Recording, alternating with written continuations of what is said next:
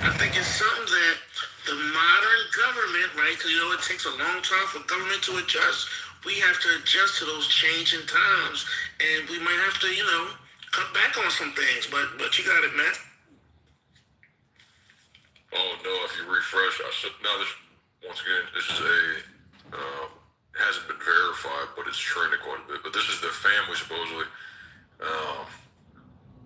It's funny. I'm mixed, so I label this the jungle fever mixed shooter psyop. We have to keep the white Republican lineage strong. Now notice with psyops, one of the things you'll do, and you'll notice a shift. Like if this is the accurate family, you'll be seeing all the mixed individuals. They'll be labeled mutts or whatever, or the white one will be whores or mud sharking, whatever it is. And one of the key signs of outcomes of mental operations is you'll see a lot of hasty generalization, which is you're generalizing the entirety of what you're assuming. So the moment that they see a tweet like this, they're automatically going to assume this is how every mixed individual is, and that's a fallacy. And if that's the universal right side Twitter mindset, that's mental operation 101. So it's not just some natural shooting occurrence. There's another reason behind it. But okay, I mean, he actually moved like a white boy, so I'm not sure. No, look, he's refreshed. He's literally mixed. That's a whole white boy move right there. But Big Mog, did you see the video of him? And I don't think black people white. I don't know if he's so white like you think he is. You know what I mean? It doesn't matter. He's probably libetard down to the bone. Well, clearly he is. Yeah. Where you've been like on the edges of conspiracy theories tonight, and that's fine. I'm just kind of curious. So, what is the psyops on this? What's the end game on this particular piece that you just mentioned? I'm just kind of curious where you're going with that. Yeah, I think it's one of the key things to distract from anything Israeli or Iran. You know how right after getting shot at, he's talking about nuclear weapons. Like, is that something you talk about right after you try to get sniped at? You talk about Iran and nuclear weapons. When did you do that? I didn't hear that. Yeah, I didn't hear that. I was listening to it. He also said he was going to disclose the alien documents, and that's more okay. But he didn't say that tonight. What about after tonight? Where's all that coming from? That's not. I'm trying to keep you a little bit contained. Where's because I don't know what you're talking about. You're making connections that don't. Yeah, he's making connection. So look, he's saying that he said he had released these files. I'm guessing he's going to say Epstein. Then it's going to be the aliens. Epstein's not even talked about it anymore. Sure. Then the aliens. They've been teasing that. I get it. But after tonight's incident, okay, I didn't hear him mention nukes. Maybe he did, and I didn't hear it, but. That audio that when I got in here, he was talking about nuclear weapons in Iran. Yeah, he did it. He did. Yeah, after a reporter asked him a question, right? I did hear him bring up Iran. Hold on. After a reporter asked him a question, I heard him bring up Iran. He was not bringing up Iran before a question about Iran was asked. So look, I have my own beef with Trump, but. He did not go. He did not like me enter onto this. He was asked this question. This is what you get. This anti-Israel shit. Yeah, it wasn't like he was just speaking his mind all of a sudden. It was a question. I mean, obviously he's going to answer it the way he wants. But real quick, I think the closest thing you can come to maybe is this whole Southern Poverty Law Center stuff. I mean, if you really want to go down the race to the color of the person wears, don't you think that's a better fit? Like all of a sudden, this guy probably maybe teed off. Well, I mean, there's always a narrative with who the shooter is. So the first time it was like a white incel, and then it was a leftist crazy. What's his last name? The white guy. Then you have and now it's a mixed shooter. So it's always you're having this diverse amount of shooters. In the last year and a half, which is awesome. Why is his color relevant? Because I mean, the fact that he's black. I don't think that. Yeah, but the fact that he's black, I don't think that even us that are on the right. He's not black. He's mixed. That's what I'm saying. Okay, that's fine. I don't really. He Like, looks black to me. Hold on. Okay, but no. But what I'm saying is though that we are not. Okay, our go-to position is not that he did this because he was black. Okay, it would be that he did this because of an ideological difference. He somehow thought Trump was like a super horrible person, not because he's black. In fact, I don't think most black people even think that way. Even those who hate him, they look at him as just another politician. Pepe, I was trying to roll it back a little bit because he's on the edges of conspiracy. No, it's just random. I just tried to help him out a little bit. I mean, let's face it, if this guy looked like he's Arabic, we have a reason to be like, wait a minute, okay, we're in the Middle East right now, so, I mean, there's reasons to do that, but, like, the fact, I don't know why you're bringing the fact that he's black, it does not, like, it doesn't signify anything. Hold on. PP, hold on. Relax. Don't say it, Where's you better say Yeah, so first of all, you fucking ape. Don't call me pee-pee. Look, I will take it for people when I'm trolling, but if you're gonna fucking chimp out by fucking calling me pee-pee, I'm literally, you fucking silverback ape. Shut your fucking filthy monkey mouth. Do not talk to me. Shut up. You're not talking. Shut your fucking no, Mikhail, you fucking faggot. Okay, get AIDS and go into hospice already. Yeah, I'm talking to you. I'm talking to you. Go into hospice. Amazing. You're gonna get the anally injected death sentence. In other words, AIDS. Okay, come on, let's get back on track. Give me this a little bit. Okay, so what I was saying was let's pass the mic around. assassination. All right, Let me say something. You can defend yourself in a second. Let's let a little bit more of the mic go around. Othello, you want to go, and then so Yeah, and I'm sure I've heard Pepe speak to this about like, why, almost like, why certain demographics commit certain crimes, and I've heard him speak to, why there are more, kind of random white mass shooters, and why there are more like black killings amongst people that they know, and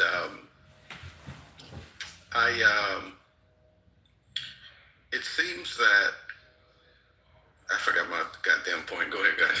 But no, you said it seems that like I wasn't trying to blame it for him being black. I don't think Yes. him being black has anything to do with why he would end up targeting I don't Trump. see any correlation right now. Yeah, exactly. Yeah, Like, and trust me, I'll shit on black people when I get the chance.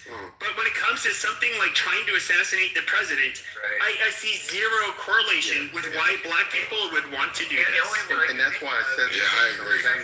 I'm saying the I've seen Southern you Poverty recognize. Law Center, Othello. Don't you think that if anything, it would be something to do with that or something? You know what I mean? Where the guy's like, oh, now your guys are attacking, the Southern Poverty Law Center. I don't know. He just goes bananas or something.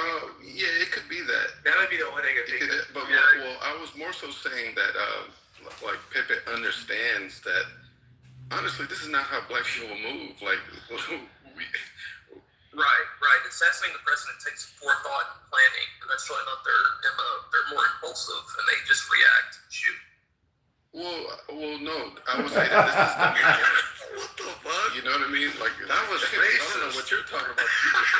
I'm just saying, like, we're not gonna do no dumbass shit like this. Bro, yes, you are. Now our dumbass shit looks a little different. This guy, we're not he gonna tapped bum into rush his him. white side, and Bro, this is stop with the racist shit. And yes, you are racist, even though you're We're black. not gonna bum rush the White House with a fucking shotgun. Where's like, what's the difference So, between if but- you bring up him being mixed, Pepe, and him being tall or short? Like, why are you jumping to the race? Not his height, not his No, gender, none of us are. We're pushing back No, against where's this guy. where's No. There's a guy. Who was the guy that was trying to argue against me? where's I believe. Where So look. No, Okay. once again, we're trying to- I didn't say it's because We're trying to say this has nothing to do with it. Now, black There you people. keep talking. Okay. Yes. So black people. Okay. So when it comes to homicides amongst them, you have a small portion of the black community. It's under 1% usually that are hyper violent. They run in circles. They kill each other off. And that 1% absolutely makes everything very bad. Where wherever they live, and it's them killing the ops. Shut up, Kike. Now, when it comes to them doing these They learn from the white man. politically motivated, you have had people who've done that, like whites. You've had white people who will try to kill over political ideology. Like, we can look at the first two people who tried to kill Trump. It was over political ideology. They're both white.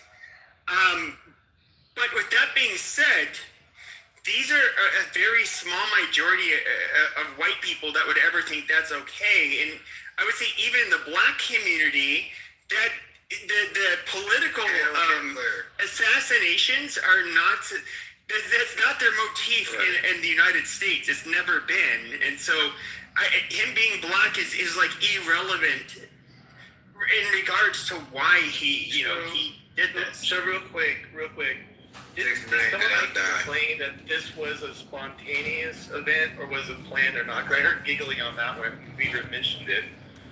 Do you guys think this was planned, or was it just on? It wasn't planned well. It was definitely tried. It was definitely planned. You know, these Democrats, the devil has got into them. They just want to shoot everything everywhere. They want gun control, but not for them. I don't know what's going on with their body. I don't know what's going on. Yeah, no. But I would say this: the fact that he got the firearms into DC shows that, they're. I don't think he flew on a plane with them because he just drove up. I mean, I think he just drove up, got out of the car. Probably because if he was in an airplane, you would not be able to pick up your bags in DC with those weapons. They'd take them away, and so I think that he did drive. There's obviously he's at least been thinking about it for the last week or so. I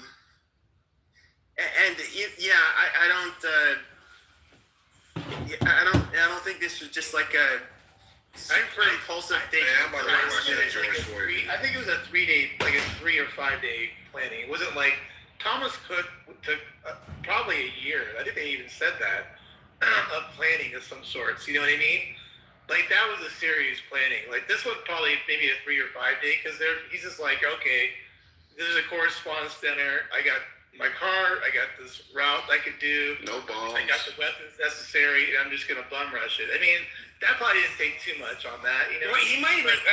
If I had to guess, he's wanted to kill, or had.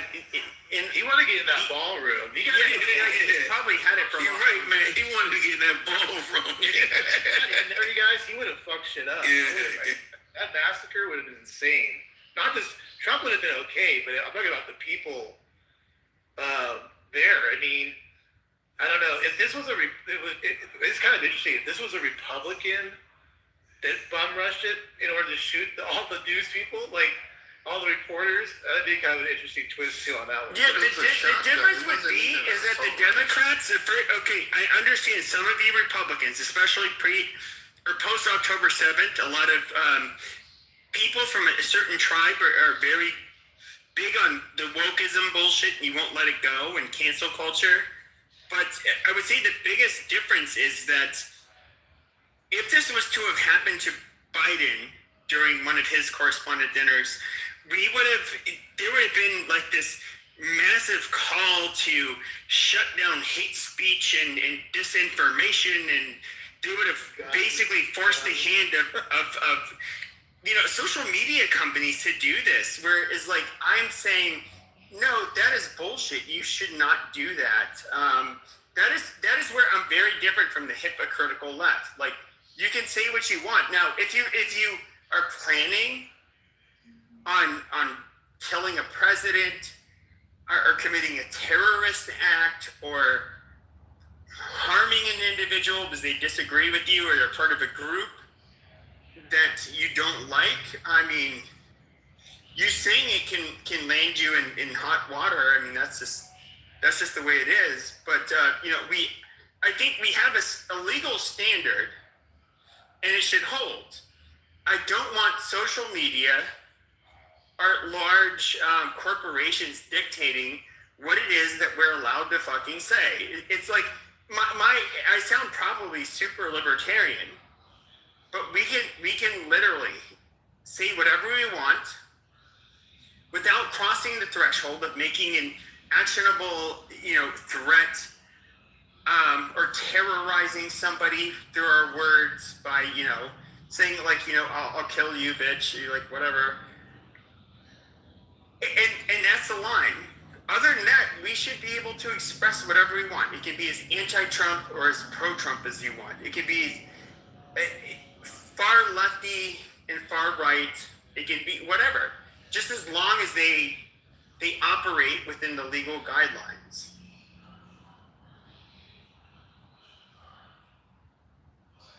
Pretty communist. That's so commie. God damn, that's communist out there. That's why. What's communist about it? I agree with Pepe. I'm joking. I'm just fucking with him.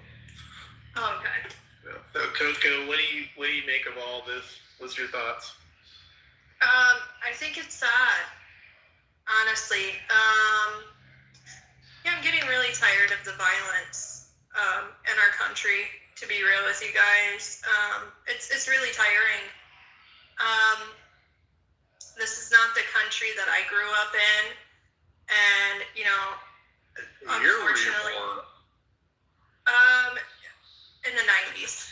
Okay, yeah. But yeah, so this kind of shit, like I don't want this to be normalized for my kids' generation, or any kids in the United States.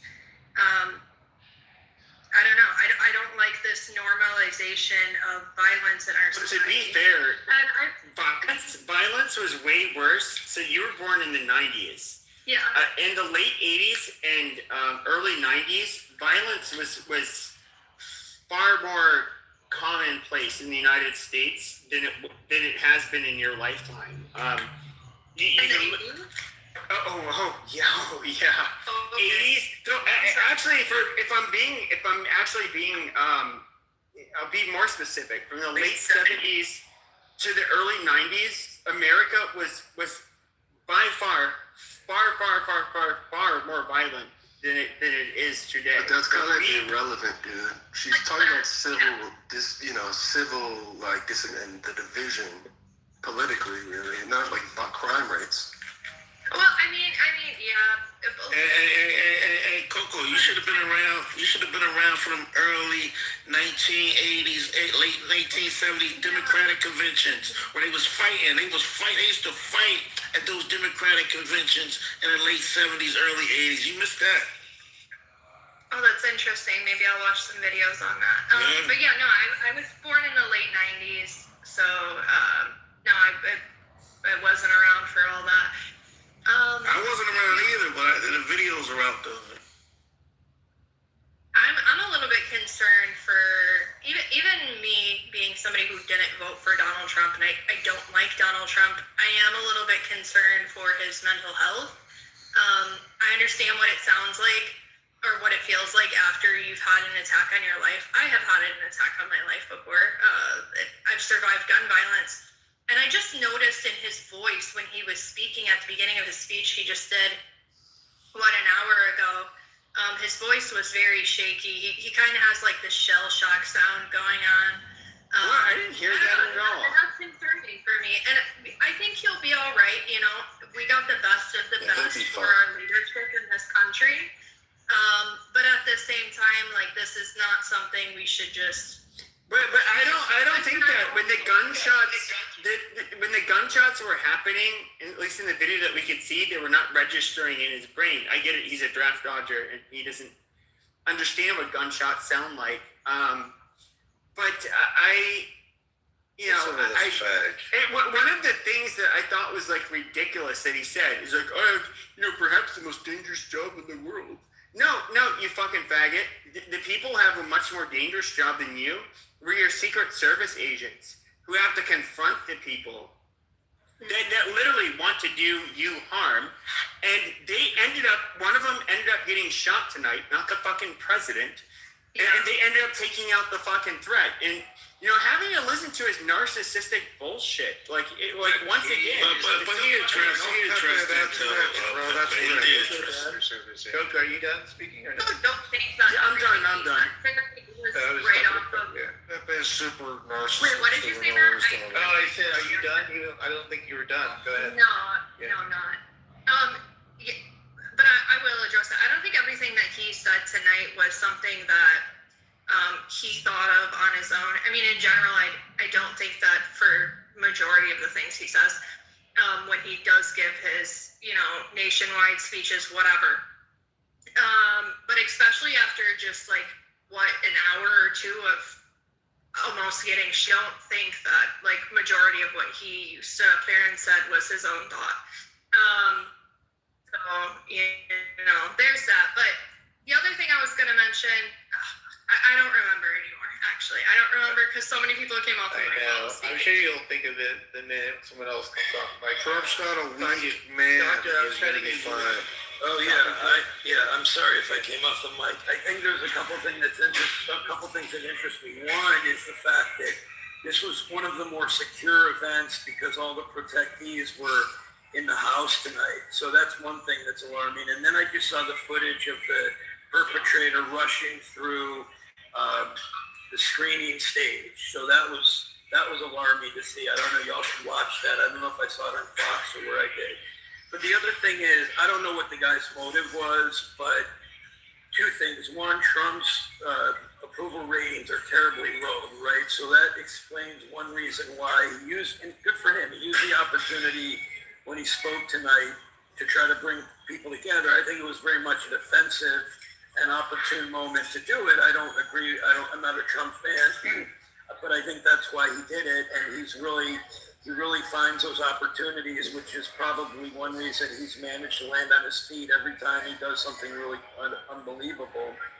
But the second thing is, and I don't empathize with the shooter, of course, but when the wealth gap is the way it is, you can call him the blue-collar billionaire, but to most people, he represents the billionaire class. And when the wealth gap is at the point it is, people can say in the room that they're not hurting so much, but there are people that feel the economy is not serving them. A teacher in Torrance, which is just south of LA, it's really kind of in closer to the beach cities, near the airport, quite frankly, LAX. I suspect that, who knows if the guy got laid off or whatever. It's not an excuse to do what he did. Yeah, I think the wealth gap is unbelievable, and so most people who realize the disparity of the billionaire class, the Kushners, people like to hate on my tribe for being among the billionaire class. I mean, I see where the animus may be coming from, and we don't even know that was the target. Do you think we have another Luigi on our hands, Dr. J? That's kind of where you're going with this? That we have a what? Luigi. Remember Luigi, the guy? Yeah, possibly. Oh, come on. And how did that serve Luigi? I don't go that deep into it. Yeah, I'm not there with you. Yeah, I don't know about the Luigi. And I don't like that wealth gap. I don't like when the money is messed up, people want to hurt people. I don't care how big the wealth gap is, and it's gonna stay big because people are lazy, complacent, and they're too comfortable living their fucking average American life. All right, people who are wealthy are doing things that people who aren't wealthy aren't doing. I'm sorry. All right, Is that so? What are you doing? That's not how it works. In your mouth. Huh? But that's not how it works. Yeah, exactly. So there's a great book that I recommend this Big Mog read, which is called Born on Third Base. And hey, I grew up privileged, so I'm happy to admit all the luck in the world that was afforded to me gave me opportunity. Whether I took advantage of it or not is another story, but there's definitely a lot of luck involved for many people who have seen the kind of wealth that Donald Trump has experienced. That's not to say that there's actually anything wrong with having wealth. What it's saying is when you see wealth disparity and you feel that you have no future, people do desperate things. Does it excuse it? No, but it happens. Hey, doctor, that's an interesting. Hey, doctor, Doctor, that's an interesting take, right? But this, what we know is the guy's from California, right? If this guy grew up in San Bernardino somewhere or out in the valley, right? I don't want to hear this wealth stuff, right? You know, but if he grew up maybe, you know, if he's homeless right now, then I can maybe take that angle. But don't give me that stuff when he didn't grew up, you know, in Altadena somewhere. You know, we're gonna find out.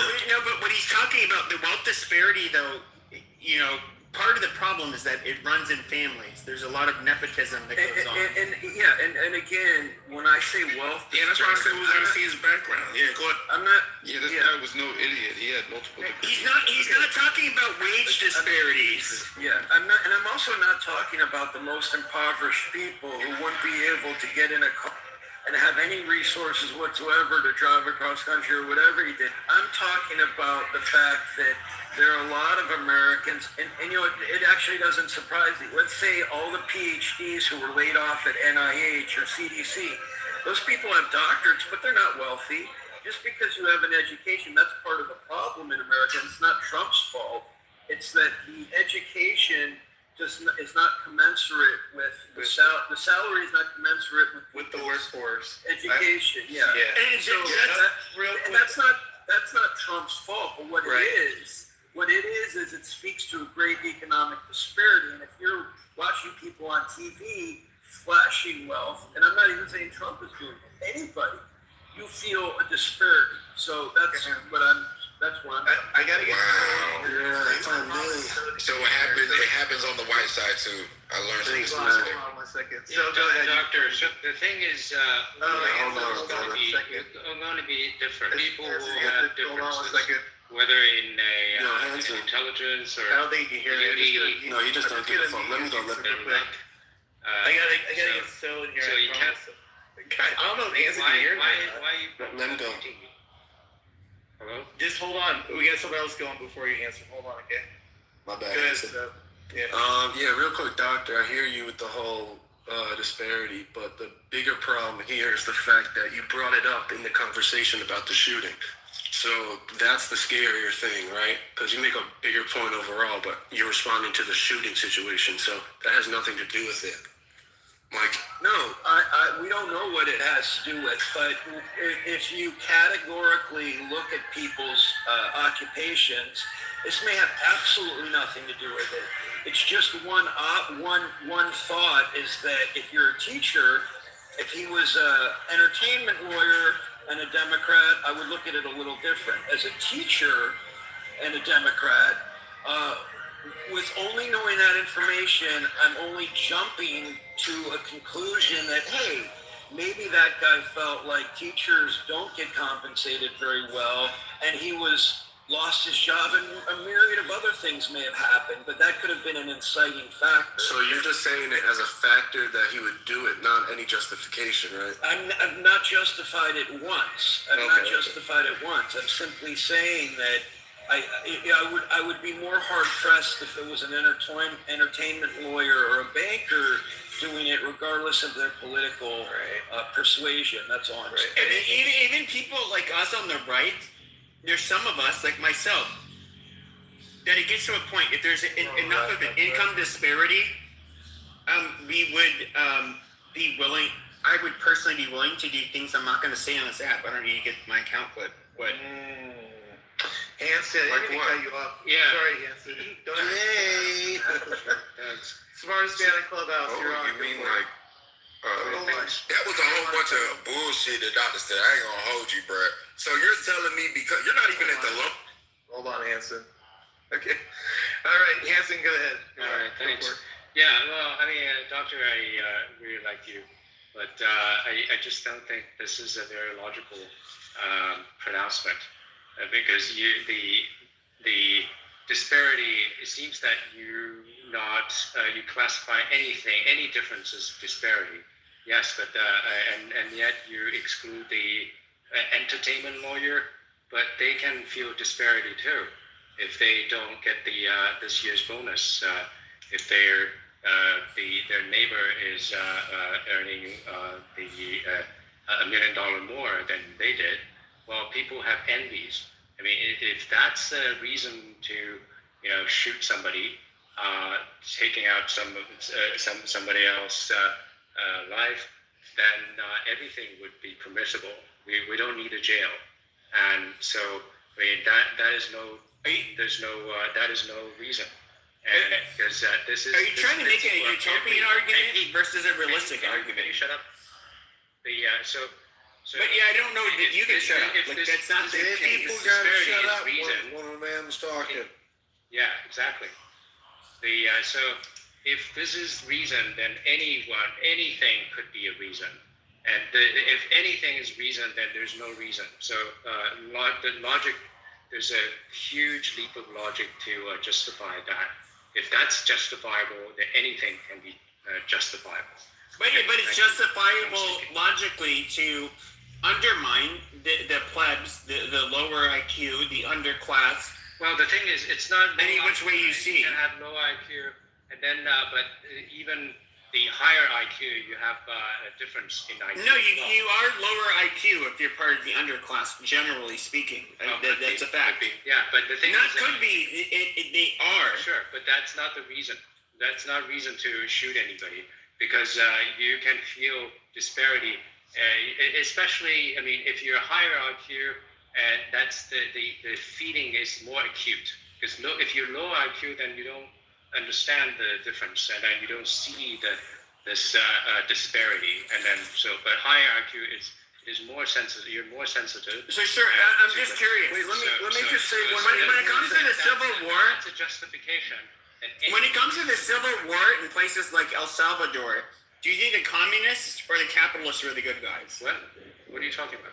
In Civil War, who were the good guys? The capitalists or the how is communists? that related to what we are talking about? I'm asking you a question. If you don't know, that's fine. Related or is it not? Yes, it is related, so I'm asking your opinion. How's it related? Shut the fuck up. Either you can decline to answer. You can answer the fucking question or decline to answer. Disrespectful. Shut the fuck up. Shut up. Come on. No, but I asked you a direct question. Dipshit, you fuck off. Oh shit. No, you look like you retard. Who was worse? Who was worse? You are. The capitalists? Fucking asshole. No, okay. You know what? I have to go with Hans and eat Pepe up. Eat that nigga up. Eat him. Yeah, okay, so once again, Arrogant and... you're not defeating my argument. You're utilizing insults.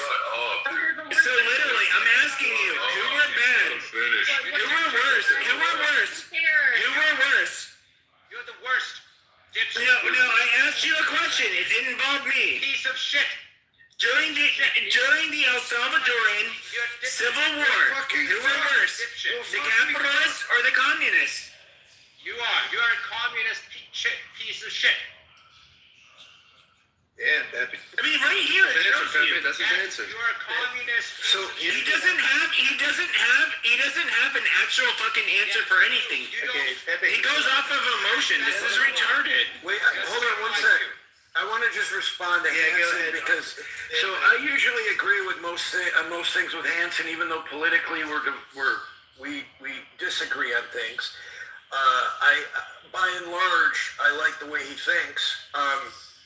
But the premise of my statement was really more about, I actually was watching CNN and then I said someone say it in here and I've seen people on social media. People said there's really something sick with America, right? And the implication was that let's immediately, the perpetrator obviously has mental illness, or you could argue that he had nothing left to live for, and he may have been very rational. We don't exactly. We don't know. But even Biden said that he was suicidal at a point in time, which is a mental illness. But then everybody has. Right. So everyone has a potential. Everyone has a. Maybe we need to look at desperation. Now, I don't think Trump has made people desperate, but the divide that we're looking at, like most people who are very wealthy, right, are much closer to the most impoverished people on the planet in terms of their wealth than they are to Musk or Bezos, whatever, right? So there is such a great disparity between the wealthiest and kind of the next level, right? So all I'm saying is, let's say if this guy was an entertainment attorney, as I argued earlier, I would have been less quick to kind of jump to a conclusion as ridiculous as you guys may think it is. But when someone says it's a teacher, that they say it was a nurse, and they said someone who probably I think doesn't get compensated as much. I don't want to say as much as they should, but compensated enough to live the quality of life, let's say in Los Angeles, and he could arguably move elsewhere, right? The thing is, I mean, why do you think the entertainment That's is bullshit. not compensated? That's such bullshit, Dr. Jordan. I'm Why do you sorry. think, I That's just bullshit. But Abby, all I'm saying, I love you, Dr. J, but it's bullshit. okay, but We've enabled political violence. People are fucking lauding Luigi. Okay, we're enabling this kind of shit, and it's become like mainstream. Instead of condemning it, it's condoned. And that's the problem. And that's why you get these crazies. We had a guy from Vegas that went to New York and shot up the street. Remember, he went into the NFL office in New York? I mean, there's just story after story of these lone wolves that we've enabled. I agree with that. And that's fair. That's totally fair. It's just bullshit. But I'm wrong. Wait.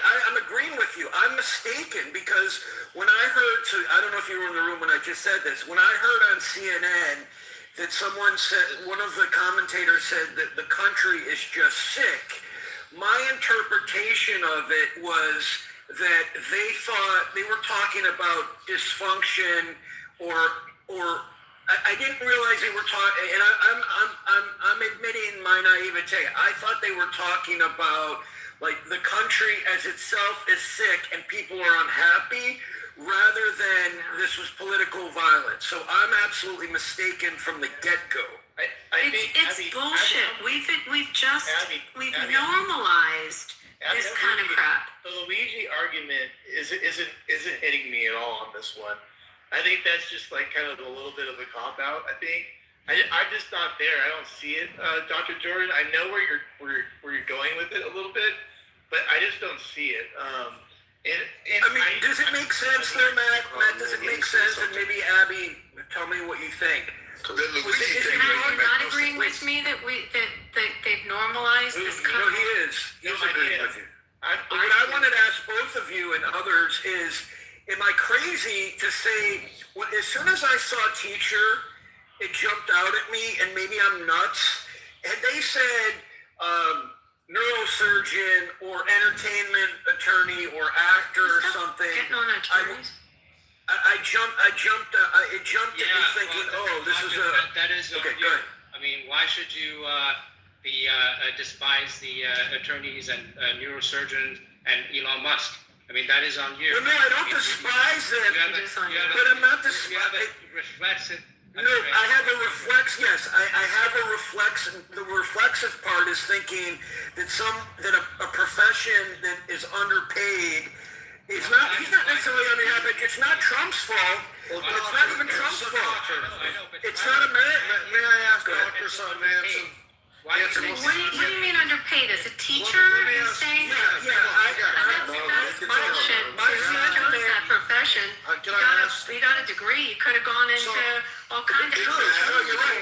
Fair enough. Nobody's fault he chose a low-paid profession. Wait a minute. But everybody's missing. Hold on, Milton. Milton, hold on a second. Okay, hold on. I'm trying to get in there before you. Okay, that's fine. But I just want to say something really quickly.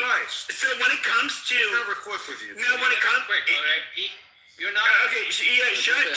You're not too close to the mic. You're too loud, too. Well, mute up. Yeah, so when it comes... when it comes to the people that feel like they're disenfranchised, it doesn't matter logically why they shouldn't feel disenfranchised. They're going to.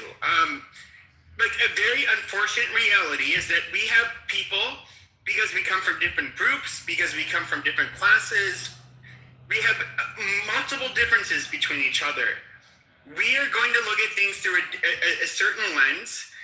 And of course, when it comes to those, the haves and the have-nots, yes, there's obviously connections and who you're born, what family you're born into plays a lot into it. And yes, there's going to be a lot of people that end up really. You would think that's a logic. Disliking them. You would think that's a logic. It is logic. It is logic. Wait a minute. Pepe, don't you God think? damn it. Pepe, don't you think that's Hold on. not Let me try really? to get in there. Wait, can I just say something to Pepe? Pepe, it's really not. Pepe, it's really not what's happening. You have a normalization Jesus Christ, you in can't get social a fucking media. conversation with You have a Abby. normalization on this app alone of people calling for harm to our president. You hear it in rooms You know, all I the get time it. on here, right? We've normalized it, and if we don't call it out, it's a crime. By the way, and if we don't call it out and say, you can't say that, you can't do that, it's not acceptable. It's not acceptable to kill people because you don't agree with them.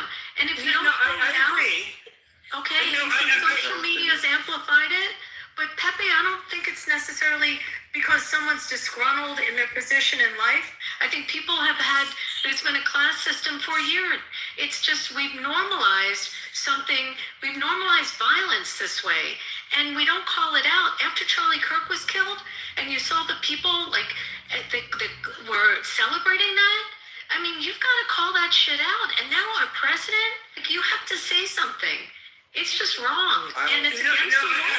I see you there 100%, but I would say and this is just me being a realist. When people feel like they're being done wrong by a certain class or group of people, they are going to lash out. I think wrong all the time, all right? So yes. I'm not. This is not. Stop. That's not. I'm not justifying. This is not me justifying it, retard. Shut up. Faggot always interrupt you.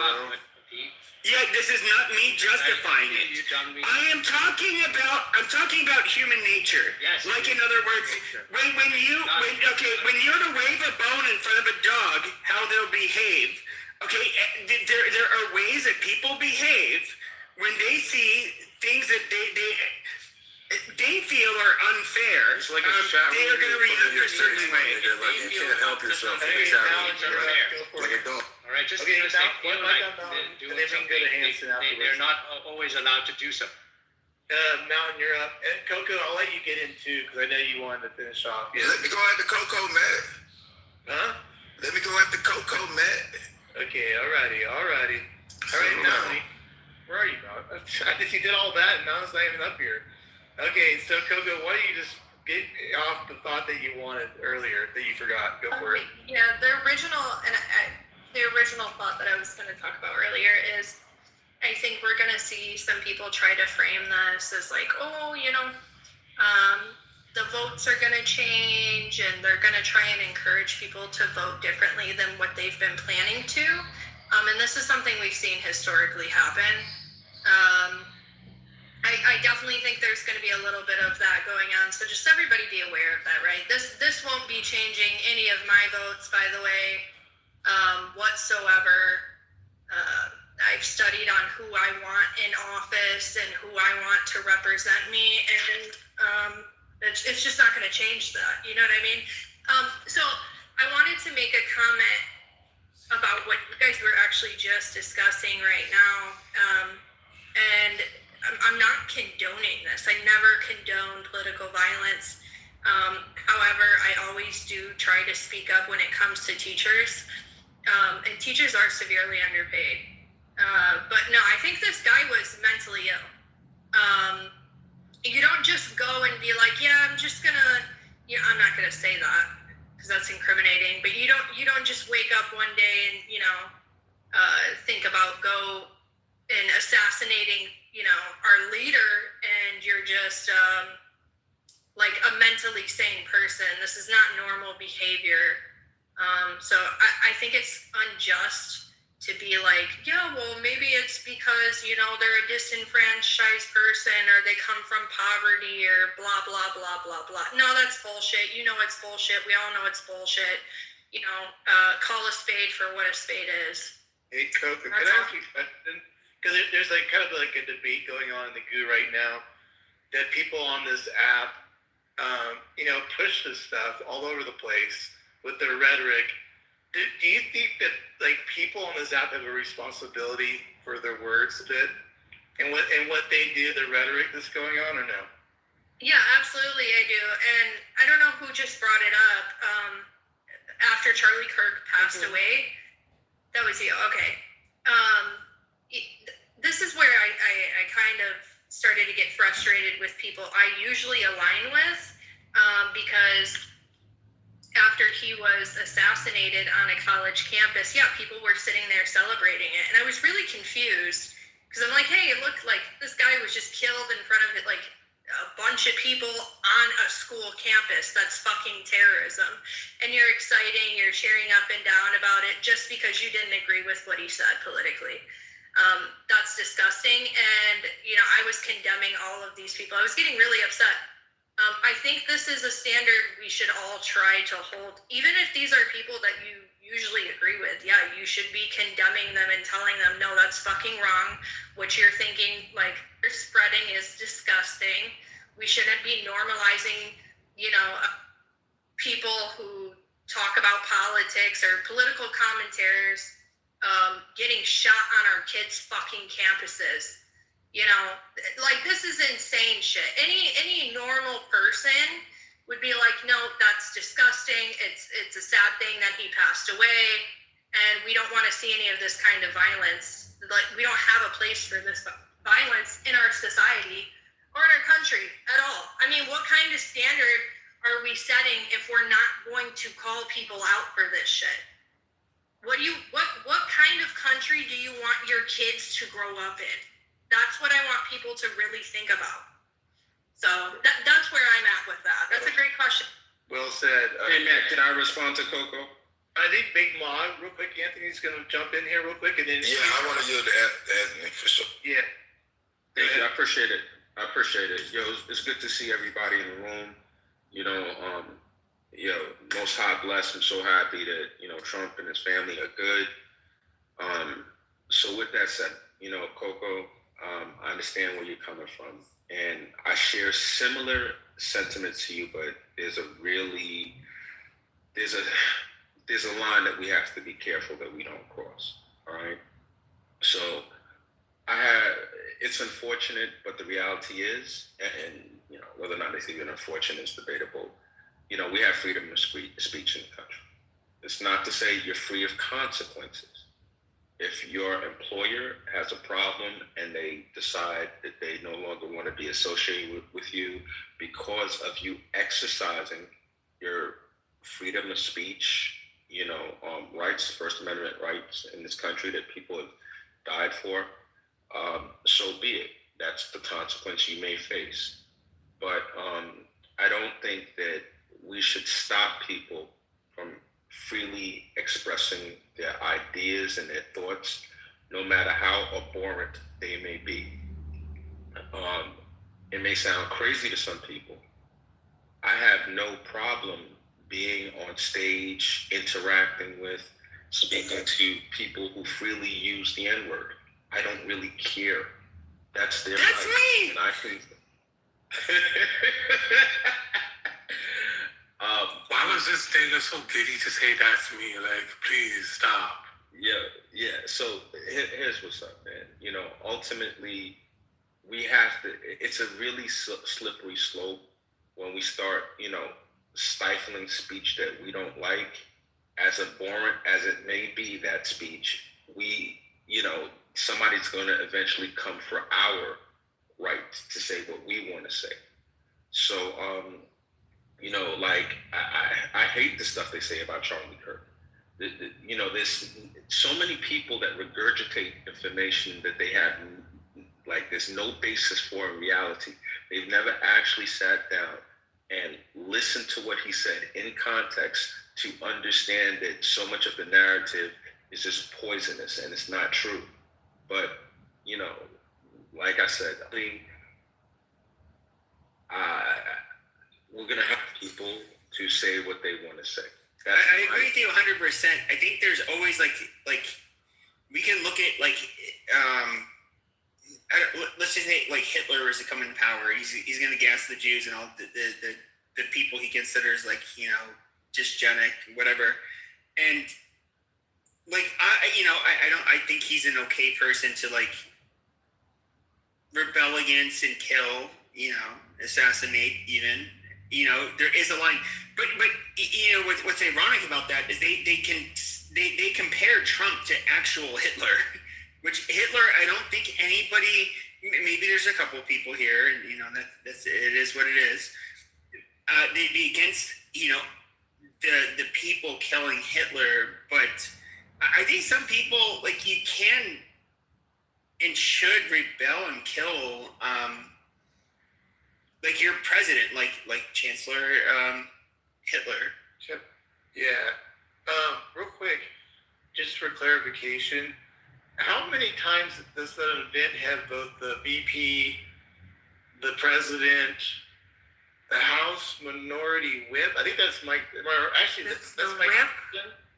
That's Mike Johnson, right? No, Mike Johnson's the Speaker of the House. Oh, I'm sorry. Yeah. The minority whip is Kathleen Clark.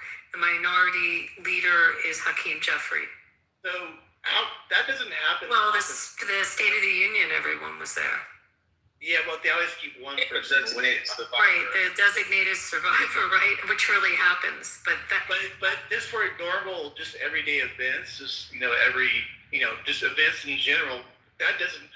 They purposely don't do this. So this is very odd to me. No. Well, no, I mean, I put this in our chat. I went 2016, and I've noticed this, and this was, I haven't watched the news broadcast. I just got back from dinner, so I have to watch all of it. But one thing I definitely remember at the Washington Hilton was how crazy and crowded the hallways are when you're at the dinner. Throughout the whole dinner, there's like all these people that come into the building that don't have a ticket to go to the actual dinner.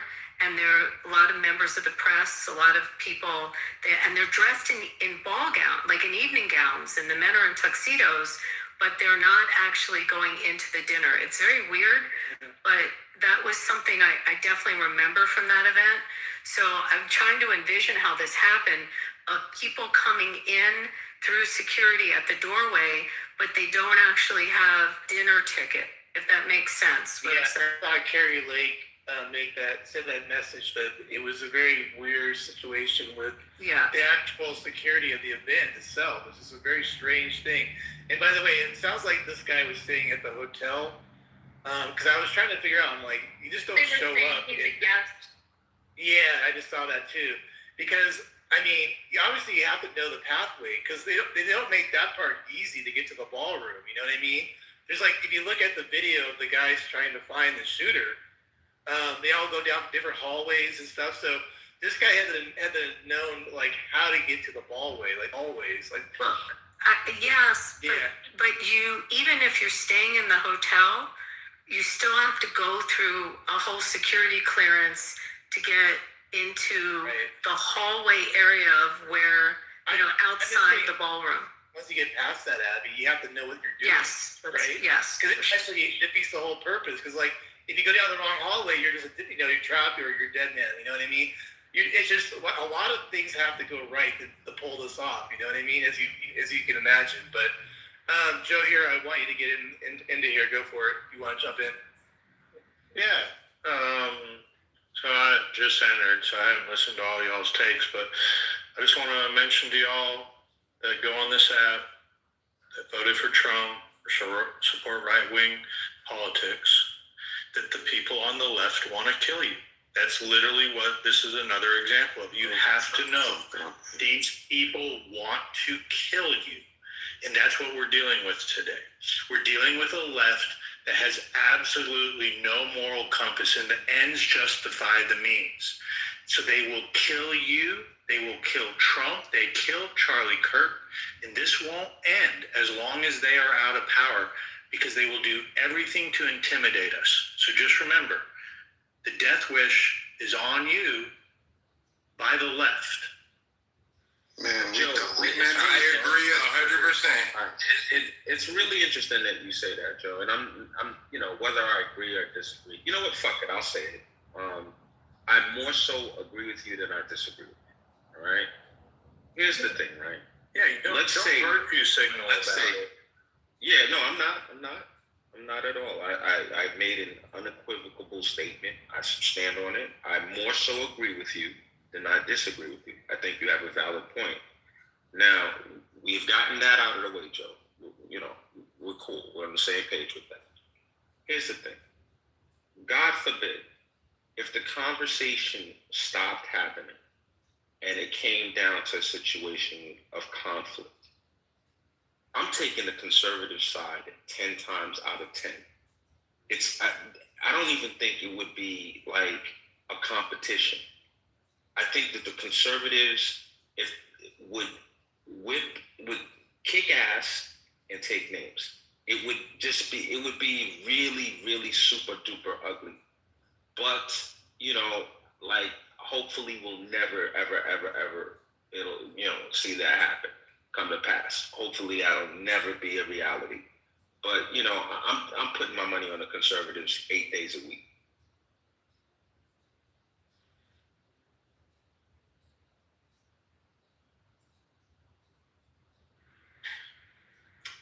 I mean, I agree with you, Anthony, on that. I think the left is pushing it. I mean, I just got to put it out there. I mean, I think if you just push things too far, you're going to regret what happens afterwards. I'm just going to put it that way. I mean, I don't know how else to put it. As someone just said in chat, he's a duly elected president. If you eliminate that, you take that, you rip that from our hands, what are we left with? We have nothing left in this country worth being around. I don't know what that looks. You know what I mean? But Matt, they don't care. The left doesn't care about that. The debate is over. The debate ended about 5-6 years ago after they stole the election. How do you explain That's Thomas Crooks? We're dealing with half. We're dealing. Oh, listen to Othello make it. Try to make excuses. We're dealing with a moment that the people on the left don't want a country with us. They want to kill us. But why left should risk its reputation while Trump already immunity? Ali, what reputation do you speak of? what reputation does the left have? I mean, he's losing votes. He's in 33% popularity right now. Why left should risk it while where do you get 33? Where do you get 33? I don't see that number anywhere. I don't even know. But that's not the number. So this is why this is not evolved conversation. Trump already evolved past this tonight when he responded and said there's crazies on both sides. This is not evolved conversation. Yeah, all good. So let's say the number was really 33%, like you're claiming. Who cares? Are you suggesting that our president should lead our country based on poll numbers?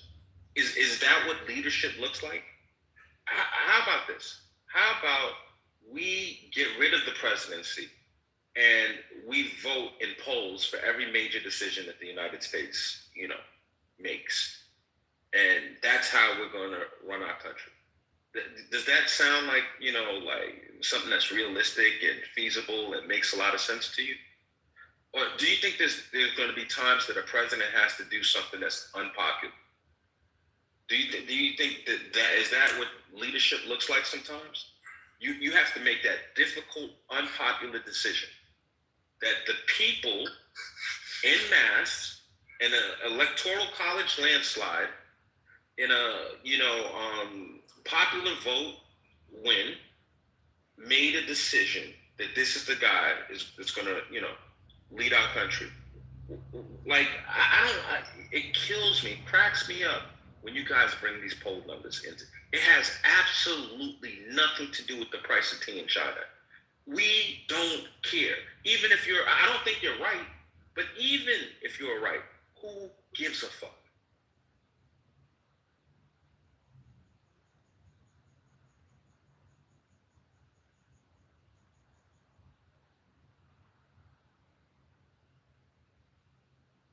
The left is making America too dangerous. something needs to be done about them. I know that there are crazies on both sides. I've definitely seen so many conservatives do some of the most left-looking shit. But man, Charlie Kirk, this attempt, a lot of these things that I'm seeing are just show how godless and just how angry they are. I mean, nobody wanted to hurt Sleepy Joe. You know, he wasn't the best person. He was given, special privileges to his son while he was doing crack and all kind of stuff with young girls. Nobody wanted to hurt Mr. Biden. Even though we didn't agree with him stiffing little girls in 4K, we didn't want him hurt. These people want our president hurt, okay? They're shooting at our president, okay? They're screaming gun control, and they're shooting at all the conservatives. These people need to be, now they're anti-American. They want the Islamic regime in Iran to stand. Like, who are these people? Don't forget also the people that shot up Steve Solis and the members of Congress at the baseball game. Add that one. You remember that as well. You see? Yeah, they got an anger problem. Because they're just godless as fuck.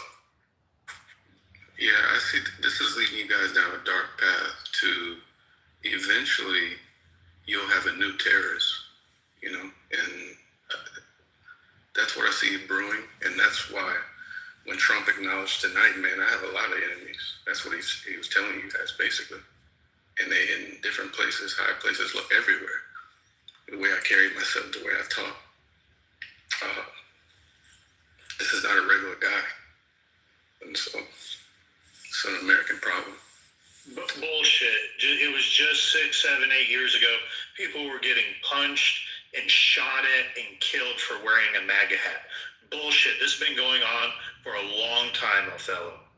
It's bullshit to sit here and virtue signal and try and say we don't have to deal with the left's violence. And it's like, no, don't call it out as less violence. It's an American problem, not a leftist problem. Bullshit. This guy will be a radical leftist teacher that was indoctrinating children in California that lost his cool finally. And we all know it's going to turn out that way. Exactly. So, and that goes to the point of both sides. Thomas Crooks and this guy. Trump has he's a special character with a lot of enemies. But how do we know any of this shit when it's not been released? Okay, Like, so he was. I get that it's released. hold on. It's already been released. Yeah, I get his voter roll's already been released. Marshall, I don't know. Yeah, but here's the thing with that, right? Like stand down, either Bush. way, I think you guys are making unjust statements to say that it's not an American problem. It absolutely is an American problem. There's violence on both sides of the aisle. And to just ignore one side because you have a bias, because you vote one way that's gross. Like, what are we doing here? Hey, Joe, I have a question for you. You're a little bit. I want to respond to what Coco just said. Hold on. Okay, if I can ask you afterward, that'd be great. Yeah. So here's the deal, Coco. That would be great. However, we have high-profile moments that people on the right have been killed and shot at, and Trump has. I guess we don't know his motive for Marshall's sake, but it's likely that he was attempting to kill the president or get it at least near him to get a shot off. Right? It's likely. So when the right wingers start doing this, I'll back down on the rhetoric. Fair enough. Thomas Crooks. The people on the right have been. Yeah, we're not going to debate Thomas Crooks. We know Thomas Crooks veered away from right-wing politics. We had his Twitter account. We've seen all of this information posted already. So it's bullshit. The left just tries to divert because they don't want to actually address the issue of the violence on. Look, it wasn't that long ago these fucking animals were burning down cities. Okay, that happened. I can remember when they were doing this bullshit, and y'all want to act like it was people on the right doing it. Go ahead, Coco. Can somebody explain to me the way that Jake Lang voted and if he was a participant in January 6th and taking a bat and smashing police officers at the Capitol over the head?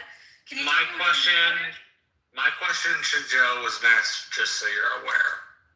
Okay. So Joe, the question I had, you're a little bit older than I am, and you've probably seen some of the violence in the 60s and 70s. And I'd like to Marshall, I wasn't even born. I was born in the 80s. Oh, well, even in the 80s, do you call the violence, it's now, but my impression for the 60s and the 70s was that it was much worse then than it is currently. And the only reason I ask somebody older than I am is because I don't quite know the phrasing of that. I remember my childhood, but like I can't. Yes, Marshall, I lived through it. I lived through 2 Kennedys being killed. I lived through Reagan being shot, Martin Luther King being shot. I mean, there were assassinations. It was a lot more. So the assessment. It's not like we didn't have political violence. We had it. No, I'm not saying that. I'm saying the violence of the time was worse than what we have today, or lesser than what we have today. When you talk about the violence of the time, I mean, we could go to Chicago during the convention and look at that violence, right? Yes, ma'am. I mean, there were violent moments in our history. How many years back do you want to go? I mean, we've had, you're a historian. We've had violence. Do you think it's erupting more? I mean, we also have social media now, so information spreads so much faster. I think we are at a populist moment in our history, which means that the violence and the emotions are tipped up. Populism premises itself on what people feel, not what they know. And the majority of Americans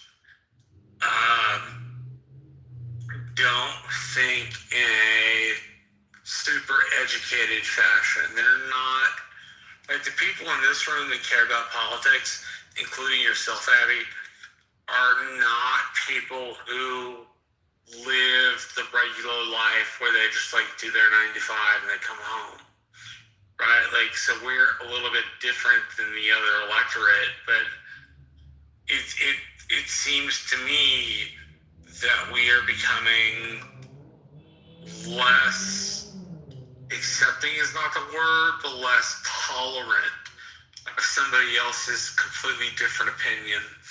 And that seems, at least in my rationale, yes, to come from the left. As it's been told to me many, many a time, the saving grace of the Republican Party is the Democratic Party. The fact Democrats are who they are makes us look more sane.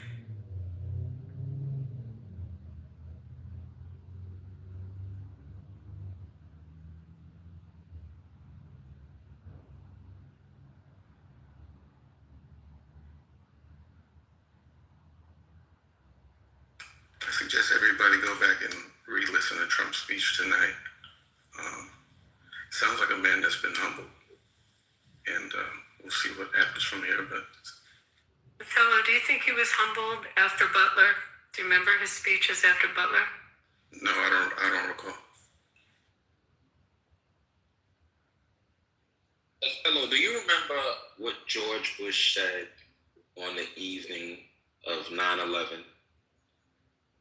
Do you remember? I remember George Bush on 9/11, but I also remember Trump after Butler when he gave his speech at the convention, which wasn't that long after Butler.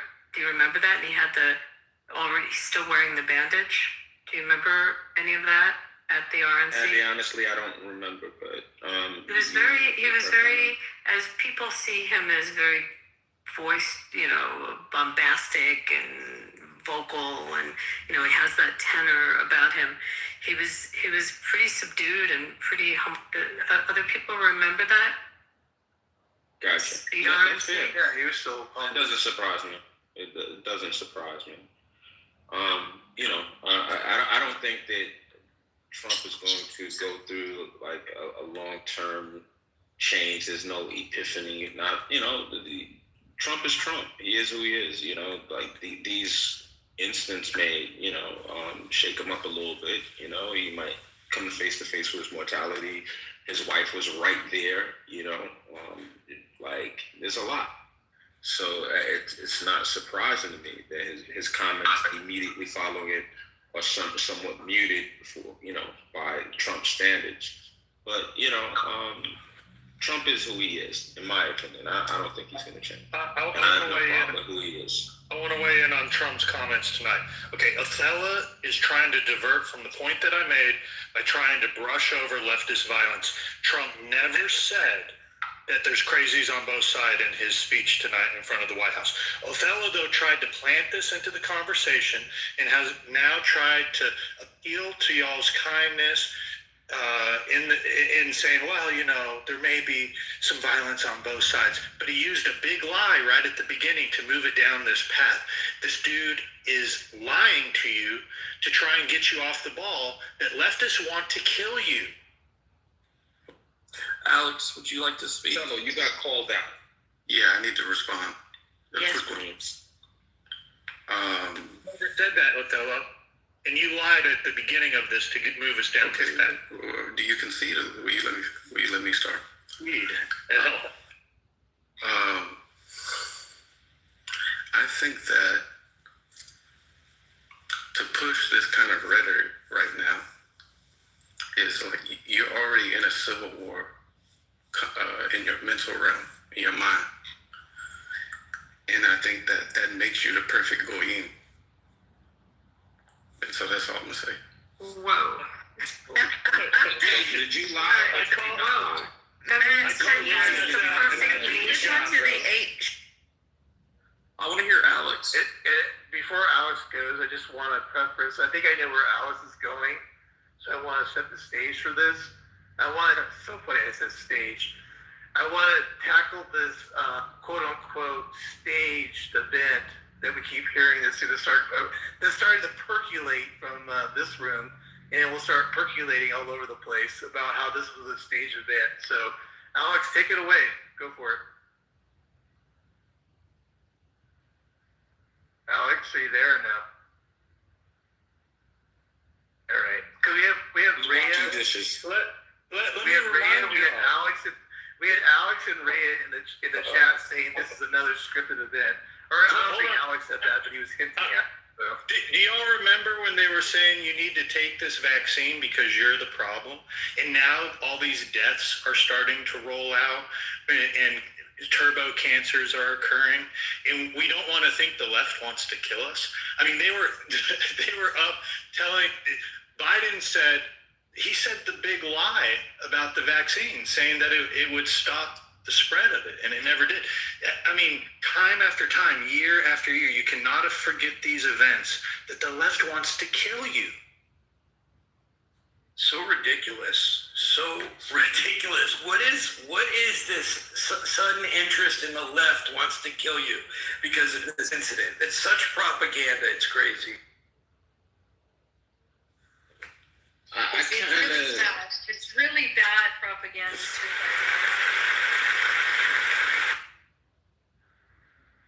Well, I mean, what have we seen in the past year and a half?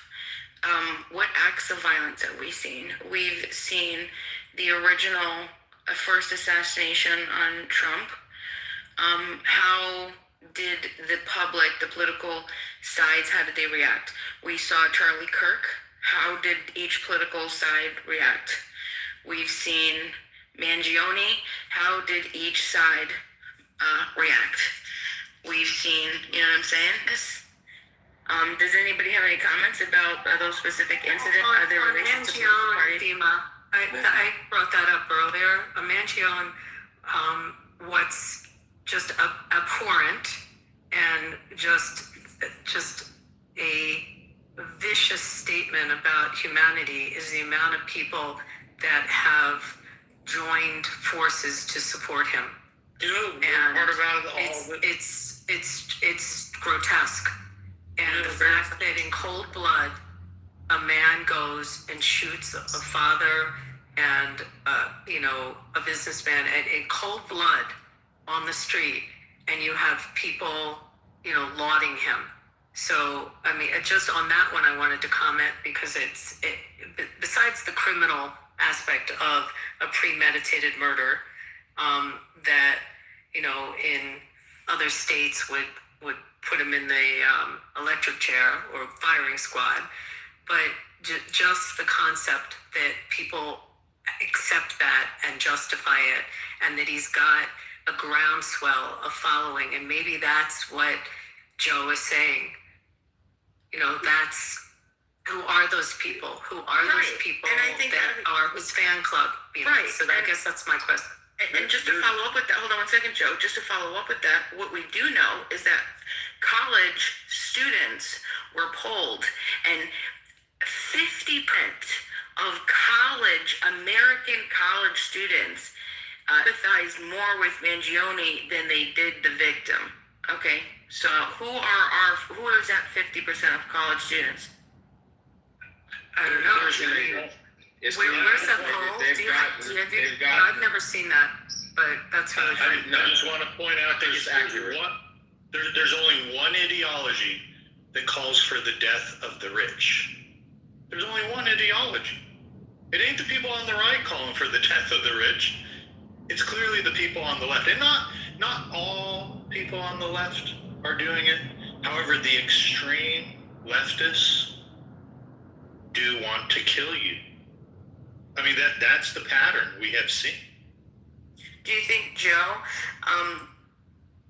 as the shift in the difference in wealth disparity, the wealth, the productivity, and wage percentage, the EPI said as of 2025, we have since 1979, the two measured quarters was 1979 fourth quarter and 2025 fourth quarter financial years. They were both measured, and our productivity has increased 93%, and our wage has increased only 33%. Now, I have a question for the rest of society. When we look at something like that, and we see that, some of you have heard me say these numbers recently because we heard this, but 1% of America holds the same wealth, 90% of America, whereas 10% of America holds 93% of American stocks and investments. So, what are we talking about here? Is this going to only be a political left and right, or is this going to turn to a revolution, a violent revolution, if we don't fix the structure of what we have here right now? Yeah, but the violence is where do these numbers come from, Bima? Can you cite where they're coming from, Bima? Yeah, tell me which number you need, Abby, in the chat. Specifically on the equity holding, because are you counting in all the 401ks and pension plans around the country when you talk about who owns equities? Let's double check so I don't misquote. We'll drop it in the chat. Doug, you want to get in here? Go for it, man. Yeah, let me jump in. Thank you. So, to the people that listen, Mangione acted upon his own information, right? It's not justification for what he did. People are fed up in America, right? Healthcare is a serious thing to some people. Maybe there are some people who don't have to worry about their healthcare. Maybe their healthcare is so proper and pristine. They look at other people and say, "Well, too bad for you." Mangione said, "No, too bad for you." Right? It means something to him that he acted upon it. Now, everybody's justifying his act, but the same way when America was fed up with Britain, they acted. caused a revolutionary war. That's what happened.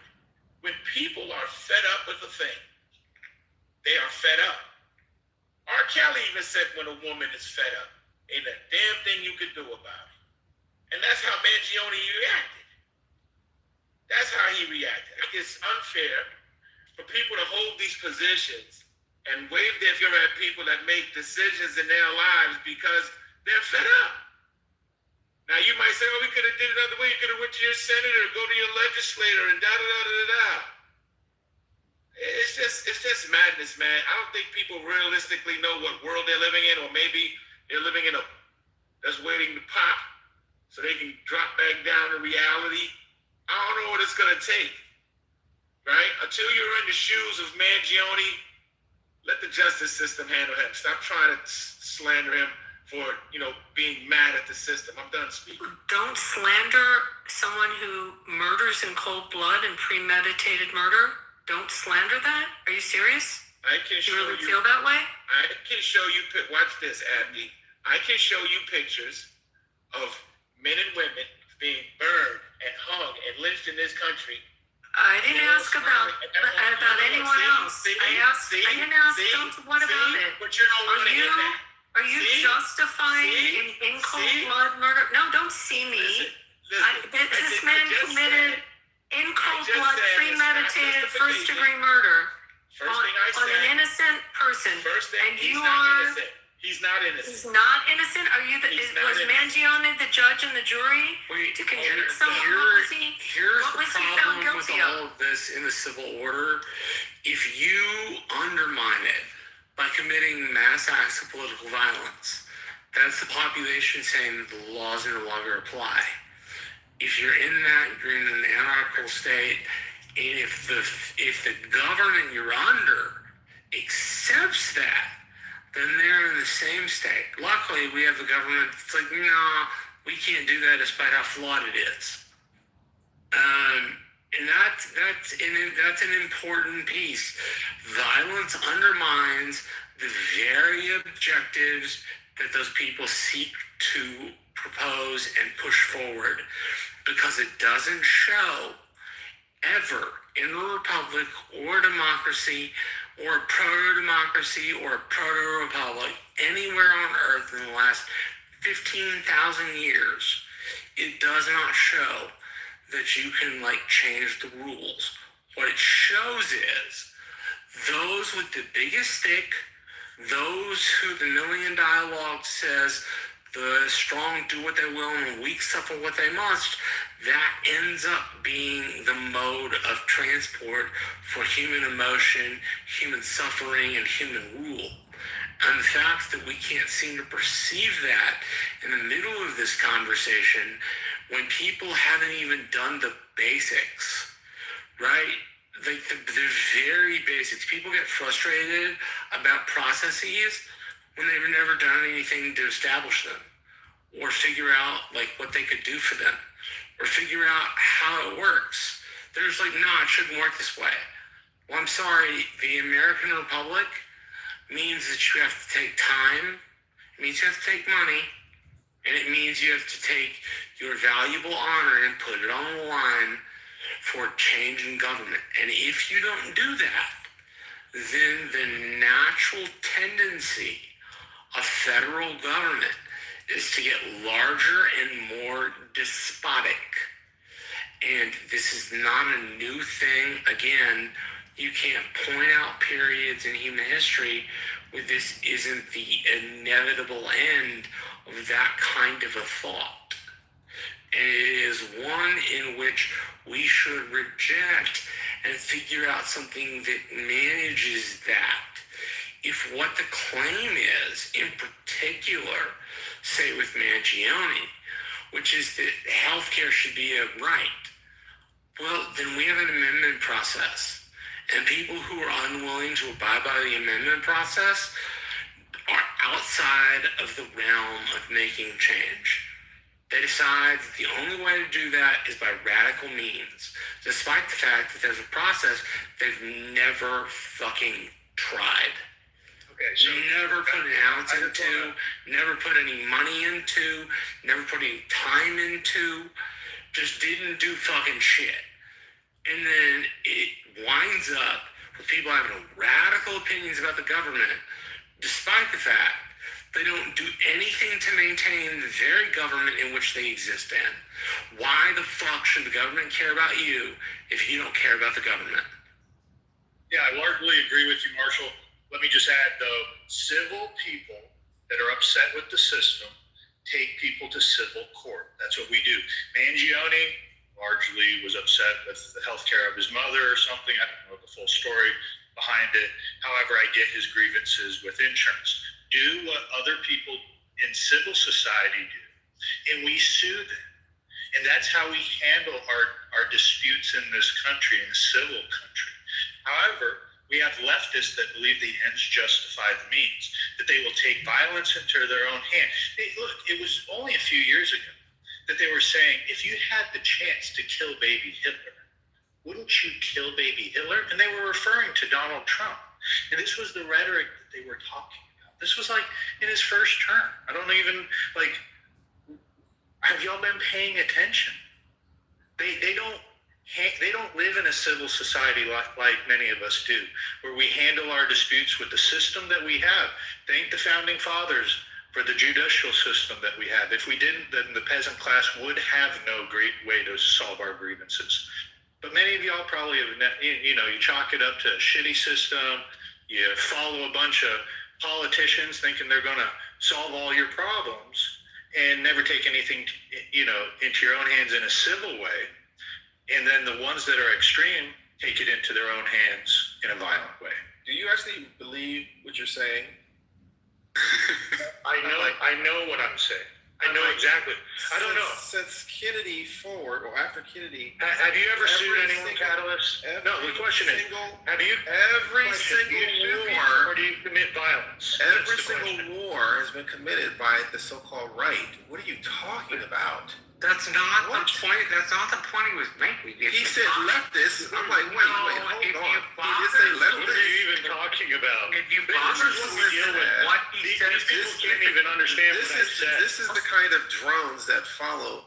I have no idea. If you pay attention and you listen specifically, he was talking about people who committed violence in the name of politics. Yes, he blamed it on the left because Luigi Mangione happened to be on the left-hand side of the aisle. Was January 6th the left? That's not the point. Don't shift the goalposts. Was the war in Iran? No, don't be a shithead in the middle of the conversation. The war in Iran a left thing?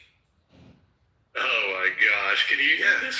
This is how the logic of the people on the left are. Catalyst, did you answer Joe's question? Catalyst, did you hear Joe's question that he asked you? He asked you a question. I made a point. Do you sue people or do you commit violence?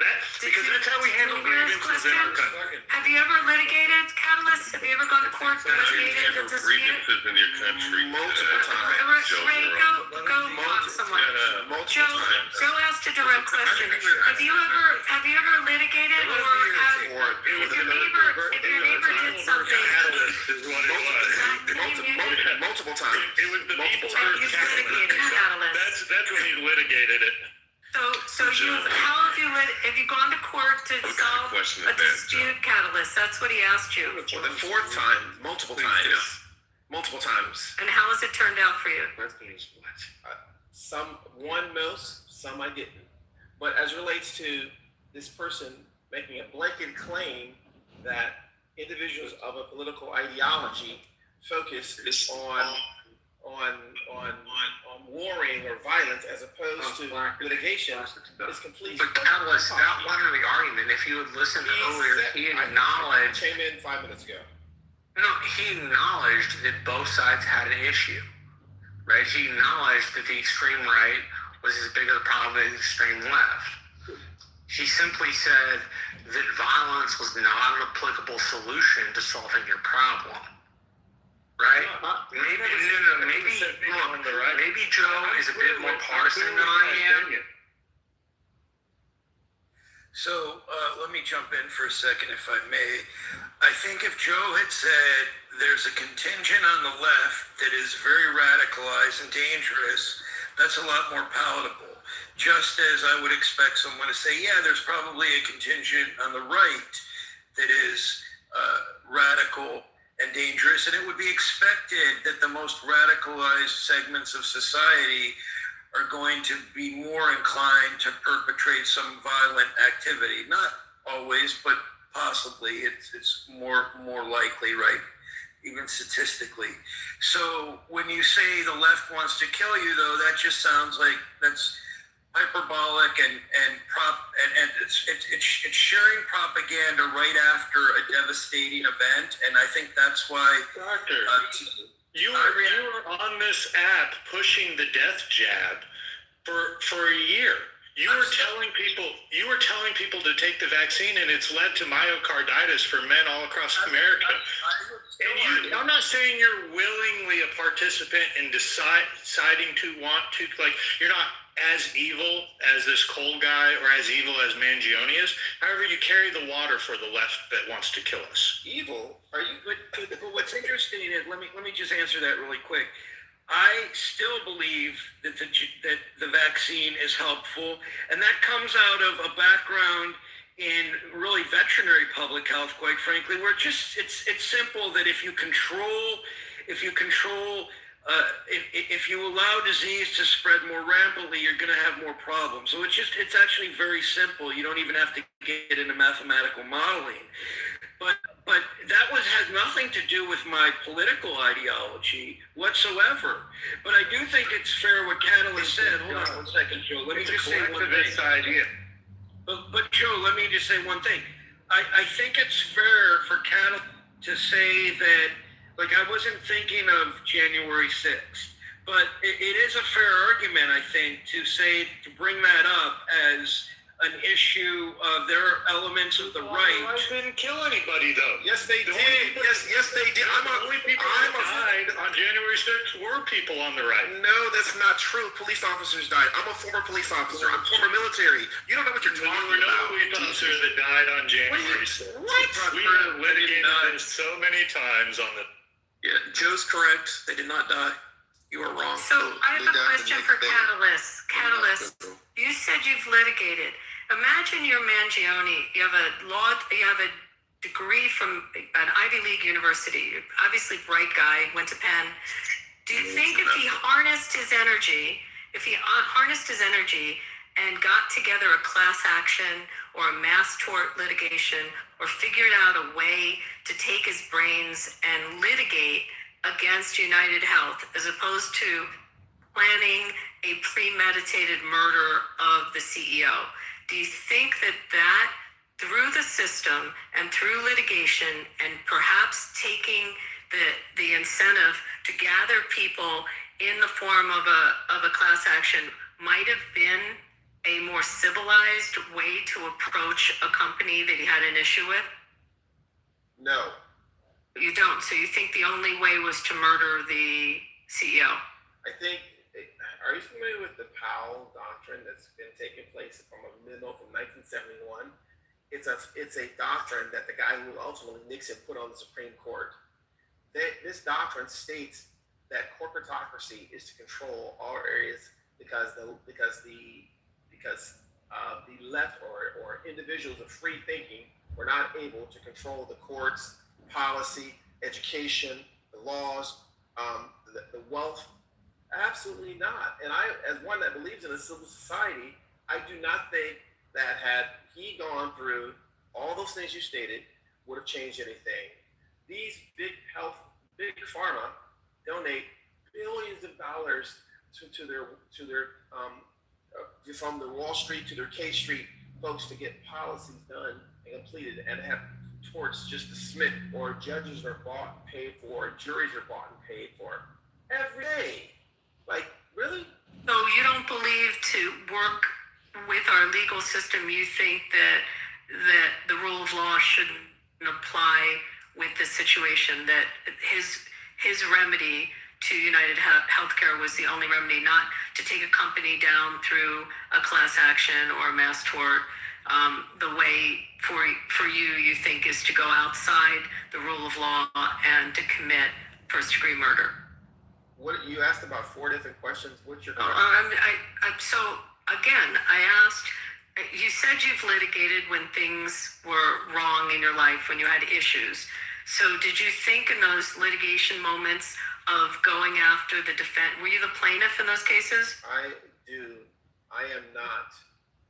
Did you think of going and attacking the defendants, like physically, as opposed to suing them, as opposed to like taking their assets? Did you think of maybe, like if you litigated with a neighbor, did you think of instead just going and beating the shit out of them instead of suing them?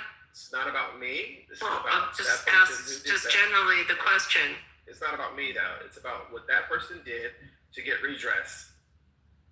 It's what that person did to get redress. Was he wrong? Absolutely, he was wrong. Abso-freaking-lutely.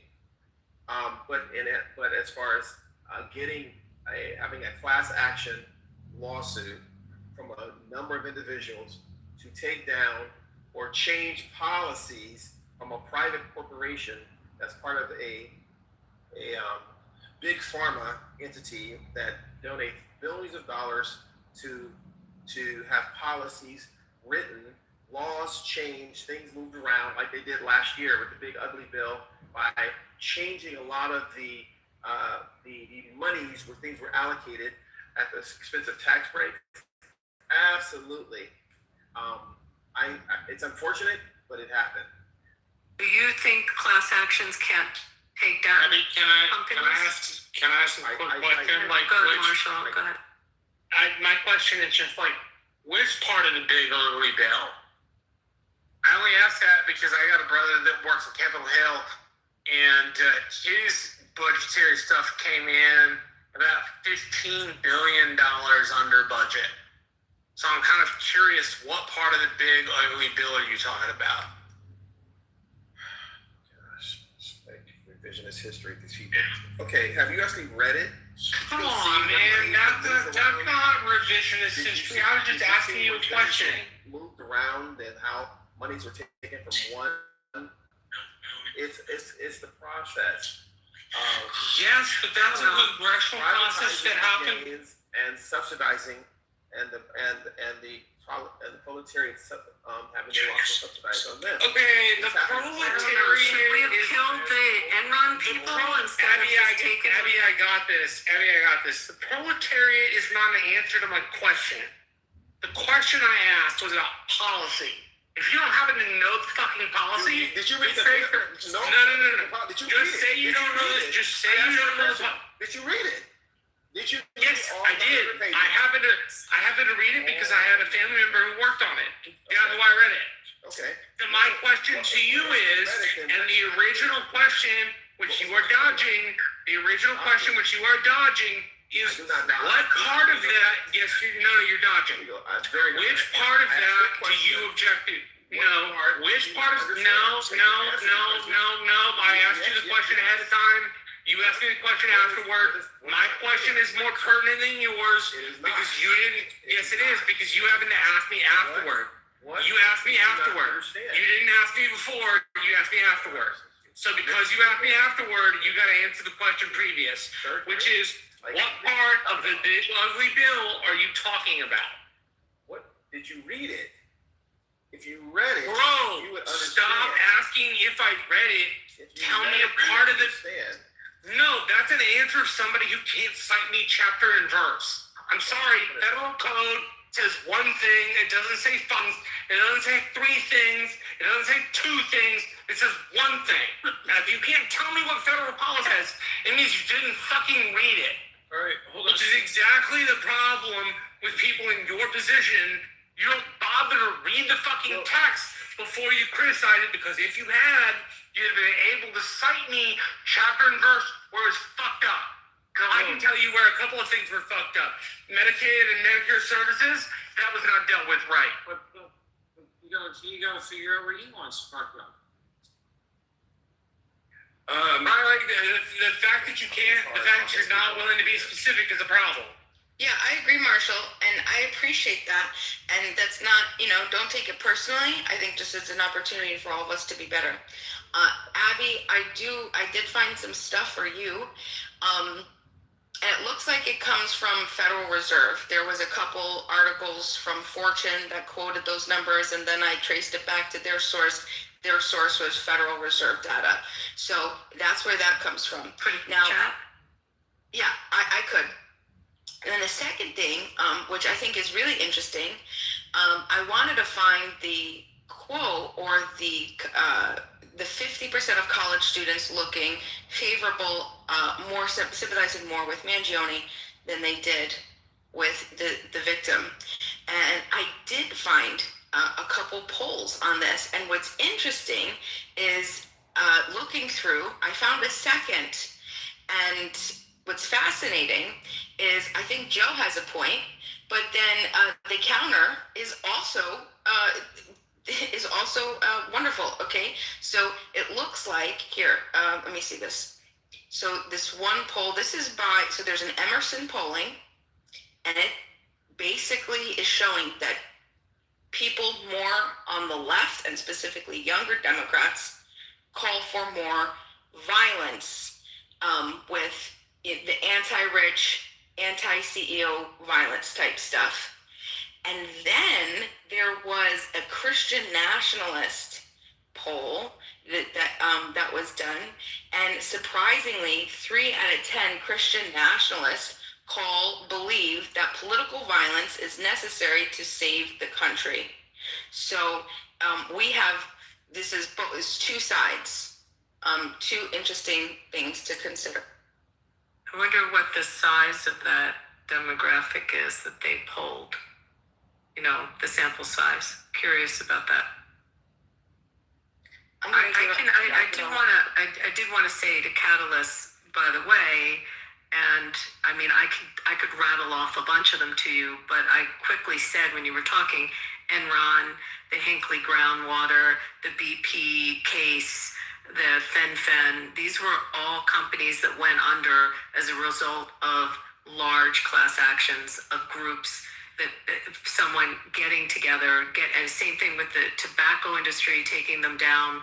I mean, you can take down an industry without murdering the CEO. You can do it through our system, through our rule of law. It is possible. And some of the biggest corporations in our country have been subject to it.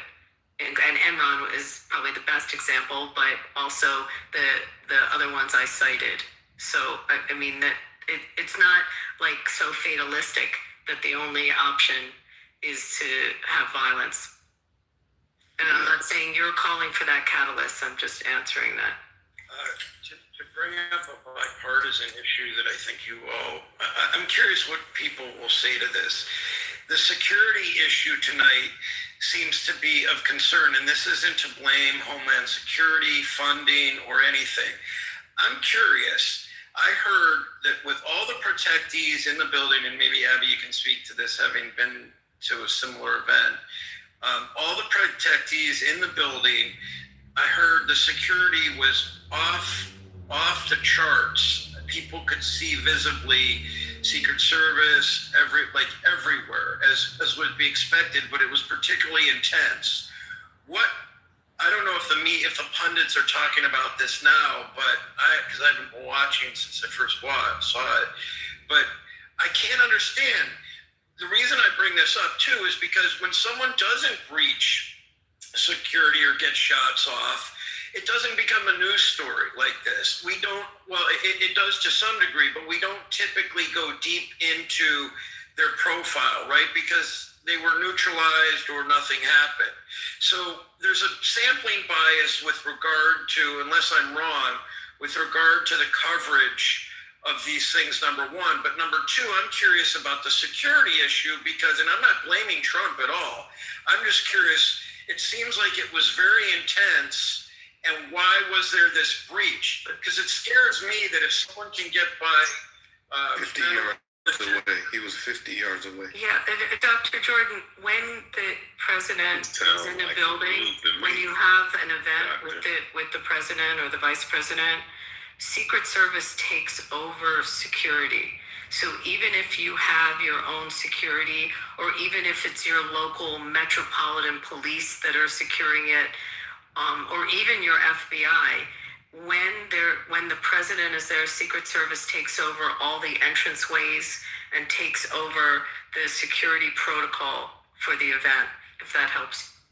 No, I was a part of it. I had to be at an event where there was an advance team that came to check, and the president ended up coming. This was when Clinton was president. So I understand that aspect, but what I'm asking is, and I'm not blaming the Trump administration, I'm just asking, what about Secret Service and their protocol? Because it seemed like they had this thing covered to a T, but still, this individual got as far as they did. I'm not blaming any side or even the agency. I'm just asking, isn't that a super surprise to people? Not at all. It seems like it was definitely planned. This person needs to get his ratings up. The war that he's campaigning is totally in the toilet. The Epstein files are still dogging his heels. Congress, the Republican GOP can't get anything through. And every single time he's polling like this, he has something to distract. That's not even remotely accurate. This is massively a distraction and noise, and probably planned. Boy, that's a really... So that didn't happen. Anything you say... That didn't happen that way. First off, the security around the Hilton is open. Thank you, Brad. You can explain this. Yeah. So the security layers, they're in layers, and they're set. The Secret Service controls the interior around the ballroom, and it locked it down, which obviously is evident by every video you could possibly download. The outer perimeter towards the ballroom to get the entrance in there was controlled by Capitol Police, DC Metro Police, and various other Secret Service entities. The assailant ran through from the outer perimeter, which is the hotel lobby area, and he basically went running past them. Now, he didn't even breach the second layer, which is the first layer is just the Megatrometer, and those guys that are just checking you, asking you for your pass. He breached past that and then ran into the second layer, which was clearly armed, in which he was subdued. So he didn't even get to the final layers of security, which would have been around the doors, around the ballroom, and sitting there in the wings on either side of the president and most of the staff there. It's not how it's set up, and it was designed that way because in the Hilton, there are other people that are there as well. There are other dignitaries, guests, and stuff, and people just staying there out of the blue. So they have access to that hallway. You're just not allowed to gain access to the other areas. Now, going forward, I can promise you that if there's ever an event held at the Hilton, they will probably have to be forced to lock down, which will be a shame because now you'll have to move the venue just because of the security protocol. But the security protocols that were enacted tonight did hold. They did respond accurately based on everything that's reported. And I doubt any idiot is going to sit there and tell me that some fucking moron running at full speed as fast as he can after he hastily put together a weapon managed to get a fucking perfect shot off to hit a Secret Service member in the chest through the armor plate at a distance that was safe, that didn't cause massive amounts of trauma while running. That seems kind of, well, I'm going to say either you don't know how firearms work or you watch too much Hollywood in order to actually do any of that stuff. I've ran with firearms, and I can tell you, I can't hit that fucking accurate at that range, even at, I'd have to be like within 5 yards. But you somehow or another, people are going to throw a conspiracy together, and you just sound ridiculous when you actually meet people who know how this shit works. Yeah, I need to see that outside camera. It's as someone who's actually been to war, I've been in a few campaigns for a very long time, and watched how things move in the political spheres, how things are moved and what is said and not said. It seemed kind of staged, very much so. Well, and this is also why I brought it up. I don't necessarily buy into the fact that it was staged, but what I wanted to point to, and this again is bipartisan, quote unquote, I guess you could say it that way, is that, you know, if someone had hit a perimeter wall, it would have been newsworthy, but it wouldn't have evacuated. I imagine it wouldn't have called for evacuation. But because he breached security to the degree that he did, it became a much more obviously newsworthy story. I guess what I'm saying is there's a spectrum of events that we hear about every day that gets on the radar of Secret Service, that they either neutralize someone, blah, blah, blah, but, we only... The reason this got on the news the way it did is because it happened at the Correspondence Center with 2,000 people. It was a gala. Like, it was picked. Like, you're making weird assumptions and correlations that just don't make sense. No, but what I'm simply saying is that if the gala had continued and there was and something ricocheted off a perimeter wall outside, it would have made the news, but we wouldn't have gone. The media probably wouldn't go as far as to profile someone to the degree. Well, that's inaccurate as well, what I just said. But my point is, the depth of the breach always dictates the coverage that it's going to get, and of course that makes sense. What I'm trying to say is about the numerous incidents that... But he didn't breach the layers. He was caught by the first layer. Like, he didn't even get to the second layer. Like, they swarmed him. It was done. There's videos online. You could watch the reaction. He never even got to the stairwells. Like, you're saying something like that just doesn't make sense. Either you're ignorant of not knowing how this event unfolded and you're just going based on what you hear, or you're just making it up. No. Because he never broke through that first tier layers. Right, but I saw the video where he gets through, he's running through the metal detector. Yes, he gets through the magnetometer, yes. And then he stopped. All I'm saying, though, is that and they even talk about this on the news, I think, if they put another set of metal detectors back by the entrance, which wasn't feasible, and there's also multiple entrances to the lobby, as I understand, then this could have been prevented. And I'm not saying it's entirely necessary. I'm only responding to the fact that the news covers things based on the depth of the breach and the proximity. They covered it because they were all in the fucking room, and then they realized for the first time that, like some of them said, that maybe we're partially to blame for creating some of the chaos that's ensuing.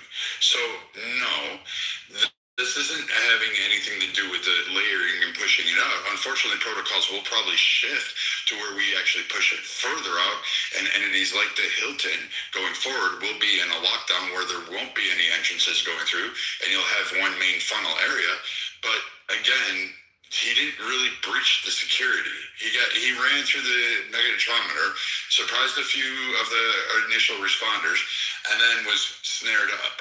And then you saw the covering flanks, which they fanned out in all directions up on the upper levels as well as around the room, and they were flying down there. He never even got to what you're considering the true security layers. He got through the outer perimeter just by running, and yeah, that's going to happen if some idiot wants to run, but he didn't breach any area. He was ensnared too quickly. Dr. Jordan, every major correspondent in the media was in that room. I mean, if you're wondering why the press covered it, every single one was in there. And if they weren't in there, they were in the lobby. Their junior reporters were all in the lobby. And every major reporter, every news outlet, from Reuters and AP and every streaming service, everyone has a table at that event. But, okay, so they're all in there. But are you saying that, let's say it was the National Electricians Association conference and the president happened to be speaking, are you saying that you don't think it would have gotten the coverage? And what I'm saying, so I understand, it's a very interesting discussion because, well, what I'm saying is that the media, for example, I do not have the first clue what I did who went after President Trump. It was on his at the Mar-a-Lago at the golf club at the golf club. I don't remember who was at the golf course, who that perpetrator was. I don't remember very much about him. And you're absolutely right.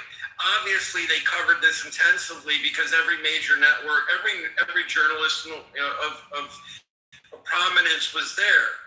But what I find interesting, though, is that we here on Clubhouse, we don't tear things apart if we don't have that much information, right? So, for example, the incident that occurred where sadly one of the National Guard's officers or one of the National Guardsmen was killed, the other one was shot at the corner of Pennsylvania Avenue, and I forget where exactly. What are you talking about? That was covered on Clubhouse for like a week and a half. And yeah, it may be that you don't find the same attention because it wasn't the President of the United States filled with 2,000 members of the mainstream media as well as other dignitaries. Like you had the Vice President and the President in the same room. Of course, this is going to be top world news. That's exactly my point, Brad, is that there are so many variables, and you're talking about major issues, but there are so many variables that go into what I'm calling a security breach. I'm not trying to say that's accurate. Many variables to how and when something gets covered that we lose some of our objectivity with regard to how we criticize the perpetrator, and they're all deserving of criticism and judgment, right? But in this particular case, this is going to stand out far more than, say, the guy who was on the golf course who fired toward the president, right? It wasn't, obviously, there weren't dignitaries in the hotel or on the course. There may have been, but it wasn't as high profile a venue. But the way we're responding to it is in accordance with how much the media can even access to cover, is all I'm saying. And maybe it's a moot point that I even brought it up. No, I don't think you understand what it was covered on his second assassination, well, actually, technically his fifth assassination attempt, but some of the ones are just fucking retarded and stupid and never came to fruition. But this one, the golf course one, was like frontline news. Like it was sitting out there. Every media network covered it and talked at hours at length. In fact, Abby, correct me if I'm wrong, there was even an investigation into it. We had to search this guy. We had to figure it out. People talked about him. They researched his background, where he came from, the tweet of the month, and his experience and how he wanted to save you fucking Crane. All of that shit was discussed ad nauseum. It got boring after a while because everyone knew the facts. This guy is now the next line, and he'll be talked about for a week or two, month maybe, and they'll adjust some security protocols going forward. But he too will go until his trial day, and maybe somebody will talk about it. The news networks will probably talk about it. But I mean, I don't know what you're trying to get at. I think what he's trying to say, maybe Dr. Jordan, you're saying the sensationalism of this. Like, by the way, one of the assassination attempts that Brad's talking about, the perpetrator, the Iranian terrorist, was actually just convicted in federal court of the assassination attempt against Trump. But it wasn't, you're saying this is more sensationalized because it's a room full of media correspondents where it happened. I mean, it happened with 2,000 people in the room. The assassination attempt that the Iranians had was thwarted by law enforcement, but that was in the news, a week ago, a couple weeks ago? Yes. That the guy got convicted. And Butler is still talked about today. There's still rooms talking about it, mainly because we lost a great American guy who died doing the one thing that you couldn't write a script for. He dove in front of his children, his family, and took those rounds and died. And he was a fucking fireman. A man who spent his entire career going in to save all of our asses in times of need. You couldn't script that. That man gave his life for his family. It's not sensationalized. It's just reporting the facts. Stopping the Iranian plot, yeah, it's on the news. We talk about it, and we're glad that they caught the fucking moron. But I mean, these were 2,000 people that were just there for dinner and, to hear Trump. And Trump was going to this one. He's been boycotting him. It's his first time back at him. And like that's why it's such a big news because Trump doesn't go to these. Well, you're right, but also Abby was on to what I was basically saying to some degree about sensationalizing the story. For example, let's use Charlie Kirk's tragedy, right? Terrible tragedy. But if had no one been killed that day, the news coverage would have been far less intense, obviously, right? And we probably would have forgotten much more quickly than we remembered who the perpetrator was and what political ideology he favored. And so all I'm saying is there's a bit of a bias. Doctor. Hold on one second. Let me just say, Why is this distinction important to you? But when Alan, you finish what you're saying, answer that. Okay. So Alan, what I was saying is that the sampling bias is influenced by a couple variables in my relatively ignorant opinion, which is one, my perceived or the general public's perception of the breach, the subsequent lethality or fatality if any casualties are involved, and perhaps other members, and maybe a third variable would be the other potential targets at the venue. And in this case, it was very high profile because it was all the protectees and the journalists. So that's one thing. The guy fired shots off, and someone was hit, but it wasn't a huge casualty. So let's use my crude model just for a second. All I'm saying is that these variables go into how we perceive, how we bother to even discuss something. Like Brad, I guess you're right. We did talk about the second assassination attempt on the golf course on Clubhouse, but I don't think we jumped in with what side of the aisle the guy might have been on. So he absolutely did. His pro stance that he was saving Ukraine, that was just a bunch of bullshit, mind fucking, and people actually empathized with him. Fucking, you could bring out the sensationalism. I would probably see where you were going if you brought up Juicy Samaye or one of those that fucking guy who walked around with cloths around his neck in the shape of a knot and said it was in the middle of 2 a.m. He was going for a Subway sandwich. And he was jumped by people in fucking Chicago who said this Trump country, which that one still never rested with me. But I mean, the sensationalism would have been with that shit.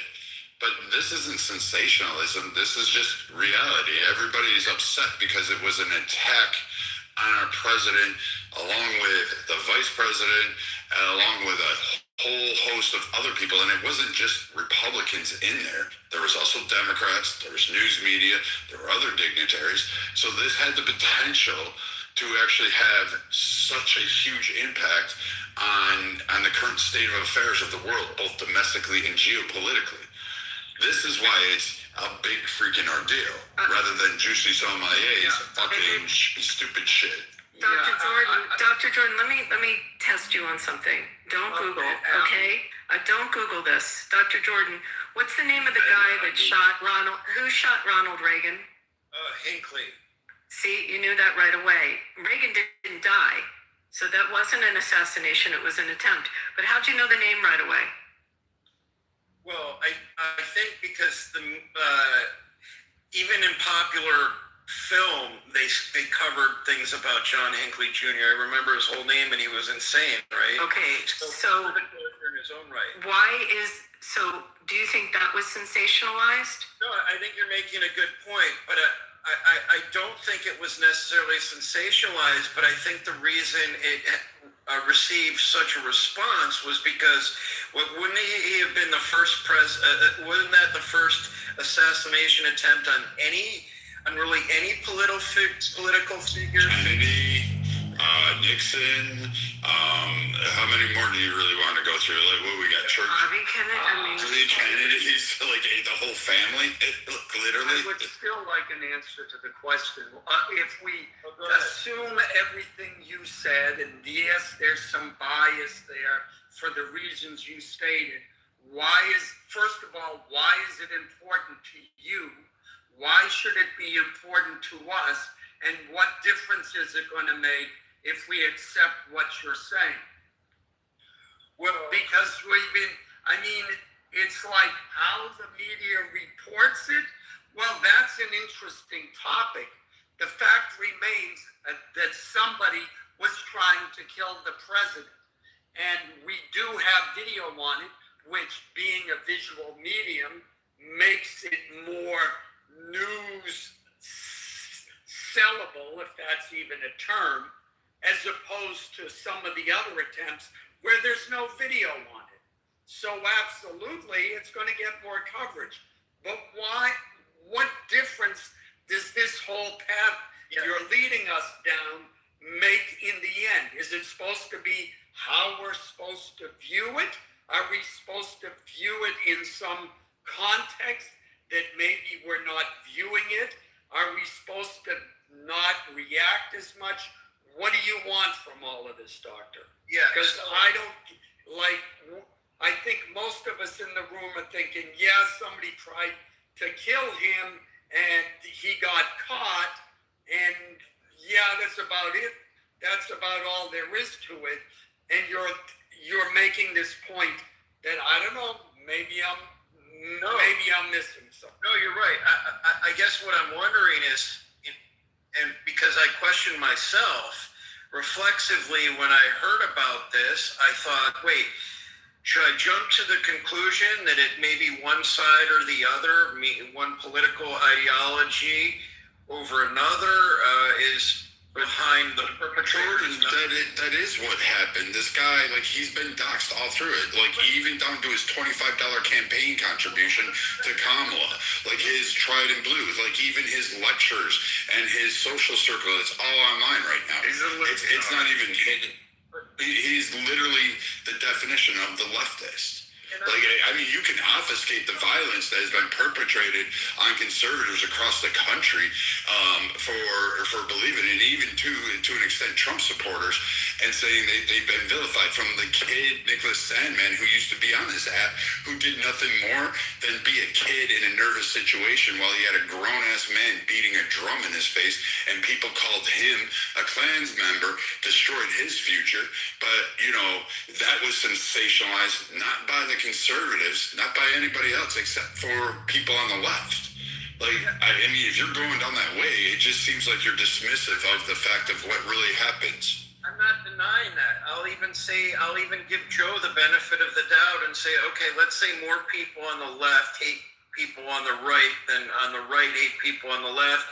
And I'll even say, let's say more people on the left are more inclined to want to kill people on the right. Let's just, for the sake of argument, fine.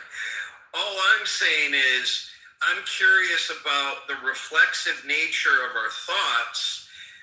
Do we automatically, for me, I thought two things. One, okay, maybe this person is pissed off because his grocery fees are too high, and yet let's argue that it's not even Trump's fault. Let's say that he would have done the same thing during the Iraq War, right? If there was something that somehow influenced. So now you're going to create another scenario? He had enough money to drive across the country in his gas-powered fucking Honda Civic and purchase a firearm in the most restrictive state in the union. Oh, by the way, for all that gun checking, California, you guys should look up the state laws on how to get one of those firearms. And then go ahead, purchase that, but he couldn't afford groceries. It makes sense to me. All I'm pointing the out, guy's a scumbag. Maybe that was a bad example. I was just I'm curious about the reflexive nature that I have when I think about this, which may be harshly biased, strongly biased, and then how other people are, and I'm not saying that people aren't thinking logically or rationally. I'm just curious because this could all come down to something that we have. The likelihood is that you're right, Brad, and that Joe is right. that's probably the case. What this guy is. But we've already seen this before. Again, the baseball incident, Steve Scalise and numerous others that were wounded and fired upon. Again, I give you Nicholas Sandman. The kid out of fucking Kenosha, Wisconsin, or whatever it was. He was vilified, and then it turns out it's self-defense. And oh, by the way, he blew away a fucking pedophile. Who's gonna fucking cry over that shit? Like, nobody, but he's the villain in that case. Your celebratory stance on Manicati, for killing the CEO and destroying that man's family. I didn't like the CEO. I knew who he was. I thought he was a pompous ass. But at the end of the day, I wouldn't have stalked him to a hotel and fucking ghosted him like it was some fucking Call of Duty game on TV. It just wouldn't fucking make any sense to me. So this glorification of it doesn't make sense. And no one's for political violence, but as of late, when it comes to Trump and the people that support Trump, to deny the fact that they are the most targeted, when you had senators and congresspeople standing up on cars and at gas stations saying, you get in their faces, you don't let them have a day at work, when they lost their jobs, were doxxed, when their families were put in danger for actually believing what they wanted to be and having their freedom of speech and their freedom of opinion, and then you come up here and say, oh, it's just sensationalized. It wasn't. They had to live this fucking life. They had to endure those consequences. They had to suffer that shit. And they watched the guy that they voted with a clear voice, turning purple districts, purple states, breaking the blue wall, en masse, a sea of red. They voted in a voice saying, this is the guy we wanted. And you have now saying, well, we're just sensationalizing it and obfuscating the whole truth of it, is that you're condoning the violence that is perpetrated on these people who are American fucking citizens who clearly don't have a right to have a voice because it seems to be that you want to take it away. I'm not sensationalizing. When this is done, I'd like to speak. I'm curious about the response, but I want to add one thing. It is actually support your argument, quite frankly. So tonight I hear Wolf Blitz say, I was watching CNN, and I listened to Wolf Blitz. I'm not sure. I guess he was very close by, and he was concerned that he was a target, and I kind of smirked or laughed to myself. And it's not a laughing matter, but I laughed to myself. I thought, why would Wolf Blitzer? It's almost audacious for him to suggest that he was a target. And then in my brainwashing, let's say I'm totally brainwashed from being on the left, I'm thinking to myself, wait, maybe Wolf Blitzer is trying to already change the narrative because he somehow had some premonition that this guy was on the left, and he wanted to somehow insert that he himself was a target because everybody knows that he's on the left.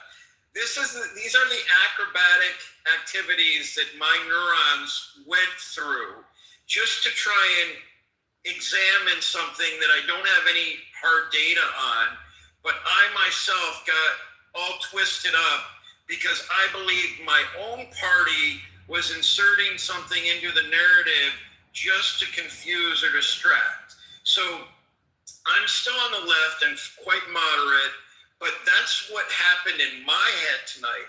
So my point in bringing this up at all is just to address the reflexive nature of how we respond to the media culture, the polarized society that we live in today, and all the nuance that we sometimes consider and don't, because it's very complicated, and I'm even lying to myself half the time when I'm listening to the news because I've been so battered by news outlets on both sides.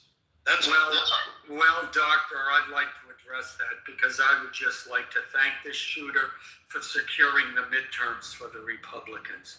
Because when you talk about how there it is. I called it. I'm sorry. Thank you. Because when you talk about all of the nuances of this and how people are going to take it, and you being in the psychology field, you see all of those things. the average voter is going to look at this and say that the left has lost their frigging minds. And they're going to say this is unfair what the left has done to the President of the United States. And they're going to say, I don't want the people on the left running this country.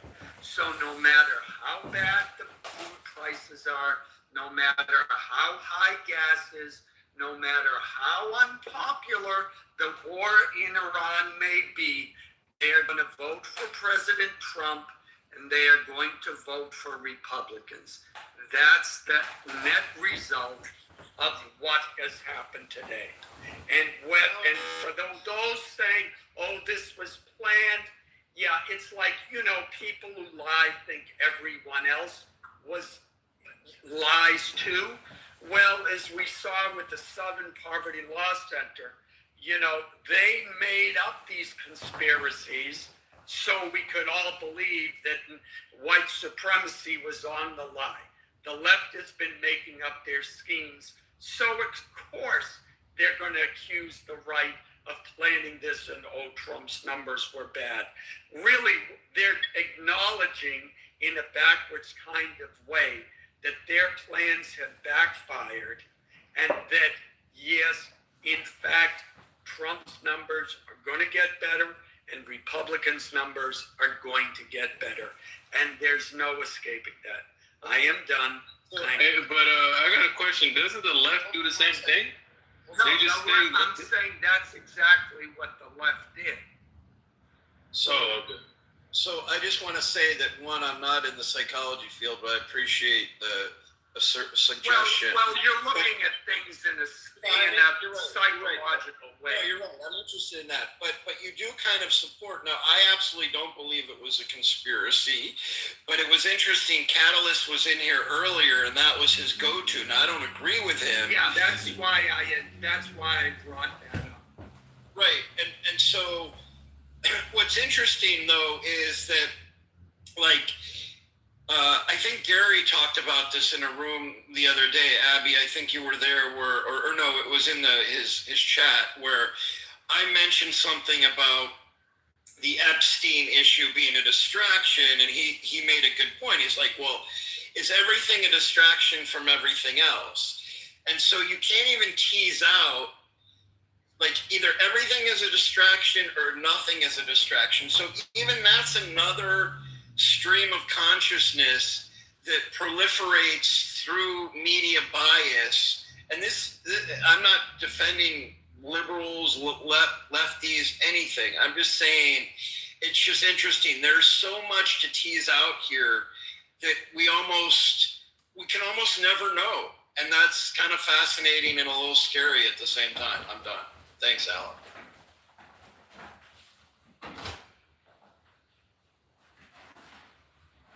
I think why it's so hard for people on the left to accept that they are the violent extremists is because of the rhetoric that has been spouted to them by Wolf Blitz or by CNN, by MSNBC for years and years and years, that it's the MAGA Republicans, it's the right-wingers, these are the extremists, so on and so forth. So it conflicts with their worldview, and that's what Doctor is going through right now, this struggle to understand why his worldview isn't the same as how I see it or how Brad sees it or other people that are giving you completely contradicting points than what you do.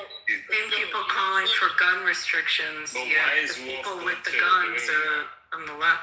Who's paying Wolf Blitzer? CNN. I want to ask Exactly. So I want to ask Joe and others, Abby. I mean, what I mentioned about Wolf, and I don't really know enough about. I mean, I've watched him for years, but don't really think about his opinions too much, or his editorial. But do you think that he inserted that notion almost with intention to be perplexing, or do you think he was being like? Okay. Without a doubt, he intended it to. Left people on the left need to keep other people on the left in line. So this is one of the ways that they manipulate their audience to keep you in line. But do you see why even I am like, why in Wolf's wildest notion would he think that he himself was a target? Because he sees himself as a celebrity, and he saw someone, and he was near where it happened, and he saw someone coming in with it in the violent way, and he sees himself self-important as a celebrity, and probably to the same extent if Megyn Kelly was standing there, or I'm thinking of the people, or Jake Tapper. I mean, they see themselves as celebrity targets. That's how I think he was looking. Doctor. Alan, real quick, I just want to add to what Abby just said there. Sure. These guys all want to document history too.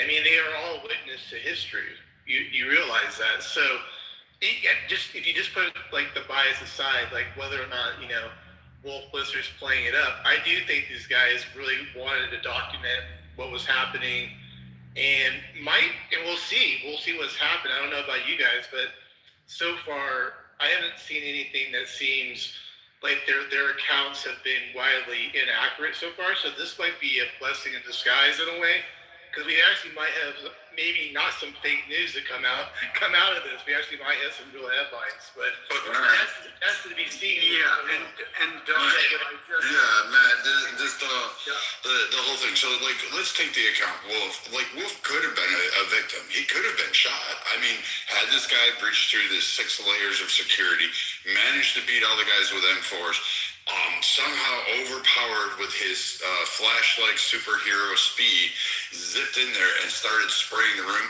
Wolf could have been hit. Doubt it. It's probably highly unlikely, but given that event, maybe he feels a particular way.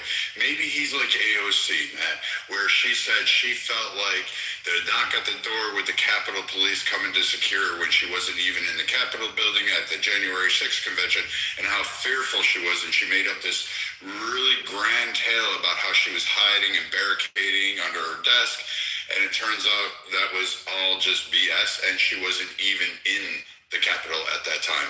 So, I mean, again, he's just taking hyperbolic, but to other speakers' points, they're right. They have a right to be upset because they are tired of seeing the people and the laws, because they were told, go out and vote, I'll make a change. Your voice matters when you vote. And they have been told to sit back and do what is right. They followed the laws. They followed the voting patterns. They listened, and the left called them terrorists, KKK, racist, xenophobic. They're out there hunting people. They're hanging Juicy Smollett with dental floss in the middle of the night. They want to impede on indigenous people. They hate everybody. They're the worst people. And at some point, you have to recognize that, like, you know what? No, these people aren't it. They're not. The Trump supporters, if you go to a Trump rally, they're not beating the shit out of each other. And if there is a fight outside, guess who's usually the culprit? 99.9% of the time. It's the fucking twits that are fucking going to do the protest because they're libtards and they're wannabe fake Antifa fucking mock-ups where they're pretending they're some fucking soldier of fortune. Yep, and trying to fucking do that shit, and then these guys have to suffer the consequences. Meanwhile, they get infringements on their rights under states. They get told that they're going to be doxxed. You have politicians now saying, oh, you wait, we're going to go around and figure out who voted for Republicans. They even were told that their service to the nation as a soldier wasn't good enough post January 6th, and there were calls to remove Republicans from the fucking military by fucking politicians. So, yes, these people that supported Trump, conservatives, Republicans, they should all be absolutely fucking angry. And holding back that anger, the left is really lucky. The conservatives like me and others aren't really chomping at the bit to go out and level them. Not yet. But if you continue down this pathway, yes, and then you're going to cry victim, and no one's going to hear it because, again, we don't care. Like, you're coming to the point where conservatives just do not fucking care to hear your tears anymore. Yeah, and I was going to say too, Doctor, you said something I think people missed. But you essentially said, well, we can't really know for sure. Or I'm paraphrasing what you said, that things are so complicated and there's so many variables that we can't know for sure. No, we can know things for sure. There are things in the world that there may be nuance, but that nuance does not detract from things being knowable, for being able to draw conclusions. And it is maybe it's a reflection of your own personal feelings, or maybe it's a reflection of your political viewpoints being on the left. But that is the typical, and I'm not accusing you of this, I'm asking you as someone who appears to be thoughtful, to question that very ideology, because that is the ideology that the left uses to confuse and obfuscate. If I said that correctly, now I'm not sure I did. Everything. There are many things that we know. Oh, for example, there are two sexes. We know that you're either pregnant or you're not. We know that at some point you are born and at some point you will die. And then the list goes on and on and on and on and on.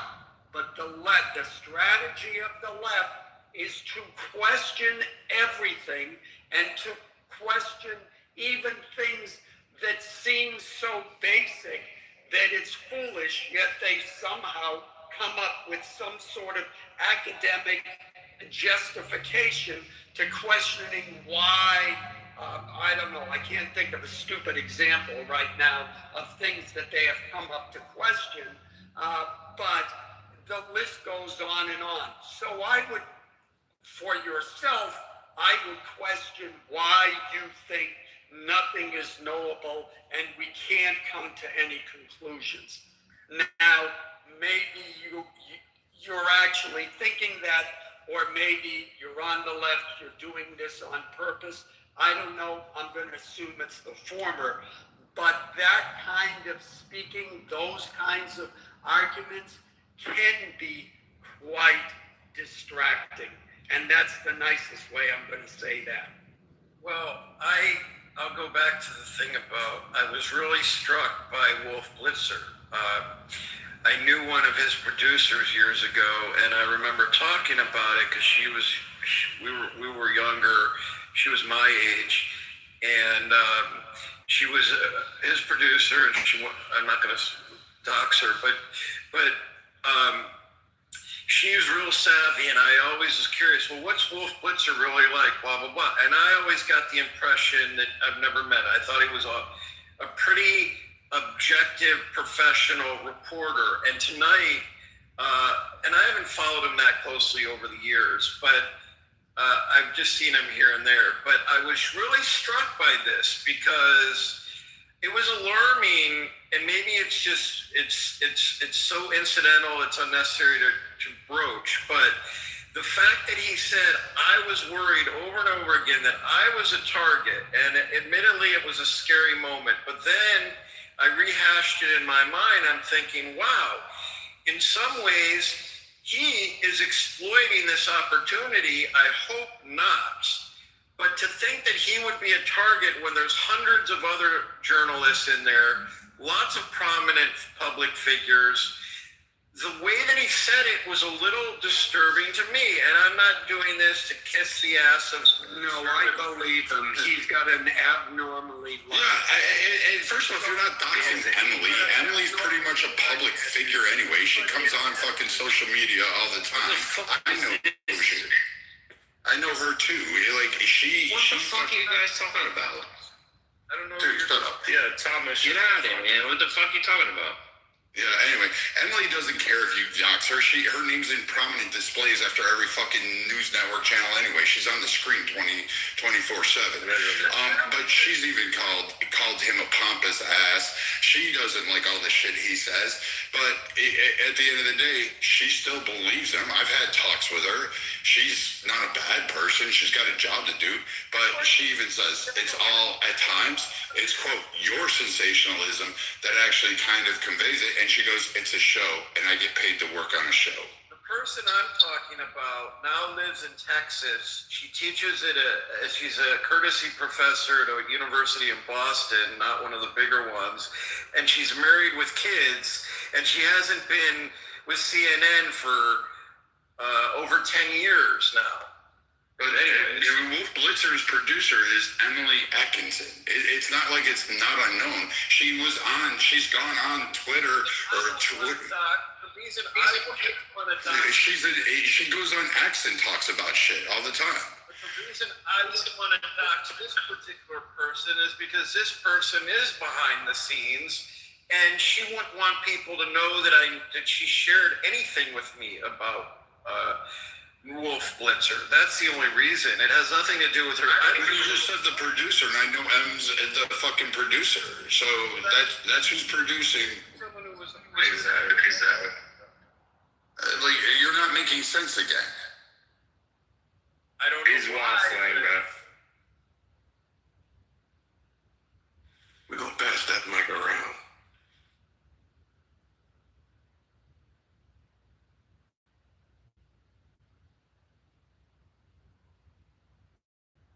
Honestly, fuck Wolf Blitzer. He's a bitch. He tries to always make shit about himself.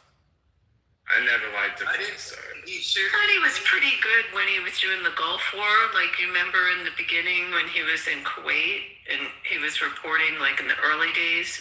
I mean, I thought he was pretty good then. True, but that was a long time ago. Yeah, I agree. It was a long time ago, but I gotta give him that, and that's kind of what jump-started his career. And maybe he's not irrelevant enough anymore, because what happened, which was kind of funny, was that people, after he went on his diatribe or after his reporting, other CNN personalities and anchors said, "Wow, Wolf Blitzer's seen all kinds of things in his life as a professional journalist, and he's clearly very upset by this incident." And who wouldn't be if you were that close to being shot, I suppose? But they were even struck by his response. And maybe he is self-important. I didn't used to pay that much attention to him, but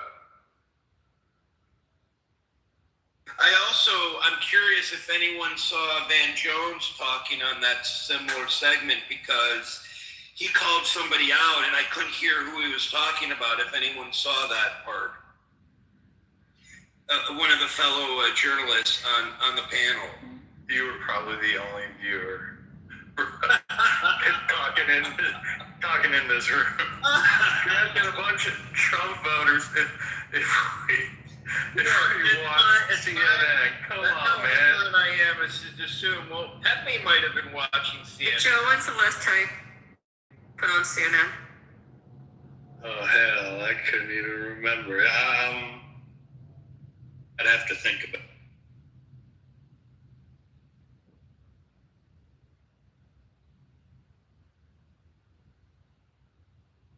So they didn't kill the shooter, right? They got him arrested. Yeah, he's in custody. Alive, yeah. Not to distract, but the last good host on CNN was Larry King. He was pretty good. We gotta send that fucking piece of shit to Guantanamo Bay. Honestly, there needs to be people who, we gotta make an example out of these fuckers. Are they releasing any manifesto or anything? Has anything come out about this guy?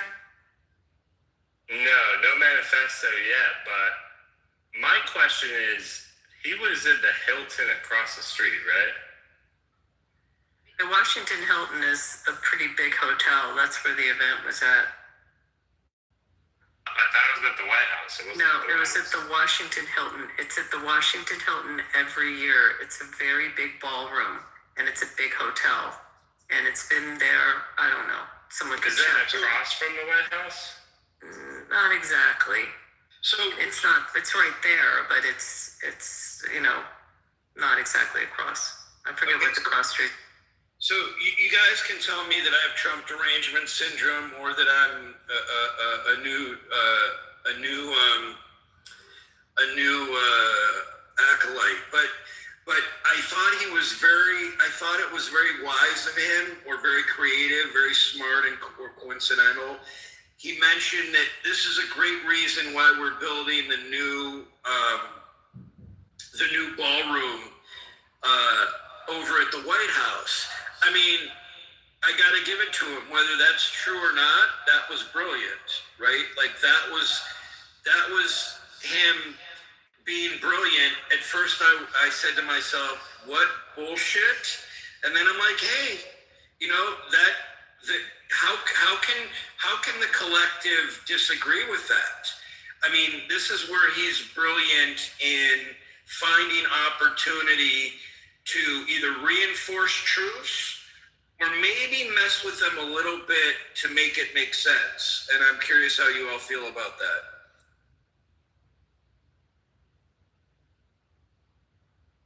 Well, he wasn't the first president to push it. Secondly, I always find this laudable. I guess it's privately funded, so it's not costing the taxpayers a dime. Secondly, we should have a ballroom in the fucking White House. We have dignitaries, heads of states from other areas. It's an easier place to secure. You can't get the mass of people there. There's multiple layers of security, defensive networks. It's very easy to control in that kind of area.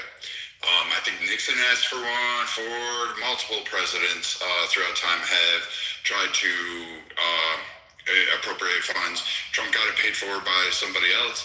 And yeah, why wouldn't we? And furthermore, don't a lot of people on the left get pissed off when the president picks their favorite hotel, or because it was a campaign donor that they go and use that hotel for some kind of event that he's going to be attending, and they get all up in arms about him steering money, even though all presidents do this. I mean, now you got it at the White House, so now nobody gets the profit off of that, which, Actually, what's interesting is apparently some journalists who are Democrats boycotted the event, which I don't think actually, I think that was in bad form, but there's precedent here, and it's always been held here. If they did move it to the White House, they couldn't. It's too big. It's about 2,000 people. It's too big. It's closer to 3. What they're building at the White House will not hold this many people. It's probably always going to be in a venue like this. If it's not in this venue, it will be moved to the convention center. Do you know DC at all? Do you know the convention center? Ever been to an event? It's part where the Marriott Marquis and the convention center are one big complex. Based on the size of this event, it will have to be in a place like that. I can see them moving it to the convention. The convention center is it has more ingress points. It just... No, but they can lock that down. I know they do lock it down. Definitely lock that down. And same with the Marriott. Well, Marriott Marquis they're the same building, and they have the walkways there. But it would have to be in a big venue. I mean, it's a bigger event than what they're going to be able to house at the White House. Just some breaking news. The suspect has finally spoke, and I put it in the chat too, but he said that he told law enforcement that after that he had intended to target officials within the Trump administration. So he has confessed his motive. Just let everybody know. Well, we knew that. I know, but people are always wondering on this stage what was his intention really, you know what I mean? True. It wasn't CNN anchors. Exactly. Actually, for those who didn't watch CNN, which is apparently all of you but me, a lot of Van Jones, others are very supportive of Trump, as they should be about his safety, but they were very supportive about the fact that he wanted to this was interesting because they know that the event would have had to be moved based on the circumstances tonight, but they were also actually very supportive of his interest in kind of fighting back and wanting to not succumb to the threats of what they called, they didn't necessarily say domestic terrorists, but so it was very interesting. CNN had a couple other people. Who was on else tonight? I have to go look. You'll see if you watch the recordings, but they were pretty supportive of some of what he said before he even made his statement, his actions, right as it was happening. So how many assassination attempts has it been on Trump so far? Well, we were trying to, I mean, actual attempts, if you add in what we just talked about, the Iranian attempt where the guy just got convicted. Yeah. So you have, so you have the one in Butler, you have the one at the golf course. There was something that was not an attempt and it falsely got reported as an attempt. There's actually a guy from Nevada that drove down to an event in Arizona, and he is a big Trump supporter. But what's legal to have in your car in Nevada with guns is not legal in, I believe it, I may be wrong, I think he was driving to Arizona, not California, and it was not legal in Arizona, and his car got stopped. So they were trying, it got reported that he was heading to a Trump rally, which in fact he was, and he got roughed up by the sheriff's department that stopped him, but he was cleared of everything, and there was no issue. So that was not an assassination attempt, although it got reported initially that it was. Just because of the weapons, the guy had weapons in his car, because he always has weapons in his car, and it's perfectly fine in Nevada, but not where he was. And also the guy in the tree, right? The guy in the tree was... No, wait. The fourth one? No, so the guy in the tree was the Trump International golf course. So there was another one, like in the hunting thing at the top of the tree, and overlooking the airport. In Palm Beach? Yeah. It was on the tarmac, the Air Force. Oh, okay, so that's 3 plus the Iranian is 4, so this would be 5. You had the podium during his campaign speech where the guy ran up on stage. Oh yeah, like early on. Yeah. By the way, I think there was. So he can't be stopped. I think there was a poisoning one too. I gotta look that one up. There was something about somebody attempted to do something with something. I gotta look that one up. But yeah, there's poison. Funny. Yeah, literally poison. Like no joke. They tried. They keep trying our president, don't they? Well, you know what's ironic? You know what's actually sad, is, wasn't Erica Kirk at this event? She running away in tears. Like, her husband was killed at a similar style shooting. I mean, who's safe anymore? That's the real fucking question. Who's safe anymore? This shit is just crazy. This happened at a federal government event. But tomorrow or Monday, Democrats, Chuck Schumer's going to go on the House floor and say, well, it's Trump's fault. Did Bush Jr. have any during his term? He had a truther at him in Baghdad. He had the fucking sandals. I think, was he the one that had the grenade thrown at him? I think he might have been one. Or was that somebody else? That was Obama, maybe, actually. Do you guys remember that incident or no? You said, I remember the shoe. It was overseas. Someone threw a grenade. I wish president was. I think it was Bush Jr. And it just didn't go off. It was over in one of these, I don't know, like Croatia or something. I don't even know, some country like that. That was Bush. So Bush did have one there. The grenade, it was one attempt. And till the BC, whatever it was, I can't even remember it.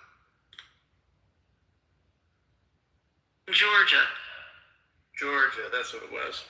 And I don't think Clinton had any, really, that I'm aware of, right? It seems like all those guys get unscathed on anything too major. I just feel like sometimes there's an attempt, but with Trump, like when there's an attempt on a president, the Secret Service will hunker down, they'll figure out any of their weaknesses, and they'll get back to top notch. Yeah. But with Trump, for some reason, and I'm not blaming the Secret Service here, but for some reason, going backwards, keeps happening.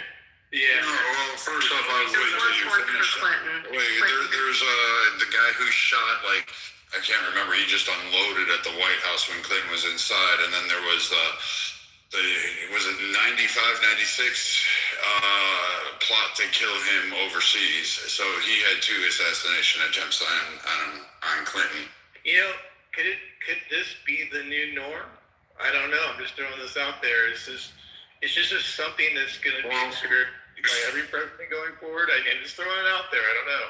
So far there's like I think there's over 25 cases, successful federal prosecutions against people for making threats against the president and or his family, with enough evidence to actually jail them. So, I mean, you know, that, like, for all the people online saying that they are, you know, really happy or do some stupid things, just understand they're going after you. You just may not be caught today, but you'll eventually get caught. And I think when the Butler happened, what was it, like 15,000 cases are still ongoing for investigation by the Secret Service for threats against presidents in total, so that are still considered active.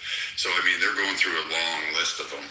A lot of these leftists do want to see our president murdered in cold blood. It's because he's white. They want to kill him because he's white. It's racism. That's all it is. It's racist. Yeah, I mean, they really hate him. And a lot of them have no empathy, sympathy for our president. They want to see him killed. That's just a no, but on some real shit though. On some real shit though, Teflon Donnie is a threat to the white liberal, white nationalists that want to leverage and traffic in racism to get him up out of there, because he's really essentially exposing the different root elements of power. Even with the Epstein files, it exonerates him more than anything, but it exposes the power vault. Like, right, him saying about the cleaning out the moat, the things that he's doing, he's putting America back on track. And there are people that are fundamentally embedded into American fabric society that really want to take him out. And it's the people that look like him that traffic in racism. You haven't seen even this many attempts on Obama's life, right? So, like, what the fuck is it about? He got voted in that twice. is such a threat that so many people want to kill this man, and he's just trying to put America back together. You know what I mean? In my opinion, I've seen, in my 45 years of living, this is the best president I've seen in my lifetime. If we're such a racist country, why did you vote in Obama? And I thought they would try to kill Obama. With Obama? Way more than Trump. Obama was an operative though too, but Obama was to appease a certain demographic, a certain group of people, right? I mean, don't get it twisted, because the first and only time I ever voted was for Obama the first time, because he was black, right? I mean, shit, I was like maybe 27 at the time. So I just did it for the symbolism. But after he killed Gaddafi, I was like, oh, fuck that. And the more savvier I became in terms of dealing with, you know, politics and understanding it more, you know, I became unfucked from that mindset anyway. But with Trump, here's a man, honestly, in my opinion, that he said it himself. He's the least racist president that we've seen. But I personally don't know if you're racist or not, because I think that's for the low IQ. And if you are racist, I mean, you're a politician. It's better for me because I can manipulate you better, right? But at the end of the day, that's not his calling card. Trump is about America. He's not even about the money. Think about it. This man has dealt with billions and billions of dollars for 4 or 5 decades, right? So I believe that he's doing this shit for legacy. He wants to go down as the greatest president ever, who did all of this amazing shit that he's been talking about for 40 fucking plus years. And for the very most part, he's achieved, if not half, almost all of those goals. And he's doing it for us. Because it also, yeah, exactly. But he's also doing it for himself in terms of legacy, But what he's also doing in the process of that, he's saying, fuck the power system, the powers that be. He's going against that grain and exposing a lot of other underlying shit that doesn't just look one way. It doesn't indict all the Republicans or racists and Democrats or pro-black. No, it actually indicts the liberal party and their root and their access to evil and rooting and trafficking and things like that. At the same time, it highlights the obvious, right? But that's the thing. The whole core of the racial issue is like, I think, a proxy to cover up something a little bit more nefarious. Because at the end of the day, let's go with the facts. This guy doesn't give a fuck if you are Benjamin Netanyahu on air or if you're Obama. He will criticize. He tells you exactly how he fucking feels and what he plans to do about certain shit. And when he says he's going to do something, doesn't matter how long it takes, he ends up doing it, right? Even if it goes against his own party, which he'll hold hostage and show them like. Or the other party comes around, you know what I mean? To our side. Say it again. Or the other party comes around to our side. Yeah, either or. It's just, for him, it's just like the agenda. And his agenda is not the powers that be's agenda. You see what I'm saying? So is he playing to a certain tune? Yeah, but it's his own. You know what I'm saying? So it's just that everybody gets so riled up with the racist rhetoric shit. And really, I don't think that that's a fair indictment of him. I don't believe that he's half as racist. There's no proof as of it. everybody was pretending. I think it's a made-up claim. I think he's matter-of-factly about his position about, the solutions that he has. But the whole racism trope, that's a whole fucking liberal thing. If anything, they're probably some of the most racist people I've ever come across myself personally. But this whole shit, I mean, it's like, why? One should have to wonder, what is it about what he's doing that makes people really want to kill this man? And if you start really unpacking it truthfully and without bias, I think you'll get past a lot of the layering and racist tropism and shit like that and get to something a lot more nefarious. It's not just that. Like, what we have now is the fact that, and I'm not going to throw all the Democrats in there because there are some that are just sitting there going, I can't co-sign the shit that's going on in the left, and they're calling it out daily. Fuck, you got Fetterman, you got Frankenstein about to cross the aisle.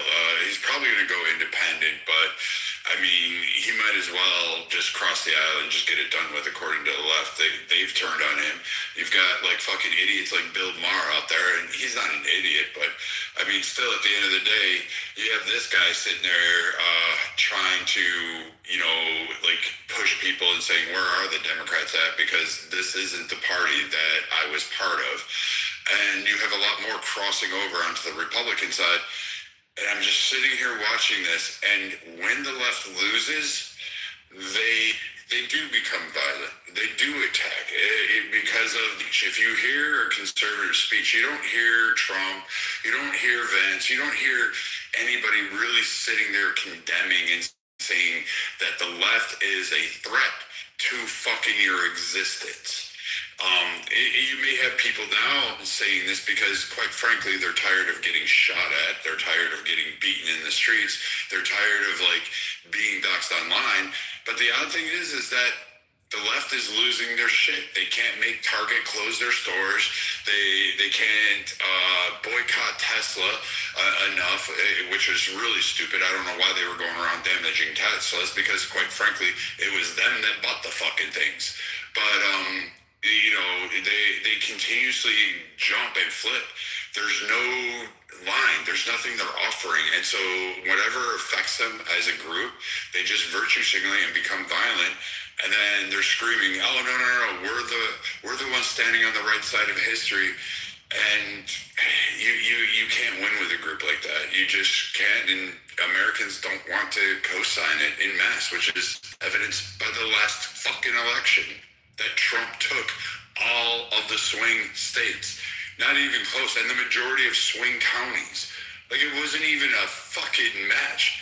And it's weird. If they actually realize, like, hey, maybe our message isn't sinking in with the majority of Americans, maybe we're the ones that are wrong, maybe people would like, hey, you know what, why don't you take a few years, figure that shit out, and then let's put reasonable people back into play. But the left can't do that.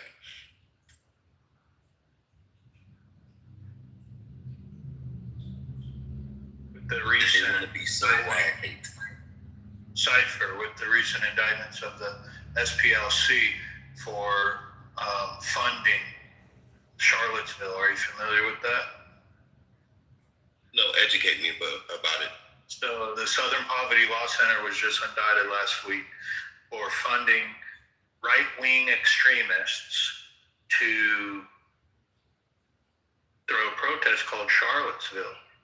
And this was during Trump's first term. They then framed Trump as the racist when he said something like, "Well, there's good people on both sides." Do you remember? Yeah, I was just playing a clip of that. Do you know what? Did you watch the whole 4 minutes? Well, yeah, no, I know, for sure. I'm familiar with that. But look, Joe Biden, when he declared for to run for president for the 2020 election, he said, "I'm running because of Charlottesville." So now it's all come out in this indictment.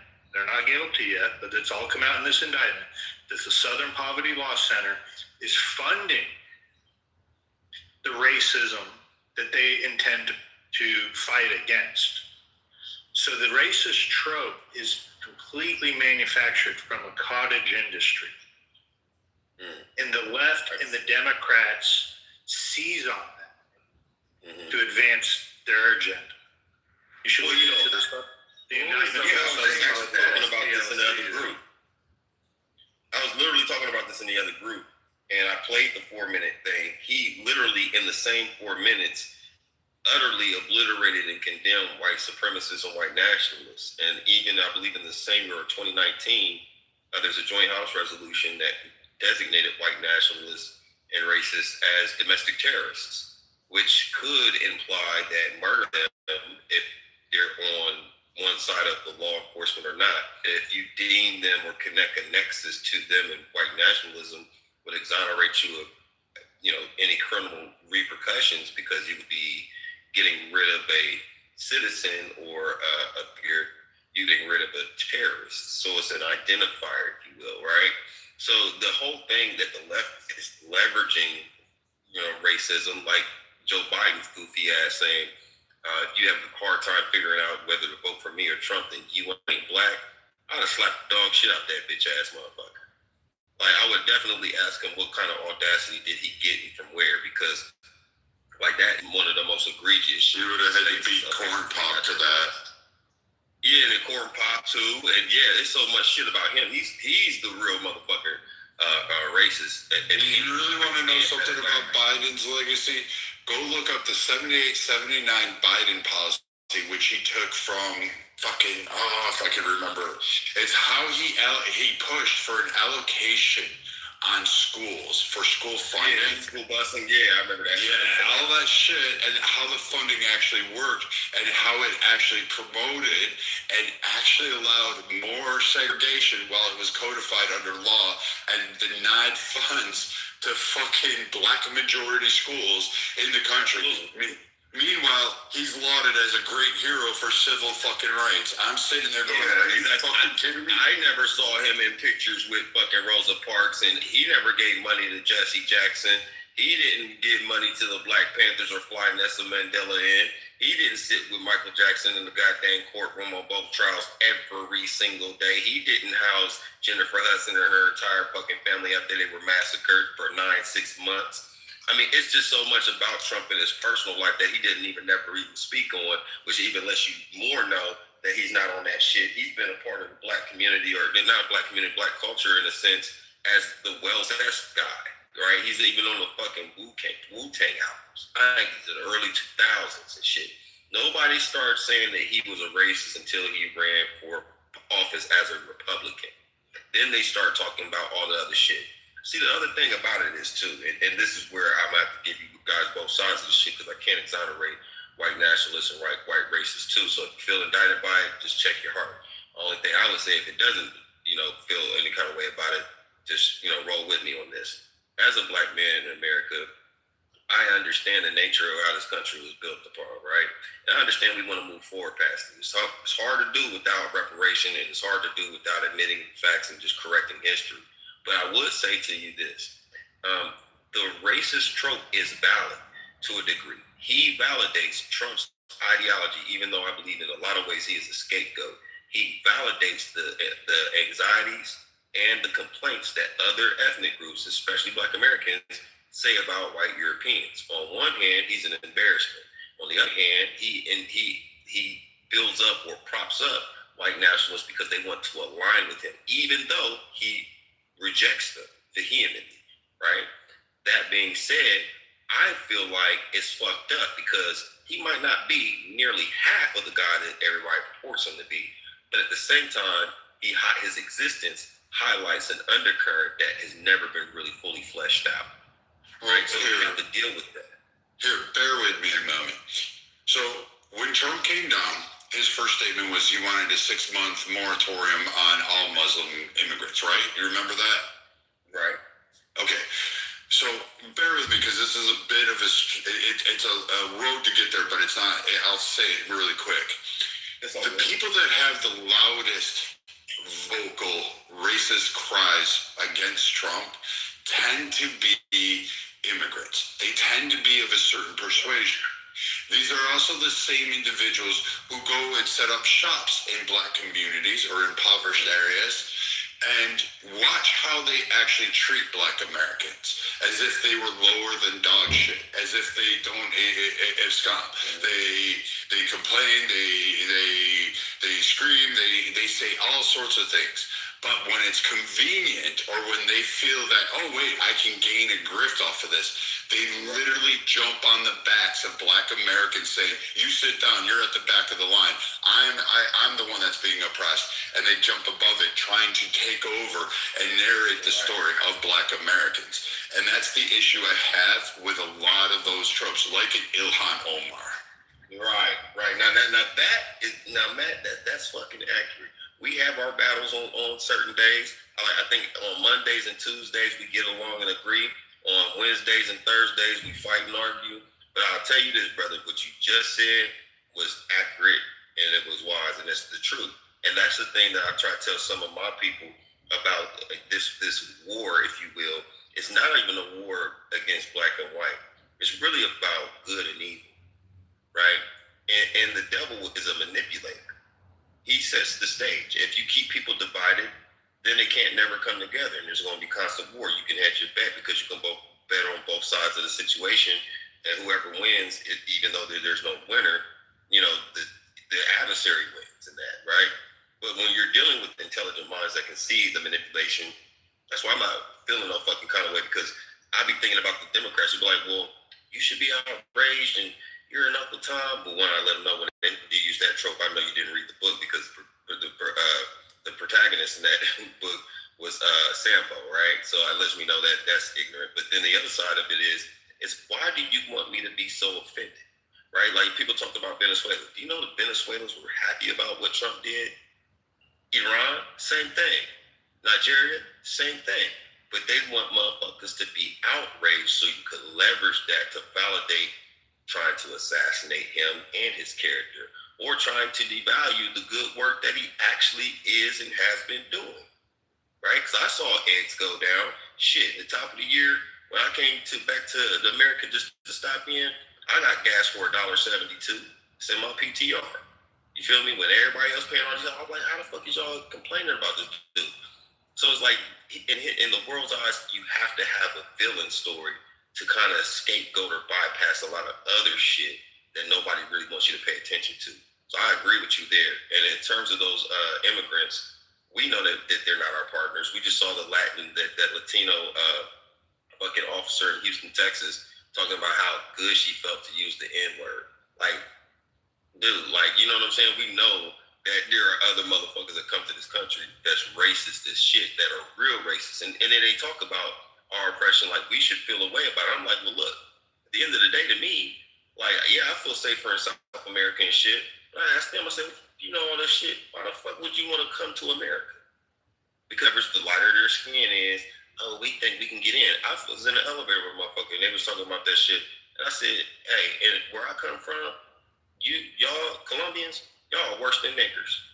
You guys will be treated lower than Black Americans, right? So that being fucking said, like, don't think that this is just because your skin. Once you start speaking that Guala Guala shit, they gonna put your ass in a Dorito bowl too. So it's not like, you know what I'm saying, like the America is a shit stain that only Americans can really fix. But you have this left hand over here that wants to be morally right. That's just as corrupt, if not more, than the motherfucking Republicans are keeping the shit going. And if you did trace back racism, we did trace back a lot of racist rhetoric and legislation. It starts with the Democrats. But historically, whether it's Democrat or not, I feel like they're both two wings on the same dragon. It's just about good people. If you're a good person, you're a good person. If you're a shitty person, you're a shitty person. No matter what your political affiliation is, evil doesn't have an address or a political party or an ethnic group. I just wanted to say I put in the chat a couple links. There was an incident when Trump was leaving the dinner. A woman came running out in front of his motorcade, going after the motorcade. There was a pro-Palestinian protest happening outside while the event was going on, and she was one of the people from the protest. I also put in the chat some of the protesters that were inside the lobby area, you know, that hallway we were talking about. Code Pink. Yeah, so, I mean, one of the things that also occurs is there's all these other parties that are happening at the same time and then leading into the dinner itself. So that's why there's also so many people in the hallway.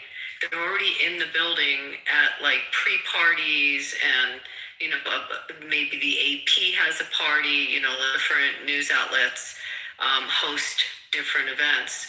And so it's kind of like, imagine a convention center, you know, it's chopped up. There's the big ballroom, but then there's all these smaller rooms where they're having other events.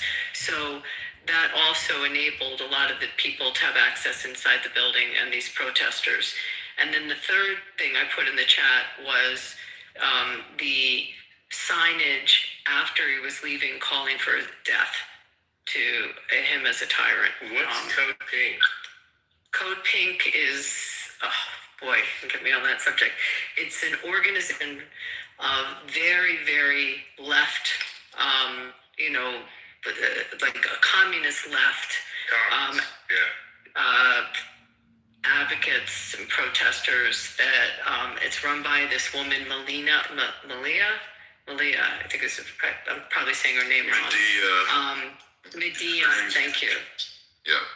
And her co-founder Jody, who was married, or I don't know if still married to Roy. I'm so bad with names. It's Lei Bingham Singham, that's lives in China. It's involved with the Communist Party, so that's where their funding comes from. And there's an extreme political acts group, and you'll often see them. This may sound familiar to you. They hang out in the halls of Congress, and they go after members of Congress, Senate, and try to corner them. This older lady? The older lady, like blonde, very, very wormy looking, like mousy, wormy looking. Yeah, that's her. She attacked Trump one time. Wormy was diabolical. The interesting part is the funding for them is related to this Roy. Is it Singham or Bingham? Who lives in Shanghai, and their fund is the funding behind them, and there's a they're funded by China indirectly, you know, through multiple entities, but I think somebody or some entity in government actually found out that they were being funded directly by China, and you know, that's where they're getting their funds. So it's like, hats off to China for creating an operation called Code Pink that just screams at military personnel as they walk by. They're almost as bad as the Westboro Baptist fuckers. I just looked it up. It says New York Times reports that Neville Roy Singham is based in Shanghai and accused of supporting CCP was funding Code Pink. Is that who you're talking about, Abby? Yeah, that's exactly who I'm talking about. Yep. And that's under federal investigation now. Is he American? Neville Roy Singham? It sounds like a British name, but he's married to this is it Jodie Evans? I can't remember her last name. Oh, he's married to that old lady? No, not the old lady. The old lady's the other founder of Code Pink. Jodie something. But anyway, you often see them on television because you'll see them accosting different members of Congress. Or they go into the hearings and they disrupt the hearings. I put a video in the chat of them in the hallway outside the ballroom. So they were part of this? Allegedly? No, of the assassination attempt? No, I'm saying that they were trying to explain the temperature of what was happening outside the actual dinner and who has access to it. And there was protests going on. So I put that in there. Now, correct me if I'm wrong. Is it this the fourth or fifth assassination attempt on Trump? I think this is the fifth. That's what I thought.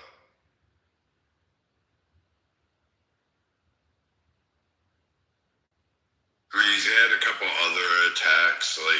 There is the English idiot that was going to drive a forklift and he got stopped before it even came to materialization.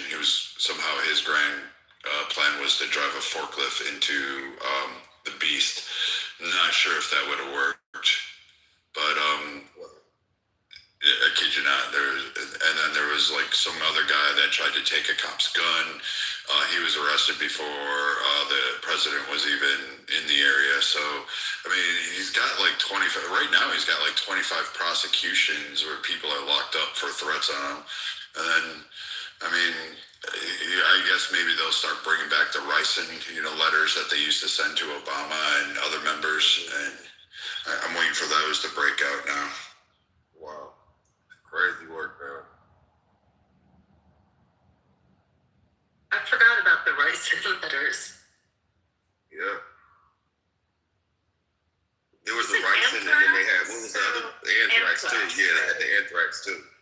Yeah, I was about to say that the anthrax and the ricin letter. They've been doing ricin for a longer time than the anthrax. I think the anthrax just came out with Obama. And then, yeah. Crazy. Crazy work, man. Crazy fucking work. I mean, I really feel like this motherfucker is, everybody's want to claim he's Epstein this and money hungry this or that. I mean, he's for the money for sure. He's about business. He's a businessman. That's what we voted him in for. But he literally, I believe, I'm convinced that he's about legacy. He gives a fuck more about his name than he does more about, they might talk shit while he's alive, but when you unpack him, God forbid, he dies earlier or anything, but you unpack his legacy, it's hard to indict that man for the shit that they're saying. It's hard to put that on him. I can't see. I agree with that. See how people can be manipulated, but just saying, the shit that they're saying about him, I just can't see it. Dude, he brought trillions of dollars of new investments to America, bro. If he walks away with his goal of $21 trillion investment, now it'll be a few years before we see that trickle down. Right. But if he brought $21 trillion, by the time he leaves, that's literally over half of what our deficit is. He'll go down as the greatest president in our history, giving us a sustainability for another 250 years. Multiple administrations will be bankrolling off of that. It just, you can't do that. And he's reshaped the political landscape, and he might bring peace to the Middle East, or at least some sort of stability. He's already made some inroads there. So, I mean, he may actually achieve, he will definitely go down as one of the most prominent presidents in our history, and his name will be long remembered. But I think you're right. He wants a legacy that says he's the best, and he was a great president, and people look back on him with kindness because he's always been about his name and his family, and he wants that. And I just feel bad for Barron because that kid is fucking tall as hell, and I can't imagine being Secret Service and being like trying to guard that poor teenager. He's up next, Brad. He's up next. And you know what?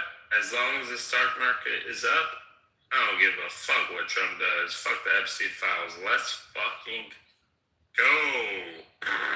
But here's the thing about the Epsteins. There's not, one, you got to consider the source.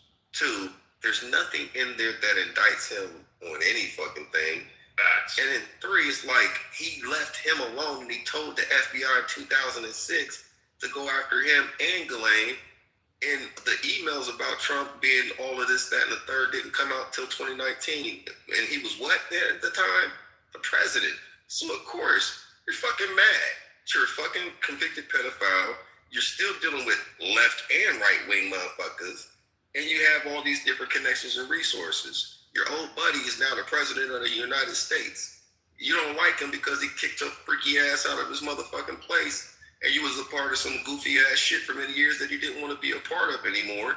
And he let the FBI know, which means you know that he talked about that before he was even the fucking president. So if anything, the collaboration and information gathered from files, which most people ain't read no 3 million emails, let alone one, that rates him up.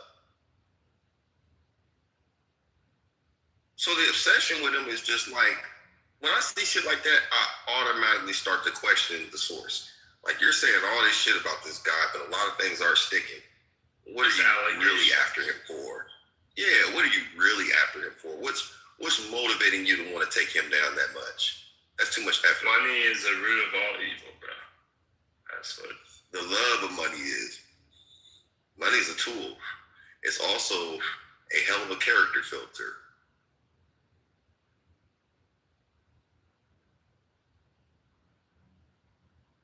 I think money do a lot of good stuff.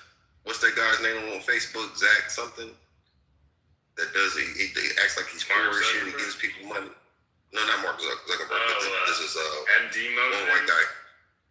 I know what you're talking about. Yeah, he's a wealthy guy. You just watch him like he's homeless and he's super cool. I like watching his shit. His content is dope and it's authentic to me. You know what I'm saying? And he be changing people's lives and shit. He got even the celebrity kids. And the celebrities' kids are following him. Like, that's a good, positive thing, right? You know what I'm saying? So our money could do a lot of... No, he goes by Zeke or Zach something. I forget his fucking last name. It's like, I can't pronounce last names like that. Like, the Squits type shit. I don't fucking know. But he's yeah, he's a cool motherfucker, though, man. And at the end of the day, that's why it goes back to the point that money is not the root of all evil, it's the love of it. When it becomes your God and you'll do anything for it, that's when it becomes problematic. You know, I used to think it was money. I no longer, at my age, think that it's money. I think it's power. I think money is just a stepping stone to help you get power, but I think what really is truly the evil that we have is power. Because once they get it, they can't go. Look at AOC. She's done nothing for her district. She's brought nothing in terms of creation. She's boosted her portfolio, but she hasn't done anything for the people of that area. She's stomped on jobs. She stopped on investment opportunities there. She cheered on McDonald's, the mayor of New York. And now she's, really good at making Instagram speeches, and acting like she's a victim. But she hasn't done it. But she craves that power. She isn't willing to step aside, and she wouldn't bite the hand that was making her the money. She never once. She just sit in at Nancy Pelosi's office and then bent over and said, "Yes, dear Aunt Nancy, I'll take it any way you want to." And once she got her hands on that money, and once she got her hands on, guess what? Congressional seats, and it was able to get her Instagram likes, and she liked influencing, and she liked that little semblance of power. But she can't win a Senate seat. Just like the chick from Texas that got defeated. What's her name? Jasmine. Her goofy ass. I can't claim her, man. Like, listen, I love my black women and every damn thing, but that woman is an imposter. I have yet to see a true honorable, not to say that they don't exist, but I have yet to see a true honorable, clearly like righteous fucking politician. Like they're worse than drug dealers. There's drug dealers that got more moral compass than most of these motherfuckers. In fact, most of the most egregious crimes and indictments come from these people. Even the brother that killed him and his wife, and while his kids were at home, Virginia and shit. Like Virginia lieutenant governor just opened to go. Shocking on Crockett. You're not going to believe I'm saying this, but in some ways, I wish she had won that primary because the guy that she lost to is his politics and his policies are so far left and so disturbing. Tallarico, I don't know, again, if I'm saying his name right, but as nuts as she is, she's not as extreme as the guy that ended up winning that primary. And I never thought I'd be defending Jasmine Crockett, but he's pretty bad. But can you give me like a contrast of the difference between their politics? With the gender affirming stuff, he's Tallarico's like super far left. That's one issue that pops out with him, but I'll try to give you like his main policy. He's like a Beto, only more to the left than Beto O'Rourke was. And Crockett, I'm not too familiar, so Crockett as a member of Congress was not a squad member. She definitely, I agree with you on a lot of stuff about her, but she wasn't as extreme as the squad, to my knowledge, and someone can tell me I'm wrong on this, but I don't think she was. I don't know if you call her a squad, but the fact that she didn't win her election seat, it was gifted to her. And I'll give this, like, I don't like Al Green's politics, but I can tell you what, visiting Texas, here's something that Jasmine didn't do that Al Green does. There was a problem with pretty shitty apartment buildings around here. A lot of people were complaining about elevators, especially for those 55 and older communities. Most of these happen to be minorities or elderly, poor, impoverished areas. So Al Green showed the fuck up, even outside of his area. He took time out. He left the fucking thing to go down to his people. He showed up. He sat there and said, hey, these ACs have been off for a month. And he's sitting down there having a glass of water with a 90-year-old woman and listening to her complaining. He actually listened. Then he got on the phone calls. He called other people. He brought them in. I have a lot of complaints about Al Green's policies and his actions, but when it comes to being there for his constituencies, the motherfucker shows up. You can't take that away from him. There's a respect level, and he showed up. Jasmine never did that for anybody in her district. Never showed up to help absolutely anybody. Well, when you can manipulate the stocks with your vote and get rich doing that, and really not have to do shit. You have a whole staff that looks over legislation, and you have an agenda that you vote and follow, and you get paid six figures and get all this other shit and fanfare it's an easy sell. That's why I'm saying some of the most corrupt people I've ever met are politicians. Bankers are second. The investment pool and the political pool. Oh man, that's just the jacuzzi inside of the hot. That's like the hot tub inside of the pool. Like they're both in the same shit. It's just, you know what I mean? Which one do you feel comfortable in? Yeah, it's like that that girl out of Florida, 25th district, saying that she took donations. My name is James Sean Thomas the 4th, 16th. So I'm playing with buttons. Am I in a room? Can you hear me? You could hear me? Yeah. I'm just kidding. Who the fuck is that guy? Yeah, but anyway, it's like that congresswoman out of Florida that she just resigned, but she was going to face, they were going to remove her out of Congress. And she's walking around and saying, I never spent $3 million on a yellow diamond ring. And when they do the investigation, she violated the laundry list of ethics, which I find laughable because probably all of them done it. But she's got the diamond ring on during one of her speeches and a couple other incidences while she's up at the fucking DC. And she's like, and they're just like, here's a picture of you wearing the fucking ring. That's crazy. Talarico, one of the things he said is God is non-binary. He had he's had some radical stuff about they're saying too radical for Texas. A lot of gun control. I mean, in a state like Texas, things like that. For being shit like that, he's gonna lose. Yeah. That's probably good that he's in, because Jasmine seems like she would have been more palatable than he would have been. But that's a good thing, you know. I mean, here's the thing, guys. We're not going to pretend that America doesn't have blood on their hands and like karma doesn't exist. It is what it is. I mean, but at the end of the day, I'm a fucking American, so I definitely do. I mean, it would be nice to visit China or even do business. It would be good if America and China had better relationships. Honestly, I wish they could find a pathway forward. That would be nice if they could all get along in terms of money and everything else. But there's going to be things that are going to happen that's going to make the human race have to come together. I can see it. In our lifetime, there will be events that will force inflection points to where it's not going to be about black and white. It's not going to be about countries. It's going to be about the have and have-nots. And even then, it should be something to where I would like to see, where it doesn't matter as long as you're a fucking human being and you're a good person, like you're cool. But it's not, the world doesn't work that way yet, right?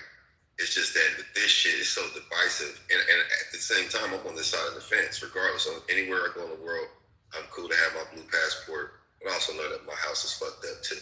I'm not going to sit here and shine the finger at anybody else knowing that there's three pointing back at me. But I'm going to rather be on this side of the fence than the other. I don't want to live in China and be up under their rule political system. I believe in America, you know, it is racism. It is bullshit out there. In South America, it's fucking beautiful, and I feel safer there. But at the same time, I don't have the same freedoms or the same infrastructure as I would in America. I see from a business opportunity or a business position that if America could get their house in order, right, internally, we would be better positioned to lead. And I believe, in my opinion, that that's what Trump wants to do.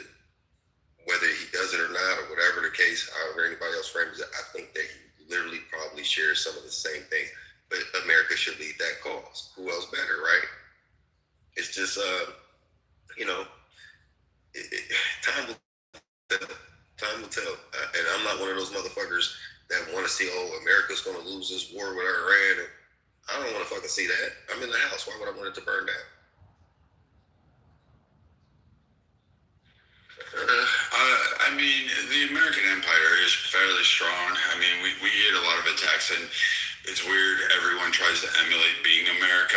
But they also stand there with their hands outstretched. They're like, yes, give me. When you actually start looking at countries and looking at it, like all this stuff, you're just like, wow, we really do pay for the world. We do subsidize literally the world and then protect it at the same time. So it's kind of a crux. Everybody hates you when you're on top, and they don't. And I always say this: America has the bottom. Yeah, right. But America has no true allies. We don't have any friends. We'll have alliances based on convenience and monetary value, and as long as we keep doing what we do, we'll still have those, and we'll stay on top. And then eventually another empire will come, but we'll all be dust in the wind and, you know, be forgotten about. You know what, though? I agree with you, and there's a paradox to that, though. Like what you just said, you know, I'll go to another country, and they'll shit on Americans, but love us at the same time, right? Where, like, literally some of the same people that'll be on my dick in South America because I'm black and American will try and shine on me in America. So if they come to America and they're white or white looking, they'll leverage that, right? Or they'll literally be like, well, black Americans, blah, blah, blah, blah, blah. But in your country, you want to charge me 4 times as much. You want to invite me everywhere. I'm a celebrity there, right? When you come to there, you think that you're aligned with this, and they don't fucking like you. Like, I had to tell them, I said, you're less than black people in America just because you got this skin. As soon as you start talking that guala shit, that's you know what I'm saying? You see how your people being treated on the news, right? So it's just like, but that's something that America has to get rid of. And I'll tell you this, Matt, if America deals with the issue of race for real, once and for all, then they'll be in a real moral position to lead. That's all they have to do. You do that, it literally would change the world.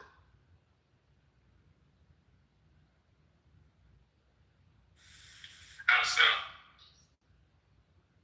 Well, it's the moral compass. So there's this always, it boils down to morals, moralities, and what's ethics, who should lead, why. It kind of deals with that once and for all. But then the other side of it too, globally, it unlocks a whole new level of leadership, but investment. I mean, culturally, but I mean that also financially too.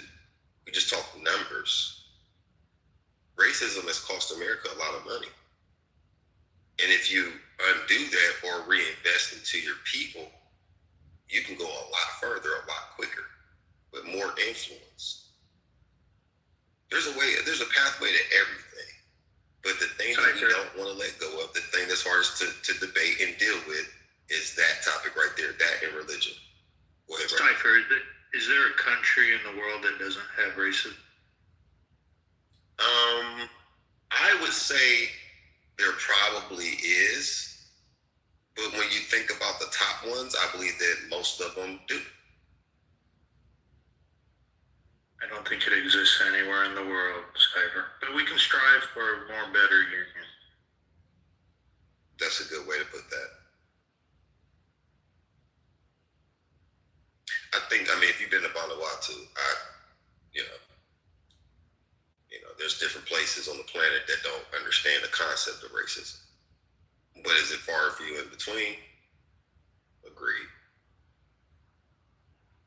I mean, the Chinese, the Cambodia, Thailand, there's a whole ethnic conflict there in the same way in fucking Africa. Right now, you got South Africa beefing with Nigerians and Ghanaians. Right? You have Russia and fucking Ukraine beefing. They talk the damn near same language, look the goddamn same, and they're beefing. But there's something that's going to, I honestly believe that all of this stuff is leading up to different events. And there's going to be something else that's going to happen that's going to make people question a lot of different things. And they're going to have to, it might be like the 9/11 event. I never saw that many people come together like that for a sustained period of time. I think the next thing after that was maybe COVID, from a global glance, right? When 9/11 happened, I saw all people coming together to pull people out of the rubble and United America, this, that, and the third. It was for a good, strong 18 months. I was riding that way. So I was like, oh yeah, this is bullshit. But then, certain things started to come out, but those events happened and it changed the world, literally, right? So there's something else that's going to happen. I don't know exactly what it is, but I hope that it's a choice that we make versus something that happens to us that we have to climb up out of. If that makes sense.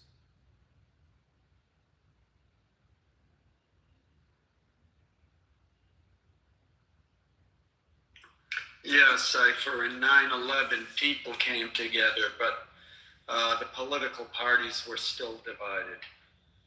Because right after it, the Democrats, and they shut up about this very quickly. They said, oh, it's our fault that 9/11 happened. And then they looked around and saw the rest of the country going, what the hell are you talking about? And then they shut up about it. But eventually that narrative came out. If we hadn't have interfered in the Middle East, then we wouldn't have had these problems. Narrative. Now, I don't want to debate that whole issue, but yes, I agree.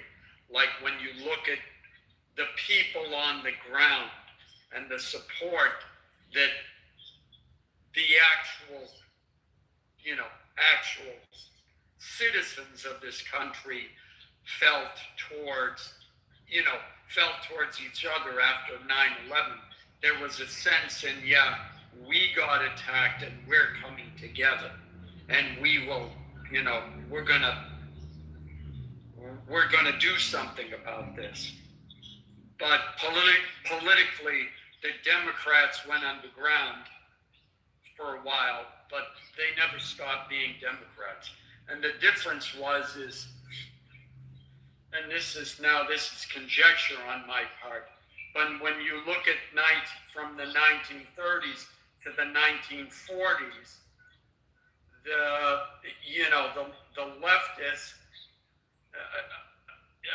the neoliberals hadn't formed yet, and they were still, actually, never mind that, because I'm realizing then around, never mind that whole thread. I was sort of thinking off the top of my head, but the two political, we'll just say the two political parties were more closely aligned, I think, during World War II. And certainly you had dissent, but it somehow seems different. I could be wrong on that last point, but... Well, I think, though, I get what you're saying, Alan, and I appreciate your perspective on that, but I really think that the original sin of America's was causing the divide. It's not a political party, right? It's not the Republican and Democrat. It's literally about good and evil. It's really about the both parties haven't served this country very well. They both have flaws. They both have a lot of things that combined together has oppressed their own people and other people around the world. That's the truth. There's a legitimacy in impacting their authority because they gotta remain on top, right? So yeah, the sins of the father is what they are. The karma that you carry now is you bear the reputation of those sins. Can't dismiss them. At the same time, it should not be the reason why you fail. It shouldn't be for the person in that position. I would be like, look, that was my granddad that did that shit. I might have some of his ways and everything else, but I'm not on that shit. I don't want you getting mad at me neither. Yes, I understand that. So then it's up to you to fix it. What are you going to do about it? Well, I don't want to do about it. That's the problem. So you can't say that I'm going to be the moral authority of the world, and you carry this embedded hypocrisy that discredits your defense, so that those that indict you have a legitimacy to it, right? So you could then understand the aggression. To detach from that is to not be morally accountable. Yeah, Cypher, you and I disagree. We address. Yeah, that's fine. Yeah, that's fine. Yeah. I can still appreciate what you said, even though we don't agree on. I do believe that the government. Hold on, before you cut me off. I do believe that the government did something with 9/11. There's evidence that suggests that. I do believe that fucking COVID shit happened with China, America, and a whole bunch of other shit. You know what I'm saying? I feel that way about that. But it doesn't dismiss the impact. The reason why the world has a problem with American authority, though, is legitimate to a degree. Even though America could be right about their approach to certain shit. But if you don't have your own house fixed and you're not a moral leader of any goddamn thing. I mean, let's just be real. We are protecting our interests. And yes, we do look out for a lot of countries. right? We do have influence. We did do some things for countries that we knew that were fucked up. We did some egregious things. We can't ignore that, Alan. Only thing I am saying, the focal point of what I'm saying is that doesn't mean that you don't have a right to self-determination yourself. You have a job to do to stay on top, right? We have a job to do. I'm an American citizen, a real American citizen by blood and by work. By every means and stretch of imagination, I'm a real fucking American. But I can't sit here and say that the house that I come from ain't got blood on the walls. Doesn't mean I want you to come and burn it down. And I appreciate the degree to which you look at it. The problem is, from my viewpoint, is the obsession with the sin, to use your term. I mean, this is a country that is sin, but is also obsessed with correcting that sin, and it's done huge things, not only for its own citizens, but huge things for other countries. You say, well, they've done some things for other countries.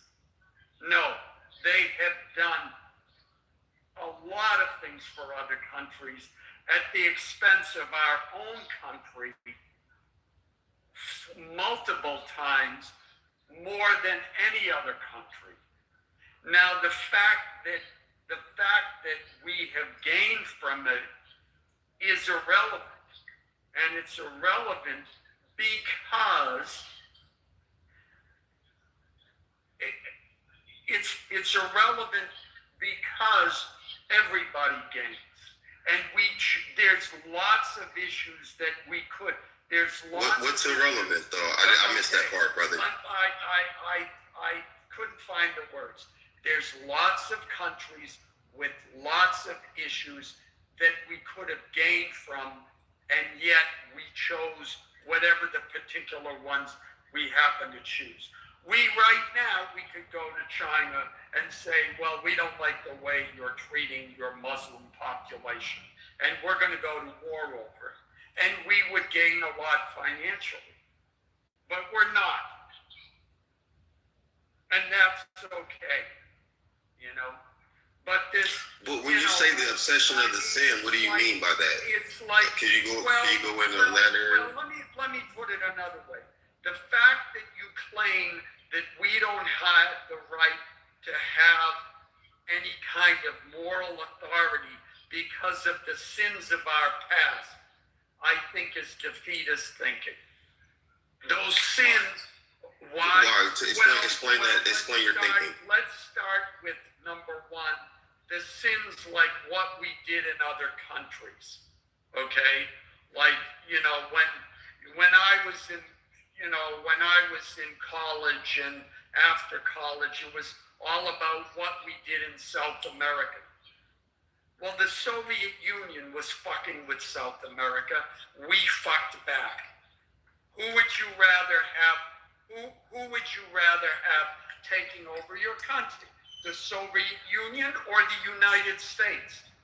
So to say, the left portrayed that as this great sin of America, and I've heard those endless debates. Alan, can I give you a contrast to that really quickly? Do you mind if I give you a contrast? I just want to have a conversation with you too. I want to hear you out. Let me do you mind? Finish the thought. Okay, gotcha. That was I'm done. That was considered a stain upon the moral authority of this country. Mm-hmm. No. And you know how they won that war was poisoning their own citizens and criminalizing them and fucking up generations of people who are, again, coming out of, other traumatic issues, like the funds from trafficking cocaine to your own urban neighborhoods and creating laws to lock up those people that makes more money. You created a financial flywheel based off of demonic actions of oppression on certain groups of people to win that war and influence. There was a moral I don't think compass. the Iran-Contra scandal was the determining factor in that war. Well, no. Hear me out though. The funds from it, the proceeds that kept the engine running, was seeded from that, and that directly fucked up my communities. It wasn't seeded from that though. Where did the funds come from? No, the Iran-Contra scandal started when Congress, that whole thing you're talking about, using cocaine to fund the war against the Contras, started after Congress cut off funds to that. Right. So what does that have to do with my point? That didn't seed the war. The war. It was already why. I get what you're saying. Correction. Yeah. I'll agree with that. But still, it kept the engine going, is what I said too. It kept kept that going. So what I'm saying is that is an egregious fucking that right there is you should give reparations for that alone. And I'm not begging for reparations. I'm not one of the motherfuckers that be like, oh, I need reparations. I think it's owed and all that other stuff. I think it's legit and it's definitely a debt that's owed. But we can go with just that right there. Like that is something where a country should be like, I did fuck up about 50 years or 40 years plus of a whole generation, like people, a whole demographic of people, locked them up. I created laws behind it. I destabilized neighborhoods, broke up families, and made money off of the abortions and the foster children and the sex trafficking them. And it's all kinds of nefarious shit that's involved in that, right? And it's never dealt with the sins. So no, you are not a legit moral authority on anything. You're just in the position of power. And because you're in a position of power, of course, you want to protect that position, right? Because like Matt said earlier, they don't like you when you're on top, they hate you when you're on top, and they don't respect you at the bottom. Yeah, but does the fact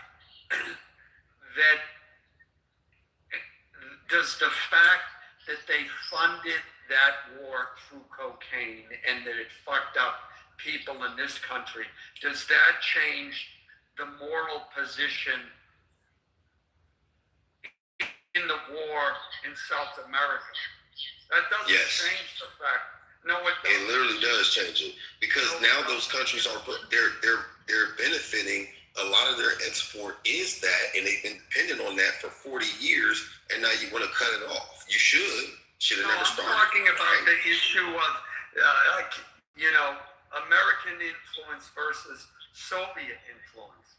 But the Soviets weren't trafficking drugs. No, the Soviets just wanted to completely, oppress the people of those countries. In what way? Which is worse, getting people addicted on drugs or completely oppressing them? Well, how would give me an example of the policies the Soviets were trying to enact? Well, would you want to live in the Soviet Union in the 1960s? Educate me about it. I was born in 81. Well, if you don't understand what communism is about. I do understand it. I want to understand it from your frame point. I understand what it is. I just want to understand it from your viewpoint. I'm talking about it from an objective viewpoint. Okay, me too. So I want to understand yours. Okay, communism is bad. Why? Gulags. Why? Solzhenitsyn, read Solzhenitsyn. Yeah, thank you, Michaela. By the way, I should remind you, I'm an American, and I prefer what I got set up for myself right there. Yeah, I just want to understand your point, so I'm challenging you by asking, why do you feel like it's bad? You would have nothing set up for yourself. Let's start with that. You can be an entrepreneur in communism, right? No. Oh, you can't have a private industry like that's backed by the government? No. Like being a government contractor? No. It depends. If you're Michaela, China, you can do that. And that's like open market communism. It's a little difficult. Maybe less than 1% of the population was able to engage in those activities, but that's because you were the party elite. That's it. But everybody below a certain tier gets paid the same, pretty much, right? Nothing. Yeah, you get. Let me ask you this: if China is the second wealthiest country in the world, right? Yeah, China's not the Soviet Union. Yeah, okay. Cypher, let me put it another way. Okay, because when I was a kid, okay, one of the ways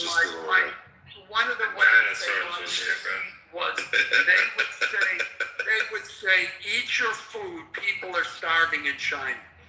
And we used to laugh.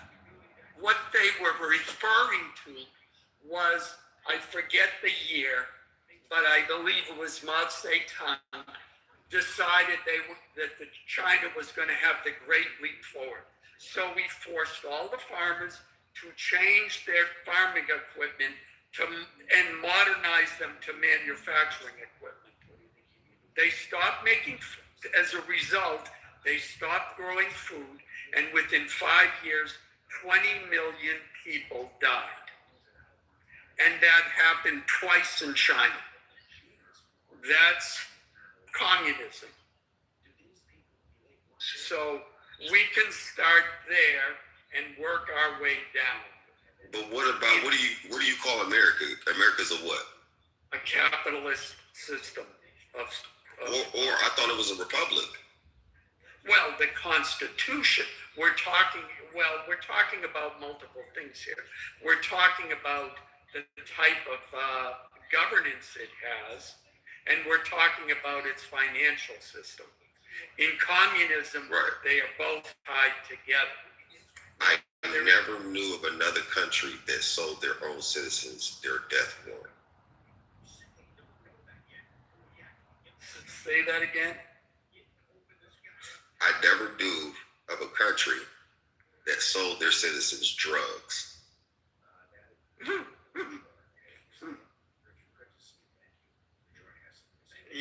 It's been such a long time, okay? But it's still going on, sir. Well, look, it's funny. I was just watching Dave Chappelle talking about the opioid epidemic and his perspective on it. And I love Dave Chappelle. But when I hear about when he compares the opioid epidemic, which affected mostly white people, and the crack cocaine epidemic, which affected mostly black people, when you go to your doctor and your doctor prescribes a drug, you assume you're going to a doctor which you assume has training and is licensed and is sanctioned by the government. If you go to some punk on a street corner and buy a drug from him and you don't understand that it's illegal and it's bad for you, that's on you. I don't care how that drug ended up on that street corner. Same way with the crisis in the white community with overdoses from what's this shit called? Fentanyl? Fentanyl? No, well, the issue with fentanyl is that it's put in drugs and people don't know it. Now, if people buy it on the streets illegally, and they know it. Now look, if they're taking fentanyl and methamphetamines, ketamine, ice. Yeah. That's a very big problem. It's killing tens of thousands of people a year. Yeah. You know what, Cypher? I give you that point. 100%. 100%. If you're going and going and buying fentanyl directly on the street, it's on you. It's on you. Yeah. But in my example, it was the comparison between the opioids, which at the time that it happened, it was people who were getting prescriptions, from their doctors getting hooked. And now then, if you're going, like, I remember there was like some town, I forget the state, there were like 300 people in the town, yet they were writing $3 million in opioid prescriptions per year out of one drugstore. That's on you. That's on you, for doing Yeah. I mean, you know that in 2019, summer 2019, JP Morgan boat got caught with 20,000 metric tons of cocaine. Do you think that they were going to a suburban neighborhood or an urban neighborhood? Well, that's a good 2019. question. Because I seem to remember seeing this commercial, which was, mostly for white people. It's like they said it was like, 20% of, and the numbers I'm saying aren't accurate, but it was like 20% of drug use is in the inner cities. Where do you think the other 80% happens? And it's some white kid on a bike, like riding it's like he buys some drugs and it takes place in a suburban neighborhood, So, I think by the numbers, I'd be curious to see what that is, but I mean, look, we're getting. With the son. Say that again? I was saying the sins of the father are still within the son. It never went anywhere. So that's when you said the obsession with it. The reason why I went through that line of questioning was to say that it never went anywhere. It's still here. It's part of the fuckery. The reason why America is not as great as it could be. It's never been as great as it could be. It's because that original sin has never been addressed. I don't agree with that. Cypher, who's forcing anybody to buy those drugs? Look. You said forcing? Yeah. Oh no, it's called. I mean, here's the thing. You're right. Nobody is forcing. There is accountability on the other side of this. Let's be honest. Here's the thing. When you create the conditions, you can't blame the byproduct of those conditions for the environment you set. It's to be expected. It was designed that way. It was designed with the intent of the output that you see. So it would be clinically, mentally unwell of a person to judge that which they create. It's a physician's recommendation, right? Cypher, look, I don't disagree with that. There certainly were many things done, and there certainly were many government policies that certainly affected various communities and had negative impacts on them. But none like ours, sir. We're literally the only people in the world that any of these combinations of things have happened for such a period of time, and we never took over the country. We never was super violent in our reactions. You had some resistance, for sure, but you really ultimately had the same people going to war for you and winning every war. Without us, you would have lost every war. Without us, you wouldn't have a country. Without us, you wouldn't have modern civilization. But that right there, that level of hypocrisy is what needs to be addressed. Then you could literally go out and validate your authority from a moral compass. Otherwise, you could just say, hey, I took this shit over and I don't want you to have it because I want to hold on to power. I think, Cypher, with all respect, I think you're over inflating the African Americans' importance in the development of this country, and you're overinflating the oppression to which African Americans have been subjected to in this country, because I'm In what way? I am In what sure way? that the Irish in England would completely disagree. Name a people that have gone through worse than. Is the worst in the world. Name a people that have gone through worse. I just named one. Who? I just named one. Who? The Irish. Okay. Yeah. Okay, what happened with the Irish? 2 million died. They never recovered their population. Is Ireland still a country today? Yeah, but half of the people had to leave because they were Does starved out. Ireland have a seat at the United Nations? Jeez, I don't know. But Do they have their same language? They got their What's own language. interesting about that No, is they don't. 1/3 Hardly anybody speaks it. 1/3 of And Britain 2 million of them died. Did their government sell them drugs? Cipher. No, they starved them. Cipher. If you go Is it back, still going on today?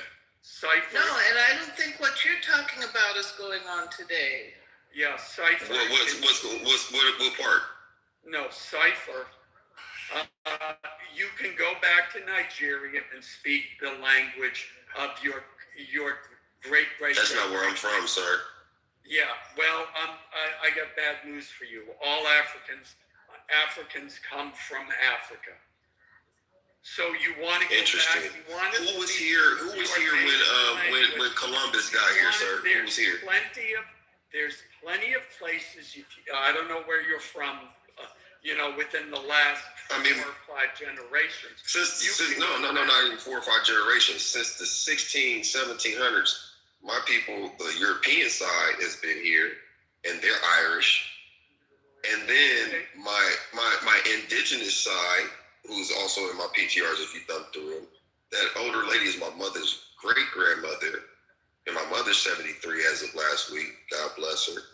But that's her great grandmother, and she's pure blooded. And we have Blackfoot, Sioux, Seminole, Choctaw in our family, going back generations and generations. And you can't. And they were reclassified. Some of them were reclassified as Negro. Okay, right? But you can't speak those. But my thing is that none of that makes sense. Ireland is still a country. It's actually a better country to live in economically than America, because their average income is $76,000 a year on a 4-day work week. Like, I tell all the foreigners, if you want to go anywhere and be great, fucking go to Ireland. Like, that's some great shit over there. And there's Black Irish that's been over there. Like, that's been out there for generations and generations. I'm part of it. Right? Yeah, so, it's pretty expensive. But Ireland, there's no other people that've been through. Aren't they what kind of we've been through. over there towards the people when they be Yeah, they are there too. But here's the point. Here's the point that I'm making, guys. And I want to make this very clear to you guys. You're probably hearing me for the first time, but I want you to be very clear about the stuff. We go back a couple years, brother, a few years. Yeah. But here's the point. Here's the point, though. I'm saying, me saying that is not a victim thing, though. I don't want you to think like I'm holding on to that, or that is something that should be acknowledged and dealt with. Not denying that. But what my greater point is the value, Alan, that you said I'm overinflating. You would not have the stoplight, central air, heating, cooling, GPS, fucking blood transfusions, heart transplants, a clock, the light bulbs, fucking the internet, like a lot of things that you do and don't know about our contributions, even the 50,000 plus modern patents that we actually got credit for, not including the ones that were stolen from us because we didn't have the ability to patent. Not the militia, not even to mention the 5,000 man militia and the Revolutionary War, and the fact that Crispus Attucks is a black man. Yeah, that's all. And John Hancock, not John Hancock, but the other guy who was the interim president before Washington was a black born. You know what I'm saying? Like, without us, brother, like you say I overinflated. I was being very humble in saying it that way. Sorry, and that being the same, but at the same time, though, Alan, that's what makes America fucking great. Is that even though that this happened to these people, we still managed to be the 8th richest people on the planet just by way of spending. Our own whole shit, the pain that we went through is a catalyst for success, and it speaks volumes to the God that we serve. Yeah, Cypher. Let me see. Because only we could do that, right? Every one of those. And we're Americans, though. That's what make y'all look good, too. Okay, I'm sorry. When you look at those, they've all been debunked. If they didn't invent them. Name one. Let me think about this one. Like you look at the light bulb. No, the guy who they credit with the light bulb, when you look at his patent, it was an improvement on the manufacturing process to manufacture filaments and it's like 20 years after Edison invented it. Or it's an improvement on some other process. They were not the creators of it. Now you want to know where are you sourcing this from? Where am I getting? I think you're pulling that out your ass. Look up the patents, and that's what you find. Now I have a few of them. Yeah. Now, when you look at the list, you come up. You know the ice cream scoops where there's like a gear and you do it. That they invented. That's one. The other one is the idea. What about the mask, sir? What about the mask? The other one. What about the stoplight? Refrigerated trucks. What about the airplane? The airplane. Oh, so it wasn't the. What about the car? Yeah. Light pad. Yeah. No, I'm sorry. Wow. Yeah. Interesting.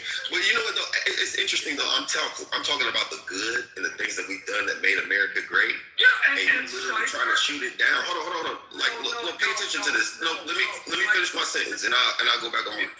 You literally are shooting down everything that I'm saying that makes us great, but then you want to be the moral authority of the free world, and you too are immigrant.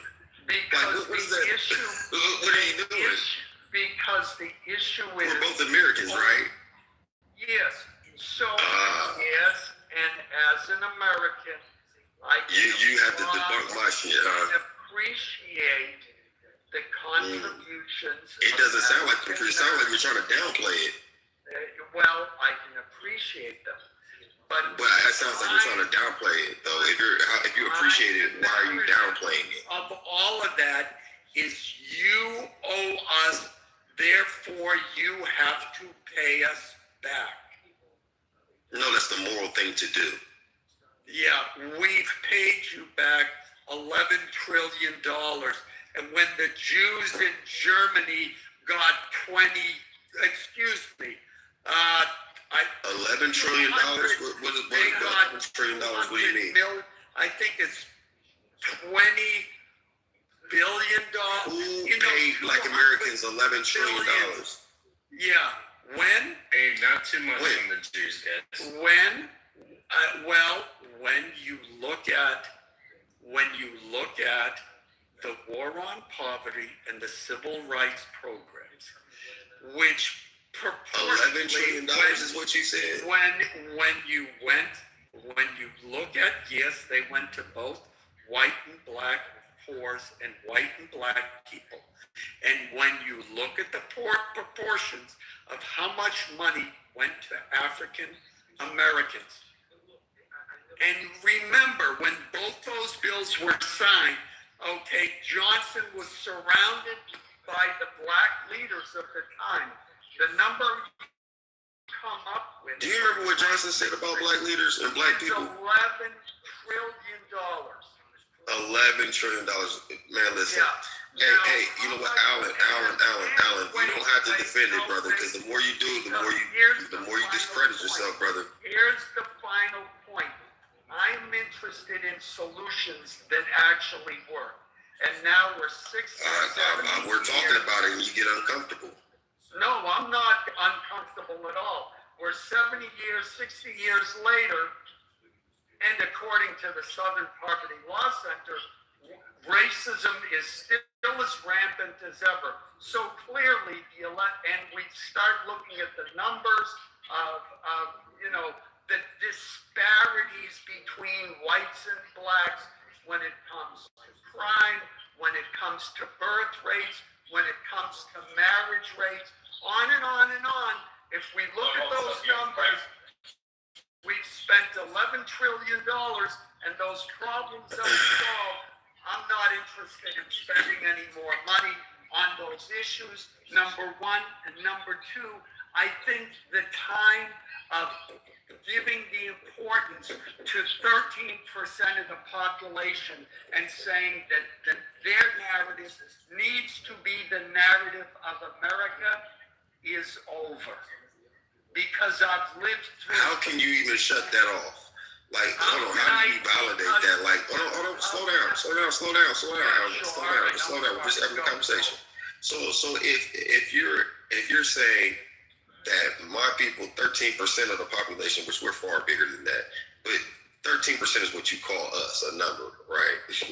Should that our narrative, which is actual literal history documented by people that look like you, isn't a narrative that everybody should adhere to? If it's the truth, are you saying that people should believe a lie to uphold some kind of power, moral, you know what I'm saying? Some kind of resolution for power and authority? Like, is that what you're saying? No, I'm saying even if you accept it as the truth, the idea that sin, and I'll even use that word, needs to be addressed on and on and on and on. Oh, no. Nobody's saying that this is a perpetual thing. Yeah, so there's a real thing. Like Alan, I think you missed the benefit of what that redress would look like.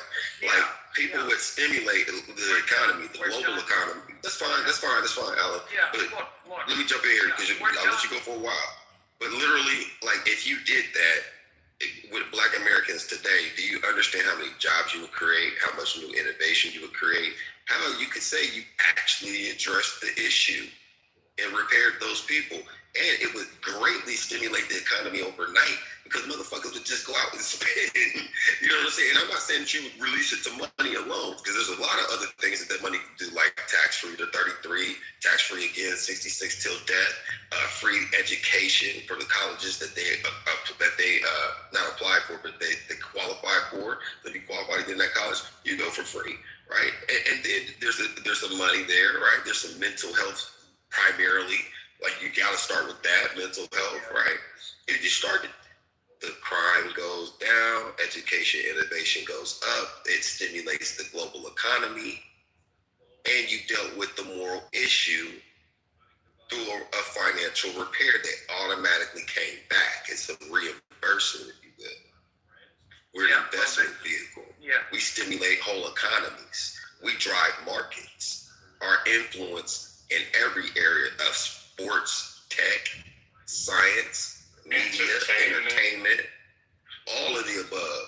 It stimulates the world. And guess what? We're interwoven together. You just got a problem with dealing with the fuck shit your ancestors and I just want to shout out to LeBron James Sr. and LeBron James Jr. for carrying the Lakers past the Houston Rockets. We have a 41-year-old grown man and his sperm, his son, who's 21 years old, on the same court during a playoff game in the NBA playoffs. Let's fucking First time ever. And he generates billions and trillions of dollars and just influence globally. So I'm just saying, money for Cleveland, Ohio, which is almost fucking impossible. I'm from the O, not too much on the O. I'm from that bitch. I'm from Cleveland. From Ohio. Shout out. Yeah. You know, OH. I know. Yeah, well, if you could bring $1 to fucking Cleveland, Akron, Youngstown, you're a fucking legend. LeBron brought a few of those. Yeah, that was crazy. He brought the first ring. He brought the Cavs ring. He brought that Cavs ring there. That shouldn't even be a real sentence that came out of anyone's mouth, but that's a fact. Unfortunately, I'm not a Cavs. You know what's also a fact? Larry Bird beat Michael Jordan 6 times in the playoffs. So we You know what, man? Alan, are you a fucking covert racist or what? What the fuck? He is a fucking hater. Larry Bird is one of my guys, though. Don't get it twisted. That's guy. Yeah, I know. You know what I'm saying? Once you went to basketball, all bets are right. Alan is an asshole. He gotta throw the white man in there. You have been at the game, motherfucker. Larry Bird, he hates it. Right. Right. He's wild, man. Nah, man. Alan's my guy, though. Don't get it twisted. It's been a minute since we had these healthy debates. You never saw Bird crying on the floor because he got fouled. I'm sorry. He wasn't a good actor. You know what, Cypher? Maybe we should just end the conversation there. We could keep going back and forth, but yeah, man. But all I'm saying is at the end of the day, it does go back to what I said earlier, though. I know. Oh yeah. He is a solution. I think that Trump's existence as a president is a solution to this because it highlights both sides of the coin. On one side, I believe that fundamentally he's right about a lot of his global politics. I am in alignment with. I understand it. But hold on, let me finish the sentence, brother. Sorry, but the other side of it, though, it just highlights the undergird of what everybody else is complaining about. And that's why I said it serves as a utility pocket or pocket knife because he has many different vertical sides to it, right? And they can cut either way. Yeah, I can see that shit. But your argument though, Alan, is that you don't want to deal with that though. And that's where we disagree. Alan, let me ask you something real quick. Alan. Did you see Zoran Mamdani's statement about the Armenian genocide yesterday? And if so, what are your thoughts? I need to know. I think every year that there are certain politicians who come out and say, yes, I support the Armenian genocide, and I'm sick and tired of hearing it from politicians. They're pandering to the Armenian population. And when the fact is, first of all, no one in the Middle East cares about what some mayor of New York has to say about it. And second of all, the United States has never lifted a finger when it actually needed to do anything for the country of Armenia. So it is exactly what it is. It's pandering and nothing more. But do you think he's pandering to who? The Armenians in New York City? Yeah, that's all he's doing. There's probably more Turks in New York City than Armenians, no? Probably. I don't know. I'd have to. So what does he win out of that? What does he win? Mayor Adams was like deep throating the Turks. And when it comes to that issue, some land on the side of Turkey, some land on the side of Armenia. That's what it is. But they get a certain amount of votes because they will make that statement, and then some Armenians will be, he understands us, he supports us, we got to vote for them. I just thought his statement was like very deep about the Armenians. You never hear that of an American politician, No. Well, maybe you're paying attention more so because he's got some more notoriety. So the fact that he said it, he got, people notice more. But hell, I've heard that before. I give more credit to Kanye West when he went to Armenia and making people aware of that more than anyone else. He had a concert there, that's true. Yeah. And the fact that he's there with Kim Kardashian, and now all his fans who've never heard, first of all, they've never heard of Armenia, You know, they might not have even known that she was, you know, half Armenian at least. And now he's giving a concert and they went to the memorial. Yeah, I give him more credit than anybody else. Shout out to Kanye West. I like that. All right, right, you give him credit for his song. Just a question, like all of his fans who maybe did not know who Hitler was, possibly, and now they sing "Hell Hitler." Who, Kanye? Yeah, young. He apologized, bro. He apologized. Well, I'm just wondering. I just wanted to see what you thought about that, since we give him credit for. We thought that the beat was hard as fuck, but you know, we know Kanye has mental health issues, bipolar.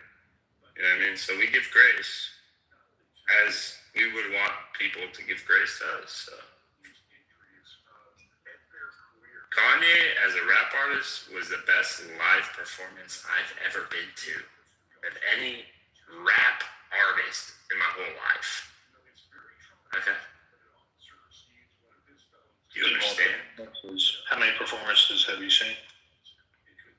I've seen him once at the LA Coliseum. Talking about in whole. I've seen. How many performances have you seen? Music wise. Good question. I've seen dozens of rap performances who've all been horrific, and you know, singing every other, you know, lyric out of their song, not giving a fuck, very lazy performances.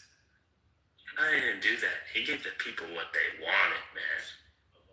Ever seen Ice Cube perform? Because he was the best I've ever seen. I have not. To be honest, I'm a little younger though. I'm a little bit younger. Yo, hero. I'm a little bit younger. I'll be real.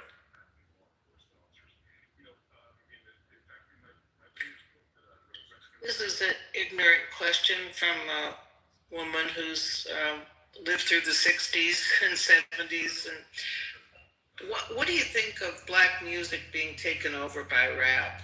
Do you think there was any kind of conspiracy there from the music business? You know, if you're going to talk about... That's a deep one. Huh?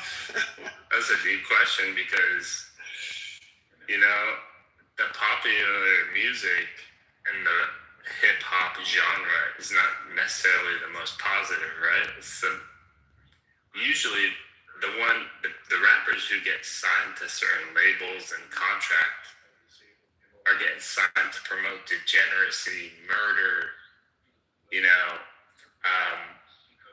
polygamy, all sorts of extramarital affairs, violence.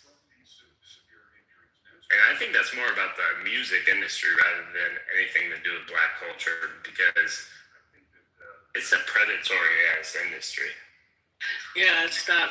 My nephew is in the music, you know, is a musician, been involved, and he has no truck with he's gone on his own. But I used to like black music, but I'm old. Black music.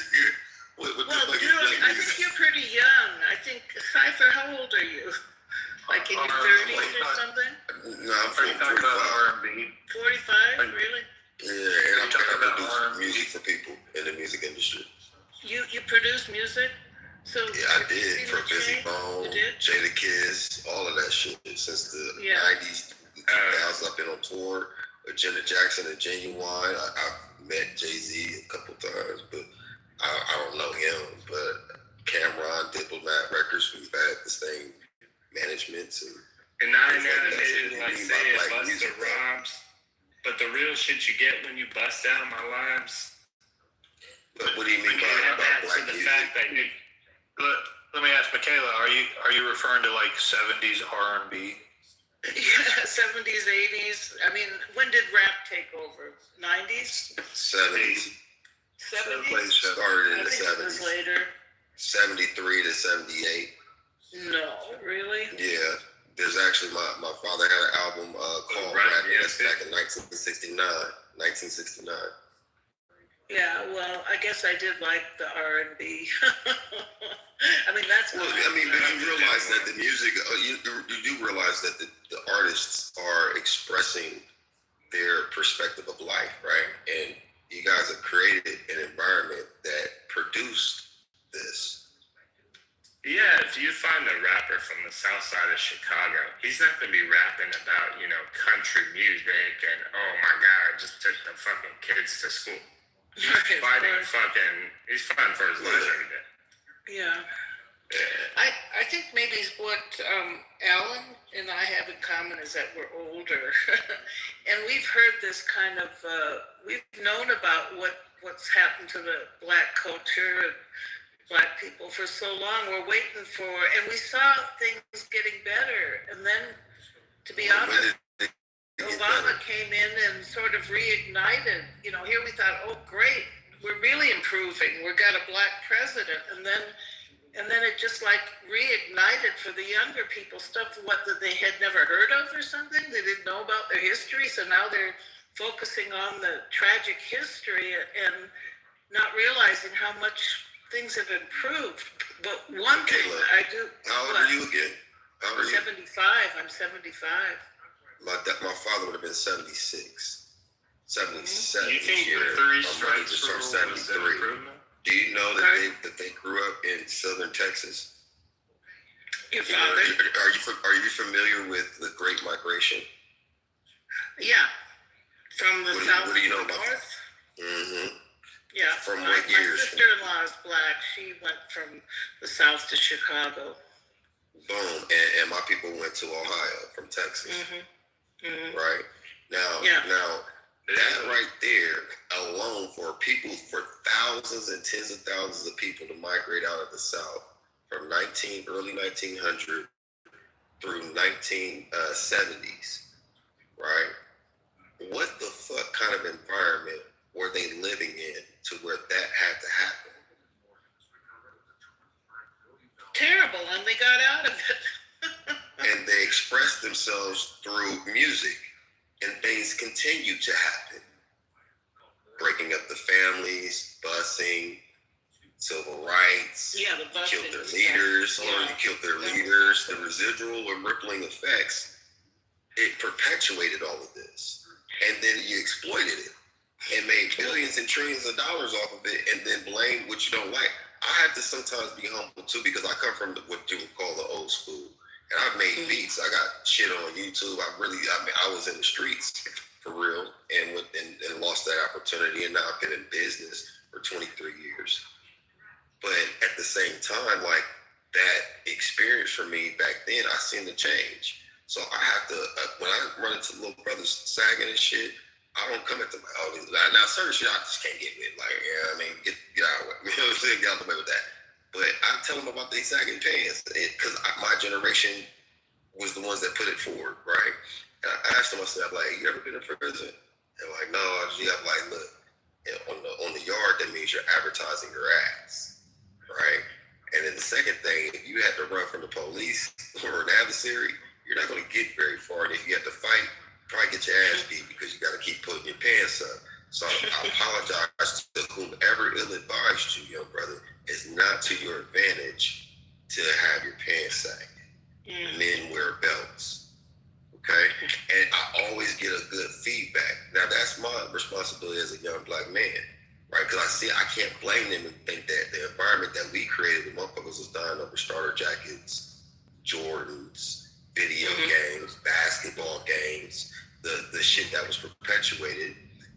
I can't think for a moment that they should be better based off of the environments that some of them were raised. Now, don't mistake this, because not all black people come from the ghetto, the hood, any goddamn thing. Most of us are very successful, productive citizens. We contribute greatly to the production and GDP of this country. But they're like every other race or ethnic group had their own degenerate societies. Ours was manufactured. It was never in our nature to be who we've been. Okay, that's what I want to ask. Some of us was bred and born in America on sex farms. This is what I want to ask about. I mean, what I've heard is that the black family was pretty together in the 50s, 50s to the 60s, 70s, 80s. Was manufactured to destroy the family? black Yeah, family. absolutely. Yeah. Think about it. So, But it so happened there's also actual. to the whites too, because the sexual revolution, that's what was the 60s. You guys took part in it. See, you're passing the poor whites and the poor blacks. They literally rock together too. Like if you heard the term redneck, it came from the 1920s, where the coal miners were fighting against the corporations that sent their private militia to go after them in West Virginia, and they had a shootout. And the way that you knew who was on your side is that the white boys would have the red scars, handkerchiefs around their necks. And it was black and white people dying side by side. That's why West Virginia to this day is still one of the most culturally, it's racist as fuck still, but it's interbred like a motherfucker. Like most people are mixed, right? So our stories are intertwined. It's just that the problem that most Europeans, Americans have is that they don't like to deal with the issue of race because of the way they were raised and how they benefited from it. Whether we were in the same This boat is or the not. deal I've seen in my lifetime. The racial relations just improved so much, and for you to keep focusing on that and keep saying, I mean, it was getting better and better year by year. When was it better though? When though? That's what I'm asking. That's what I'm trying to ask. When? Because I have. Well, from when I was a child, I know that just the racism, because my family, we didn't live in an area where there were blacks, and I know the attitudes of my family was they just didn't know anything about blacks, and they had prejudice, But then my mother worked for the government, and then she worked with a lot of blacks, and I could see that easing up, and I could just see over the years things getting better with white attitudes towards blacks. And I'm trying to understand when was in this? the 70s, the 60s, the 70s, and then just the 80s. I see. I'm very close to the times, and I grew up in this space. So I'm trying to understand. Like, I mean, from your lens, you believe this, but I can't perceive it because the "don't push me" because I'm close to the edge. The message you said you used to like black music is built off of the shit that we went through and the environments that y'all created. I don't know. That's why I call it the original sin because it's a convicting thing. But the thing is, I understand for us to get away with it, not even get away with it, for us to call it the past, we have to address it. If you address it and actually deal with it, and you have to forgive yourself. This is not an indictment. This isn't. This is what I'm saying is that that they have to reconcile it with themselves. But first knowing the truth, first knowing and accepting the truth, changing and challenging your own narrative. That's an internal thing, right? That's not for anybody to shame somebody in anything. That's just dealing with the truth. And it goes both ways because honestly, y'all, there's no physical, mental, intelligent way that a people that come from caves could rule over people that built civilizations unless the people that built the civilizations played a part in it. Yeah, I went to Berkeley. I was there in 1970. I was around the Panther Party, I actually went to their first constitutional convention, but what are you saying that the music that I liked was a result of, are you saying that was just produced by the music industry, that it wasn't a real reflection of... Oh, no. What I was saying about the message, which would go back to your time and era, that don't push me because I'm close to the edge. I'm trying not to lose my head. Broken glass everywhere. People pissing on the concrete like they just don't care. All that stuff, talking about the junkies and this, that, and the third. They were talking about that every rapper had a song about his mama, a woman that he or she loved, about a party that was nice, and multiple songs about oppression, stress, trauma, somebody getting murdered, killed, and how down bad things were for a particular group. And then they had songs about hope and change. You can look through every album, even to this day, even though you might not understand the lyrics, and I don't either, but there's still the same thing is out there, but it's more controlled. So it's manufactured by a small group of people that even shit on poor whites that are creating this narrative of criminalization and dysfunction and degeneracy. The parts of that are true are manufactured by the very people that are judging. Yeah, but what about the black family, though? I've heard that they were together. Yeah, what happened to Cosby's? What happened to BET? No, I'm not. What happened to Family Matters? I'm not talking What happened about to those TV shows. I'm not talking about TV shows. I'm talking about statistics. Okay, so you remember that movie with James Earl Jones? It's on the tip of my tongue. And it's from 1974. Not Charlene. But it talked about the black family being split back then. There's multiple documentaries about the man in the house clause. Oh, okay. So you're talking about maybe the welfare stuff. You can't get the welfare if the white women are the biggest recipients to this day from welfare. White women were. That's what welfare was for. It was for white. No, but the black family didn't need welfare in the 50s, or they weren't relying on it. No, they weren't, but they couldn't get good jobs neither. But they were together and they were more successful. Yeah, because they didn't have drugs. They didn't have drugs going into. They didn't have drugs in their community. They didn't ship their men to war. They didn't, and they didn't also. Onto them. I mean, that was the Reagan administration who admitted to. Well, no. The heroin, the cocaine, the heroin, all that was before part was it Nixon or Reagan? Well, no, I mean, why did the young people go for it? Listen.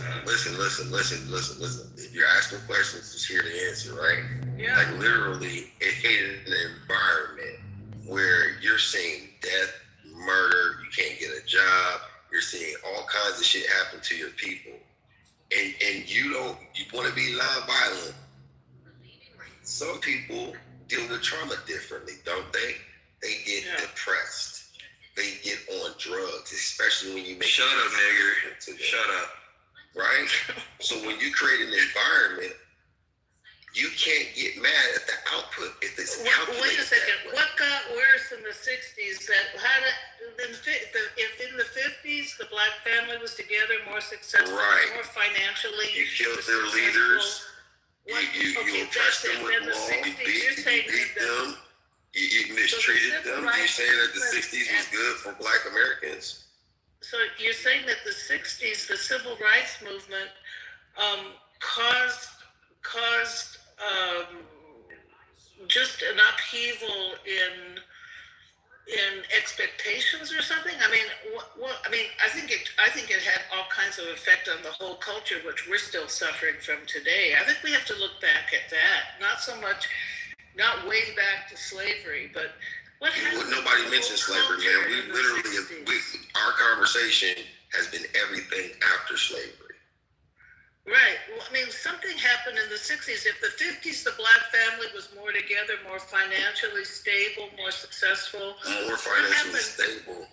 What do you mean? Like, when you say these things, like, what do you mean? Well, it seemed to me that they weren't split apart. Maybe they were poorer, but they were together. Right, but when you introduce drugs, sex, alcohol, and depressed environments, what do you think is supposed to happen? Introducing sex, drugs, alcohol, the whole culture sort of went wild. What culture? Yeah, I'm saying American culture, right?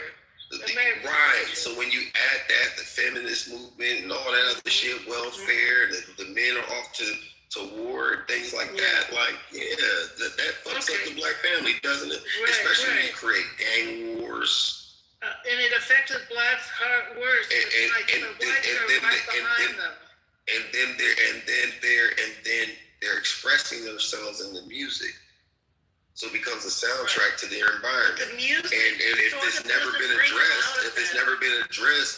been addressed in decades upon decades, how do you expect people to make change? But what hasn't been addressed? You're blaming it on racism, but I think what hasn't been addressed is what happened in the 60s to our whole culture. It was racism. Racism is America's fucking origin story. Well, the drugs were affecting everybody, and then that's the thing. Like you see how in this conversation, right? you're skipping around the obvious. You're not even acknowledging what I'm saying. Well, you're just adding in other elements to discredit or take what I'm away saying from it. is, the racism, to me, it was getting better. It was getting less and less and less. The culture. It was just less in your face in terms of violence, but you've seen over the last 20 years black men being shot on camera and killed in front of you on the TV screen.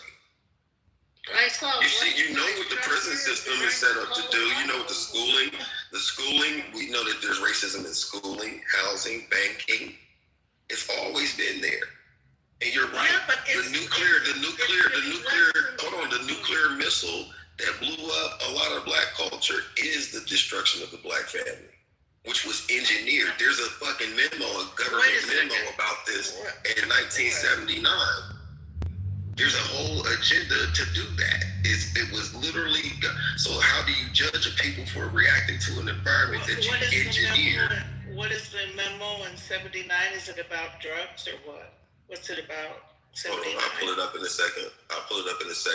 I'm just wondering. As we're talking, I'll pull it up because I am in front of my laptop. But my thing is what is the cognitive dissonance? Is it that much? I mean, this is the sins of the father, but this is the thing you have to deal with, the elephant in the room to get over the hump. And you don't want to talk about it no more. It's not about talking about it. It's about doing something to fix it. Okay. Because it's not just because, hold on. It's not just because that you're white, you need to fix it. I would go after, me personally, governments and big pharma, not big pharma, but big companies. Because they're the biggest benefactors. If you are a corporation that benefited in any kind of city group, insurance firms, all around the goddamn globe, and private companies, and those would be the main motherfuckers that would have to finance this.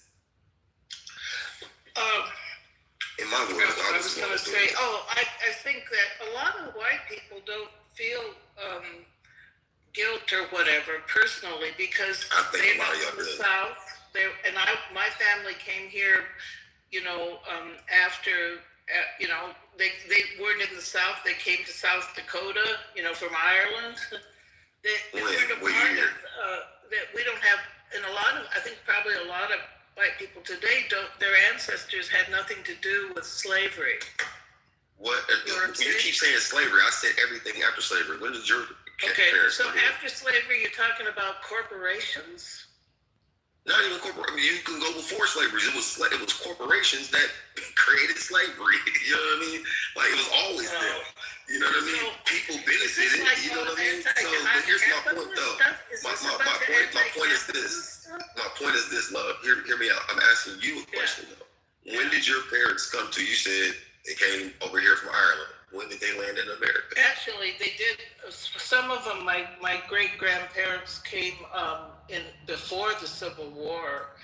They came. Okay, so so they were here during. They went to South Dakota. What was going on in South Dakota? There was no slavery. They were farmers. They got land. How did they get land? I don't know. Probably land grabs or something. Land grabs from who? Probably the Indians. Who were what? Sioux. That would be my people. That would be my people specifically. Yeah. Sioux, Blackfoot, Choctaw, Seminole. Yeah, and they were all reclassified as Negro. Oh, please. You should look through my PTR, literally. Look through my PTR, just look through it. You'll see a picture of my mother and her great-grandmother. Okay, but we're talking about blacks, not Indians right now. They are black. They are black. If you look at my great-great-grandmother in my PTR, go to my PTR and click through. You see an old picture of my mother and her great-grandmother. Well, another part of my family married into the tribes in Nebraska. Yeah, and those are $5 Indians. Yes. What's that? They bought their way on the scroll. Yeah, the doll scrolls. It was manufactured. Yeah. Okay. So this is our history. Okay. So you're saying that to climb out of that, you're saying that you have to deal with it. Well, what do you mean? deal with it? What do you mean? Like this conversation, you've evaded a lot of different things. It feels like it's uncomfortable to you. Well, you know, what I I'm appreciate you saying- having it with me, though. I'm not talking shit. I do appreciate you having it with me. We've been respectful, good. but it just seems like you have an aversion. Yeah, like you seem to have an aversion. I'm not black, but I can tell. That's an internal thing, love. I can't instruct you on how to deal with it. No. I would say this though. If I could give you one thing, it would be education first. For you to get informed and educated about it first. Wait a second. That takes So away what? the fear and We know everything our else. history. We know our history. I don't think you do. So then what? I don't think you do. I don't think you know I our think so. history. I think so. Michaela, And my people do who you know came how here- powerful the KKK was? My family had nothing to do with that. I'm not. But see that right there, that's the aversion. You see that right there, but I don't feel any guilt over the KKK. That you do. You're projecting it right now. Why? You're projecting that right now. No. Listen, if I really I'm talking don't. about history, why do you immediately go to my family? Blah, blah, blah. That's right. I'm talking about Listen, I history. don't My family had identify nothing to do with either. weirdo And I'm not. KKK people. I'm Catholic. I'm asking. Do you know what the Catholics did? Do you know about the Spanish Inquisition? Michaela, I Oh, simply please. asked you a question. Nothing. I'm Irish. And you I'm agree. Irish. Yeah. And the Irish Maybe are it's police. because I'm Irish. The fraternal It's order not of a the guilt. police and the fraternal order of the firefighters are Irish. Hey, listen, we came here because we were being starved to death. Right, and some of y'all are black too. Some of y'all are black and European. Yeah, a lot of y'all are black too. Well, they got treated like Yeah, my black. father was black. Yeah, they're the niggers of Europe. Yeah, they're the niggers of Europe, and Mexicans are the niggers of South America. I don't feel. Wow, this is crazy. Yeah. Well, no, really, I don't identify as a white person. I identify as Irish. And But you identify, you benefit though. You should do that, and you should teach your kids to do that as well. To do what? To identify as Irish and not as a made-up, complex. Yeah. When they're half Jewish. What do you call a black American though? What would be our nationality? American. African American. African, but most of us aren't from Africa. Yeah, you're American. You're from Africa, however long ago your family was brought here. No, so, and that's the thing about here's the solution is the knowledge. If you guys want to deal with racism for real, once and for all, like deal with the truth. If you feel pushback from it, that's the energy that you internally have to reconcile. Wait, the Africa part where you said. I'll give you an example. Yeah, I'm gonna address it. The same thing I just said, I'm gonna use myself as an example. At first, when I found out about Africans selling Africans, I was like, what? Then you start digging in deeper, and you're like, damn, those people were refugees from Portugal and Spain. So they didn't sell their own. Damn, there were some black slave owners that had breeding farms. 400 of them are documented as being worse than white slave owners and own more slaves than white people did. The average white person couldn't afford a slave. But what is you start learning about European history and where the Slavs and the Russians and shit really come from, and you start understanding history, you start learning the truth. It's real humbling. I would never be offended by white racists because I know too much of their culture and origin story to feel like intimidated by that. I also know that all black folks weren't slaves and they're not all fucking victims. Some of them played a direct hand in the shit, just like we did in our shit right here today. Like some of the just said that they're all from Africa. They're not. I was just saying that some of them are from Spain and Portugal. So if you look at the Alhambra Decree, if you look at the Manuelian Ordinance, 1515, and others, well-documented information, like name specific pages. Ordinances. Yeah, it talked about the expulsion of the. It talked about the expulsion of the Jews and where they went into Africa and they were later sold into the slave trade.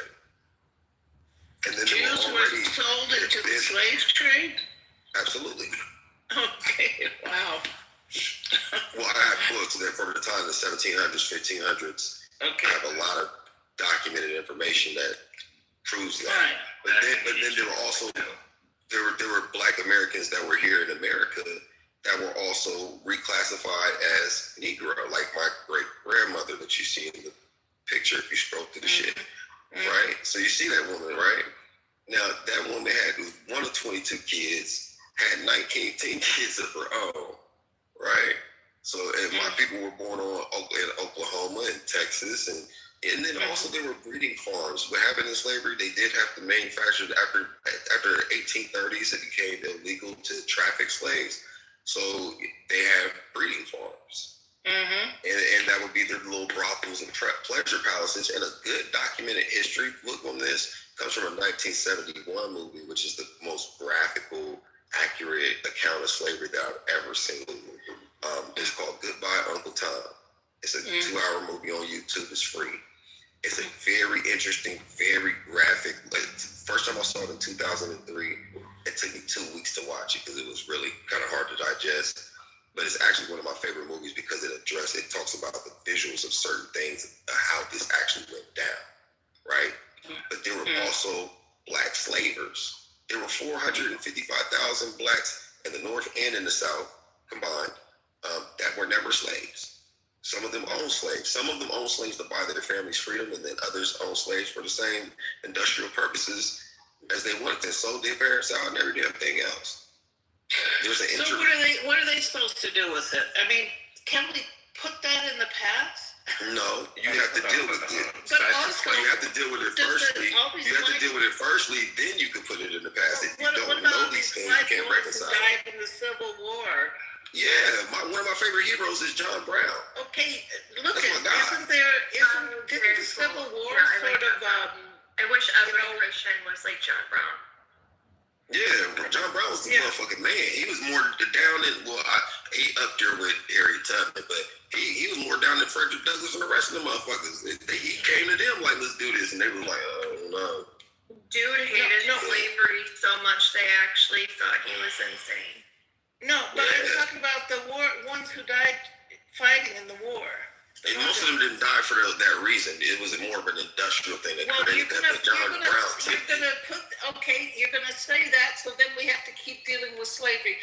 A lot of white people. No, you're going back to slavery. I was talking originally, we started talking about everything from the 1900s on out. I could just talk about my years growing up as a 45-year-old man in America. I feel safer in South America than I do in America, bro. I mean, sis. They had slavery. And I'm from Ohio. You know what I'm saying? My family's from Texas. You know what I mean? Not all of us were slaves, and most of us own land. And, still own land down there. But my point of it is that you have to the thing that keeps you like, it's cringeworthy and makes you want to avoid it is because you don't know that much about it, firstly. And then, two, if you are dealing with, because Grayson, you heard those jokes and stories and shit at home from your lens growing up as a young woman, and you're 75.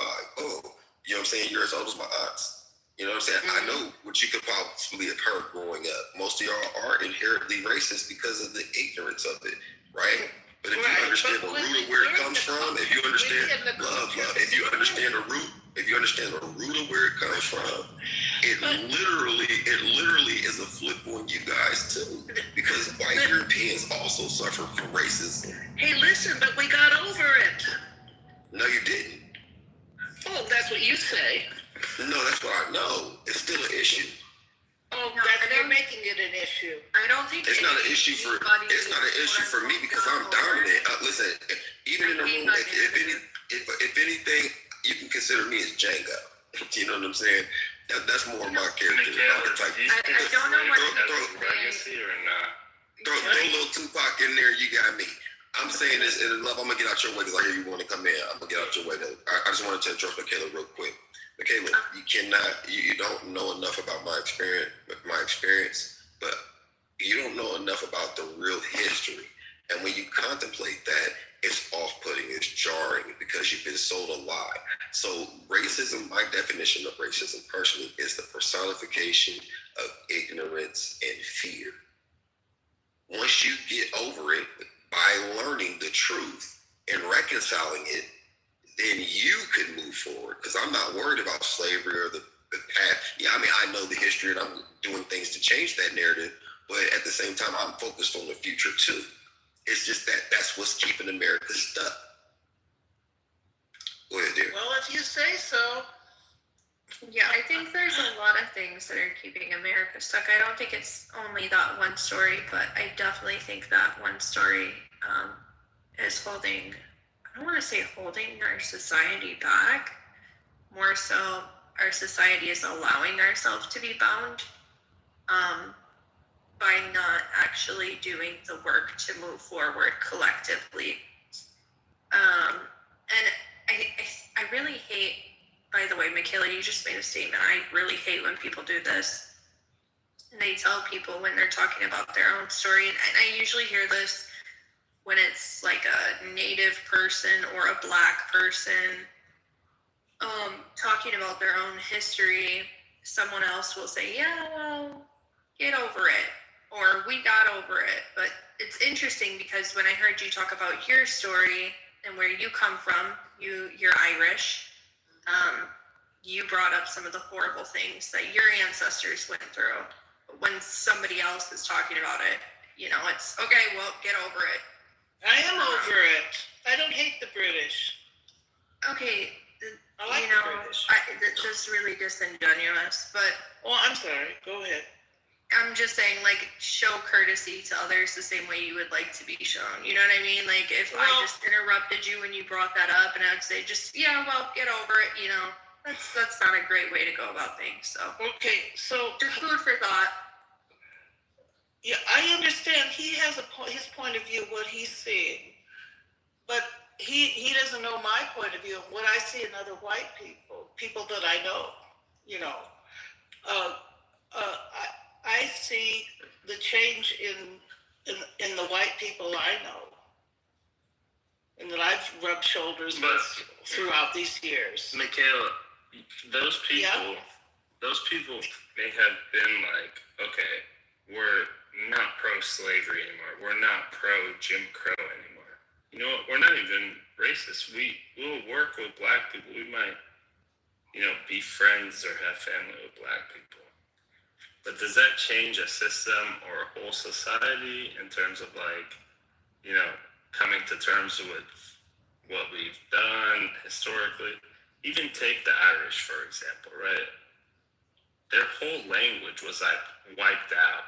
That's right. Right? They weren't even allowed to speak that language for so long. It was nearly wiped out. To this day, most Irish people don't know how to speak it. Yeah. Yeah, so there's a legacy. There's basically a legacy that happens through oppression, right? I hate to sound so fucking like a liberal leftist piece of shit, but it's just reality, right? Like, it's just a reality that there's legacies that happen and are affected by this.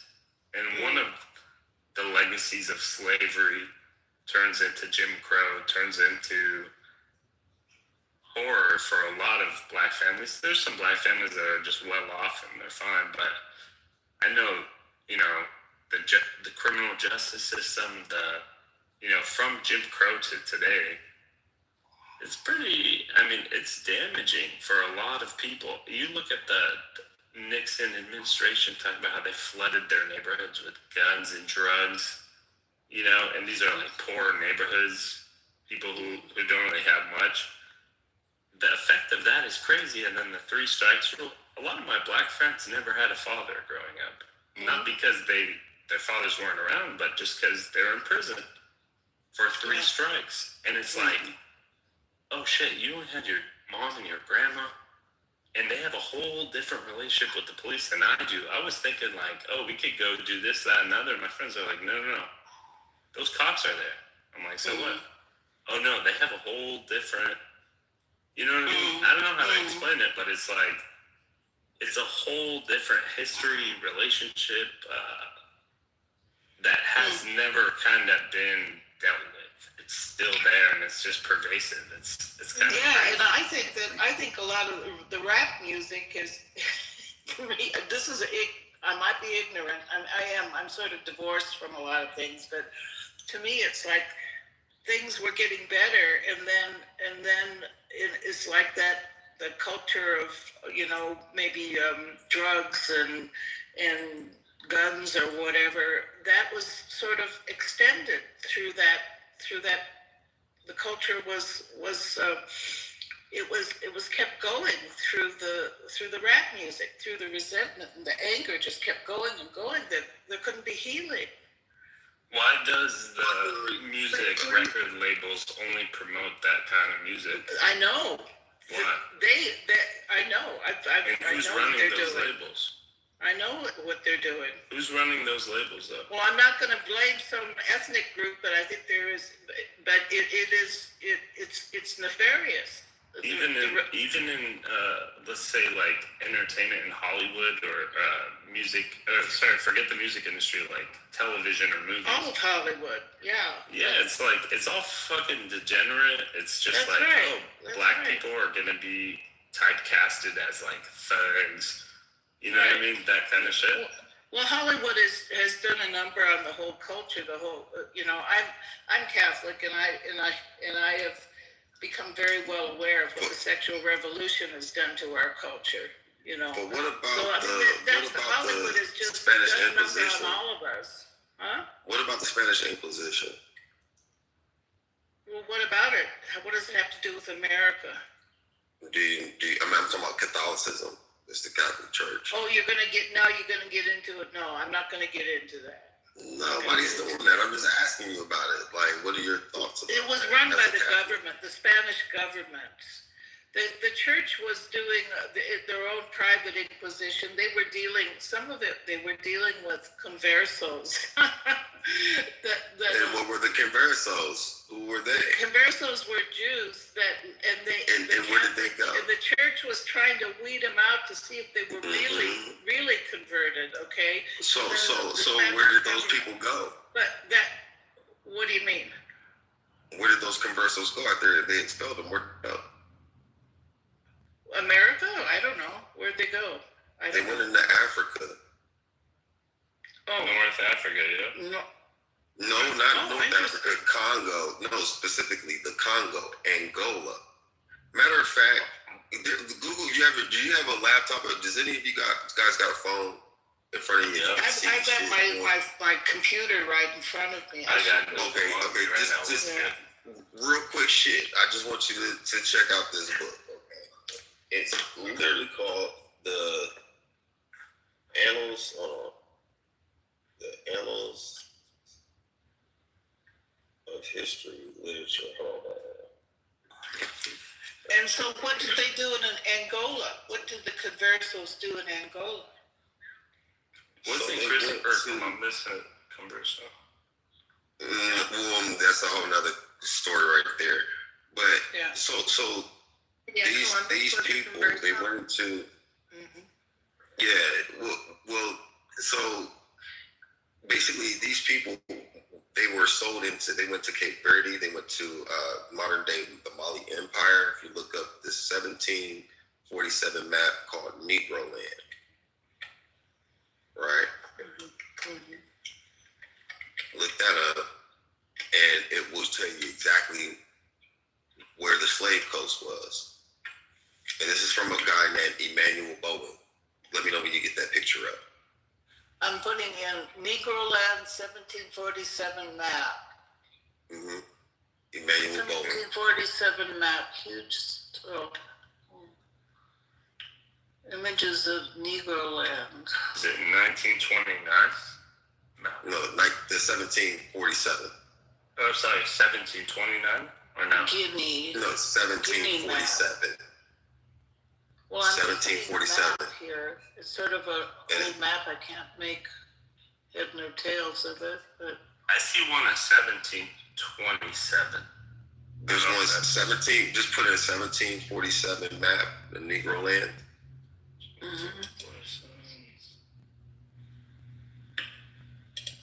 Do you see it?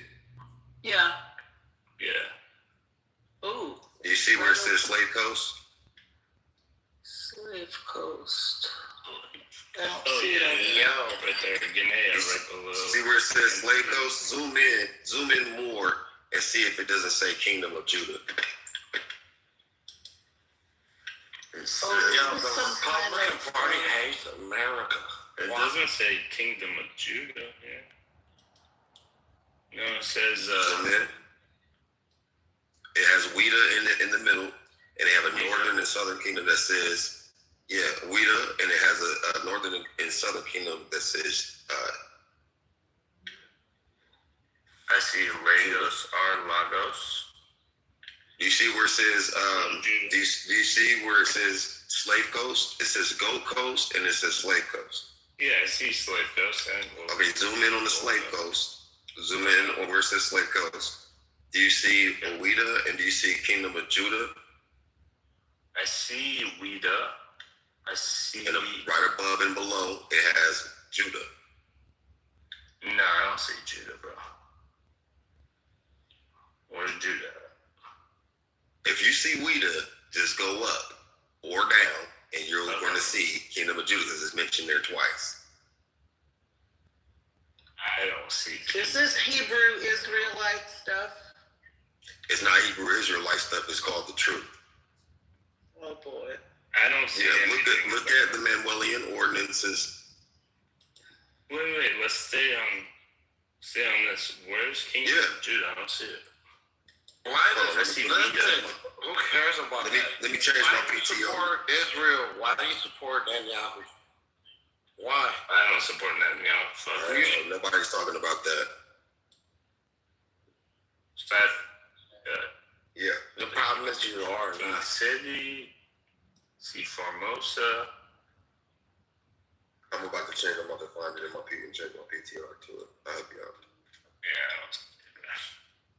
The bottom barrel fucking garbage. You guys were talking about the KKK. Where? What was the conversation around that? KKK is the new NAMBLA, which is a new MAGA. KKK basically. What is NAMBLA? They did a lot of fucked up shit in terms of like voting processes for black. Have you ever seen any of them at a Kamala route? These motherfuckers. Is Matt awake? Nah. Oh, okay. So you're gonna get rid of this guy? Yeah. No, I was just curious. He's noise. My bad, Beaver. Leave it to KKK did a lot of damage post Civil War. What were you saying about the vote for black people? Yeah, they basically terrorized, and basically like whenever there was an election or anything, they would make sure like if any black people were to go try to vote, they would go fuck it up. They would make sure that there was no, black candidates. They would do like crazy shit through methods of terrorism, basically that either intimidate through violence or just straight up go murder people. But did you vote for Trump? They also went after Catholics too. I sent my kids to a Catholic school here. Listen to me. And Irish. Listen to me. My kids went to a Catholic school here in Southwest Colorado, and they didn't wear uniforms, and that was because of the history of the KKK in our town. They went after Catholics, and that's why the kids didn't wear uniforms. Yeah, I mean more in the South after. Okay. I'm just saying they didn't just go after blacks; they went after Catholics too. Listen, they went after wait a minute. What about me? What about me? It's the South. What about the Irish? My history. What about the Irish? What about us? That's right. We were persecuted. So why do you dismiss it like hair. that? Why do you? Well, that's why my do you do that? experience with the KKK. The You know, problem grandmother is used to talk about her experience with the KKK growing up. She met Bonnie and Clyde in Texas in 1920. KKK came to my city and the thing is this, bro. It's not even that. I'm from Ohio, bro. Okay, I'm from Ohio, from the Midwest. What part of Ohio? I'm from Columbus, but I drove out to Chillicothe, I was from Zanesville, And I've been to don't talk that shit. I'm from Columbus, bro. Yo, Cypher, where's the but I'm king saying, have you driven out to I thought that Columbus was KKK No, it's territory. not. No, Columbus is a great You see it, Jack? Columbus is a great Are city. you sure? Columbus is a great city. Don't do that, bro. It is. It You is. haven't traveled enough to know that Columbus is a great city. You haven't. It is. The problem is, No, I what about definitely have. I live very close. I've been to Columbus before, but I'm pretty sure that that's KK. That is KKK territory. No, it's Yeah. not. Columbus is not. Yes, Bro, No, they just had some white nationalists marching down the street. Yeah, they did. DC and also a history see of it the on your KKK PTR. being there. I don't see it on the You know, map listen, that you I can't see. speak on behalf of the whole city because it was so It's the fucking same map. dumb. Some trailer trash inbreds who happen to fucking walk through the city, who these fucking meth heads who live outside of the city of Columbus, who come to the city. I mean, we're not gonna act like Columbus ain't racist, though, bro. We're not gonna sit there and say that, bro. I grew up there. I'm born and raised, bro. Columbus is a fucking hero in this household. I am too, bro. I lived in. Yo, PTR I is seen Cypher. This is how the map looks on my shit. I don't see Kingdom of Judah anywhere. What the fuck is that? What is the Kingdom of Judah? PTR. Oh, you looked at the wrong. Yeah, you looked at the wrong. Yeah, but it's still there. You gotta assume. No, it's not. Where is that? That Where one, is it from? it says Weta. It says Weta, right? On that one, you had the wrong one. The one that I got is the Manuel Bone one. If you go into it, it says it's 1747. Negro land map of Negro land. Manuel Bone. Yeah, you see it. Yeah, but bro, we're not gonna say that Ohio ain't fucking racist, bro. Like their whole history. I never said that. I said Columbus, where I'm from. You stopped. Y'all didn't even fucking let me finish. What I said was, if you drive out to the outskirts of certain places, okay, why you heading out somewhere? Yes, you do see it. But the problem is that they're so focused on what people in the city are doing, and these cities are being destroyed. You know how many fucking meth and fentanyl, drug abuse, all this shit is destroying the fucking rural Ohio towns. They're so focused on the city, and all these drugs and all these opioids are destroying this shit. You can't go to a bathroom without seeing a poster about some sort of opioid addiction and somebody help. This is what happens. Who's making them do You it? focus on what everybody else is doing, and you're so fucking gung-ho about what you lose focus on what the people that you voted for, right? Because all that shit it's so fucking red. Outside of Columbus is red. Athens, Chillicothe, Zanesville, but that's where all the fucking you'll never see so many more drug addicts and opioid crisis happening more than anywhere else. When I come back home, bro, I moved to DC, bro, when I left Columbus. When I come back home and I go to Columbus on the west side, you know what I'm talking about? You know Columbus. Oh, yeah, Sullivan. You know what I'm talking about? Over there by Westo, Hilltop. Hilltop, These people are zombies, man. And I'm like, what the fuck is happening to the city? Because people are. I mean, they're investing like $200 billion in it, though. They're modernizing the West Side now because of. They are now. And guess who gets to move out, right? Because before that, it was poor white people who lived in the west side of Columbus.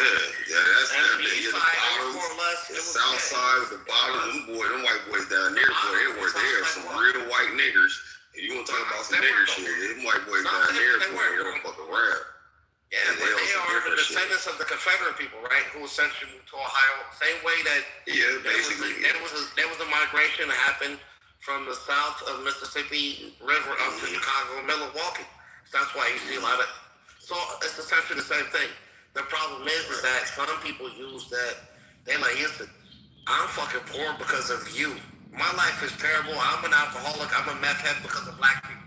I do drugs because of black people. My life is terrible because of black people. I'm an alcoholic because of black people. My life is awful because of black people. This is those same people who have never amounted to shit, and they will blame somebody else. So the problem is that you will never see that progress because you see the punch down as opposed to the people who you vote for. 9 out of the top 10 poorest states are ran by Republicans. The poorest states. Iowa has the highest cancer rates. You understand that shit? AI data centers are being built all through these fucking rural towns, and they don't give a fuck because they love Trump and they love Republicans. That's fine. You can hate me all you want, but I'm not the one who are putting these fucking AI data centers and polluting these cities. And that's the problem. People have this issue of looking at someone else to blame when you punch down as opposed to fucking looking up.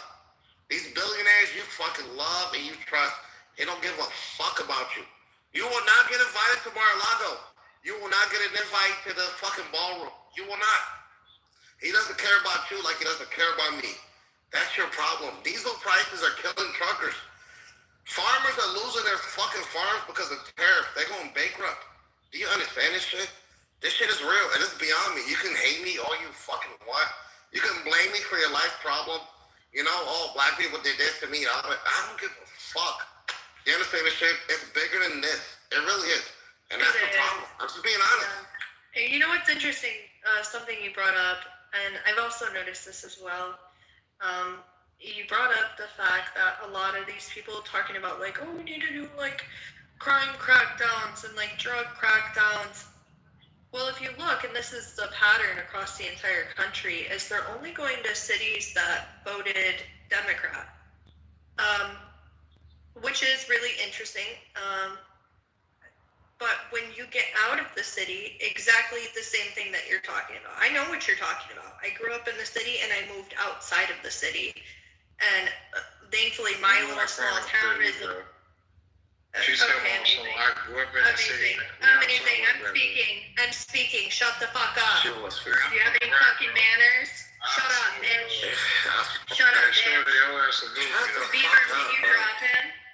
And I don't know, just so I'm from the city. And nobody gives a fuck where you're from, bro. Nobody cares. Nobody cares. So anyways, what I was saying is, once you get outside of the city, you see, oh shit, like you're in a red wave. You're in an ocean of just Republican counties, right? Thankfully, in my little small town, it's just a little blue dot, and I love that for me.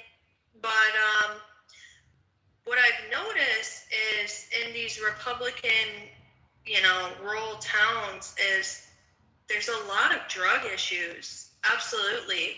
Like meth labs are constantly getting cracked down. And I'm like, what the fuck? These people are doing meth, like I had a cultural shock at first. I'm like, wow, this is crazy. People actually do meth and they're like doing, they have these fucking labs that explode and they kill themselves because they're retarded, But, Trump isn't doing any of the crackdowns in the rural cities or not cities, the rural towns that voted red.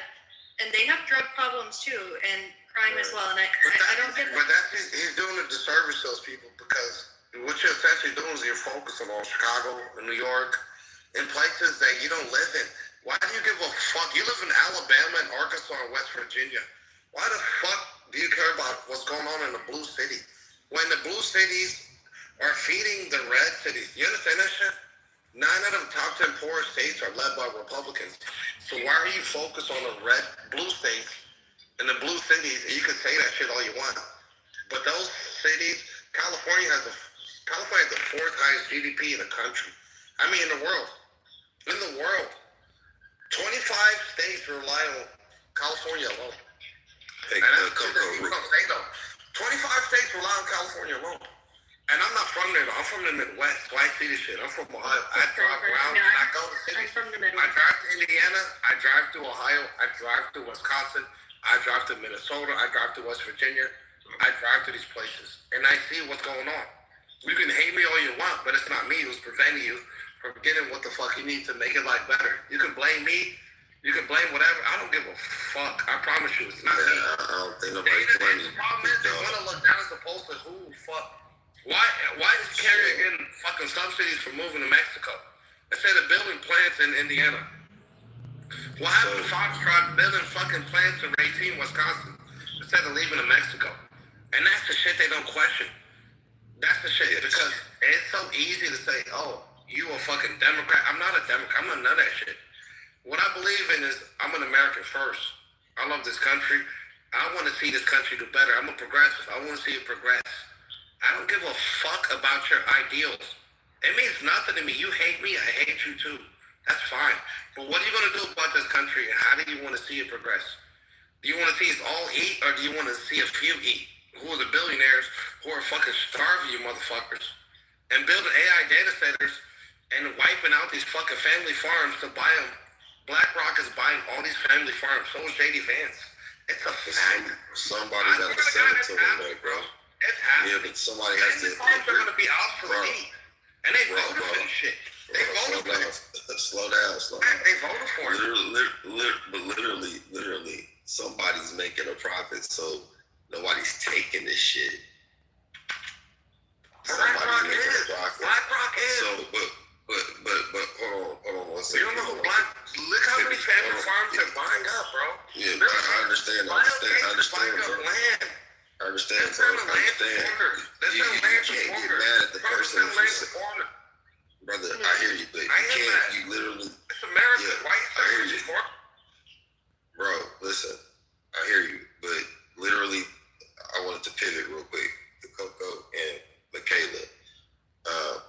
Michaela, I put it in the chat. Are you still there? Yes. Okay, Coco, are you still there? Yeah, what's up? Okay. I wanted you to see the link. Did you get the link that I sent you in the chat? No, I didn't see it.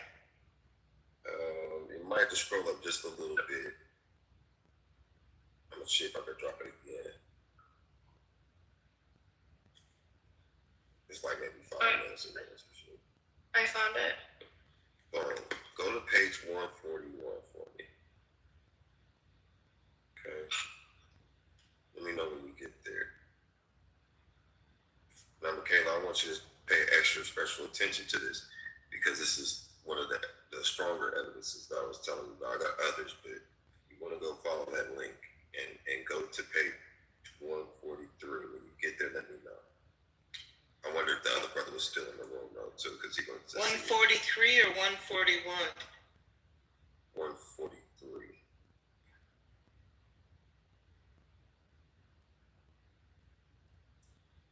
Well. Or it might be 141. Hold on. Michaela. Is her name Michaela? Yeah, I think it's 143. Coco, are you there? Do you see it? And I'm scrolling.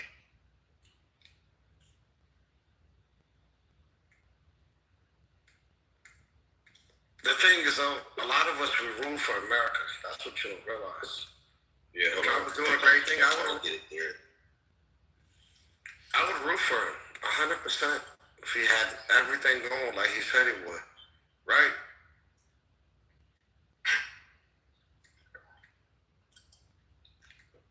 Yeah, I fuck with Trump doing the thing. No. I said if he was Cypher. If he was what? Doing what he said he was going to do. What did he say he was going to do that he didn't do? What the fuck are you fucking kidding me? I'm just asking a question, good brother. Where the fuck have you been? Around the world. I believe it is 141 though. Love. It's 14. Why are we in a war right now, bro? Why?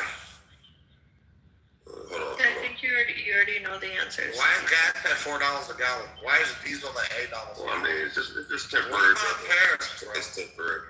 Shut the fuck up about this temporary bullshit. I don't want to hear that, bro. Yeah. Why is it always the African American that has to take this temporary pain for this necessary gain? Why ain't the rich people? Why did the billionaires? What are you talking about? Why is it African American? Why is it not the fucking rich people? What do you mean? Billionaires have to take this hit. Why is it the average American motherfucker? Why average? Yes. Who's taking it? I mean, you're choosing to buy from it. Yeah, you're choosing to buy the gas. You know, it's a lot of shit to this, bro. The link that you put in there comes up to 143, and I'm trying to search for 141, and I can't get to it.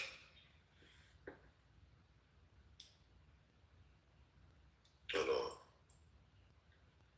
I'm about to do a search. Tell those truckers to take the necessary pain, bro. Cypher. Yeah, I mean, they still trucking, ain't they? They still trucking, ain't they? Yeah, they are. $8 a gallon. A lot of them are going out of business. Farmers are going out of business. They're selling their family farms because of tariffs and diesel prices. You okay with that? You want Bill Gates to own every farm?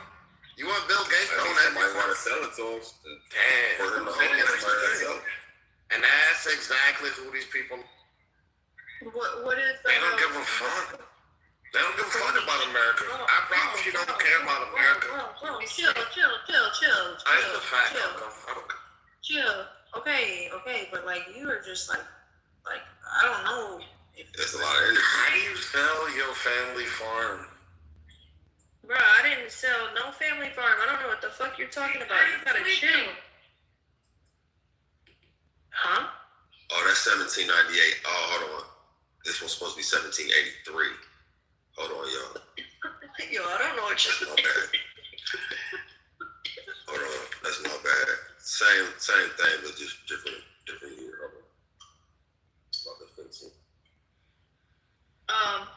Matt. Coco. What's the topic? I just got back. You guys still on? What are you guys talking about? I don't know. I just came back and I don't know. This conversation's all over the place. Okay. So I just trying to educate 1783. about my history. No, just go. Okay, it's put 17. It's put 1783 on the same joint, and then go to page 143. He's trying to make Michaela feel guilty about slavery. Oh no.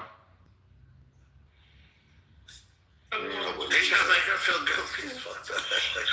That's wild. You know, wild. Don't feel guilty about that. You weren't there, Michaela. And it's actually 141. It is. That's fucked up, man. Yeah.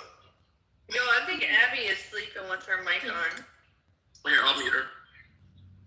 She's making sounds in her sleep. That was fun. Yeah, I went off that link, bro. This is too much. I ain't gonna lie to you. I'm not doing all that. You could just tell me whatever you want to tell me about.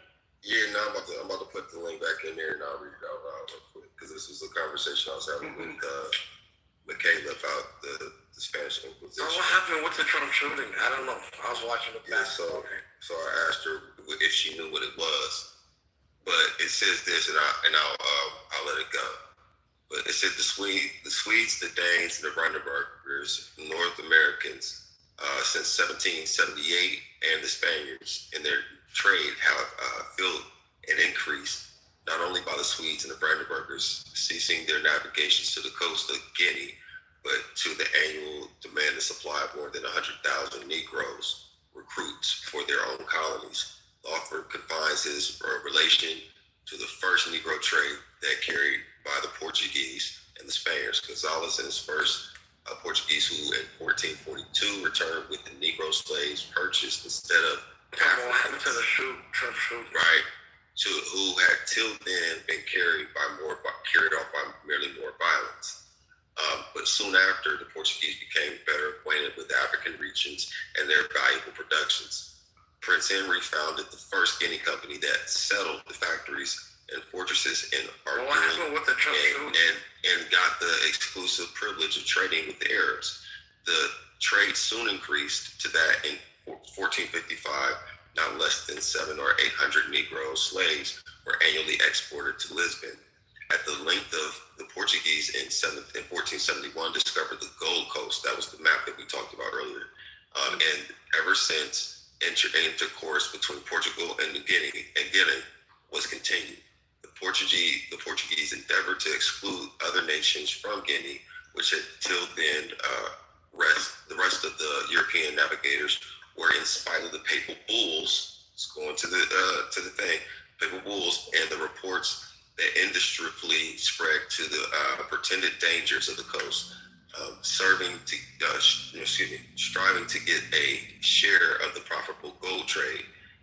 The discovery of Gold Coast served indeed yet more enlarged the sphere of the navigation of the Portuguese and the slave trade, but it forced them to extend themselves to the coast and the settled colonies of Congo, Angola, and other places that they had till then neglected. Prince Henry's colonies were enlarged by his successor, King John II, in 1492, expelled all of the Jews, not some, all of the Jews, to the islands of St. Thomas, which had till been then discovered in 1471, and the Portuguese settlements on the continent of Africa And from these banished Jews, the Black Portuguese, as they are called, the Jews of Luango, who are despised by the very Negroes, they are descended. This is published in 1783. By the very Negroes, they are descended? What Descended, does that mean? yes. Descended So you had the Lancados and the Degradados. The Lancado Jews were the mixed European Black Jews who had the vernacular to be able to middleman and arbitrage to trade of Black Jews.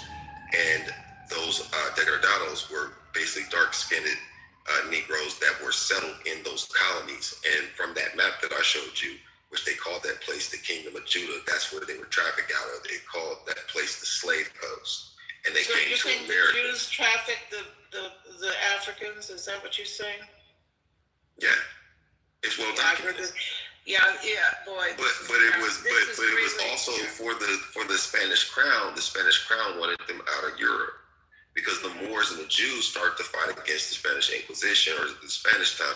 This is back in like 1300s. This goes back to the papal bulls and all that shit. So when you were talking about, well, I'm Catholic. Well, the papal bulls that's where the Emmanuelian ordinances come into. This was the expulsion of all the Negro, Spanish, Portuguese, and the Conversos, and those were the places where they were sent.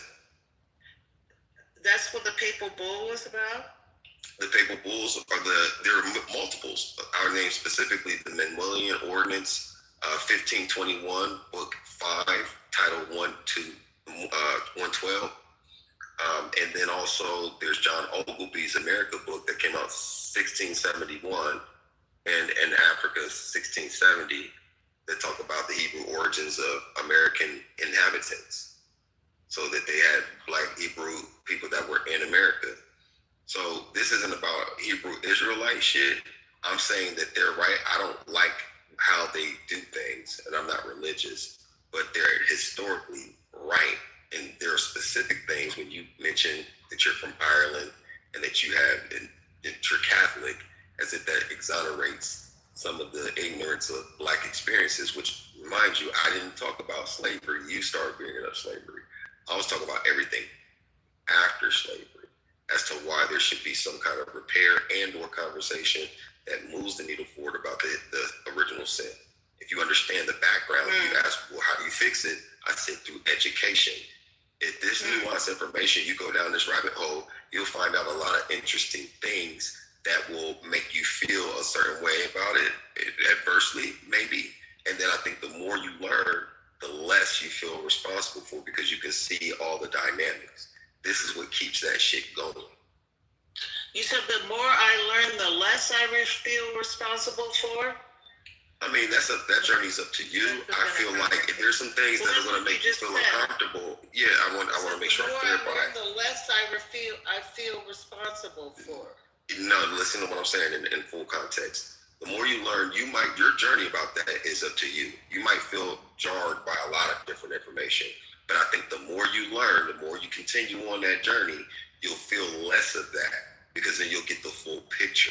You get what I'm saying? So a lot of people fear what they don't know. A lot of people hate what they don't know.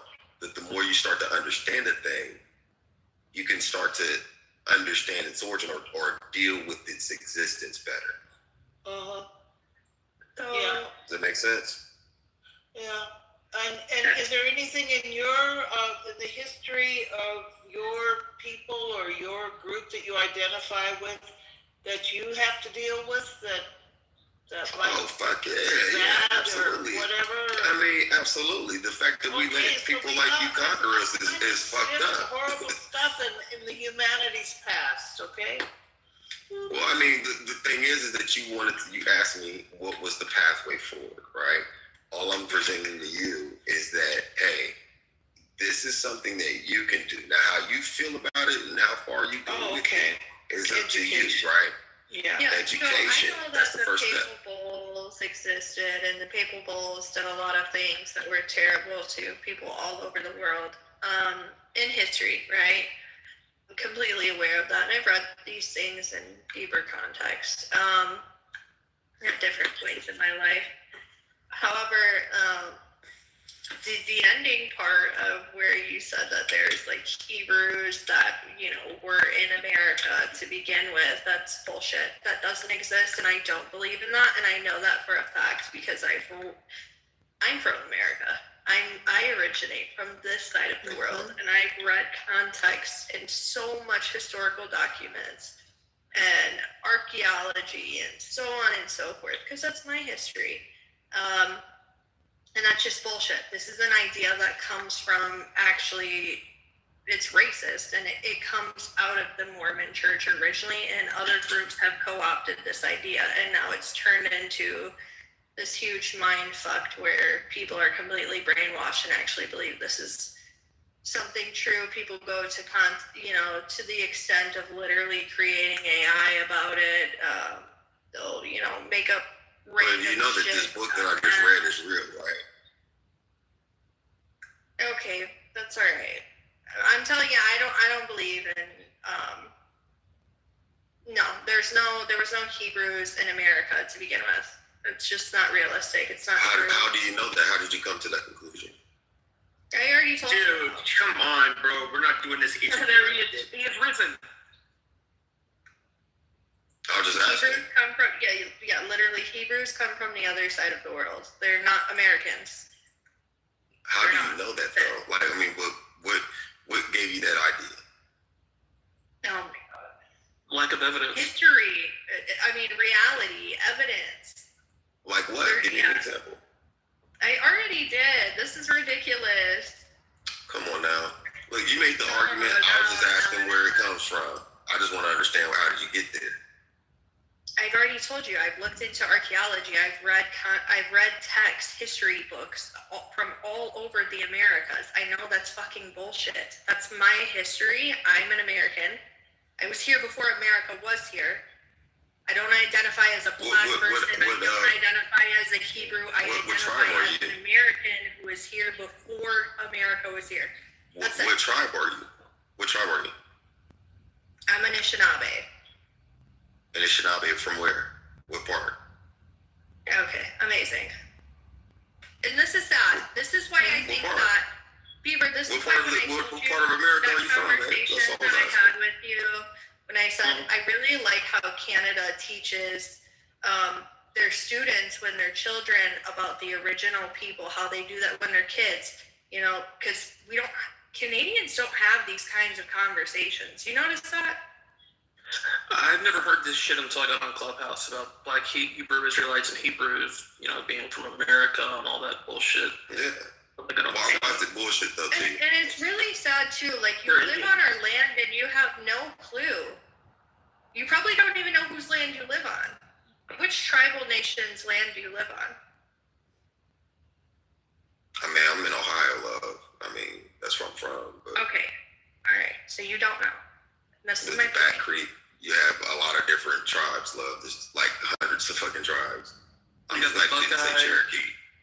The Zips, the Rockets, the Falcons, the Penguins. Yeah, Cincinnati Reds. Yeah, Cincinnati Reds. Go. The Guardians. Big brother. The Browns. Michaela, do you feel guilty? Are you going to do the works? You don't feel guilty anymore? I do not feel guilty, no. Yeah, and you know what? You shouldn't. I mean, if you understand it, you shouldn't. No. But if someone... Michaela, but to Coco's part, though, I'm just, you're making blanketed statements and you're kind of talking around in circles. I mean, like, what makes things, like, how do you explain John Oglesby talking about this shit back in the 1670s? Specifically in a book from the 1670s. Like, how do you reconcile that? Maps from the 1747, Back Creek Stone in Ohio. There are multiple findings of Hebrew existence in America, actual artifacts. So if you go and we do know that John Oglesby is, right?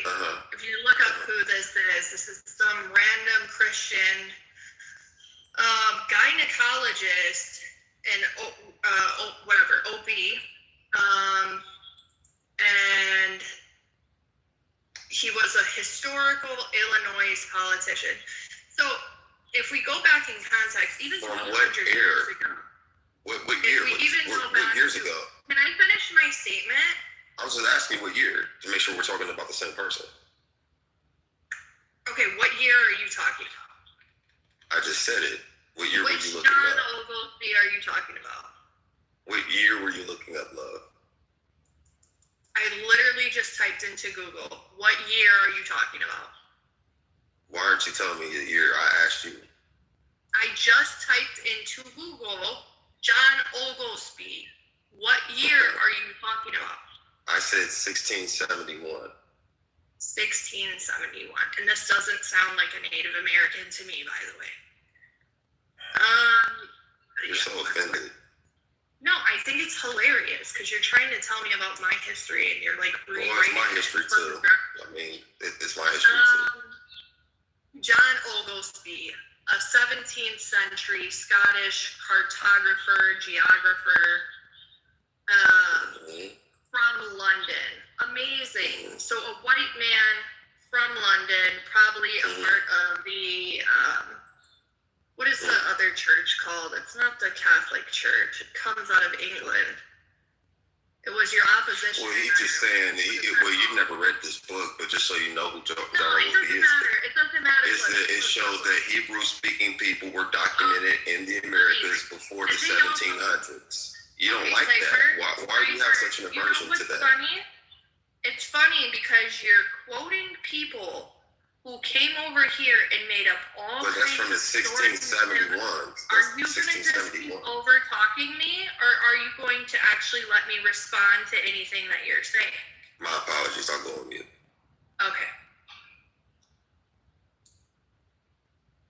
So you brought up a document by some European man from the 1600s who's not from the United States. White people, you're not from the United States, right? Okay? When going back to the 1600s, yeah, now in modern day, okay, you know, you're the great grandkids of settlers or whatever. So in the 1600s, this is active colonization in this part of the country.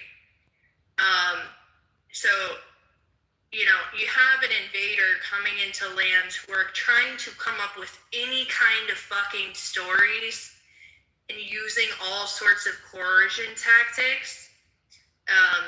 You know, these are abusive people. Obviously, they committed the worst genocide of all time. Making up a story to basically erase the people whose land they're on so that they can have a claim to the land. This is not anything new. This is like very textbook, settler, erasure. I mean, anybody who has any sense at looking at history would say, yeah, I think that's some fucking bullshit. How would a white man from London who's colonizing America in the 1600s know what a Hebrew is, right? No, you have a different objective. You're here to colonize the land, settle the land, genocide the people, and enforce whatever your practices is for your new society. So whatever tactics you've got to do to try to erase the people, you will do. And I'm from the Midwest, so I know this is bullshit. And it's just weird. Why do you guys hold on to this stuff? It's like, it reminds me of like somebody romanticizing Manifest Destiny. It's really gross. So have you ever read this book? What if I made up a story about the black That was just a yes or no. in America? That was just a yes or no question. And I just started writing books from like pulling books from. Are you bothered by this conversation? No, I'm asking you. I'm trying to level the playing field. I just asked you a yes or no question. Okay, I didn't hear you because I was in the middle of speaking. No, you wasn't. I asked you a question, and you went into this. Now, Yo is crashing out in the chat. Exactly. That's what I'm saying. So I'm just wondering, stay focused. Can I say Have you ever something? read this book? The answer would be no. So you're dismissing I don't know what things book you're because talking about. the book we were just looking it up. The John Oglesby America, 1671. Okay, I don't give a fuck about that book. I understand because you don't really know that much about the country. You don't know much about this topic. I don't know much. You don't know much about it. About this topic. Wow. You don't even know that much though. I mean, it does not make any difference. Yeah, no, this is erasure. But the thing is, you feel insecure about it because you're speaking on something that you don't know. I'm actually talking. I went on mute for you, Bob. I gave you.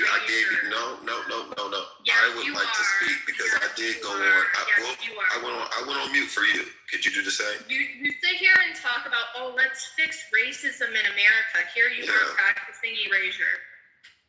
Well, you wouldn't know because you don't know what the truth is. No, I would definitely know. And so are you going to allow me to finish? I did go on mute for you, your though. whole movement, by the way, is racist as well. I don't have a movement. I'm not even religious. No, I know what group you're a part of. That. You think that you don't know anything. I'm not a part of any religion. Was from like ma'am, could you go on mute so I can finish what I was saying? No, I don't want to be rude to you. I didn't get rude with you. I know you're triggered by this. It's gross. I know you feel insecure about it. No, fuck you. You feel insecure. I know. That's why you're trying to take Jewish people's identity and American Indian identity. But you don't know enough to have an opinion like that. You don't have any identity crisis. Not me, buddy. You're practicing. Ma'am, my identity, you wouldn't even begin to understand or comprehend. You don't read enough books. You don't know enough history. You listen, like literally, I know that I'm introduced to new information, and the insecure people like you that are insecure. I get it. Are you done? You're not done. Person's point of view. That's what's I'm not talking about. I don't know what you are. Land you're on. That's what's crazy. Ma'am, that's fine. That's fine. But I like to finish what I'm saying. You think you don't even know whose land that you're occupying right now. And you want to tell me about who was here before anybody else? So talking about, you don't read enough. I'm sorry, ma'am. You're insecure. No, you're insecure. You know, you're young, you're spunky, you don't know that much about this topic. Insecure and who I am. And that's why I'm telling you, you're full of shit. Who are you? Who are you, though? You're practicing erasure. It's disgusting. Shame on you. Who are you, though? So do you not believe, like, Feather Indians were here first? Is that what you're saying, Cypher? I think he was saying that there were some conversos that were part of the slave trade, so they weren't here before. They weren't here like before the colonial. The Portuguese brought the slaves in. I don't think he's saying that there was. I don't think it's the Hebrew Israelite thing that says that there was Hebrews here before the colonists. So what I'm saying is. What I'm saying is that there were some Hebrews that were already here before Europeans came. There were Hebrews that got trafficked here during the slave trade as well. So some of those became some of those became the Gullah Geechee, the Geechee Gullahs, the Seminoles. Some of them merged in with Crete. Right? Blackfoot. But who was here before the colonists? And the same people that I'm talking about. But the Seminoles, but listen. The Seminoles and the Geechee Gullahs, for instance, those two were parts runaway slaves and native indigenous people who mixed with each other. The others were always here too, the ones that I just named. Now the lady in my PTR on the 19th picture, right? That lady is my mother's great grandmother. Wait a second. And her mother was born on an Indian reservation in Oklahoma in 1925. Fine, but you're talking about the Hebrews. I have a. Yeah, but wait. What about way before that? That's what she's asking you. Before. Are you saying that there was Hebrews here before the Europeans came over? Those were my people, and they were here. They would always been here. They didn't just come over from And Africa your and shit. people were part Hebrew? Some of them were. And where did they come from? How did the Hebrews get here? Well, there's a little interesting story to this, right? So, and this is from my research too, and I'm 30 plus years into the research. I'll tell you this, there's a guy named Zenat Pania. He was the governor of Egypt during the time of Ramses III, right? Oh, okay. And supposedly they had the Isis temples and all that stuff that they found in the Grand Canyon are connected to him and his dynasty. And Zenapaniah is the name that Pharaoh gave Joseph. Okay. How do you believe this stuff? Well, I mean, it's called research. It's clearly called propaganda. Yeah, okay. Well, I mean, but here's the thing. If you can cross-reference the things that I say, let's just assume that it could be something true about it. If it's true, okay, just for a moment, think of how you would feel. Just hold on. Just let me say this and I'll shut up. Just think of the energy that you would feel if you knew that it was true. Why would I feel energy about it? If I feel the energy of it, I promise you, there's no one in the fucking world that could convince me that is not that is true. You feel me? I mean, I wouldn't care if it was And true. why would it give you energy? No, the energy. I mean, what kind is what you need to look into? So it could be good energy, it could be negative energy. I'm just thinking, like, for you, think about close your eyes for a minute and imagine the energy that you would feel if you knew that what I'm telling you is true. That's the I wouldn't thing. feel any energy. Then why are you so defensive about it? Why is it so much diversion? Why is it bullshit? And I'm introducing it. It's new to you today. You haven't studied it. I'm just saying, hey, look at this. Look. Because it's so damn asinine. There's no evidence for it. It's just like the earth is flat. Those people, it's just... This is an energy to it. His point when he says that, though, he's just saying, look at how he says it, though. Just look at it. Look at how Cypress says it, though. This dude Cypress is literally the dumbest thing I've ever met. It's like no bullshit. Well, it seems like one group's always trying to steal the identity of others. Like what the Europeans that bought their way on the Dawes Rose for $5? What is it, like the Pretendians? Hey, Beaver, just notice what he says when he says that. Just like... Elaborate. No, just like from what you said this whole time while talking, like the whole time when you had your mic unmuted, and from the whole thing you was just saying, like, I just want Beaver to, like, I'm not saying judge, but just like, just be careful. What did you hear? What did you hear being said?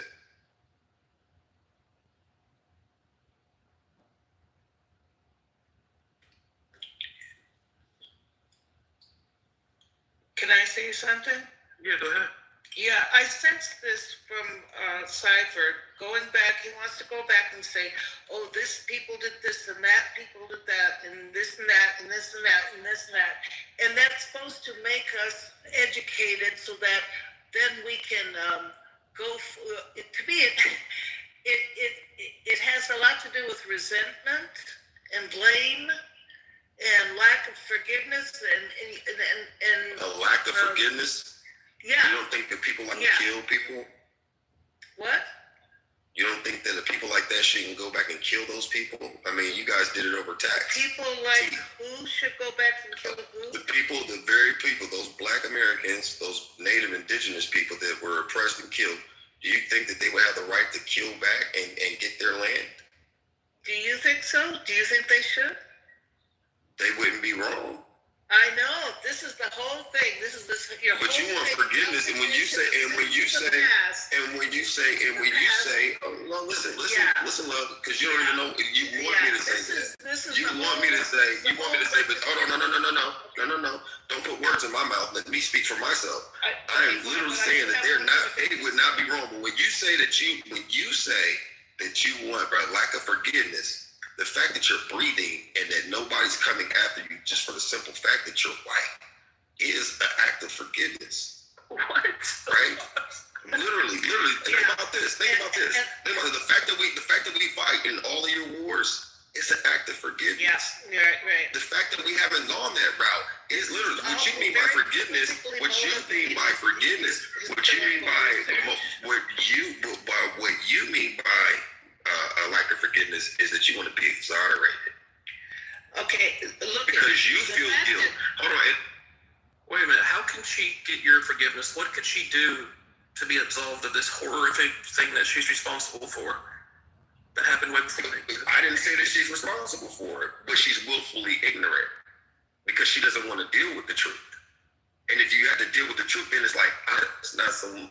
So the truth is that these people are this, and we did that to them. From you, into her mouth like 5 times when she inhaled it. Would that absolve her? Say that again. This is so absurd. Let's say that again. What did you say? It's like the South Park episode where, the black people would fart and the white people would bend over and smell it. And then they would say they're sorry. No, so what we're talking about is the original sin. Right? And it really sparked That's the right, conversation the about original Trump. sin. Yeah, of you America, probably don't even right? believe It's in never the been real dealt with. original sin. I do believe in the original sin. And I do think we're all fallen. And we all. No, I'm not talking about that. That would include fucking. That I'm not talking about that. The original sin was sex. Committed sin. All I'm saying is the original sin of America. And here's the thing, though. This is where and I touched on this, but maybe just to make you feel a little bit better. When I talked about to cure that, would start with, because you asked me what would be the solution. I said knowledge. And everything I'm giving you, that's new information today. You're dismissing it without reading it first. That's number one. Hold on. That's number one. The number two part of it is that I also indicted black people. There's no way that we, who brought you out of the dark ages, brought you into the Renaissance, and gave you. See, you're lying. Why do you just make up this history? Like, I don't know, where do you get this from? That black people. You're just uneducated, you cracker. Shut the fuck up.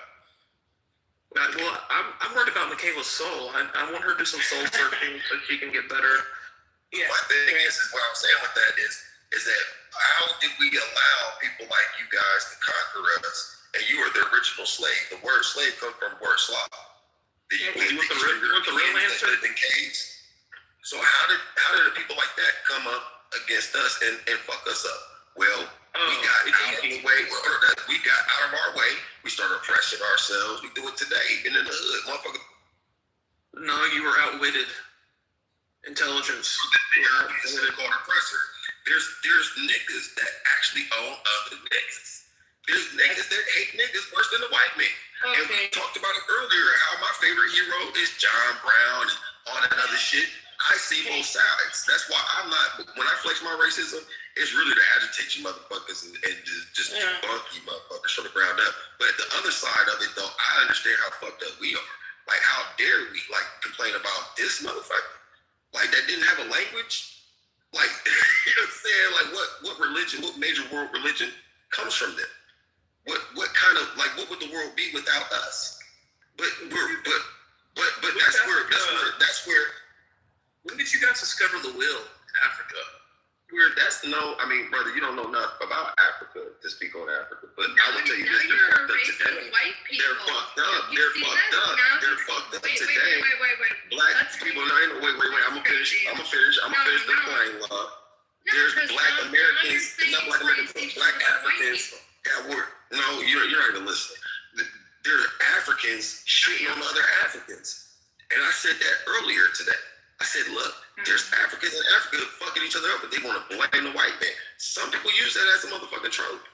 I just happen to know who you are, right? And so I can never be oppressed or offended by you, right? Because some of your people suffer from the same shit. But see, I said earlier, my definition of racism is the personification of ignorance and fear. I brought new information today, and none of you looked into it, and y'all dismissed it. But I'm not racist. Being wrong. Because it's your fear of being wrong. Because it's your fear of being wrong. Amazing. Oh, God. Can I say one thing, please? No, Michaela, I'm speaking now. No, okay. So for you and me, I don't have a racist bone in my body. This is too much white and white violence. Calm down.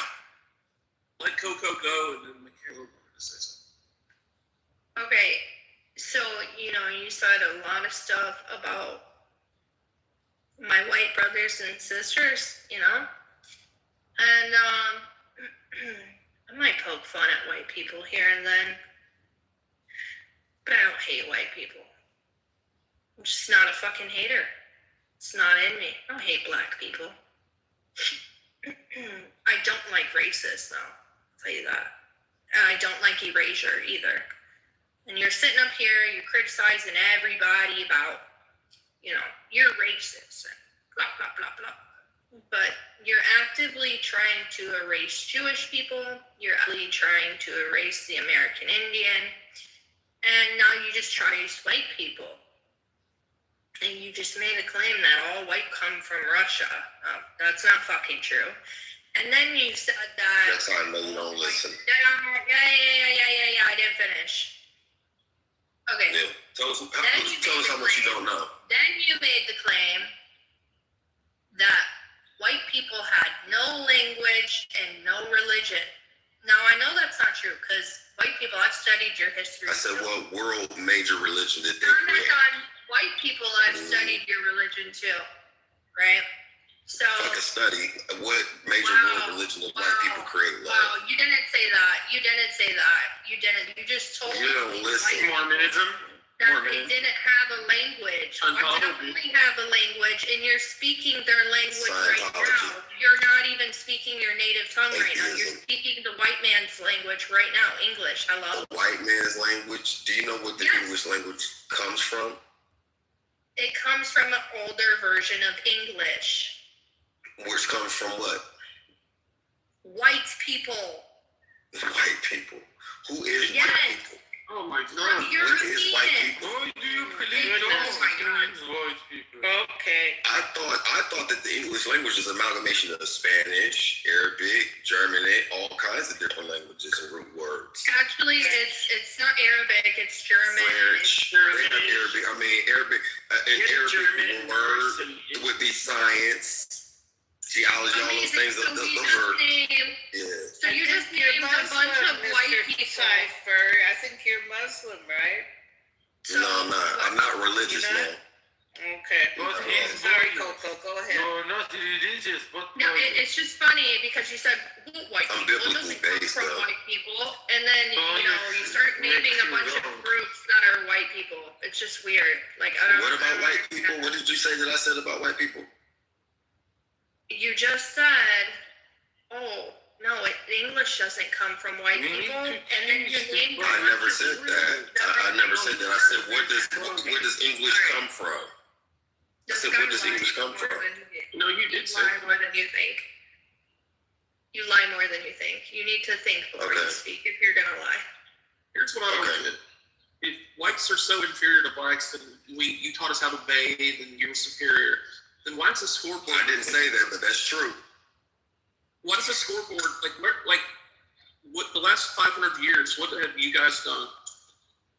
The scoreboard is pretty lopsided. Okay, where does GPS come from? Whites. Who created the math algorithm that made GPS possible? Hey, before you guys, I thought I had my turn. Go look her up. You did, yeah, Michaela, right. Yeah, I just quickly want to say that when we were talking earlier about the Soviet Union, y'all got an issue with dealing with this issue. Y'all be getting triggered and shit. That's y'all only downfall. No, I mean, y'all reveal yourselves when these conversations come up. No, you triggered me when you didn't know anything about the Soviet Union and communism in the Soviet Union. Well, Your history. I asked you a question. Purely I know exactly what it is. No, you didn't. You didn't. You said, didn't they have entrepreneurship in the Soviet Union? I asked you if that exists. Yes, it does. Right. Okay. You found those are the people that usually break out of the system. There. Okay. Your focus is. I see where your focus is in your historical research, and a lot of it is on ethnicity and blame and ethnicity and blame. Yeah. Bias is your focus. Yeah, and That's interesting. How did you? Where did I blame anybody? Probably sort of a communist. Where do I blame anybody? I would say this. This is interesting. I really do believe this. I believe that if you pull the hood off of the actual powers that be that create this racism shit, I would not be surprised if it was a nigga. Well, anyway, you know, I think that you have a certain focus, but if you don't, you do not. What do you think my focus is? You said it's ethnicity and blame. Where did you get that from? Yeah, and the fact that you didn't know about communism. What did I say about communism? I asked you a question about it to get your perspective. What made you believe I didn't know? You said, tell me. You didn't. You said, wasn't there entrepreneurship?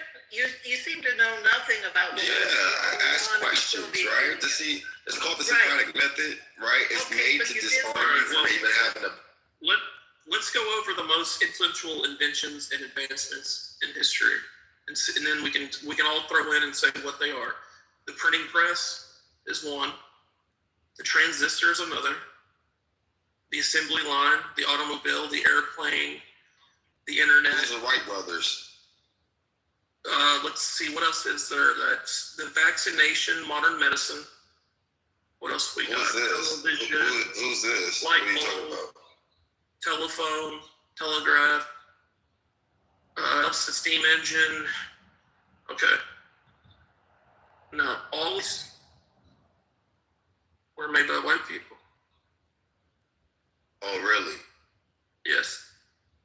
Look up black inventions. You got peanut butter, the doorknob, and the saw. No, you didn't Google it. I want you to Google it. It's all fiction. But this is the willful ignorance that I'm talking about, though. On your part. No, not at all. Not at all. I'm just asking you, can you look up black inventions? Just Google it. Yeah, good. It would say something about the elevator, the stoplight. Let me keep going. Some black girl in NASA during the moon launch. Like it would say all these little like contributions. Why aren't you looking it up? Why aren't you looking it up? What makes you feel so inferior about your position to where you don't want to look that up? I've already. What makes you feel so insecure about your position to where you won't look that up and read it out loud, just like you did that? I'm not insecure about my position. I'm very secure. That's why I just listed that was stolen. Name a patent that you didn't steal. It was stolen. Okay. Name a patent that you didn't steal. Did Henry Ford steal the assembly line? Name a country that you didn't steal. Did Einstein steal the theory of relativity? Is Einstein black? No. Oh, you didn't know. Well, oh, so he's black now? He's black now. You should look him up. You should look him up. You should look up Picasso. You should look up Alexander Dumas. You know who Alexander Dumas is? I just want to know how you guys like. Do you know who Alexander Dumas is? He's a novelist. Who wrote what? What books did he write? I forget. I don't know. I never read them. I just know. Three Musketeers. Oh yeah, right. Yeah, a lot of those big books. And check this out. Check this out. His daddy is the one that won all the wars from Napoleon. So why are you telling us he was Haitian and white. Why are you telling us all this?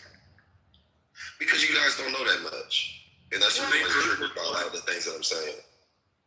No, again, you focus on ethnicity. Cleopatra was actually a French woman. And France was around in the BCs. Is Macedonia. And I'm really a Viking, right? I'm really it doesn't matter. We can give you Cleopatra. Vikings invaded Ireland. She's not even. She's one of thousands that you would have to go through. Like, what do you mean? Why are you getting louder? Oh no, I'm entertained, especially by you. Yeah, Donald Trump is also a Haitian man. Michael Jordan might be. I thought he was German. He's a Haitian man.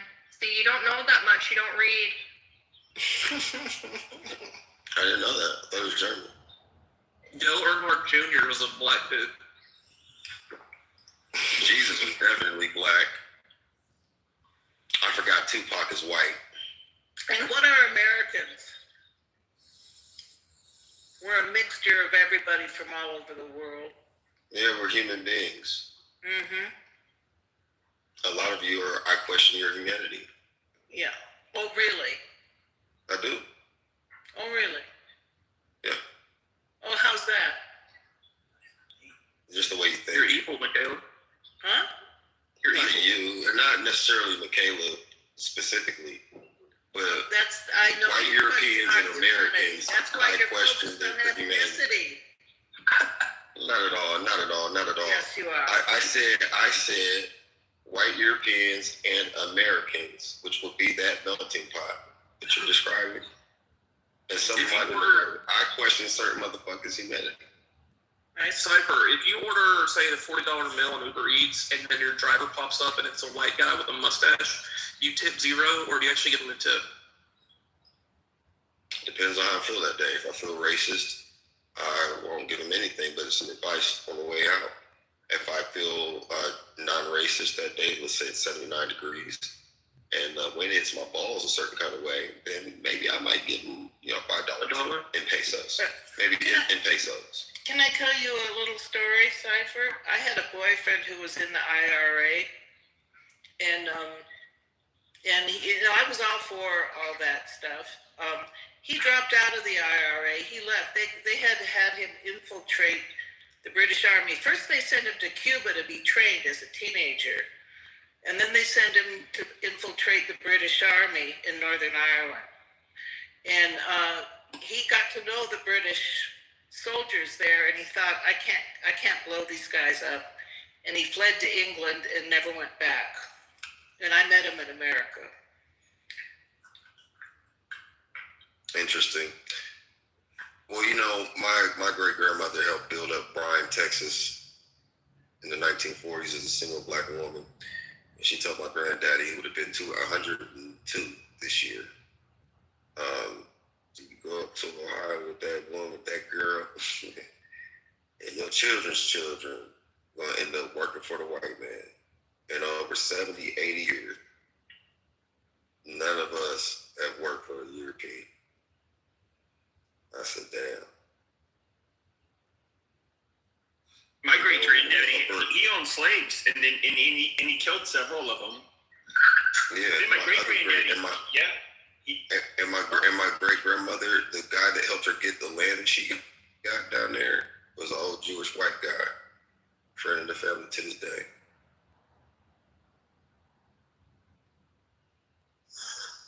I can hear the hate. When you get more knowledge, it's hard to hate a motherfucker when you know their strengths and weaknesses. Yeah. It just makes you feel a little bit more humble about being a human being. That's right. That's what I'm trying to say. Yeah, but you gotta get people there, love. That's the whole thing. Like, listen, people that look like you bear that fucking thing, just like we bear the whole criminal, black people, this, that, and the third. But y'all don't ever look at yourself. You know how dysfunctional your children are. They emulate us. Yes, I do. You know what I mean? Like, what the fuck? Like, and think about it. You think I'm proud? Hold on. I gotta get this out. I gotta get this out. This ain't even for you, but let me get this out. I don't like the gay community. I don't support the gay community. And I hate the fact that it doesn't matter the ethnic group, the ethnicity of the gay, overly gay guy, whatever. They always emulate ratchet black women. And I'd be like looking at my sisters like, y'all see what y'all be endorsing over here? It could be an Asian motherfucker, sassy and sissy as hell, and he's emulating a ratchet ass black woman. Now understand that deep down that black woman's mind, her mama might be a bad woman. Somebody in her bloodline could have been Shut the fuck up. Somewhere down her bloodline, her mom could have been raped or been on an incest farm, because they used to have breeding farms. And some black people owned slaves. Some black people had breeding farms. Some black people had more slaves than whites. There were black Ku Klux Klan motherfuckers. There were motherfuckers. Hold on, there were black Confederates. There were black Confederates. So we played a part. Yeah, tell so me. you call impolite to other people, and at the same time you expect somebody headshot this motherfucker. Exactly. This is your level of respect. Calling all the motherfuckers at the same time. Putting respect. Asshole. Asshole. Okay. So check this out. Check this out. There's people that, like we said about Trump, there's fine people. You have this just because of being American. There is an element that you see of black degeneracy that is wired and engineered to be that way. If we understand it, we could be like, hey, I'm not excusing bullshit, but I can't judge them as a people because most of them, A, are not like that.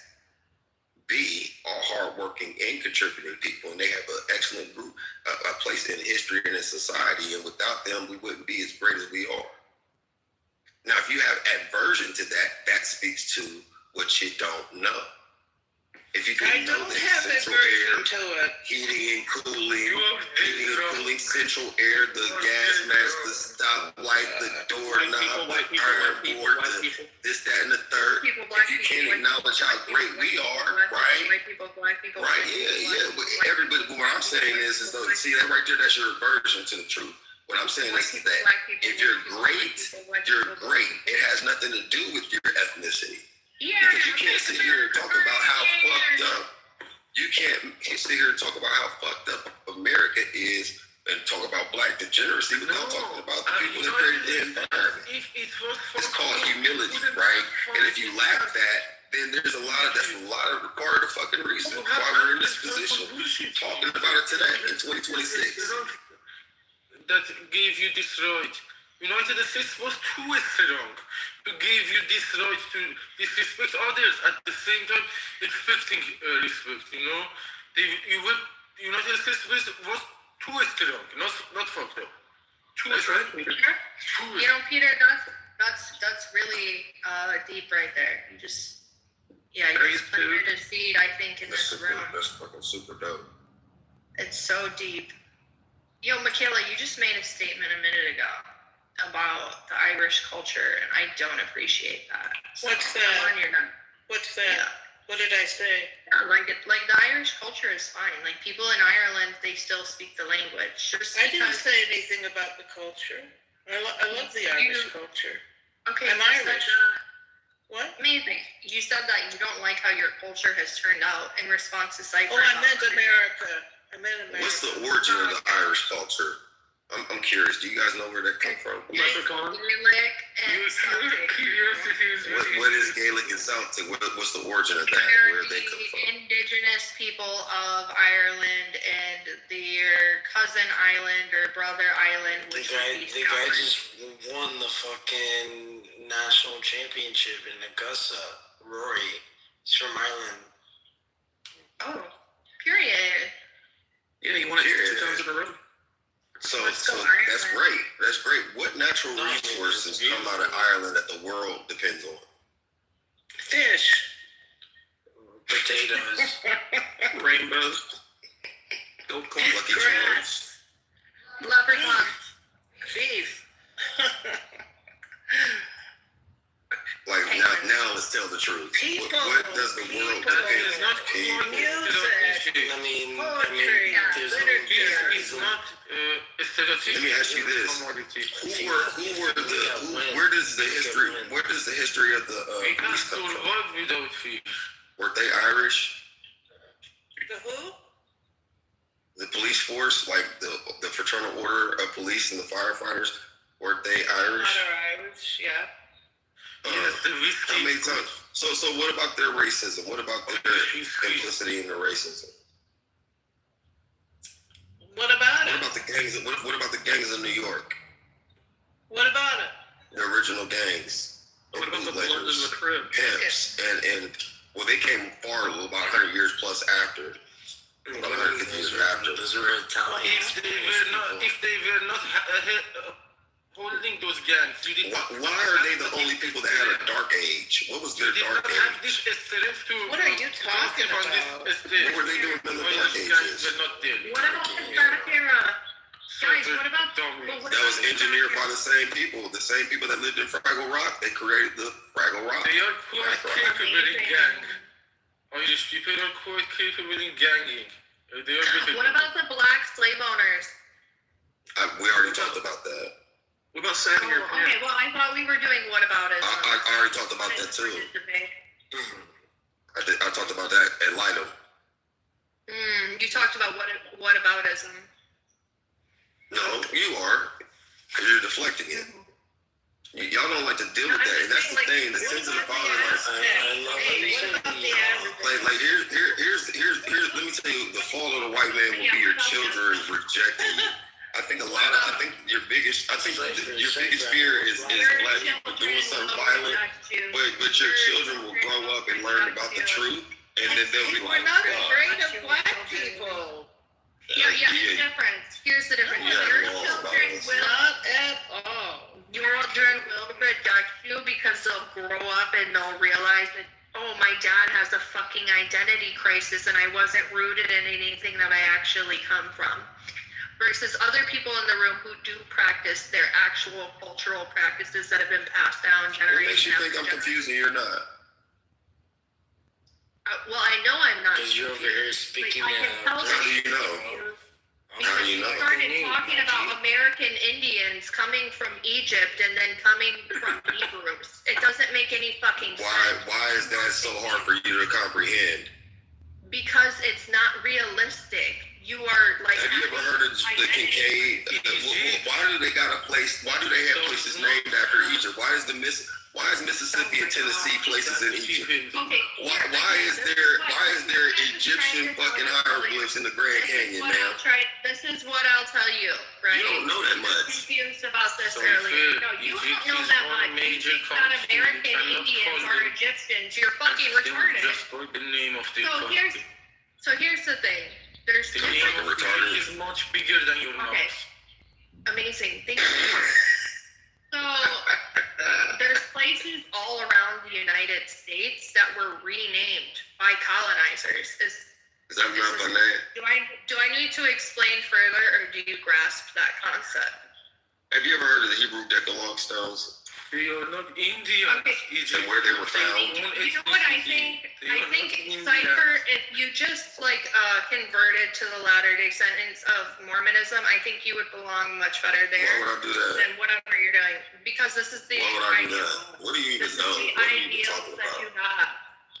But no, I just asked you a question and you danced around it because you don't know that much. I'm saying, asking you, have you heard of the Long Stone? They were found in America, now explaining that. Okay, yep. How do you explain that? How do you explain that, though? How do you The explain Hebrew that? Decalogue stones. Oh, the Mormons? Yeah. You talking about the guy who was a fraud and a con artist? He said that he found golden. Joseph Smith? Yeah, Don't say that about my prophet, bitch. Watch the fucking mouth, Pepe. Anyways. What about that? How do you explain that? Yeah, you're going off of a con man's religion. And by the way, if you go further into that religion, you don't even know. You're not even smart enough to look it up in real time. You're not that smart. Oh wow. Oh, you're not that smart. You're fucking stupid. You think that American Indians are Egyptians? You're retarded.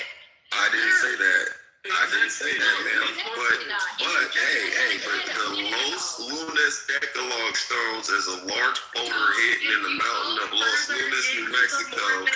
Inscription of the commandments of Paleo-Hebrew discovered in the 1930s. Wrote about how black people are more sinful because they are black people, and because of their skin, they are unpure, unholy people, and in order to make these black people white, you need to make them white. So how do you make them white? You infiltrate their families and you have kids with them. And this is the same ideals, this comes from the same person, the same ideals that you're quoting about Hebrew decalogues. It's fucking amazing. Did you know that thing existed, though? Did you know about the Hebrew Decalogue stone? Did you know that the sky is orange? You see that right there? That's called wilderness. You feel a way about it because I mean, if it doesn't do anything. My question is this: if it doesn't do anything for you, if it's true, then why do you have such an aversion to new information? According to archaeologists, You Kenneth qualify for Wilder, the the cross me, stone is amazed. almost I certainly a fake. Your source got me amazed. Source. Beach. Wikipedia. It sleeps good in the air conditioner. Is a pleasing view map. How is that possible? To put a point. Look at the back creek stones. Coast.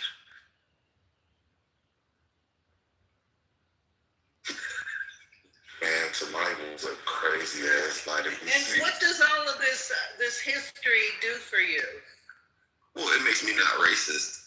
It gives them a sense Oh, of and you assume that if we don't know all of this arcane history, we're racist. Well, you're more prone to being racist. Oh, for sure. that's what you're Racism is for the low IQ. Racism is for the low IQ. Okay. Yeah. Because remember, I said racism is to me. Racism is the personification of ignorance and fear. So if you're ignorant, that's low IQ. Yeah, that you have to study all the arcane conspiracy Well, the more that you learn, Wait a minute. Blacks have an average IQ of 85, so that means they're the most racist group. You more input when you're able to Can't even learn. pronounce it right. It's Decalogue. What did I say? Then? What did you hear me say? Did you have a dick in your ear or something? Yeah, clearly. Yeah, I did definitely said the Los Lunas Decalogue stone. Yeah. And then look at the Back Creek stone. The Back Creek stone, 1889, artifact from Tennessee. Versus 10 Commandments. Paleo-Hebrew. That's exactly what it is. Pre-Columbian transoceanic contact. There's a lot of evidence that suggests that there were Hebrews in America, but y'all don't want to know this because you don't want to. You fear being wrong. You do. You care. You see how it bursts you. You see your aversion to you. Okay, tell me where the Chaco people from. Be wrong. It is And voice. were they cannibals? Think that if you are wrong or not, it is voice. So if you should also try that. Sometimes people are wrong and they need to second guess themselves. I hate the end of It is voice. What I'm curious about, Phil Cipher, is that you get like Native Americans. I lived in Alaska. Native Americans, all Native Americans look somewhat alike. Now, I get it. They can like differ in phenotype quite a bit. But why is it that from whether it's all the way in the Caribbean, the southern tip of South America to Alaska, and of course Siberia, the Siberians look like the Native Americans. Why do they all look the same and none of them look black? I have a what? I mean, what are you talking about? Like, what do you mean? Can I speak? Like literally, PP. The reason why a lot of the Negro ones, they were reclassified. That's written history. That's actual history. They were reclassified as Negroes, and millions of them died from your diseases and war. So all of these archaeological things that you claimed are actually hoaxes. So. Nah, I mean, I get what he's saying. Like, is I don't have to. There's scholars who you just don't know what you know. You're not them. Just You're not them. Just Google it. Just Google it. You'll find it's a hoax and that you're not. Yep, just Google it. Literally. You'll see a bunch of different links that say that scholars and archaeologists. She doesn't even recognize the Seminoles, bro. Seminoles or the Gully Peaches. But that's what she don't know.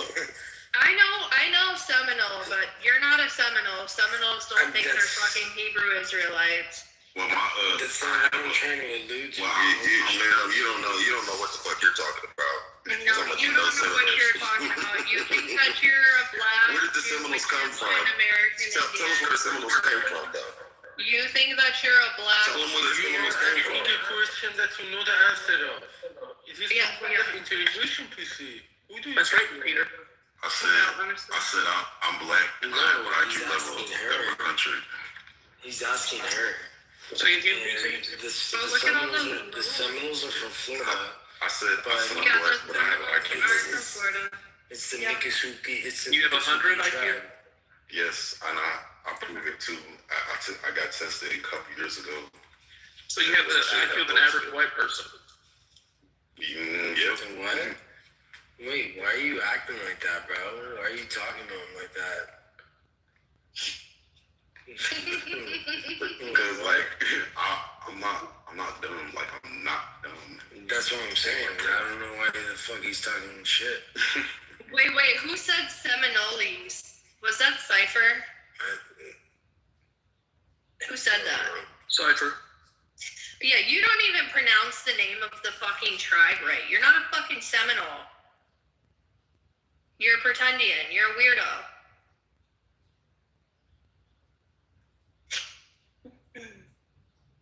It's gross. And it's Miccosukee. It's called insecurity. I get it, baby. Florida State Seminoles. You're so insecure that you're calling Seminoles. If you were Seminole, you would know how to pronounce your family name. You know what's crazy? The family, they get 90. An outsider talking about an insider like it's an outsider's paradox. Cypher, That's what you're doing. That's what's interesting, because I'm an actual Native American and you're not. So it's funny. That's what you said. No, that's why I'm on your ass like this, because you're gross. You're practicing erasing. No, you like hitting ass. That's why you're on my ass. You're not right about anything you said. Are just rolling in their fucking graves because you won't honor them. And your ancestors are embarrassed by your Your OnlyFans. ancestors are. I don't have an OnlyFans. Your ancestors were maggot food. You go by Pocahontas. No. Pocahontas. Okay, and you go by slave. No. Martin Luther Cream. No, Martin Luther Cream. Say it right. I had a dream. Martin Luther Cream. Okay, porch monkey, no problem. Porch monkey. That doesn't offend me. Do you understand if you shave a white man what he would look like? You shave an ape and his back and you see what he would look like? He look like your dad. You know what I'm saying? Like, you have more Neanderthal genetics in you. You have more Neanderthal genetics than anybody else on the planet. My dad's not black. Ma'am, you have more Neanderthal than anything. No, I don't. You have more Neanderthal on you than black dicks. Cause I know you like BBC. Ew, that's disgusting. You're gross. You should go fuck yourself. Coco, you said you're from Canada, but you're from the Midwest too, or? No, I'm not Yes, from she's Canada. from all over. She's trans. Okay. Yes, yeah. But your tribe is Shut the fuck up, bitch. Hey, Kendo, get up here. This guy's, he's claiming to be Seminole, but he can't even pronounce Seminole correctly.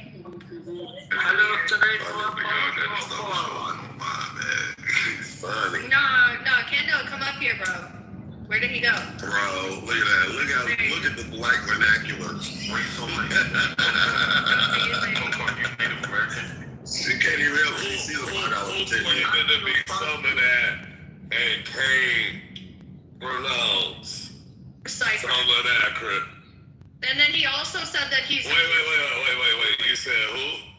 Cypher. He also said he's a Egyptian. Oh, that's the Brody. What up, dog? What's up, baby? That's a shit. What's up, baby? Shit, you know I'm in this motherfucker. I'm taking their ass to school, bro. They have the first two nigga right now. What's good? Oh yeah, that's what up, dog. Yeah. It's not gonna be that. Absolutely not. I'm out of it. Hey, Coco, you know what? I do that to certain people. You know what I'm saying? We already done. He from the Midwest. You better stop it. I don't know if this guy's practicing erasing. This one, nigga. What? That's what she said. She say I'm a pretendian and niggas need to get over slavery. Niggas need to get over slavery and shit. We have identity crisis and man, this nigga talked about in the aisle and everything. Money first on the east. I'm not finna get off on my butt. You think I'm finna fight in front of these white people? No, we ain't doing that. Hey, she's all good. I'm over here talking my shit now. Cause they done woke me up. Back the pixie cut off of the Kayla before I fucking goddamn. When did you do what?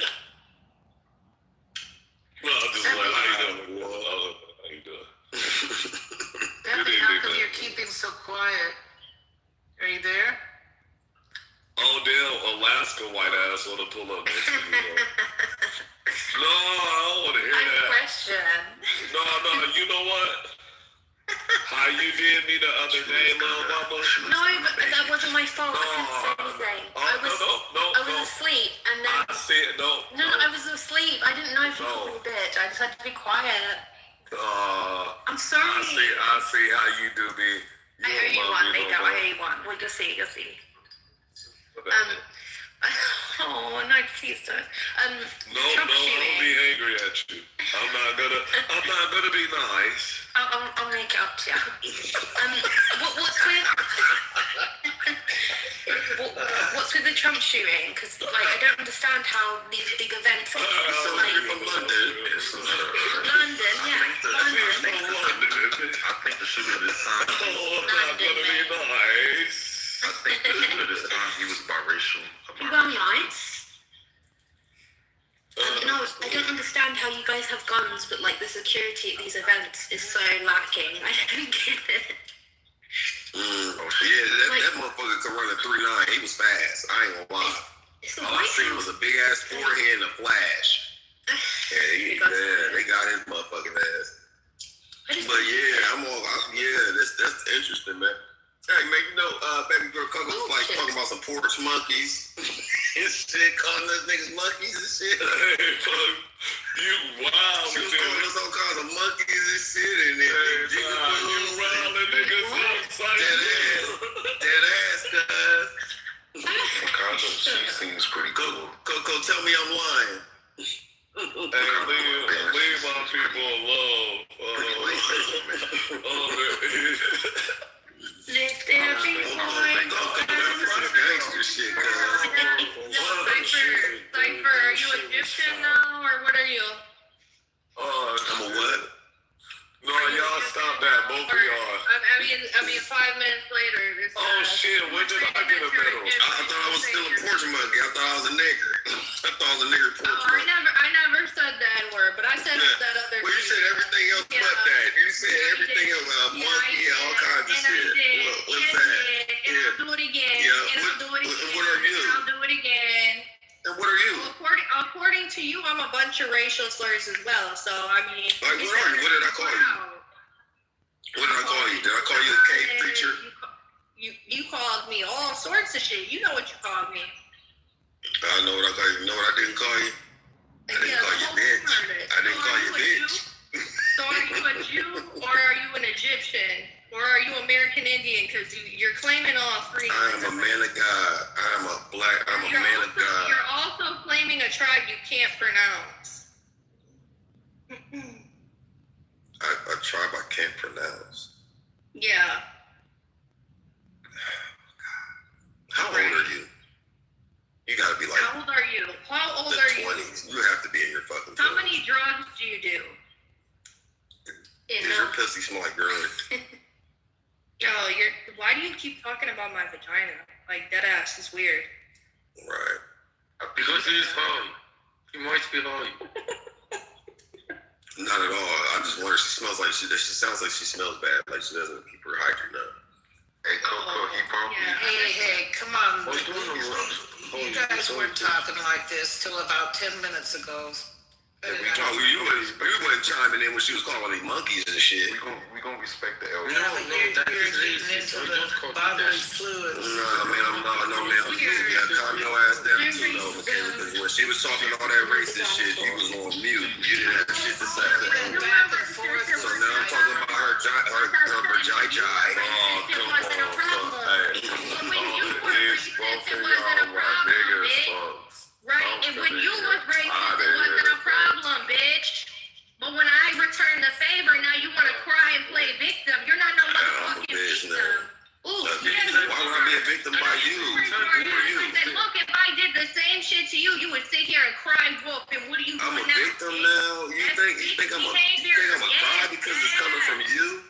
You're a dead ass. Is that another black vernacular that you stole? You want to cry racist? More dead ass. Don't do it, bro. Right? Okay, preacher is talking black vernacular so well. I promise you, I'm finna get the fuck out of here. Go figure out your Thank identity. you very much. Let's respect the elders, y'all. Well, whatever. Look, it's like too early in the morning for y'all to be sex frustrated. I know that everybody in here some kind of weekend like agenda to where they want to, BDSM and what's that shit called? The degrader and shit. Everybody in here and shit. Shut up, Alaska. Cause you don't have no fucking talk. All I'm gonna say is that we've been on this app for too many years for us to still fight about redundant topics. We need to get latency in this bitch. And all you white people, I'm disappointed in y'all too. I'm looking at you, Matt, Beaver, Peter, Pepe, BB. Well, no, she ain't even white, but Alaska partially. Anyway, let me go. Oh, Michaela, Michelle, Michaela, whatever. Bro, all of y'all need to be the elders. If y'all want to be like continuously running the world and getting us in wars and shit and starting shit all over the country, Monica too, but you Amish, so I don't put you with the whites. Y'all gotta like stop this shit. Well, if we being honest, man, like, wait, black man, you gonna jump your light skinned ass in the white while I'm still cooking? Come on. You get up in this white shit too, nigga. Now what? What? You white? No. Yes. I'm not white. Oh, no, okay. You can't change it. Anyway, all I'm saying is, yeah, like, y'all gotta know how to de-escalate some shit. And y'all de-escalation tactics on this bitch is poor. I'm disappointed in all of y'all. All of y'all experience and all of y'all goddamn longevity and all this other shit, y'all not even using it. What are we doing? What are we doing? What are we doing the fuck here? Okay. I'll let you know. Michaela, you want to try? On what are we doing? Yeah. Go ahead. 40 years ago in 1980, I worked on the nuclear freeze campaign. I was assigned to Watts to organize in that area. Okay, I've been committed to getting rid of nuclear weapons probably my whole life. And so I support what Trump is doing. And I'm an elder. I love everything I don't want I respect the elders, okay? I don't want people cussing out people that's old, because I don't like that, because that's some grandmother or great grandmother. They're not like that. So anybody, y'all could cuss anybody out, but somebody that's old, that's fine. Look, folks, hold on. This is all I'm saying. What the fuck did 1948 have to do with anything? And this is what I'm saying. Like, this is crazy. We didn't even need that psyop right now. Like, bro, you didn't even help nothing. And then this light-skinned ass nigga trying to jump in and elbow drop for you. Like, what? Shout out to there has been a big rise in white people actually doing the work, putting themselves in. You shut your white ass when up. they should be doing that. They should be doing that. I think it's brilliant. There's a woman. Why is this white bitch from Britain speaking on behalf of black people? Shut up, ho. No, we're not close like that enough for that joke. Like there was an old woman and people were like, oh, but where are the black people? She was like, they should be at home. Like, we need to be here doing the work. And I was like, fuck yeah, lady. What are you talking about? I don't get it. You see what I'm saying, Michaela? She's using white a privilege too. to This what the fuck I'm talking about. just using your privilege to help causes. I think it's really important, and what? To help horses? Causes. Issues. Sorry, that's my accent. Okay. I do love horses too, but okay. Very chic accent. Sadly British. I know. No, So were you supporting what I had said or what? I don't get it. Just not the Trump thing. I don't support Trump. But other than that, I think it's awesome. No Europeans support Trump. I think that we have to get rid of nuclear weapons. I agree. I think Trump does too. Trump does. I picked that up about him early on, and I think I wish that this could blossom into maybe some like new disarmament moves. I mean, he does move quickly for what he wants. It would be nice if he could turn this into what? How do you want to comply Russia to this? They have nuclear bomb and they would. Well, it has to be an international agreement. It would have to be the international, all the nuclear armed nations would have to agree to start. See, I don't think it should go. I don't agree that any more nuclear weapons should go to any more countries. I don't know how Pakistan and India got the nukes. I was raising kids during that time. It sort of passed me by. But I'm shocked that, we've got to disarm, not spread them to more countries. Pakistan is a different story. They cannot use it. But Russia. What? If you disarm United States, Europe, and other countries, Russia will never ever comply with that. And they will take over the world. No, I agree. Neither would China. It has to be international. It can't just be one or two countries. Yes, international. Actually, China will. Voluntarily. China likes to secretly suck our dick, and they don't want to admit that they do. Love this supremacy. They want to be. They want to fear others. They want to lead their government out of fear. They want. And talk that shit, Peter. Are you Chinese, Peter, or what are you? I am from Iran. Israel. No, he's lying to you. He's Chinese. I am from Iran. You're from Iran? Yes, and really? I am seeking for another here, Henry Kissinger, between Iran and the United States this time, not between China and the United States. Another Kissinger for this generation. Do you have? It's a great. I don't understand what you're saying. What? Don't need to understand, just listen. Okay. I was wishing, these are my wishes, because as I remember, the history of diplomacy of the United States had a very big turning point at the time that Henry Kissinger was the foreign minister of the United States.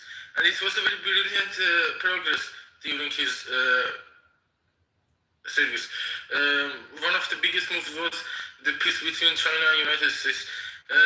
He was not successful to, for example, solve other issues and other countries. And, for example, we need to take the inspiration that he had now between, for example, Iran and the United States and Israel. And this is my wishes. I was thinking that this kind of mindset is not going to be implemented by mindsets like Cypher. It is different, it is too simple for this level of diplomacy. But what happened as a result of Kissinger opening up China is that now China became the manufacturing center of the world, and it's become, and the whole Western world has become dependent on China and enriched China. But also, China also needs West. This is some kind of mutual need to each other. It is not something bad, because they are populated countries, they have a lot of capacities, and it is undeniable to be strong. They will remain strong if the competition is fair, because they are two populated countries. They have a very big collective power. So they are the second power of the world. It is undeniable, I think, because they are too populated. They have much more population than US, Europe, and things, but their power is still lower than United States. They are loyal to the United States, you said? No, their power is lower than United States. Lower. With this level of population, they are 4-5 times more populated than United States, but they are not as strong. They are weaker. The first power is United States, undeniably. Do you think we should have disarm? disarm our nuclear weapons? I think that they won't because they love this supremacy. They want to see countries like Iran, Turkey, and Egypt from upper positions. And for example, they do not even choose voluntarily humble position that sometimes the United States put themselves in. They love that supremacy. For example, if countries like Russia see you from upper position, they want to destroy you, extinct you. That's right. But if United States see you from that position, they are much more humble and they want to coexist. This is two different concepts that brings me to a table with United States rather than those who want us to see us like that kind of position. This is my choice. And so you're Iranian. Do you agree with what's going on with the war? I think that it needed to be handled this way because mullahs made these choices. They had they made their choices and they made it like this. Now they need to take the responsibility of what they did because they were thinking that they can do this and go away with that because they are strong and nobody will face them. Now they are being faced with the ultimate power of the world and they are being taken, it is a big shock for them and this is a big level of accountability for the government around the world. If you machine gun your people, you have no chance to stay in power. And even if you're too strong, you're done. Yes. So how long have you been away from Iran? I was here since October 2023. I was in Iran from 1992 to 2023. I am in Germany since then. Did you have to leave or? No, I did not have to leave, but I had a lot of limitations and the freedom that I did not have. Because of that, because the situation was going to be much more harder than before. They were coming step by step to much more private issues that you have. Even during the last decades was not this strict. They are implementing those laws differently on different people. This is totally unacceptable because this is a tool to suppress people. Some people come out and walk in the street freely without a scarf. Another person with more covered position is taken out of the street. This is some kind of discrimination between people. This is not a code. This is something to hit people and make, for example, to suppress them. This is something that needs to be dealt like they deserve to, I think. They need to be out of the decision-making processes. We need our country back. Yeah. Do you still have a lot of friends there and family that you communicate with? My own assets and family members are there. I am alone in Berlin. I came here to see how it is to progress and to tap my untapped potentials. There are numerous chances for me here. However, I see that we could have had that there if we just could have made our independence because we had all these. We were not poor people. We did not have lack of land to progress, and this was just self-control by mullah to the people. They did not want us to progress. Because of that, I am expressing clearly that if Russia puts themselves in that position of governing another country or colonization, they would try to extinct them, like they did in Iran during 2 decades. But when their name came out surfaced, when their name came to public, they are getting the heat from that. Before that, their hands were hidden inside the power. When they were exposed, for example, 15 years ago, after the 2009 election, presidential elections, we figured out that this is the Russian influence into our election. Really? From that time, they are taking the fall. Until now, they won't experience the Tehran with peace under their colonization. I promised them we would escalate it to make this planet out of the orbit if it comes to that point. It is my father's land. Yeah. So do most of the people? Do you think most of the people in Iran want to change the regime? Yes, and that's the reason that they cannot access simple Google search. Because if they access simple Google search, if they access their Gmails, they would be able to send the evidences that you need to kick the mullahs out in 48 hours, to come in all in. But they even deprive the people, engineers, hospitals, and all the infrastructures to not use even simple Google search. They take very big monies from privates, and they take all the information, for example, the place of birth, the date of birth, the where you live, and everything, to give you a simple Google search with a very hefty amount of money. And that is something that can be done just by those Russians who think that they are supreme, they are different from other people. Yes, Russians. Exactly. Mullahs who are impostering Russians. I mean, Russians who are impostering mullahs, because the mullahs in the time of kingdom, in the last governance of Iran, were influential, but a special party for Russia inside Iran named Tudeh was not legal in Iran. The Iranian people closed the doors of their parties. They invested their assets inside some specific and particular branch of mullahs, and historically, the United Kingdom is the founder of mullahs in these modern days. I don't mean that Islam was not there, but since 150 years ago, the kind of management of mullah was changed, and they were positioned and based in Iran. They were founded by British and United Kingdom. And during the last 60 years, the assets of Tudeh party was also redirected to that. So now they are partners into mullah, Russians and United Kingdom. United Kingdom tried to save Americans to not kick out mullah from politics from that front. And Russia is inside. They are doing the inside job.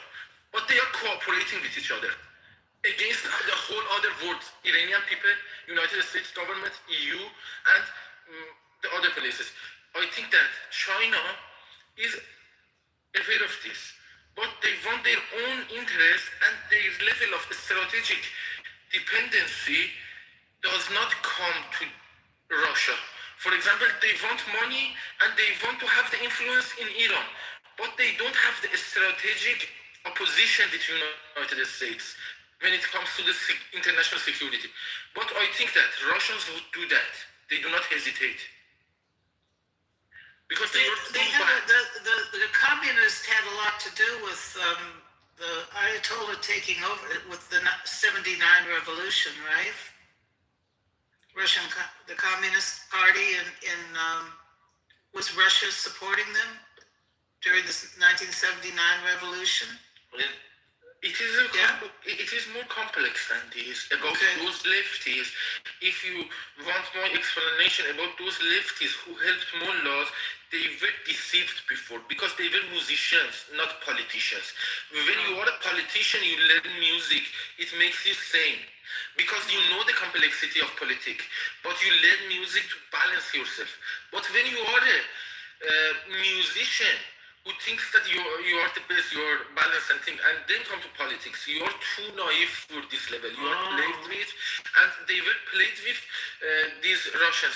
And at the first, they had some extent of power in their hands. But step by step, they got retired, they were replaced by some dumbs who did not the rights of that organization and from the main organization. For example, when you are from the state benefit organization, when you are retired and replaced with a dumb who do not know the history of this organization, and the main organization would be able to manipulate you if they want. And the main organization was conquered at the first of the revolution. Then this level of penetration was increased to this level. Step by step, layers of the power. And now it is something that even the engineers and the doctors during the last decades worked for those infrastructures with very hard dedication. Now we need to explode them because it was penetrated and it was conquered by mullahs. They say that it is ours. Firstly, my parents and the previous generations of Iran trusted them because they were religious people and they were thinking that they are like the people who taught them the religious. Because my family and the Islam in Iran was learned to each other chest by chest. For example, I learned it from my parents, they learned it from their parents.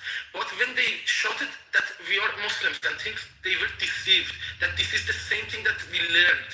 You know, they took the place and now they say that it is ours, you know. Out of blue, they came to the government and they say that the country is ours, you were not here before. Now they need to take the fight back. If we cannot kick them out, we don't deserve that land. I am in this all in. If we cannot kick them out, we did not deserve that. We were deceived, we were too naive. Yeah, do you think there's a possibility of the Iranian people, if the war is over with the U.S., that the Iranian people can kick out the mullahs? Yes, if they are weak enough, we can kick them out because... If they're what? There is one crucial point. After the Islamic Revolution, the people of Iran trusted the new government and they disarmed themselves voluntarily. There is a big move, you can search it and ask ChatGPT. But the government did not disarm themselves because of the valid reasons that they have, because they needed to defend the country from the external powers. But they decided that the internal things can be handled without any gun. So we are disarmed. The people of Iran were raised, for example me, born and raised in cities. I cannot even handle a single gun. But now they use that as our weakness. You know, first we need to disarm them like we disarmed ourselves, then we will deal with them like they deserve, because they want to see them with a gun when we don't have a gun. You know, otherwise they won't survive. They need to have gun while we are disarmed. This is something that we need to solve it, otherwise we did not deserve that land. We would shake this planet out of the orbit if this is going to be the supremacy that they expect, that they can handle a gun. But the people who are living with you cannot handle a gun.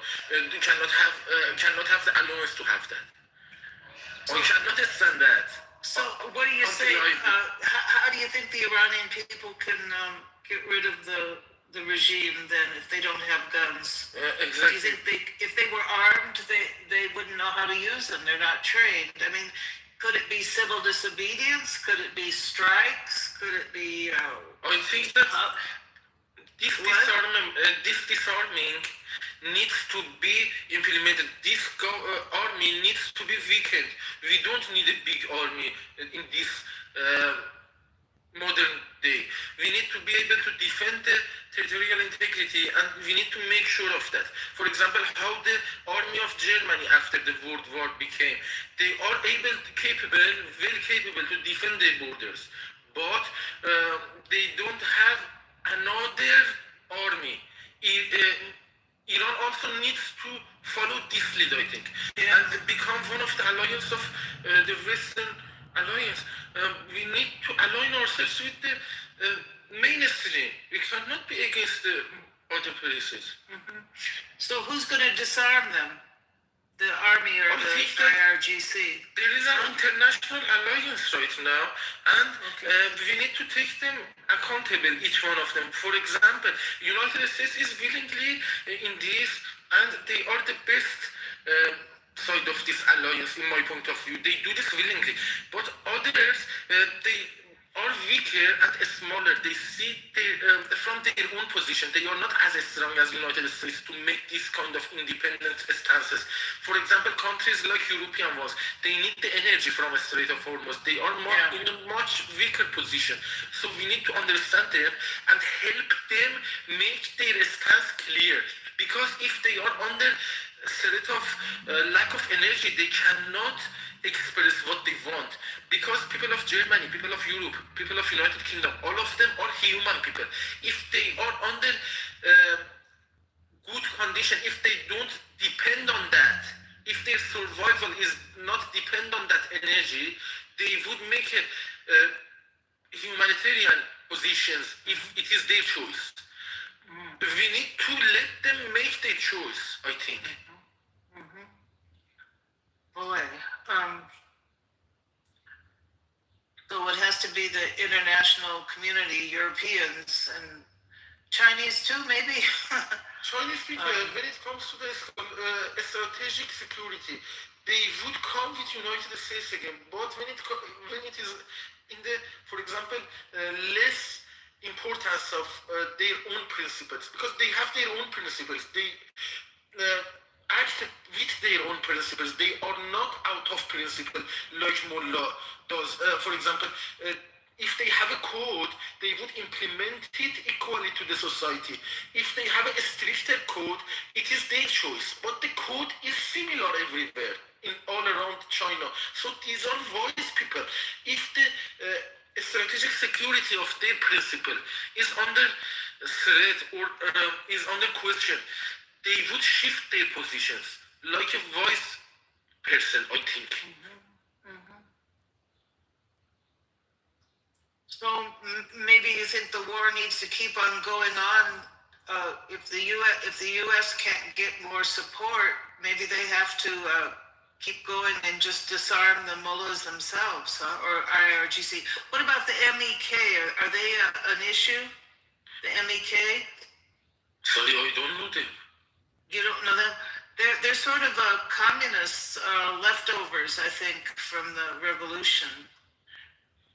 Inside Iran? Yeah. Well, maybe they're outside. Yes. Yeah. I know them.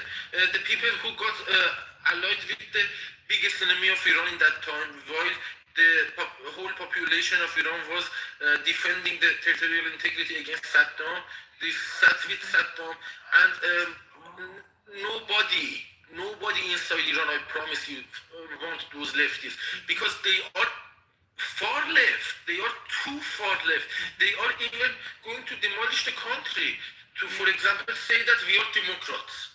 What is that? The nature of democracy says that you are willingly going to accept that. And if you are going to enforce the democracy with gun, you are just stepping on the first philosophy of democracy. You had a big misunderstanding, and it is because they are too old school. They are old people, and they have the knowledge of, for example, universities, political universities of 40 years ago. They did not update them with the recent days, modern day, and I think that the new generation of Iran, outside Iran, is almost as populated as 10 millions, and we can set our positions clear. We don't need them to, for example, speak about our positions. I can speak my position, and I am not disabled. For example, I don't have disability to ask them to talk on behalf of me. I can't talk myself. What about Pahlavi? Pahlavi is also a victim like me, I think, because he was born and raised until 16 in Iran, and he was born and raised in a situation that was extremely changed afterwards, and it was out of their expectations. Even the kind that he's resilient in my point of view, because he could have survived that, and he is still loyal to the nationality of Iran after that level of humiliation, threat.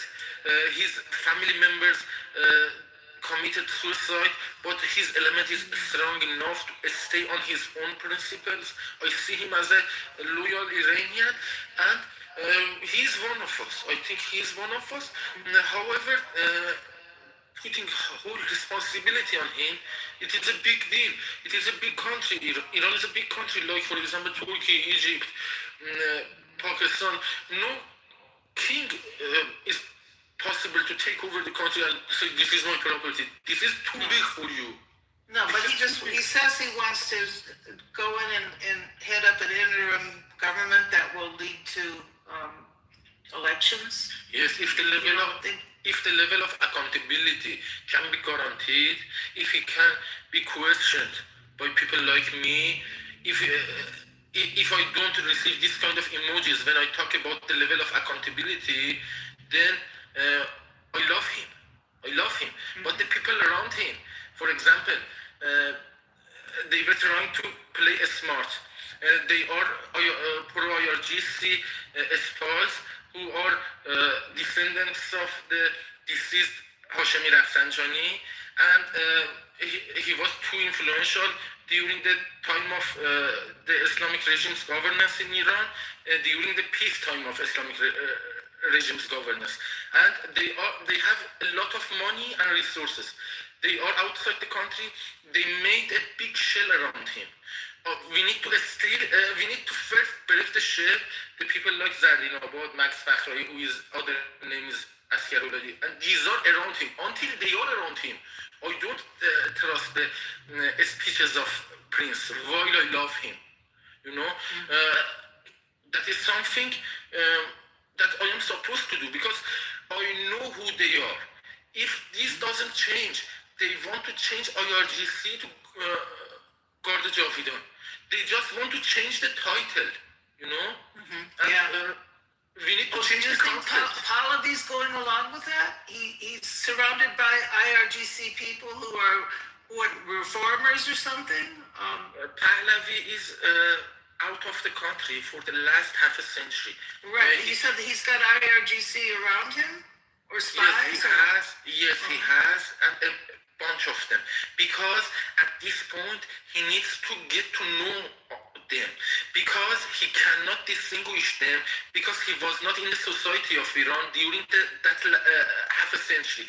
And, for example, he cannot distinguish me with another IRGC member. While both of us come out of Iran. He needs time to process us, and the time that we don't have at this point. We need to have, for example, that level of knowledge and the data that we have, and which is also cross-referenced with other references. But he needs time to distinguish. He cannot distinguish between people inside Iran. He needs support of people like me and the people who were also victimized in their mind. And we need to, for example, speak up, and he would judge who is the honest person. But until I can speak with him, and the other side also can be able to clarify their position, they don't let me question them to Pahlavi. If you see him as the leader, I need to explain my side to him, you need to explain your side to him, then he would judge independently.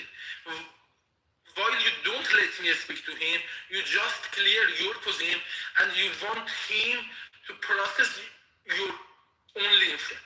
This is some kind of bullshit that I am standing to fight with. He's been in Germany a lot. Were you trying to talk to him, or? No, I think that the shell around him won't let me. Even my security is not guaranteed when I go to that places. I don't participate in that because I am politically active in Clubhouse, and I don't feel safe to go out with them. I go out with myself, I wear my own hoodie, Woman Life Freedom, and I do it alone because I don't trust them. I am not one of them. Ooh, that's bad. I would think that I saw him with a group of leaders from different parts of Iran giving a press conference. So you're saying those people he had around him in that press conference are guarding him or something? That people from different tribes of Iran. That is just a laughable concept. Those people were outside Iran for that half a century.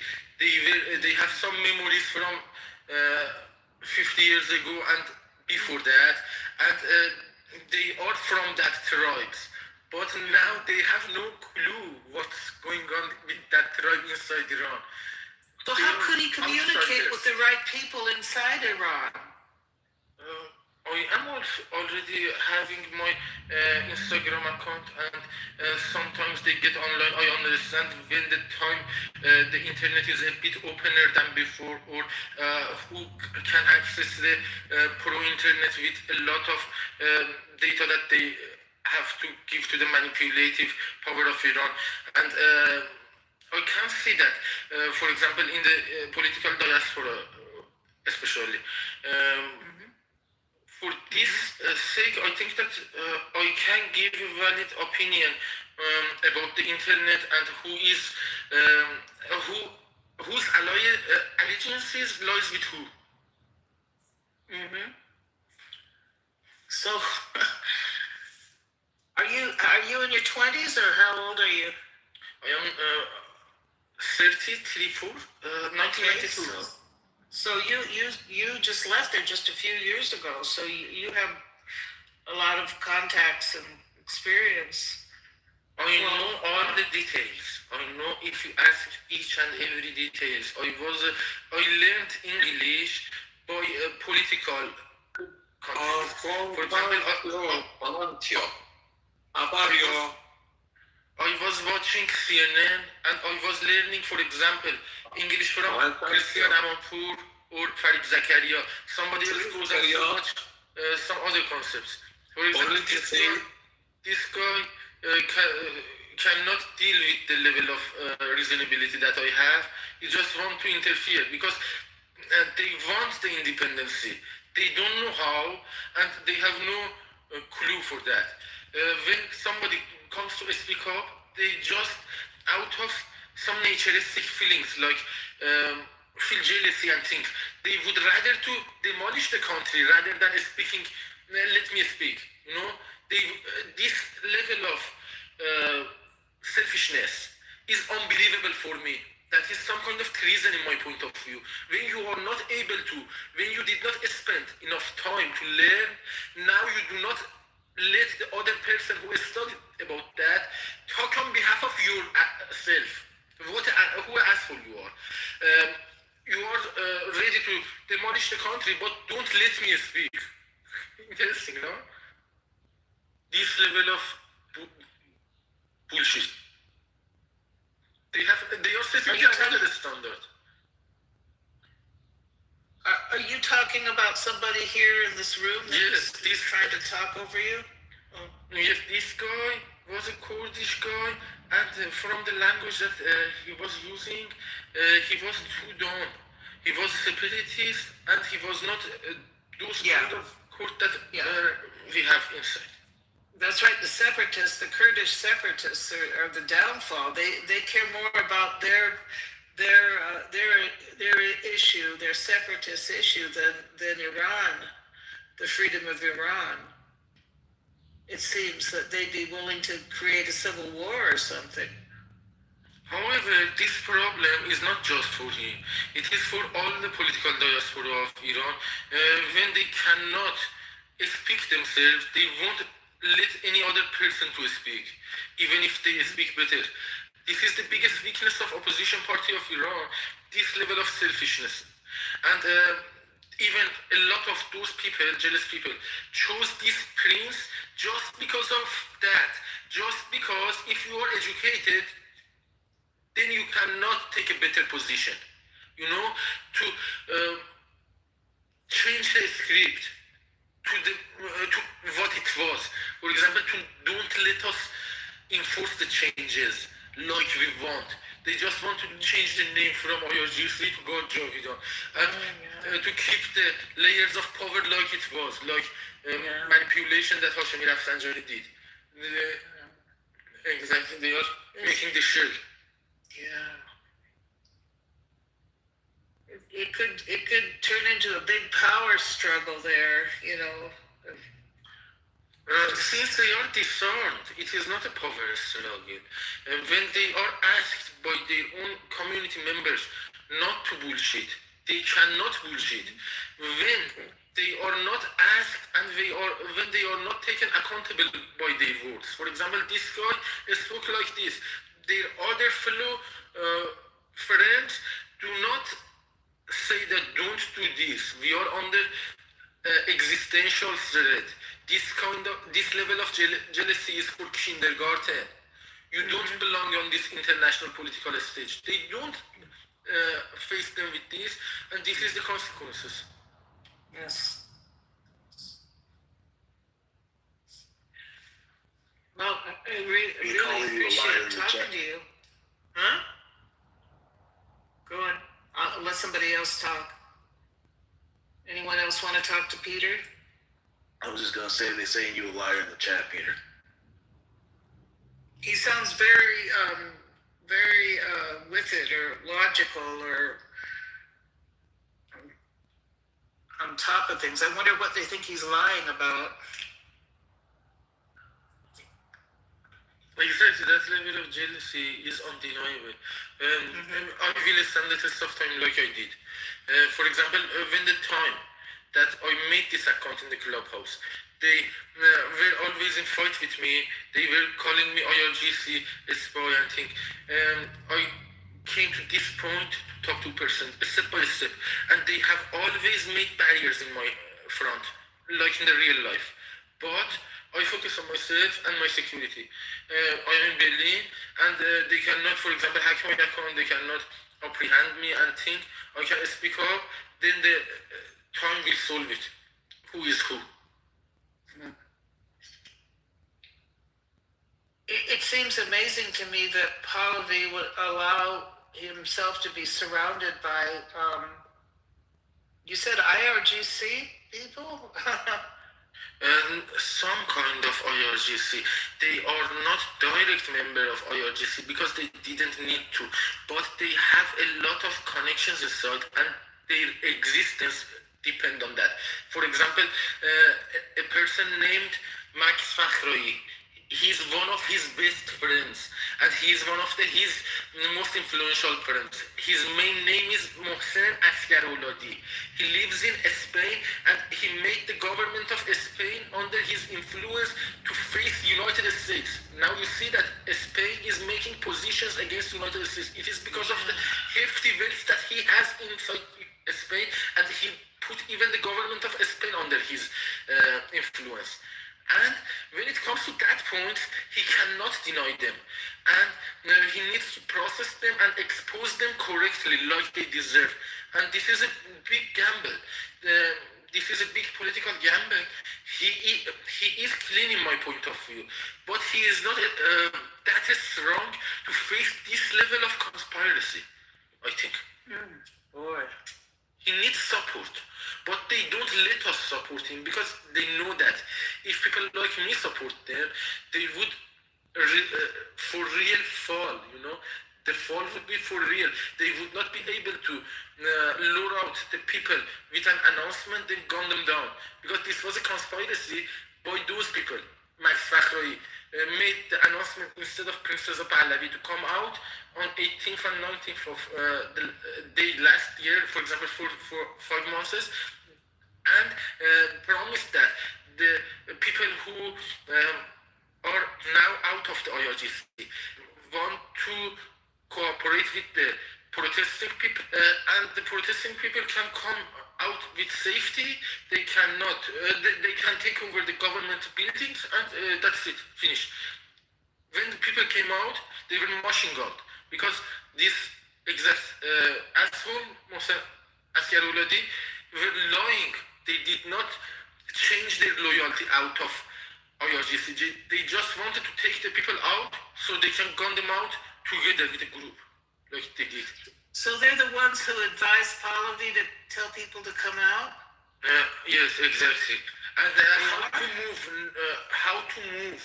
They are making the moves of Prince Reza Pahlavi in some extent. Because he can make his own moves. He cannot control them. He is one person and they are independent, truly independent from him.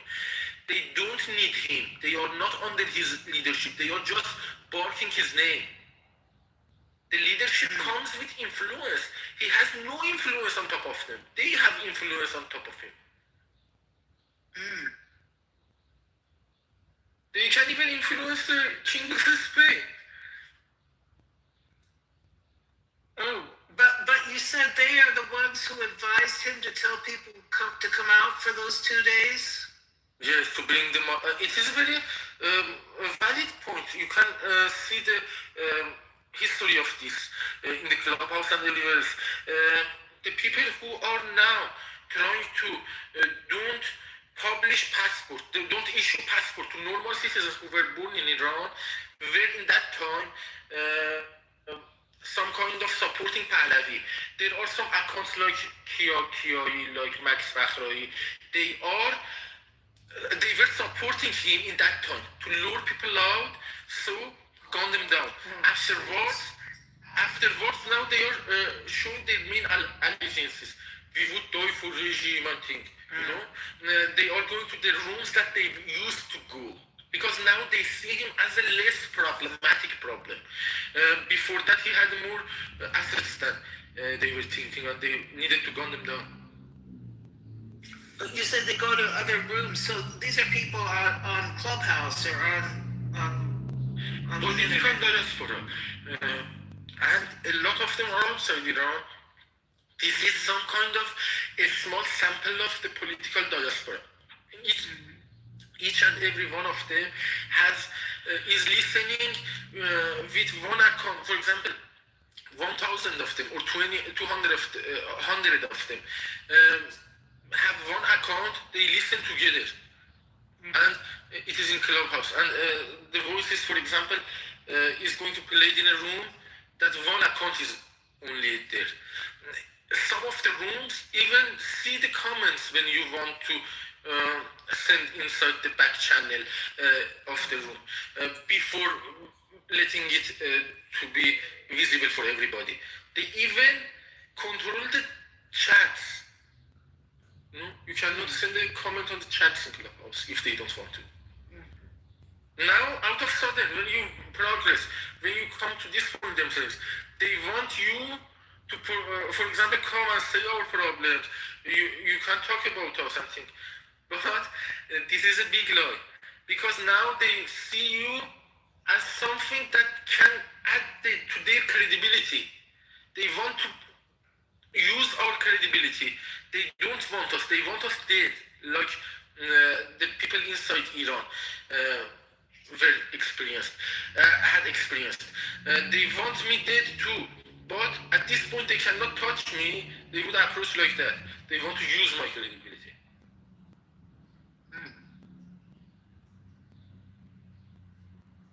So you have credibility. You're not just a lone wolf. No, as much as one person. For example, if one person is good, they want it. And when it is new, they don't want it. They would remove blog, they don't let the comment, they would kill even. And when you are, for example, when you have some level of credibility, they want you to be with them, to use your credibility, but they would have conspiracies behind you, like they did to their own people. For example, how they killed their own Hashemi Rafsanjani, how they killed the children of those responsibles. For example, these people are not even have soft spot for their own children. How would they spare me? They would kill their own children. For example, Mohsen Rezai, one of the main IRGC members, killed his own boy in Dubai. Hassan Rouhani, another reformist, who is populist, for example, more popular than others. He killed his own son with self-gun. Another person, Hamid Rasai, he says that what kind of music do you play in your car when you go to another place, when you are inside car? He plays the speech of another mullah for his children. He doesn't let them listen to music. If they want to listen to music, real music, they will kill them. They will say, we are out of the circle of Islam. You need to listen to this. They need to be sane. They need to keep their sanity. You need to play them real music. You know what kind of terror they are under. By the terror, I mean the scare. Humans shouldn't be under this level of scare. That is a very bad role model. They are in a position. Is there any way for the people within Iran right now to communicate with each other and organize, or can they get on the Clubhouse? I know they can't. Well, they just can't get on the internet at all, right? Yes, they cannot access anything, and they cannot even do a single Google search. For example, last night I was online in the other room for NIC, for National Congress of Fakhrova. There is a couple of guys from inside Iran, and they paid a huge amount of money to let them have, for example, 1 gig. For example, $200 for 1 gig of internet, so that they can come with VPNs into the stages, and with a lot of information that they ask them for before giving this price internet. So people have to be just communicating with each other just like the old-fashioned way. There are some internal internet that is under heavy surveillance, that is under, it is full of bugs. For example, if you want to call them with video call, you need to have a SIM card from inside Iran. My sister needs to, for example, call with roaming to them to ask the code with SMS. Enter it, then we would make a video call. You make a video call, the voice is not coming. The voice is coming, video is not coming. Sometimes it says that you cannot even call him because we don't want it. There are some bogus messages that you cannot even believe, errors. It doesn't explain anything. It says error, you don't want. And this is some kind of bullshit that I cannot stand in this world, especially. A simple Google search was available for me since I was 8. If they want to exclude us from simple Google search, we would fight to death. I don't see if I'm disarmed or not. I cannot go back to Iran or not. We need simple Google search.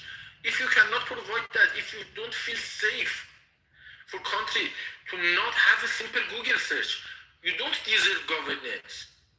It's simple. If you cannot, they say, even if you consider their excuse to say that this is because of security, if because of security you cannot provide a simple Google search, you don't deserve shit. No? Yeah. Well, they know that you guys would be communicating with each other. I mean, Google search is the least of the problem. Well, I suppose it hurts businesses there and all that, but yes, people need to be able to organize and communicate with each other. It's gonna, well, before Google, before the internet, people were able to organize. So, gosh. Does anyone else want to talk to Peter? I'm hogging the stage talking to him. Anyone else there? Is anyone else awake? Do you come to this room much, Peter? Is this your first time, or? Yes, these people bothered me 2 or 3 times. I loved them, and these were the guys who trusted on me, gave me the stage like I want to, and they let me speak. While my own countrymates deny this from me, and while they need me, but they deny it from me. But these people do not need me, but they let me speak. This is very admirable, and I love them. Thank you. It's really good to hear you. It's I've been following this since things started just after Christmas. Watching all the time. I watch Tusi TV. Do you watch him, Mayer Tusi?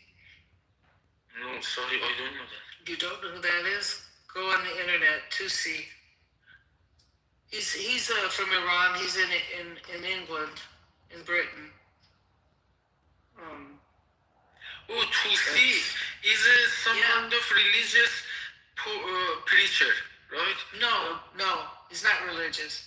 He's been in Britain since he was, I think, young. I don't know if he was a teenager or what. I think he's in his 30s. But his father is still in Tehran. I guess his parents divorced, so his mother and he moved to Britain, but he's been following the whole situation there. He's very clued in on things, but I haven't heard from him what you're saying about Pallavi being surrounded by these people that are. If I know the exact person, if you write it in the chat or something, I can search it and tell you the exact root of his political view. If it doesn't stand a test, I would not comment. To see. Can you spell it? Yeah, Tousi. And this is a general family name. What about the first? This Tusi, a lot of Tusis are. Yeah, that's his last name. His first name is Mayar, but just put it in. Mahyar. Put in YouTube. Good. Okay, let me Mahyar. He's on YouTube. It's called 2C TV. There's a free part on YouTube, and then also you can subscribe. And then also I've been watching Iran Revolution live with Goldie Gamari. She's a Canadian. She was in Parliament in Canada, but she's from Iran, and her family left there when she was young. And then she has another guy on with her. Pardon? He is not a bad guy. He is somehow like Pahlavi because his information is not current. He does not know the complexity inside Iran, and he might also approve my point of view if I think he would. I think he would. And also Goldie Gamari, she's on. She might want to talk to you too. Tusi's a little bit higher level. He's been going on Fox News and stuff. But Goldie is. They have the Iranian fellow that comes on her show with her. He does a lot of. He also has a YouTube channel where he gets a lot of people discussing things on there. You can sign up to talk, and I can't remember his name. It's Iranian. I can't remember it. What? Hello? Somebody say something? But I bet you if you want to talk with others, Goldie would be good. Iran Revolution Live.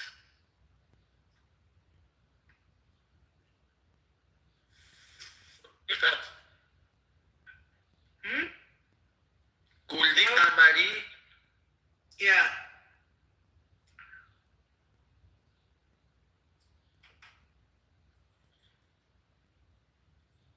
Where have you been getting your news from? He's also good.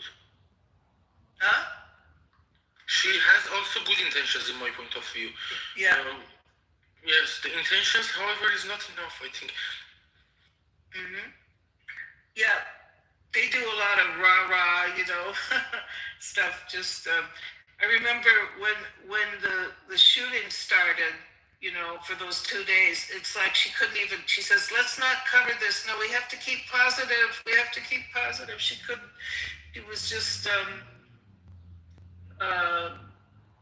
she does, they have a lot of music and videos on there but she's on for hours a day.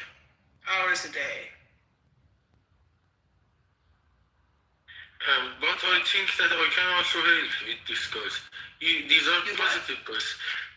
These are positive guys, Mahyar Tusi and Goldie Gamari. I don't see them as those spies like I see in others. However, I am thinking that I can also be in that. I can also help them with my ideas. I can also speak, but I am blocked from those rooms for Kingdom followers. Yeah, they're very positive. They're pro, freedom. But they are not open for us to give opinions. They are positive. They are good, but I think that they are not open to listen to people like me. Well, they might be. The guy that's on with her, what's his name? I hope so. I hope. No, I'm trying to remember his name because he has his own channel where you can sign up for it, and then they have several hours a day, they have discussions. And you could be part of those discussions.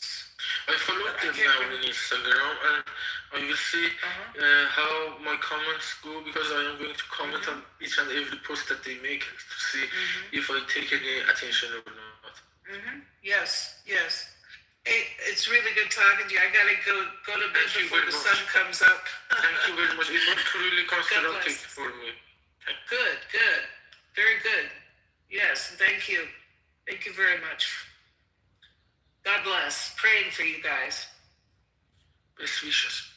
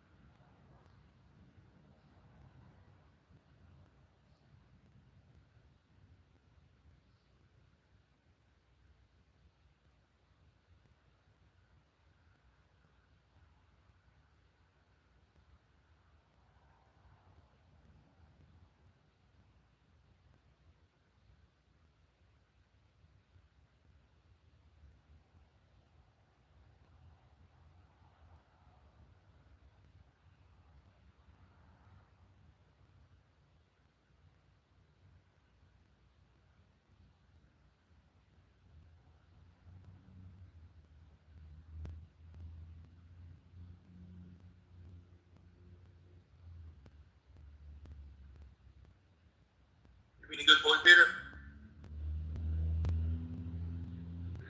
Sorry, did you ask me a question? You been a good boy? Thank you very much. I love you.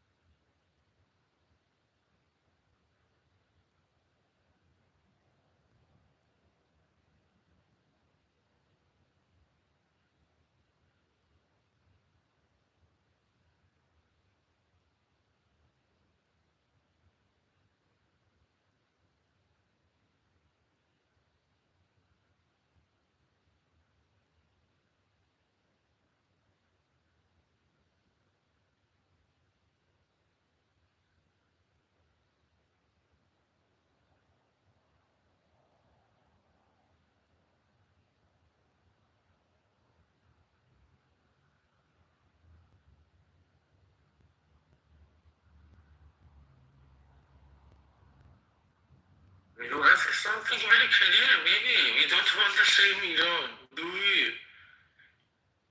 I think that you are in the... I don't know what to say.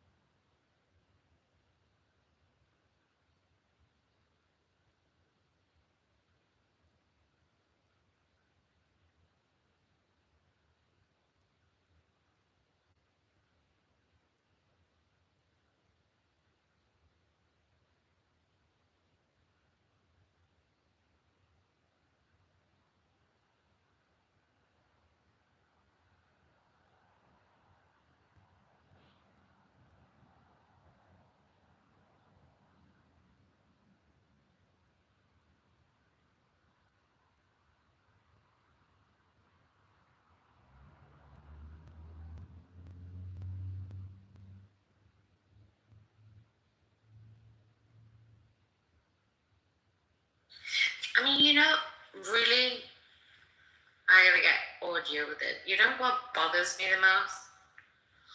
It's like,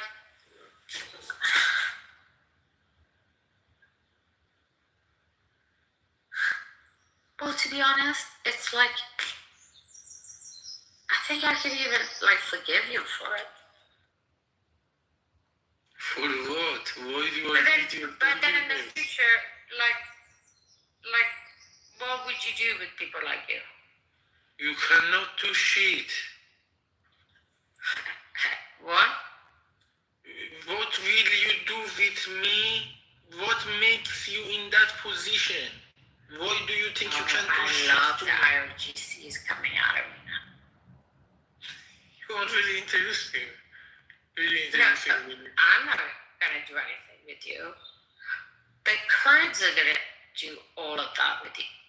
Okay, no problem. And Leave that to me and how many Kurds It is not your have the concept. IRGC been killing over the past 50 years? It is not your concept. It is between me and Kurds then. If you don't kill me and Kurds will kill me, I would have to talk with them, not so with let's you. say, Iran gets liberated, it's future Iran. What would you do with people like you?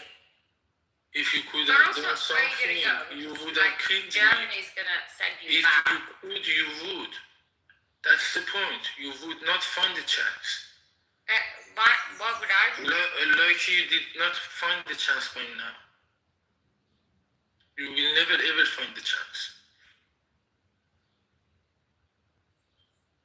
I'm 2,500 years. The audience, but I don't. Type of person. Because I am strong enough to 47 overcome years myself. old. You know? I am strong enough to overcome myself. Even when you talk like this, I But don't move people into like the you, audience. would you forgive people like you? This is my managerial position. Even I do not manipulate like that. You know? Even I cannot, for example, when I have the choose button, move to audience, I don't. I will listen to you. That is something that you don't have. I guess Even your parents don't have this level of ability.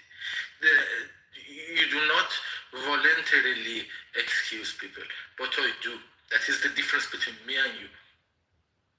Well, but like you say, you hear a I am not in discussion with you. You're infiltrating. I am not in discussion with you. I am just answering your bullshit. No, you're not, because I'm asking, what would you do if it was you? We know what you guys do. You just execute without trial. Me execute? I cannot kill an ant. I cannot handle a gun. Execute. What do you say? Who do you think you are talking to? Yeah, but by your purpose, do you know how many you're responsible for having been killed? You need to find somebody from IRGC to point that.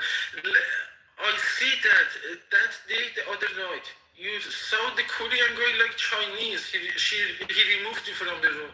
He was Korean, from South Korea. He was He had problems with China. You saw him as a Chinese. Now you are seeing me as IRGC.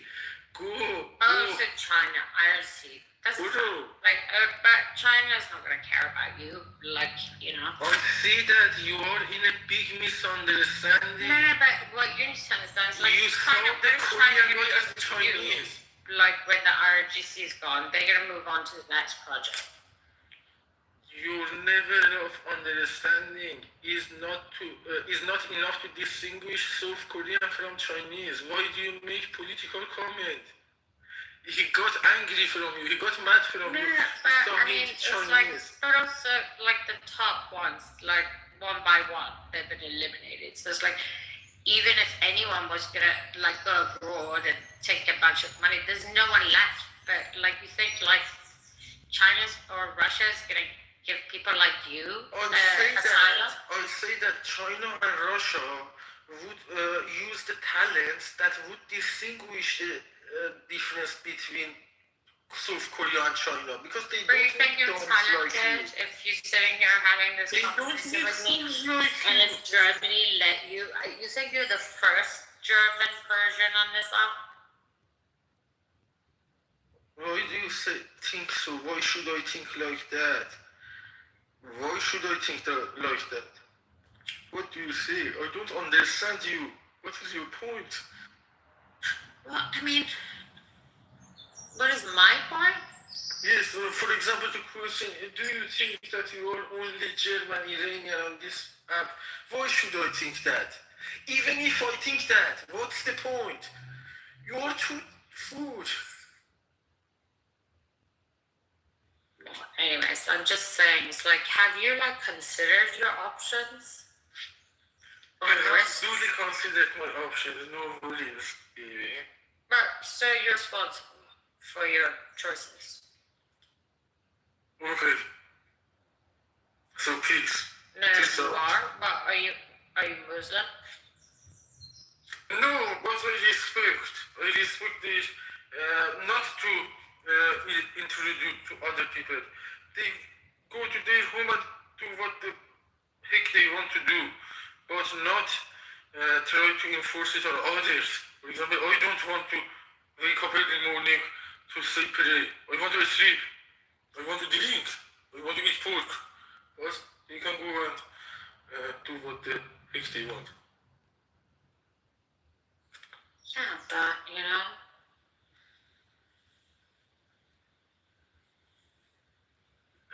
Now it's the point that you don't have anything to counter offer in this discussion, so you use the accusations of IRGC. No, I mean it's not an accusation. It's kind of like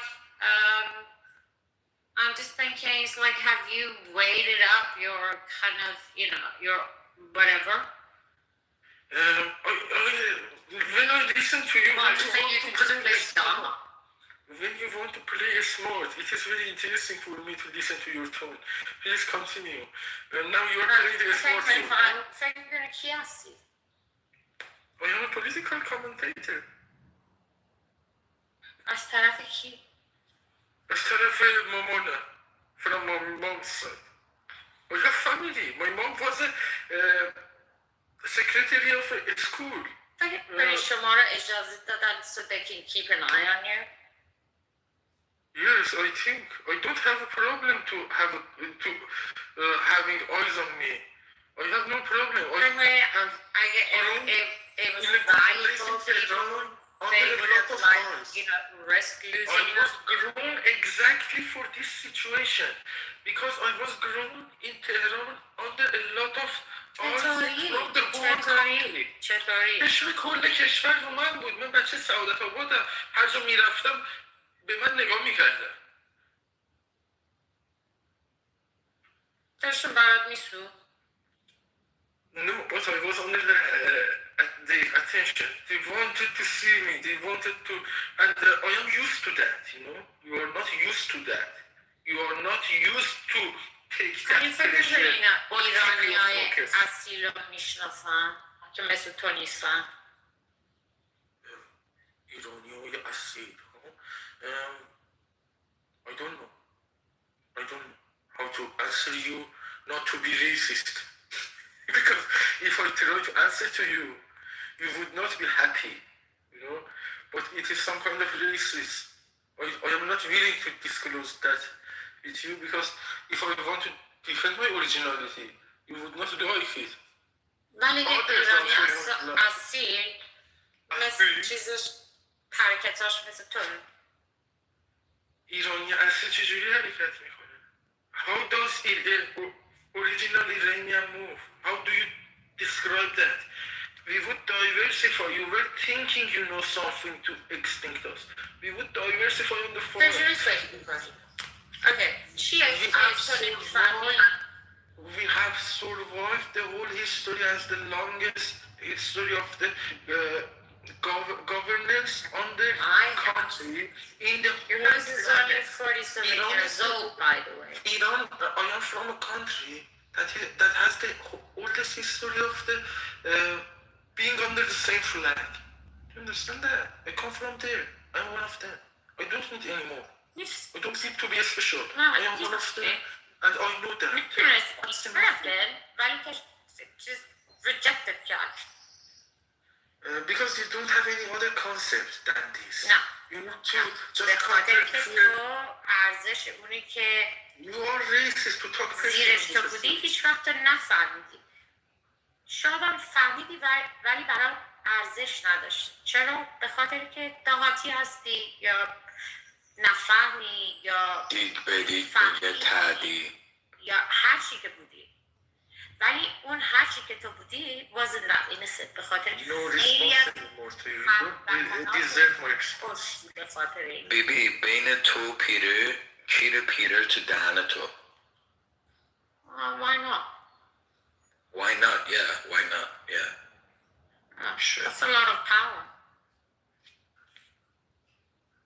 خودش کسخله ولی بین تو این کیره این تو دهن تو Do you want to play a song for you? No, I don't want to. هر چی شما هستیم برای من فرق نمیکنه. All I know is that this woman is wasted, guys. Whoever is listening to this, she's not Persian. She's not a true Persian. She's fucked up. She's wasted. All I can say about it. Bibi Montini is a wasted woman. I don't know where the fuck she lives in. But this woman is fucking out of her fucking mind. You guys all should know about this. It's dangerous, by the way. کردای این کار اصلا نکرد. Yeah. شما کی هستین؟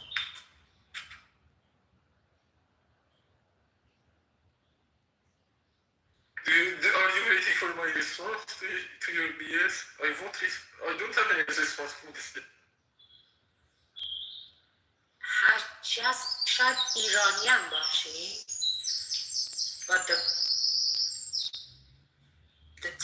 کسکش زیاد کوک زدی صبح شده برو بگی بخواب برو بخواب نه برو بخواب کس شر نگو برو بخواب کس شر نگو مغز ما رو گاییدی با این افکار کیری تاخه برو خیلی بی سواده بی مغزه بی کل آخه تو چی گو میخوری اینجا بردا همتون رو میکشن میره هرچی کرده تو دهن تو ننه جنت که تو رو پس انداخت متوجهی؟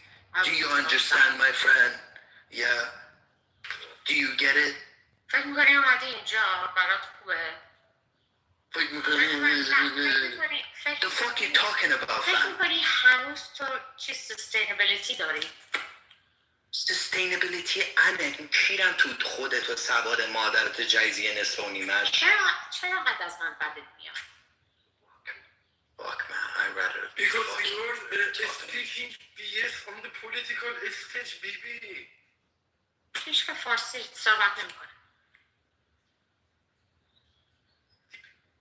International political stage, we are not supposed to speak patiently.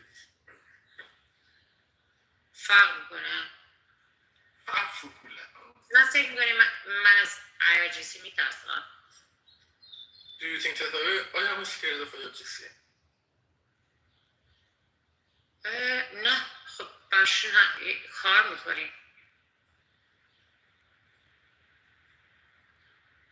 و یعنی یه نفر مثل تو انقدر چی میگن پخل نه چیه خپه نمیمد اینجا حرف بزن خودش هیچ وقت اجازه نمیده. We understand your language. Are you waiting for you to address the Iranian interest instead of me to listen to you? To see how you want to defend me. Defend Iran, not attack me. Defend Iran if you are Iranian. If you are originally Iranian, you should not pay attention to me. You should defend your position. You are not originally Iranian. You are a dumbass soldier. Wasted. But how do you and I, like, what's the difference between us? The difference is that you are bullhead. No, the difference is bullhead is the main difference of you might not even be religion, but you would still fight for the ideology. You want to stop ایرانی اصیل هیچ وقت این کار نمی‌کرد. That's the difference, you motherfucker. A true Persian would never fight for you. Now you call me motherfucker, and since I come from a good mom, I cannot stand you.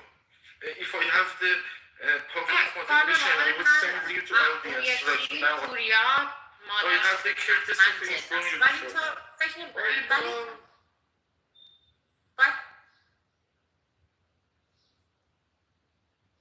Sorry, he called me motherfucker. She called me motherfucker. I cannot stand on the parent this accusation.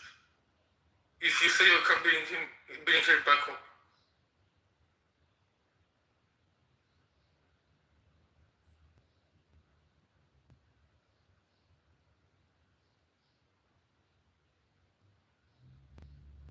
Did you see I could have sent you?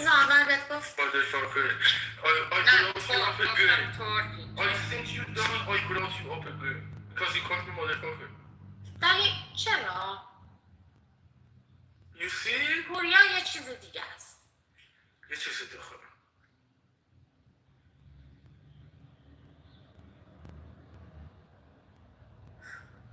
گناه داری. What's gonna say to you? I'm speechless. You made me speechless.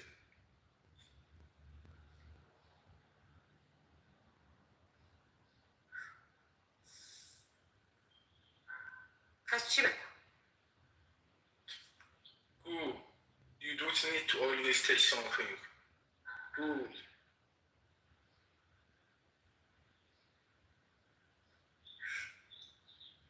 تو این کار نمیتونی. پوریا یه چیز دیگه است. اون ایرانی هم. Okay. What is my problem with him? He is Iranian, you are Iranian. But I am not as bad as نه you. ولی تو مایورتی I tolerate you on this stage. If I have the moderation power, I would tolerate you on this stage. But if you had the moderation power, you would have blocked me and removed me. Why are we talking about moderation? I would have never, this discussion I would have ongoing. never entertained this conversation. You cannot the discussion ongoing. I can the discussion ongoing. چرا؟ Because I am capable. Of what? Capable of tolerance. I am political commentator. You are just bullhead. Your ass is in LA. You are making comment on پس من دارم کنم اینسترنت دارم بیشتر چیز میخوام نشون بدم. I cannot believe that I am having this discussion with you on this stage. چرا؟ چون زیرا. نه خب فکر میکنی من وطن خودم رو نمیشناسم؟ Yes, I think so. نه تو نمیشناسی. دلم برای این میسوزه. نه تو نمیشناسی. من تو.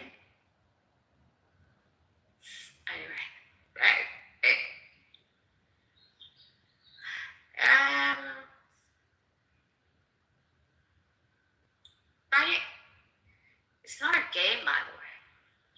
به خاطر همین میگم یه خوردم خراچلی. به خاطر که نمیدونی چقدر سریس هستی.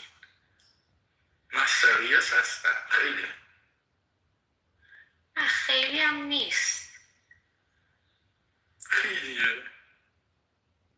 ولی چی بدبختیه؟ بیپولیه؟ یا not the option? I love my country. You cannot understand that. You cannot understand because that level of patriotism comes from the homeland. You have never been. Hi Peter, how are you? Hello. پتریوتیزم که این نیست.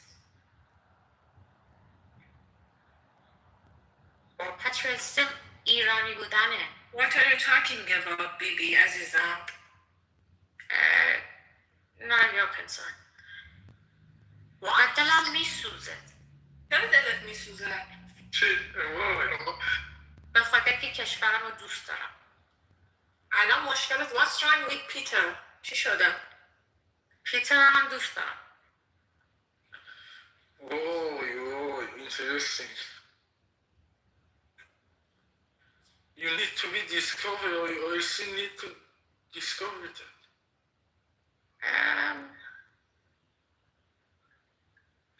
ولی فکر میکنی این وری you matter any more than you would have the other way around? نه باطلت کردم. I don't know what to say, how to defend myself. ولی حتما یک گیفتی داری. Yes.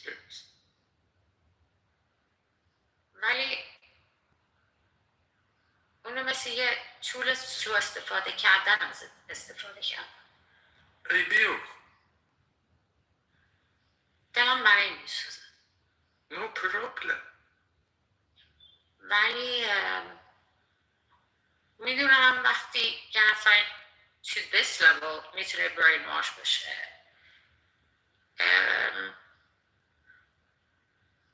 You could easily have me killed. Have you killed?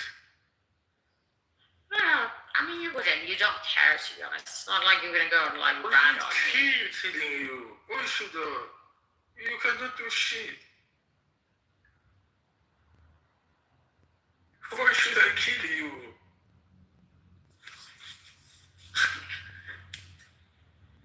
Yeah, but that's what I like you, because you have no idea.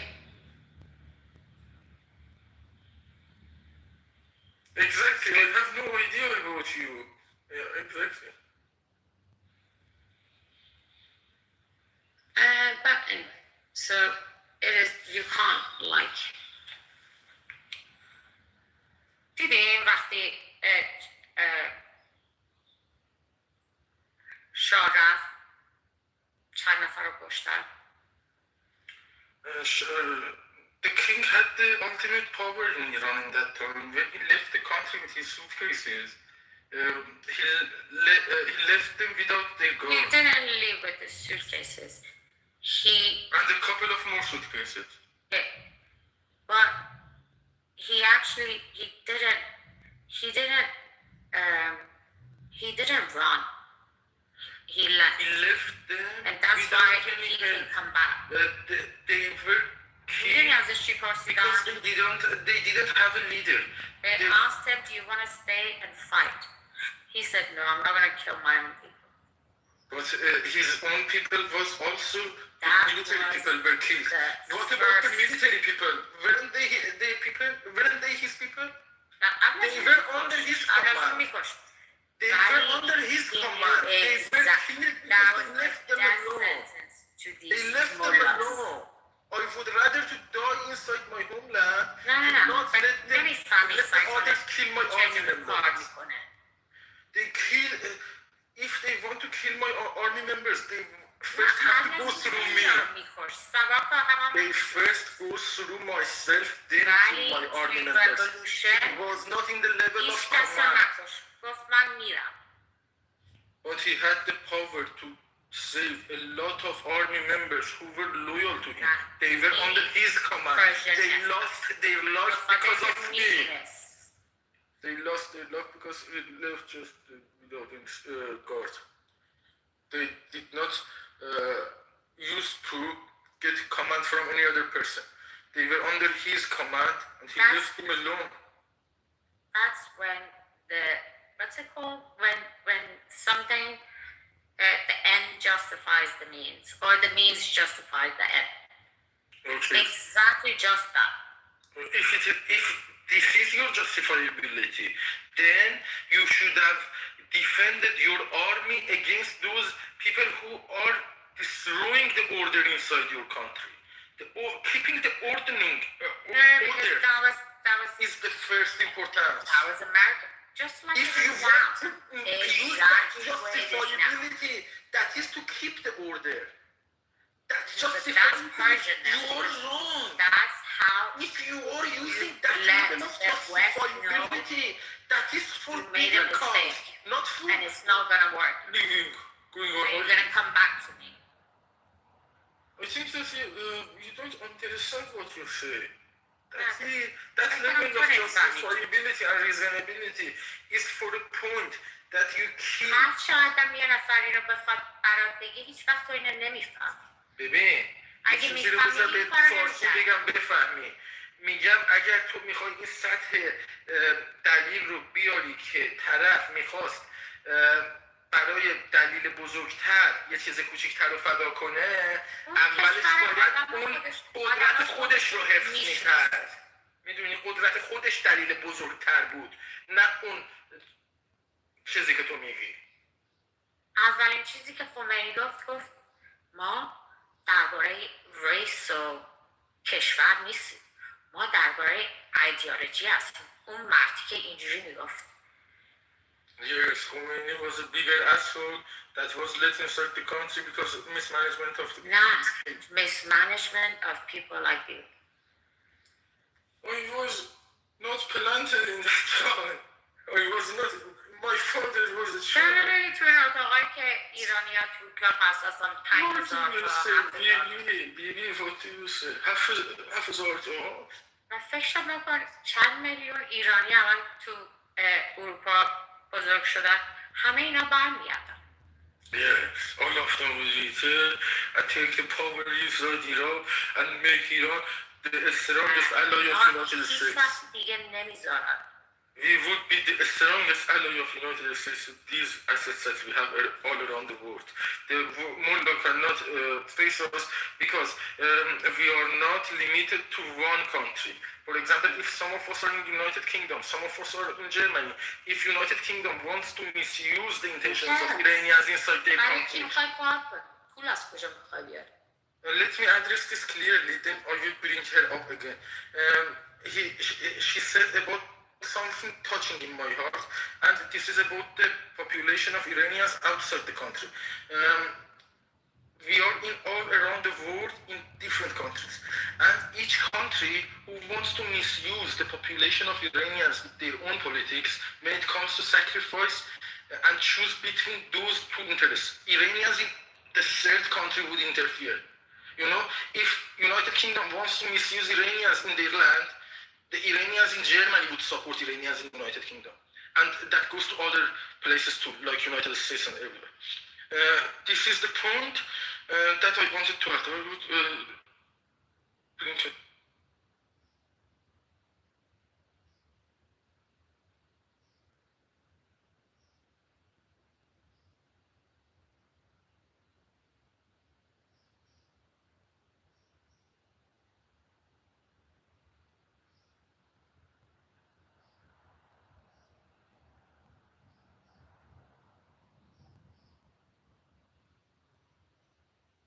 Did you understand what I said? Can you have this level of reasonability? Are you more valuable asset than me, or not? Did you listen to what I said? حتما که هستم. ولی You could have not digest what I said. نمیدونی. اصلا نفهمیدی چی گفتم. من هستم بخاطر اینکه میتونم تو رو کمک کنم بفهمم.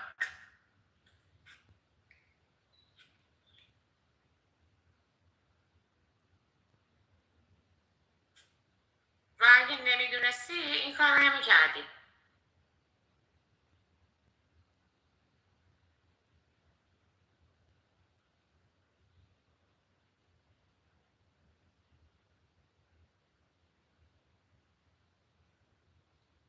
ولی فکر میکنی که داری الان میکنی بهتر از اینه که حرف منو گوش کنی.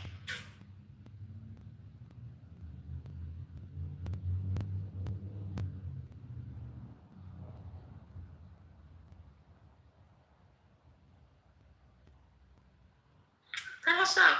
Like, we didn't used to have these issues.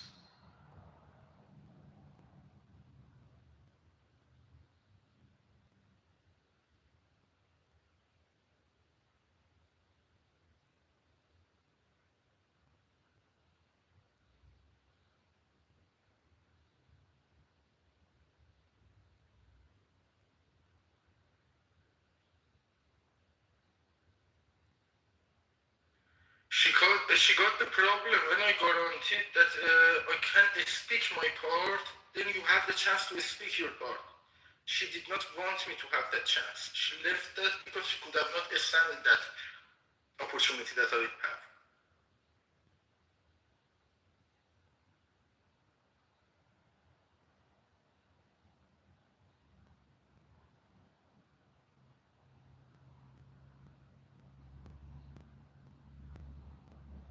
She left or you removed her? Peter? I did not even move to audience. She left. What was happening?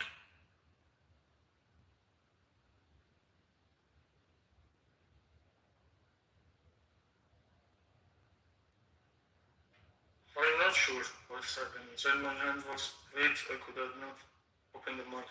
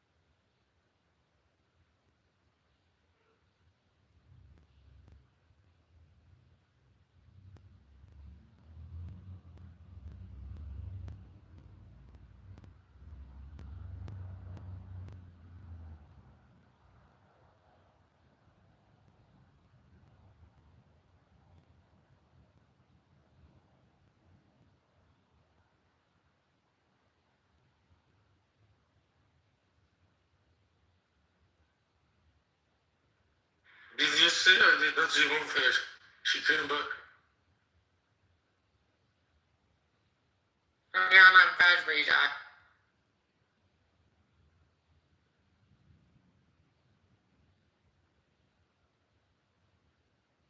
Where were we? I think that if you have international diplomatic mission, your battery would die again. Since this is international political stage, this is not important for you. Everybody's sleeping. Like, what's international about this? I don't know. I don't know. You say. I mean, also, like, I don't care. میترسی. But anyway, that's got nothing to do with it. Escape from what? From what?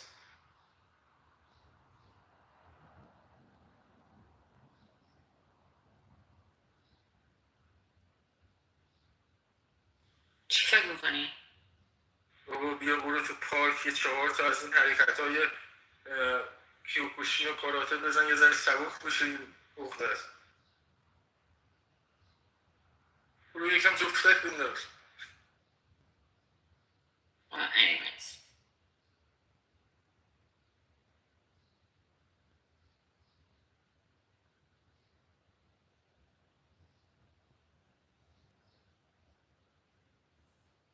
واقعا فکر نمی کنی اینا وقتشون تمام شده؟ Why not? They are ended. Mulan is going to be ended by Peter. نه مولا نمیگم IRGC ها. IRGC is going to be ended by Peter. نه فکر نمی کنی اینا وقتشون تمام شده؟ Yes, I will end it. Somebody needs to end it. If it is game over, then somebody needs to announce it. I'm here to announce it. ازشون کسی دیگه نمونده. چی میگی؟ I agree. کی مونده؟ اونا هم که موندن حتما اونایی بودن. اونایی اگه کسی مونده حتما باید بدونی که اونا بودن که بقیه رو ستاپ کردن. پیتر مگه تو با IRGC و جمهوری اسلامی هستی؟ بابا این داره شلوه میگه. این اصلا کلا آدم مریضیه. مگه تو این اکانت رو نمیشناسی بیبی؟ نه. She's sick. She's high. یعنی چی داریم حرف میزنیم؟ اومده بود به چینیه به کره میگفت تو چینی هستی در مورد ایران نظر نده بعدش ریمووش کرد خاطی کرده بود و این فرد چینی هنسن رو میگی؟ هنسن کورین نیست فکر نمی کنم من همه رو اینجا میشنم. You don't know the difference between China and South Korea.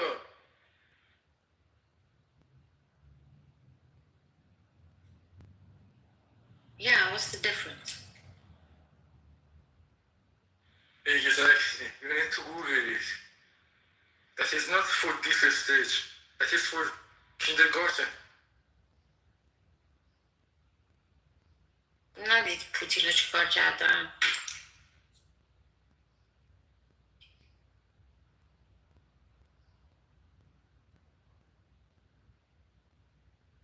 آخه شومپه من تو اولین دشمن پوتین دارم زندگی میکنم مگه من دشمن آلمان بودم مگه مثلا با پوتین بودم مگه من اینجا بودم شومپه کته کلیه چی نداشتم گفتم شاید در نبه دیگه فضای سیاست بود مگه سیاست انقدر complicated either it works or it doesn't. یا برو بازی تو کن یا برو کبرکای بازی کن or what خب داریم حرف میزنیم آخه واقعا داری حرفای سبوکی میگی بیبی برای این استیج نیست واقعا میگم به تو من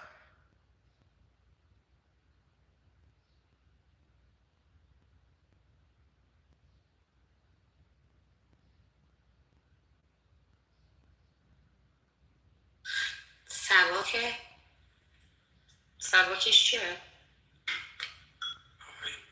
Why don't you just agree with me? I am speechless. I don't know from which front I answer you because is not the level of response that I was expecting to make, the level of reasonability for this stage, to defend the country. With this logic, they will come and misuse us again. With this level of mindset that you have, with this sharpness that you have, you are not for that stage. I promise you. نه ولی یه چیزی هم بهت بگم. نه بیشتر به خاطر تو میگم تا برای خودم. تو هم جوان ایران هستی whatever. اگه یه کشور آدمای خودش نمیتونن توی اپ بشینن like straight up درباره بعضی چیزا حرف بزنن، این یک government healthyه.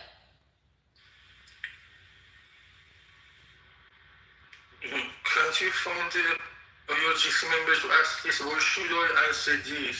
نه میخندن ازم. By default you put you in the position of your GC and you think that you are the smartest.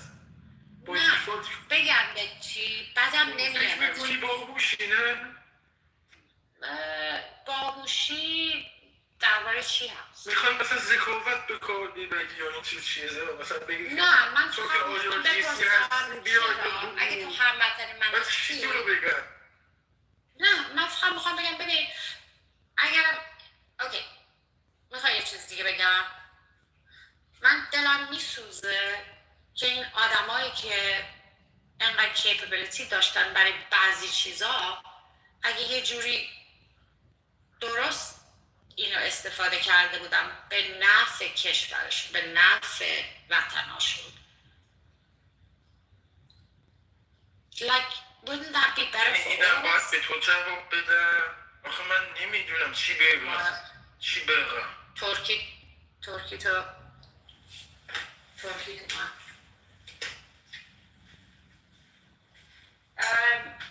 but that's fine, it's cute.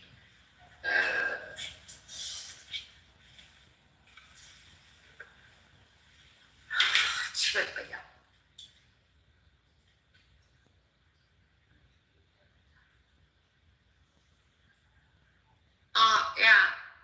خب هممون به هم صحبت میکنیم چرا صحبت نکنیم ولی نمیتونی جوانهای خودتو اینجوری بکشی It's like هیچ کدوم کشور این کارو میکنه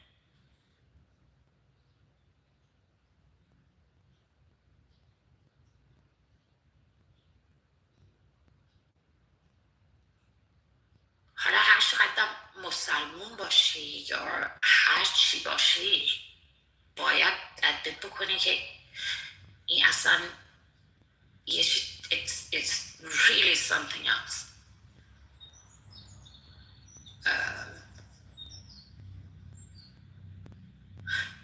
ولی that's the problem with ideology unfortunately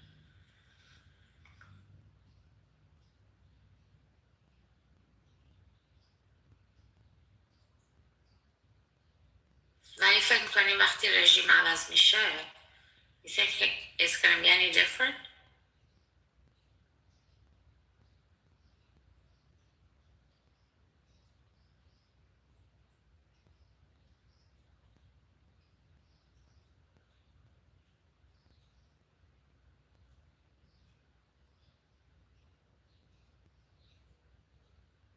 How old are you, Bibi?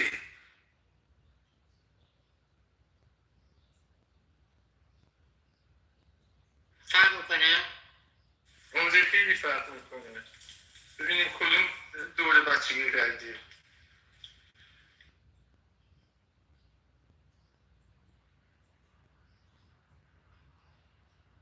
ایرانی هستم جان؟ جون how cute ایرانی هستم خب منم ایرانی هستم 33 سالمه ولی چه ربطی داره به سن ایرانی هستی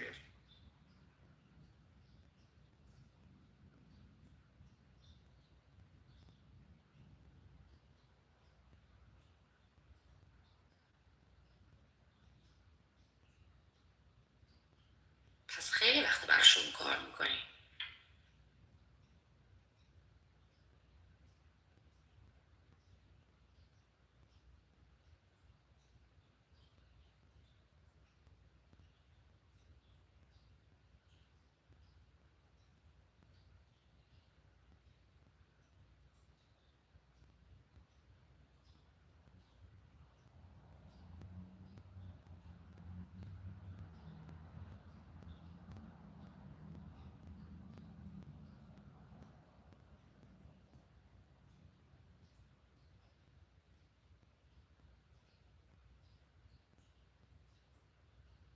خوبی تو اینه که میتونن تو رو ریسایکل بکنن. ریسایکل بکنی؟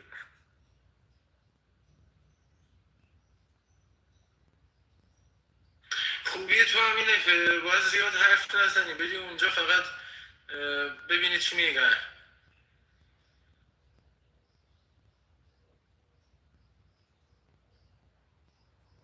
ماسل هستی دیگه، میتونی ماسلتو استفاده کنی اگه حرف کامند درست بهت بدن.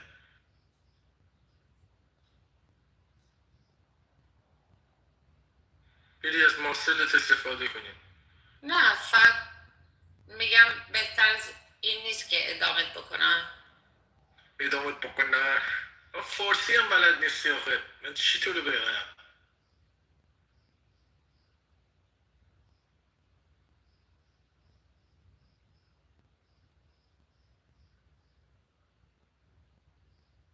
انگار اصلا بیخیالی.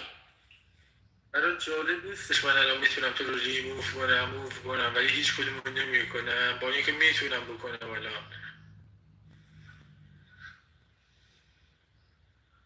فکر میکنی اگه من فکر میکردم میتونستی کاری بکنی این کانورسیشن باید اگه میخوای چلنجم کنی ببینی میتونم یا نمیتونم میکنم. میخوای امتحان کنی، میخوای ببینی چلنج میخوای بکنی که من میتونم ریموف کنم یا نه، اگه میخوای اینو چلنج کنی بکنم. فکر نمیکنی already here Germany دیپورتت میکنه؟ همین حرف که زدی فکر میکنی سمارت هست؟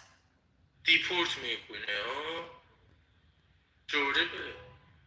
آخه بیشعور، من مقیم اینجا، من تو بیشتر اینجا حقه به خاطر تو منو دیپورت کنه. چقدر تو شمپتی.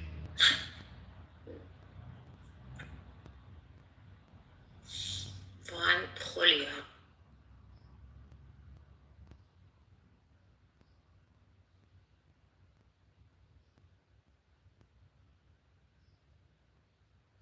چرا دروغ میگی؟ چه دروغی من تو رو بگم؟ من چه دروغی دارم میگم؟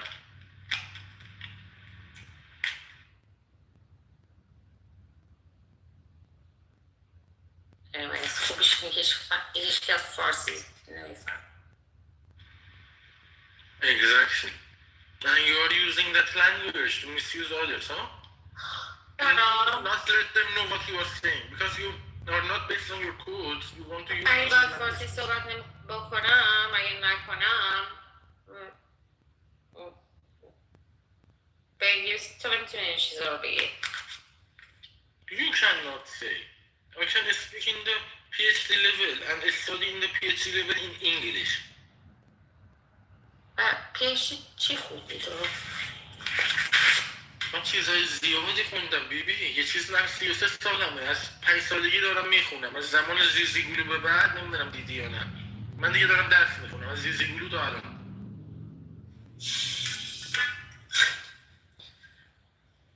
دو دقیقه طول کشید به خاطر همون از تو پرسیدم چند سال بودم، خواستم بگم زیزیگولو اینا یادت یا نه. فکر کردی مثلا من از تو اطلاعات میخوام پوفیو. چی گفتی؟ گفتی پوفیوز؟ آره پوفیوز. من پوفیوز به اطلاعات تو چه نیازی دارم؟ میخوام ببینم که بچه بودی کارتونا شدم.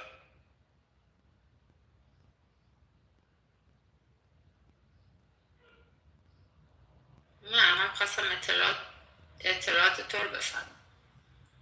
وای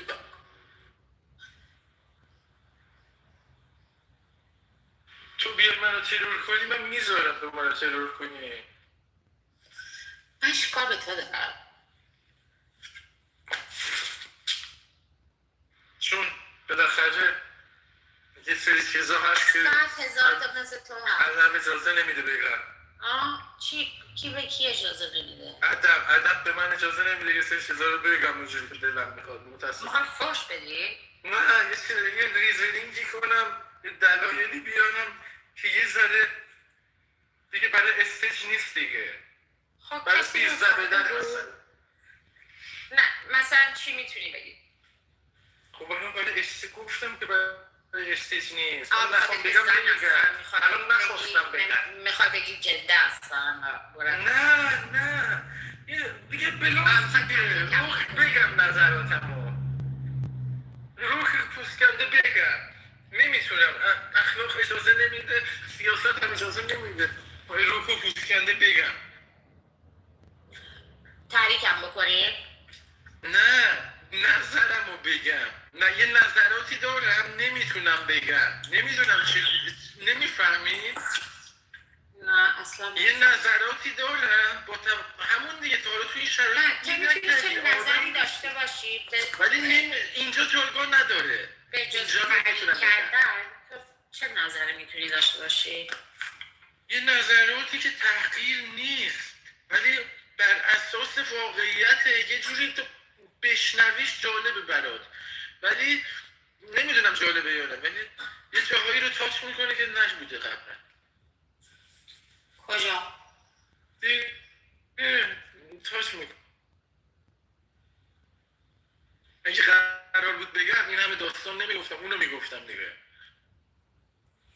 خب اونو نمیخواستی بگی ولی گفت نگفتم هنوز نگفتم خیالت را اونو بگم برای جالب شب باشه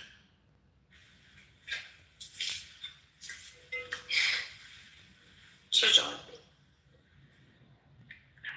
نمیدونم چی بگم تو فکر میکنی اینا فارسی نمیفهم اینا بهتره تو فارسی میفهم فارسی هم بگم میفهم کی چه فهم ای تو ایرانی داریم با هم حرف میزنیم آره داریم توی پارک حرف میزنیم فکر نمیکنی نرفتی پروفایلم بنویسی فکر میکنی اولین IRGC هستی باهاش صحبت میکنم رفتم تو اتاقشون تازه دوستم داشتم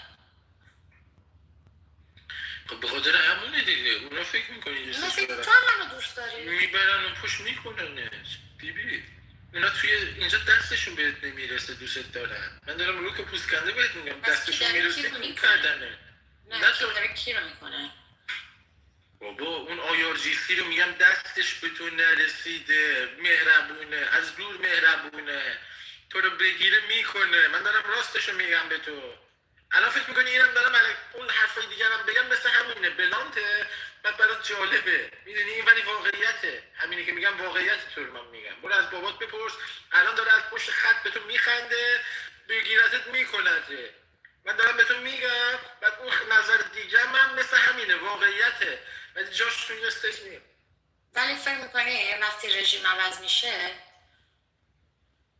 اونا اینا رو نمیکنن بابا این آمریکایی ها که نمیرن فیزیکی بکنن اونا واقعا میکنن یعنی کردن رو میگم میدونی کردن یعنی چی؟ فکر میکنی ایرانی با ایرانی فرق میکنه فرو کنه آره فرق میکنه من معلومه نمیکنم یه نفر که به زورم برسه چون بخوام بتونم بکنم برم بندازم چی میگی تو؟ اینجا جام نبود که من تو برلین همه شهروند برلینم ولی قرار اینه که بهتری نکنی ولی بعضی ها رو بهتری نکنی دقیقا بهتری نکنی خیلی بهتری نکنی به خاطر که اگه نکنی بیشتر پاور داری ولی وقتی کردی باید هم بشی دیگه خب میتونی با چیز دیگه بشی مثلا با چوب بشی نباید بری فروش کنی دیگه مثلا این برمیداره مگه خودت مهم نیستی الان میخوای بری اونو بکنی مگه تو الان داری نمیکنی نه خودت چی؟ خود گاگونت چی؟ نه اینجوری حرف نزن یعنی دیدی الان من بخوام اون نظر دیگه من بگم به همین جا داشتیم پالیتیکس حرف میزدیم خب دیگه پس من پالیتیکس با تو صحبت آخه چی دارم تو چین و کره رو نمیدونی خب چین و کره شرق چین و کره رو برو بیاد ببیرم ولی برای کجاست Let's speak English from now on. You're a good boy, Peter. Thank you.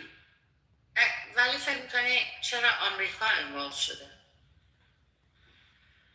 She asks the reason why United States is involved in this war? We're just talking politics, Peter. Finally, I got the real Peter. I told you. I just posted a video that the shooter talking in an interview. Where is he from? California. Your hometown, baby. Yeah. She just left. Oh, yeah. So, I don't know. Peter lives in fantasy world. Yes, Berlin is a very fantasy city. I've only been to Hamburg. No, Hamburg is actually. even better. Hamburg is even better because it is a port. Yeah, but Berlin is like very. I became part of Berlin. Berlin became part of me. I am inseparable. I would never ever live here, even after revolution. I mean, Berlin doesn't mess around. I would never ever live here. Go out of Berlin. What about Munich? Munich is good, but Berlin is another is a capital. Munich is very good and technological. Berlin is much bigger, metropolitan.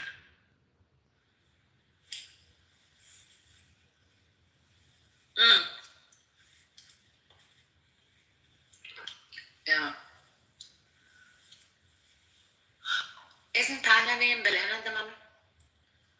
Yes, the Berliner people are hospitable to everybody, even that high-profile politicians. They don't escape easily. Mel, are you disappointed Trump lived? Trump believed what? There was another assassination attempt on Trump? Well, the gunman didn't get close, but I think that was his objective. What happened? There's news? I haven't even looked at the news. You haven't heard? No, what happened? There was a gunman at the White House Correspondents' Dinner who ran through the metal detector with a shotgun and knives and a handgun, and he got shot down. There's like 6 shots, but he survived. But they had to cancel the event, and they had to whisk Trump away. The Secret Service came up and grabbed him and rushed him off the stage. Dang, y'all MAGAs really want Trump dead now. Y'all are feeling aggrieved that he pulled. You guys are like Joe Rogan and all the podcast birds. You guys are feeling California libtard that's the culprit. And no California libtard, some MAGA person trying to kill him. I bet you. No. I don't even know, but I'm sensing that's what it is. I mean, wasn't he like a mixed race? Yeah, his mom's white, his dad's black. He's a teacher in California. He went to Caltech, which is a very good school. He's 31 years old. So is he He's left? married, right? single. He's a loner. Yeah, he's left. Sound like a MAGA. Sound like a Democrat that used to be a MAGA. Voted for Trump, expecting Trump to change the world with all his promises, and he disappointed them. If Trump did get shot and killed, would you be secretly happy? No. Why? Why are you being honest right now? I'm being honest. I am indifferent. Unlike you guys who want to. I mean, it is what it is. Trump is who he is. It's not like I didn't know who Trump was. Listen, my wife had an encounter with Trump once. When my wife was in college, undergrad, she worked for, I'm not going to mention the guy's name, and he used to host a lot of parties in New York. And then, so Trump got a friend of his to get him invited to the party as a plus. He went to the party. So the friend called my wife and I tell my wife, hey, I have a friend of mine who's coming, blah, blah, blah. His name is, Donald, whatever, Trump. My wife was like, okay, so my wife ended up putting his name on the list because my wife was responsible for putting the list. She was like the assistant to the guy. Yeah, but he's a reality show host. But That- no, that- that's nevertheless, he before was that. elected Bibi, hold by on, the hold on. American people straight after Hold on, Obama. Bibi, hold on. Let me get to it. So after, when Trump showed up, my wife's boss looked at her and says, "How the fuck did he get on the list?" And that's in the fucking that's in the fucking 90s. Like, how the fuck did he get on the list? And why goes, well, call and say put him on the list. He goes, that's the last motherfucker in New York I want ever invited to one of my parties. This is a fucking creep. So that's my wife's personal interaction with Trump. So my wife had to go and ask Trump to fucking leave the party. Really? So my wife kicked Trump out of the party. Told him to leave? Huh? She actually went up to him and said, I need you to leave. Yeah, she went up to him with her and said, hey, because the guy was it's a pretty famous guy. And he don't give a fuck because he was a guy that everybody wanted to do business with. So he vehemently hated Trump. I don't know what the fuck Trump did to him. Trump stole his girlfriend or whatever. But he told him, get that fucking creep out of here. That's the last fucking person I want you to ever add to my fucking invite list. Why do you think he got elected? Because Americans are racist and they thought that Trump would be the white savior. Trump is the white savior. He's a call. Every time black people make any progress in America, they have what you call, the backlash, the whiplash or the white lash, they call it. White people say, oh fuck, we're losing this motherfucker.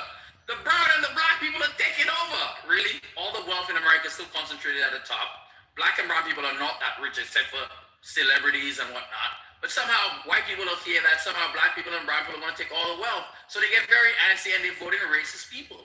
A la Germany and Hitler. Because the Jews were owning everything.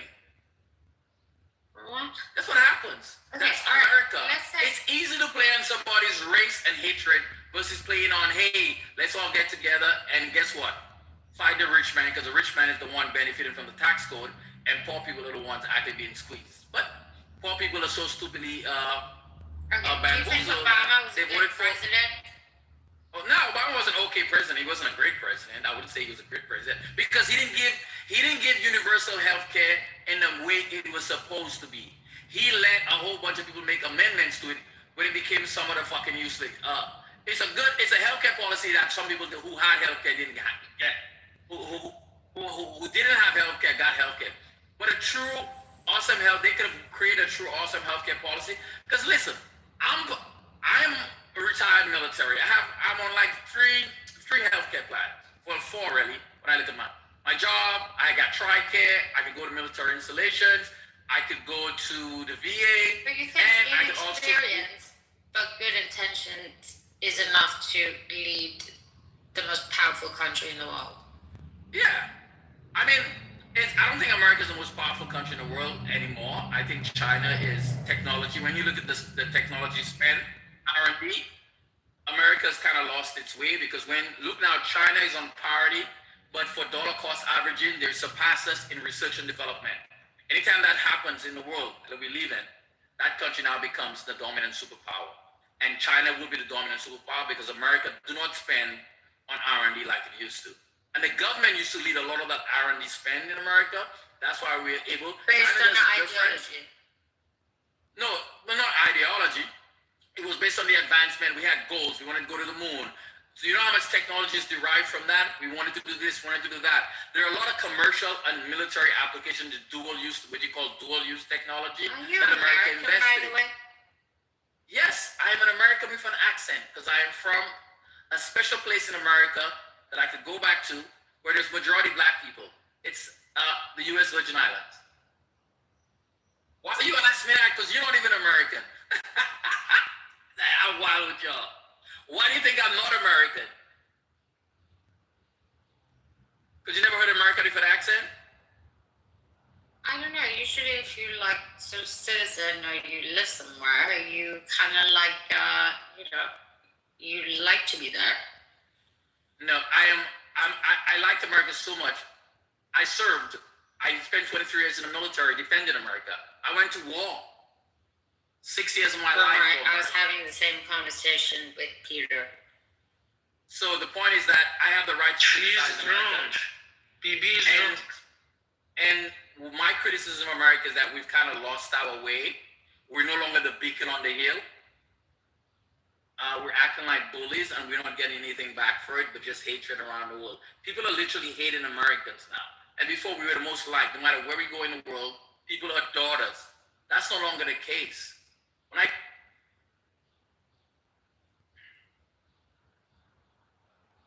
love you, ML. I love you, brother. Well, I'm not agreeing with everything you're saying, Lil Wong, but I'm being honest about how I view the world, and because I like you guys. Apparently, I travel a someone lot. said you were smart. So I travel a lot, and I work internationally. So I go to a lot of countries, and you obviously I have conversations with a lot of the local, because a lot of the locals work for me, and they always bring up politics because Trump is always. As soon as people find out that you're an American, it directs straight to Trump. Don't pass go, Trump. And they want you to explain to them why they thought so much about America and then we elect Trump. They're lost, they're confused, and they want you as an American to explain, to deconstruct what happened. Because they cannot seem to want to, they cannot comprehend what if it works? Nothing is going to work. But anyway, I'll be right.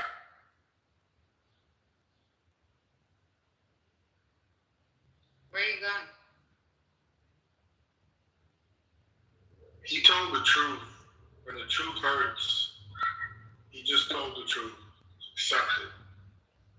I love it when they ask me why we voted for Trump. It's always good to get an insight into how people feel. I had a coworker text me a couple days ago. Hadn't spoken to her in over a year. Former coworker. She's Somalian Muslim, and she was like, "Fuck you for voting for Trump and ruining my life, you asshole." And she sent an article about the DOJ trying to take away citizenship from naturalized citizens, and I was like, "I don't understand." She's like, "Of course you don't understand." I was like, "Okay, well, you want to explain?" And she goes, "No." And I was like, "All right, well, sorry, whatever you're going through." But, you know, I have no regrets. Trump exposes the ugly warts of America that exist even when he's not in power. And the world. Yeah, but in what way, though? He just makes them more visible. They've always been there. He didn't do anything that. No, I fully agree with you, but in what way? I mean, you need to ask. He's so viral and so triggering, like so magnetic. He stopped. He shut the border down. He's deporting illegals. I don't like this thing with Iran, though. I think that's where he went wrong. It's probably going to ruin his legacy. Where did Trump went wrong, Beaver? Beaver, Trump did something wrong for you? Yeah, he's done a couple things I think wrong. the whole Iranian thing is going to go exactly to plan. It's going to work exactly the way it's been fully planned. Like, not even just Israel or America, but you'll find like Germany is also quite eager to move because Europe also needs, they also want to eat. So it's like, I think sometimes, like, you are very myopic in your ways of thinking that you're right. Hey, but isn't that great? It will ambush you the most. ML, are you cool with GOAT? Yeah, I mean, we're all right. I mean, good. Why? Because it's not a big deal. I'm not trying to start some shit, but. And also, you have to start considering. It's like what? What are you gonna start? You gonna have to come tell GOAT? What people are we letting into our country? It's like, what are they? I'm not carrying any message for GOAT. It's like you also have to consider that conversation is going to start coming up at some point. I'm gonna wait for BB to stop talking. So basically there was a room and they were talking about like the military people with money, and your name came up, and he was so salty that like you got your shit together. It was crazy. It was like they're just hating it. You're established. You sound like an established dude. Like, you can tell by the way you carry yourself. You travel, you're balanced, you got your shit together. So salute to you, brother. Why would I've been lucky. Huh? don't care if ML has money. So you pump something up and you kind of like make it a little bit vulnerable so you can get like, give it the most exposure. You kind of like let it fail so it looks like it's not working, but like in the background, it's kind of like really, you know? BB's having a one-way conversation with himself, right?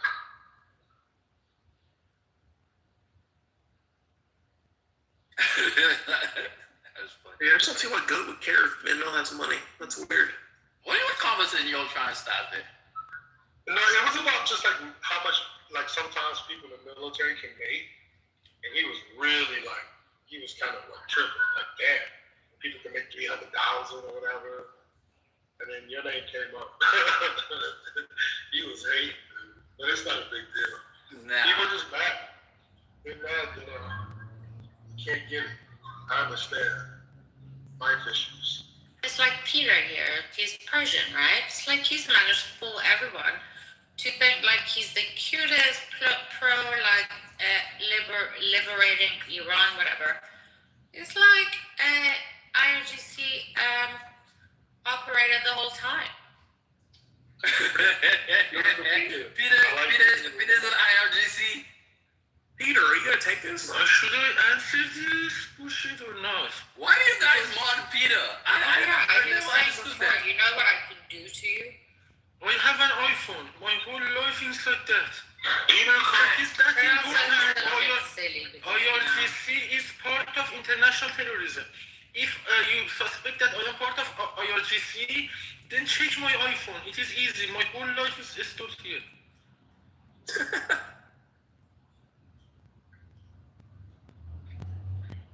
Peter, you said you were cute, Peter. So, apologize if you be accused. No? Are you brave enough or not? She said you're cute. I mean, to be honest, I don't really mind either way because it's, you know, I feel like you could have also not been. I mean, but there are some people where you just think, you know, you couldn't. But then also maybe that's your, what's it called? Your niche. Hey, Bibi, are you Israeli? But I mean, it would She's take Iranian. me like 2 minutes one-to-one to figure that out. She's Iranian living in England. She's pro regime change. She's in LA, this baby. No, she's in London, I thought. Iranians in London? That's a fast stretch. LA, I could believe. Tel Aviv, really. No, I'm joking. She's in Funny, LA. I used to work with an Iranian Jew, actually. If she was in United Kingdom, she was much more politically aware than this. She would have recognized the difference between China and South Korea. The other guy in the other room removed her because of, she said that it is related. You saying that Hansen is Korean? Isn't Hansen Chinese? He was from South Korea. She did not understand the difference between political. Hansen is Chinese. I thought he was Chinese. She's in LA. She's living in her life. Koreans are not political. She does not have any idea of what's going on in the world. So Beaver, every time Trump is losing in the polls, he brings up somebody to try to assassinate him. I mean, and that rallies the MAGAs. I think that's a trick. Think about it, Beaver. I don't know. Yeah, but I wasn't happy with him about Epstein files. How he all of a sudden acted like he didn't care, like, you know, that wasn't part of his campaign.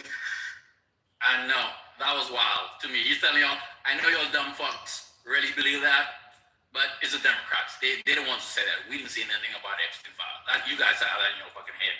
I was like, are they really going to fall for that? If you say you're going to do something, you fucking do it. You don't just all of a sudden act like, what are you talking about?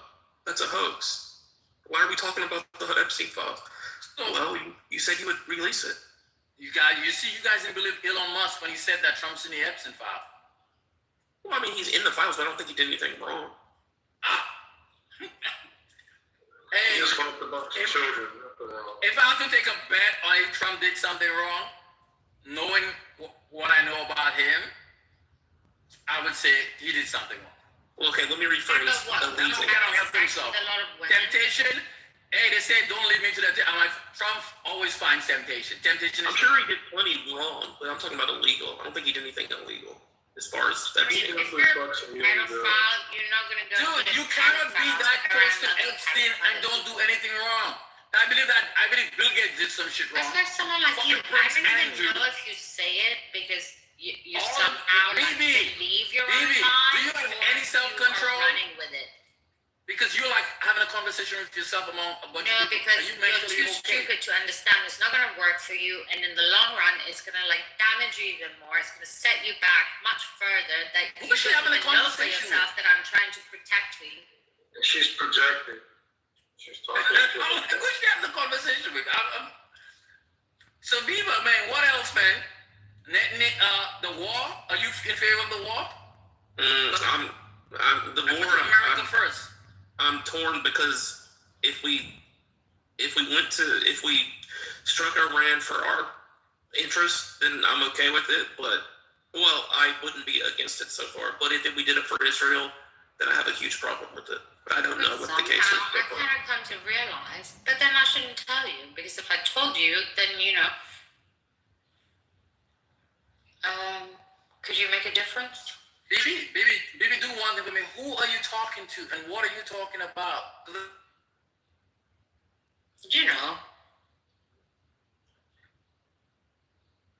Okay, so this way. How many shots of tequila have you had? Tell the truth. I know, I haven't had any drinks. But I have plenty of. I think she's on something. It's hunger and stuff. Alright, but anyways, that's but why should I say it? What do you want, sweetheart? I want to try something. What you playing with? I want to get to where you're at. That's what that fatty white. Alright, let me put it this way. So it's you get a pushback from the left, because they have their own agendas with you. And you're perfectly happy to buy into that because for some reason you think it works better for you. And I don't really know why, but that's the whole, that's when you're dishonest, it's like somebody else is going to be more dishonest than you, always. Okay, so that's one comment. But then, you also have the Hispanics within America who's also pushing to take over somehow your spot and by trying to be exactly not like you and be a little bit opposite. But then as Americans, it's you really don't want that because you let them one foot inside, they're gonna fucking colonize you. So somehow that's somehow a little bit of a good deterrent to kind of keep that there. Are you in Afghanistan, Bibi? You sound like you're in a giant poppy field right now. Yeah, but this is when stupid people try and rule the world. And they kind of deliver it. I mean, it's somehow just landed it. But anyways, so for the Americans, it's at this point, just okay. So how are we dealing with the Black community? Because when we need them the most, they're kind of letting us down the most. Oh, we have megas this and this and that. But then again, isn't that better? Because that way, it's kind of a deterrent towards the Hispanics to somehow utilize, if there was any do you freebase, snore, doctrine there. So, like either way, but the thing is for the Americans, because they're kind of like actually good people, they kind of like lost touch of how to, consciousness, but also because they've grown, they kind of like feel a bit guilty, but at the same time, they don't excuse the stuff. But the thing is, it is what it is. Industrial And, newspaper. Something's going on. You eating? So why not just be aware of it, like mutually? As you probably always have been, but I mean, you can reject it all you want. It's not going to make a difference. It's probably going to even help the cause even more. But for the American whites, it's like it's just about dealing with it in a different way. And once you see it for what it is, and you stop like looking at it because you think it could be something else, it can be something else, but not necessarily what you need from it. And but then that's because you had good intentions. You were like, hang on a second,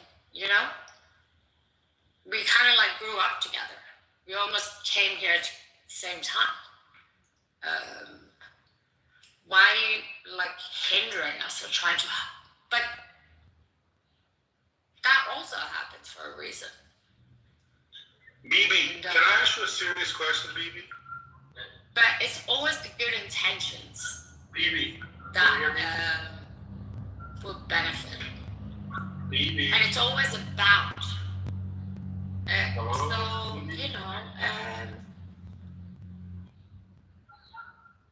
BB. there's like, we're not bad people to each other.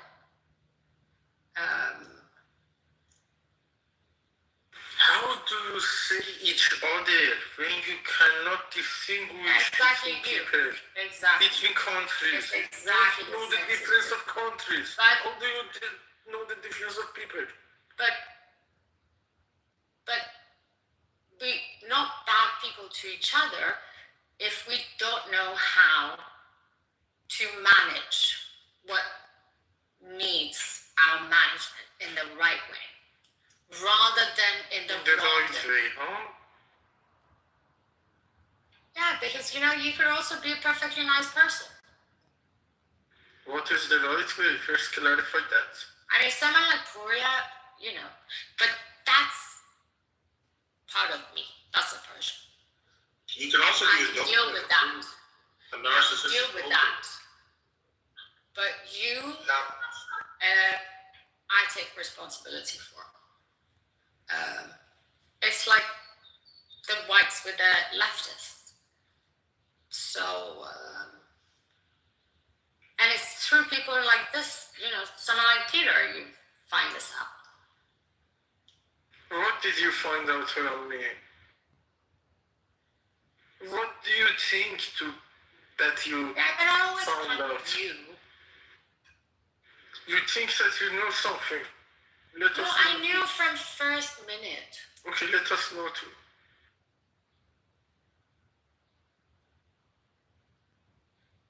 You have time to. But you everybody didn't know bother me. You annoyed me. You didn't bother me because I thought it's like, I mean, you know exactly that you and I are not the same.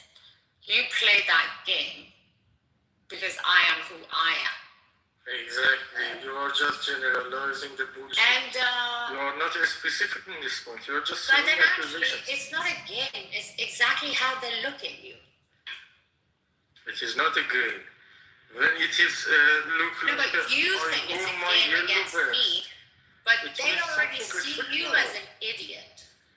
When I wear my yellow vest, it is something special. It is not green. I wear my yellow vest. It is very dangerous. It is scared. But I mean, Germany, maybe in Britain you should get away with it. Yellow vest I wore. Germans, they'll see through that like within a second. Why do you think they let you through? because I am a good asset. I was worth bringing from Tehran to Berlin for them. They assess their risk. This is their homeland. Yes, this because this you is are the German good home. collateral. This is the homes of Germans, and they saw the risk. They That's can why justify I'm to the their own risk. people to attack Also, President by letting Trump's people like rule you in.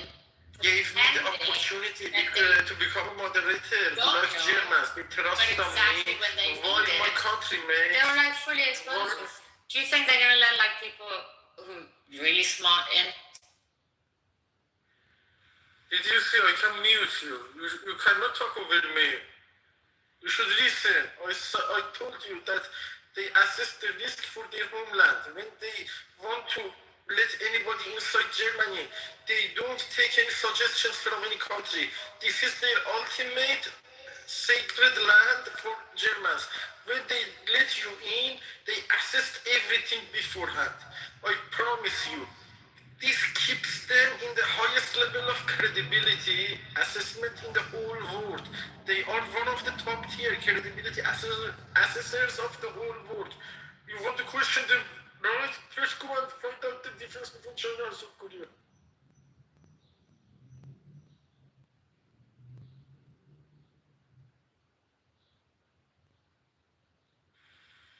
Now tell me the reason. I told my part. You can continue from mine. If I get silent, you can just bullshit blah blah. But if I start defending myself, you have no chance for reasoning. Bibi,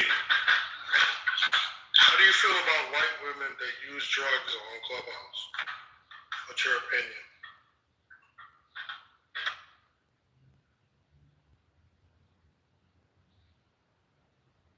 این مثل پشت دستی بود قد حرف نزن رو حرفم دیگه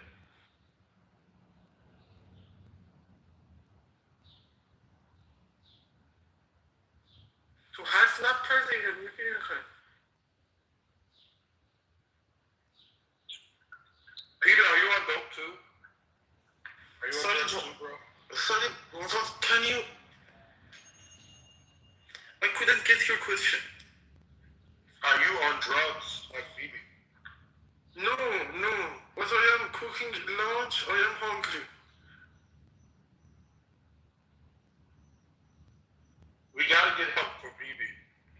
We gotta help her. Yes, we need to help her first. She needs a couple of coffee to get to her best state in this moment. Then we can continue the discussion more reasonably. But she's all in this moment.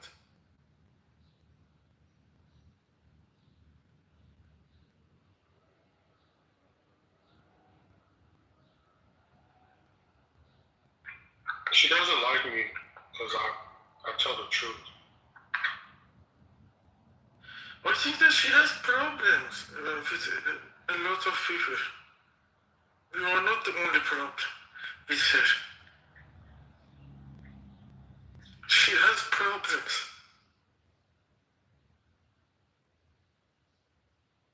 We gotta fix her.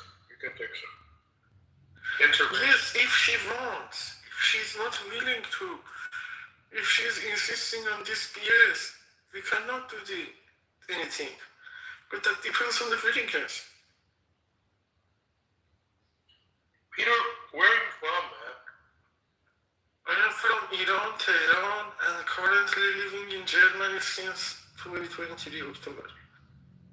Oh, wow. That's amazing. Thank you very much. I was really honored to be, to deserve coming from Tehran to Berlin, and when they gave me the visa, that was the biggest moment for me that to realize my value. That gave me some kind of confidence that, for example, when you see that they ask you to come and join us from Tehran to Berlin, this gave me some confidence. I'm not sure if I'm right or not, but this makes me sure that I have done something good in their eyes. What did you do to get your visa? I studied civil engineering for bachelor. I studied masters of industrial management, and I was a PhD student in Iran. And in the PhD entrance exam, I had the 203rd placement in the whole country. And I had the experience in the field too, in the field of architecture. I was working in the time of studying masters and PhD, and during some gaps in between, I had found time during the COVID to build a three-story building in north of Iran, which was truly economical for my family. From scratch to the end of the project, they were just financing as much as materials, and the other things were handled by that level of expenses. The other parts, the engineering parts, they did not have to pay, and that is the biggest thing on my resume to get the admission from Technical University of Berlin. And since 2023, I am in Berlin and studying that, civil systems engineering for second masters, because my first master was industrial management, and this was related to my first bachelor. Why don't you come to China? You can get a lot of experience in industrial management, a lot of big projects. We need you.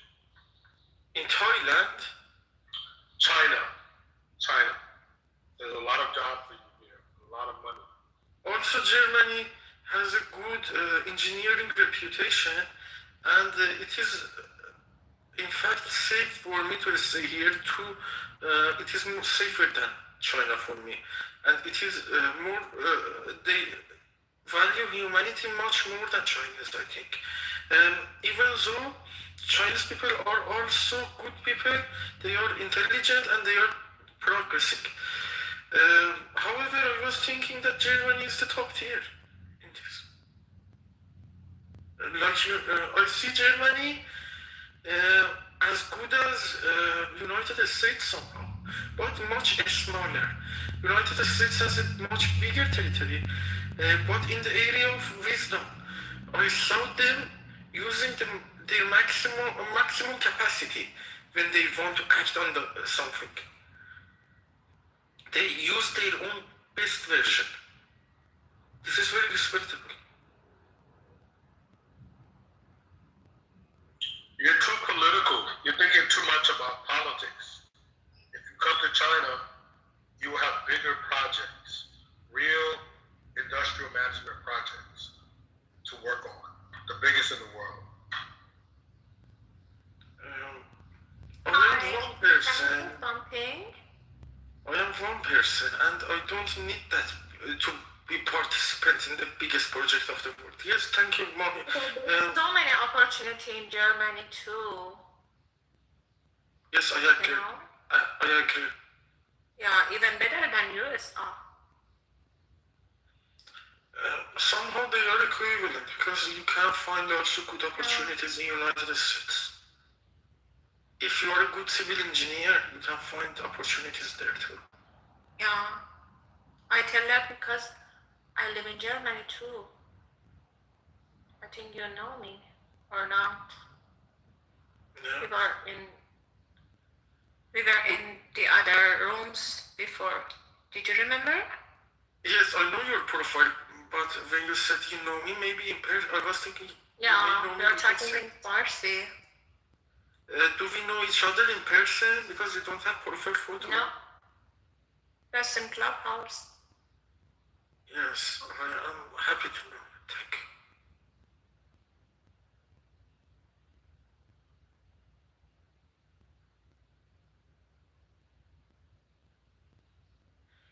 you. Mahi, you're Iranian? Yeah. I'm from Iran, Tehran, but living in Germany. Peter, I thought you were the only one, okay?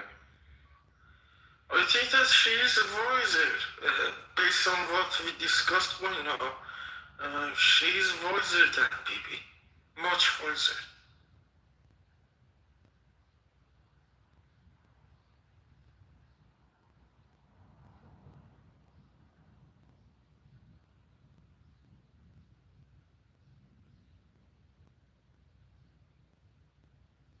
think the smartest people in the world, many times they're like borderline retarded.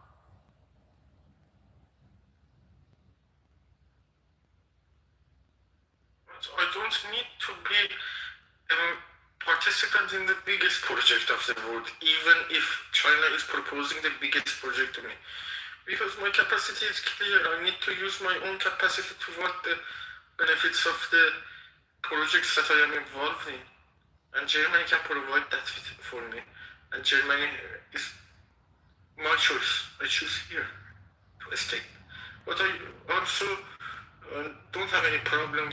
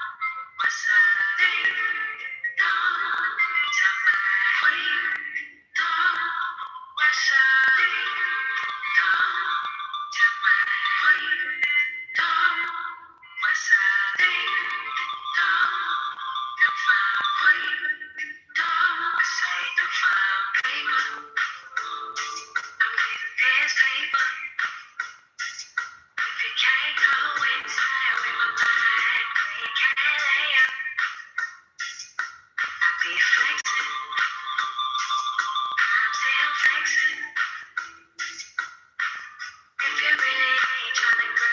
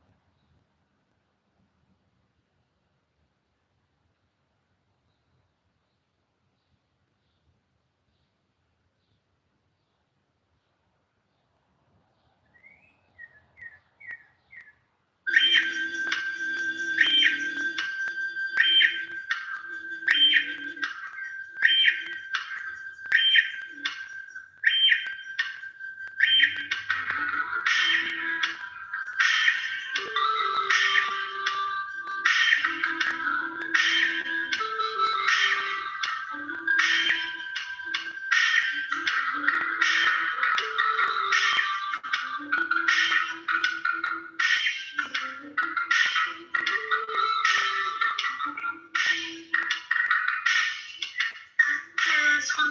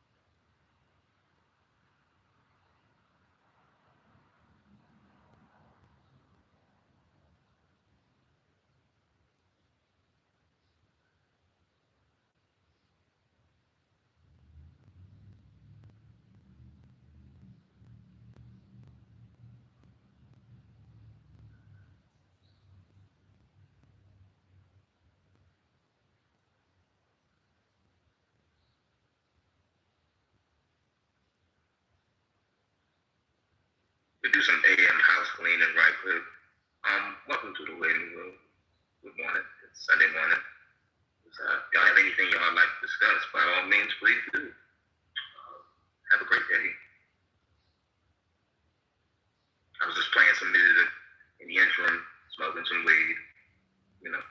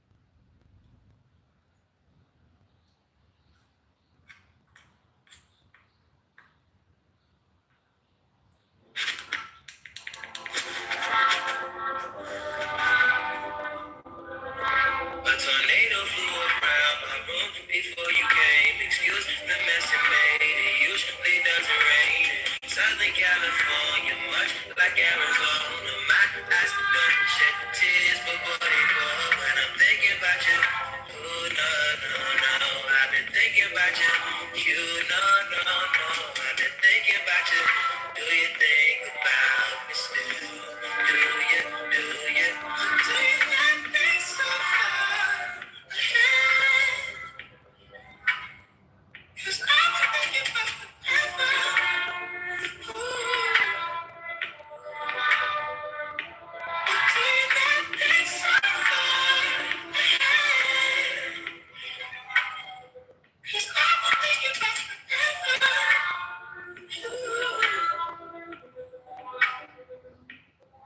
No, I don't like you, I just thought you were cool enough to kick it. Got a beach house, I can sell you an item. Since you think I don't love you, I just thought you were cute. That's why I kiss you. Got a fighter jet, I don't get to fly it, though I'm lying down thinking about you.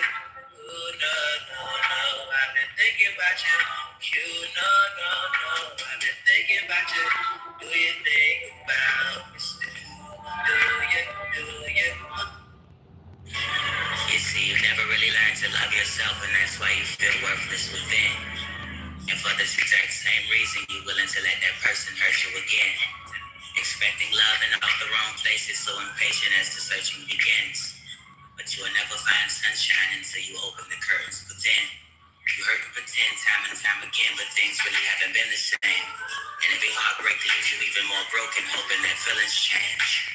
How many tears have to trickle down your window pane before you realize that you need to invest in you? You do know that sometimes the things that hurt worse are what's best to do. Nobody likes to swim alone, but it's more difficult when you have to take risks for two. In the ocean of life, when your love boat sinks, only you can rescue you. Only you can rescue you. You are the healer, but you can't heal. But you can't heal everybody. You can't heal. Why do you try to force yourself into situations that you don't need to? Failing to realize that before you pour yourself into someone, they must first be a vessel to hold and receive you. Don't let your deceitful ego mislead you. The more you try to pour yourself into a broken vessel, it will overflow and leak through. And that's what seems to defeat you, because you try to be the healer in ill situations that you're not meant to treat through. See through the blind illusions of your own mind games. You have to understand that people and times change, and you can't walk back into the same hurtful doors expecting not to find pain. You see, letting go is easy, but we make it seem challenging because we're so caught up in the memories and not focused on the reality. You are the healer, but you can't heal. But you can't heal everybody. You can't heal. You are the healer, but you can't heal. But you can't heal everybody.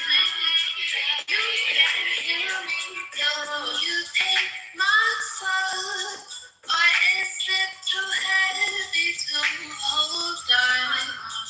Tell me if I look within your eyes, when I see worlds of paradise.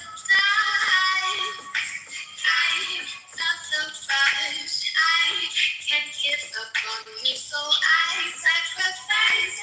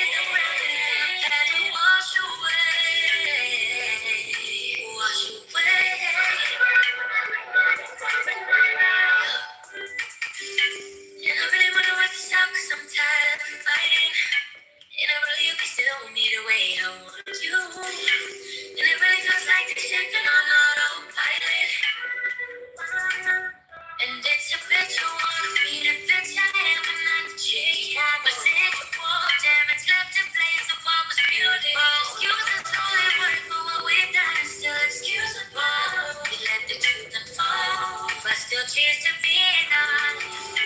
Neither of us knew what we wanted. But all we knew is how we cared. Still all we paid it wasn't more. When I walked away, I left footsteps in the mud so you could follow me.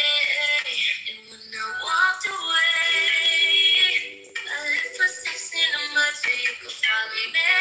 It's so bad it holding water, slips right through your fingers. We both end up drowning. We would hit the wave and wash away, wash away. Hey, you little nut. Oh, man, just let people know that.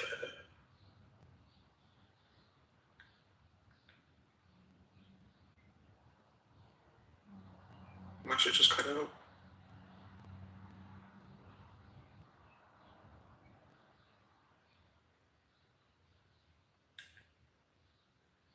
Oh, there we go.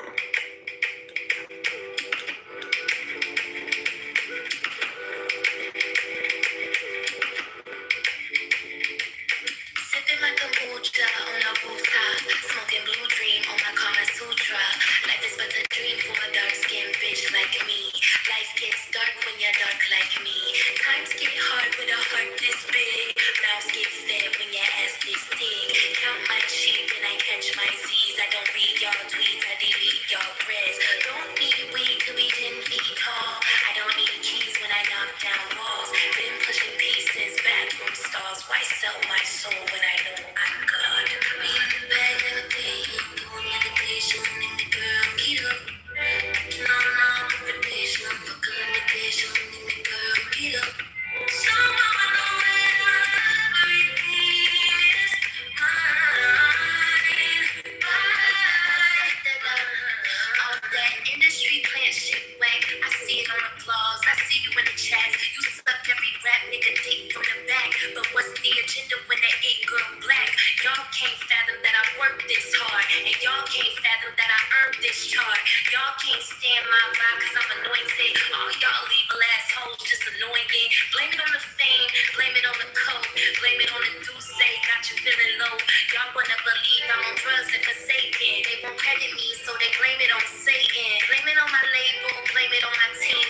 End of the day, everything is on me. Miss Bag Lady, Little Messiah, Little Miss higher them hoes, then fire them. Be in the bag of the day, doing meditation in the girl, Kitover. No, meditation, fuck a limitation in the girl, Kitover. Somehow I know everything is mine. They calling me the intellect, the most pussy rap. I still be popping pussy to my sister, so I can't agree with that. These niggas misogynistic, I'll address it on the album. For now, let's sink into the fact that hate don't make you powerful. Y'all monitoring spirits, go monitor that checkbook. Fashion week was radical, diamonds what my neck took. Tried to turn the other cheek, but y'all just too damn extra. I had to take it to the stew and show these niggas pressure. Father forgive them, they gon' be hurt when I deliver. The album 6 months old, they need a fucking babysitter. I did 8 years of failing, plus a lot of cold winners. Used to be a starving artist, now I want the whole dinner. Bitch, I rock my things. Me signed to a Billy, who fuck you mean? Got a co-sign from K-Dot, she's God keep me from the bitterness, help me reach the masses. All the black women gon' finish shit.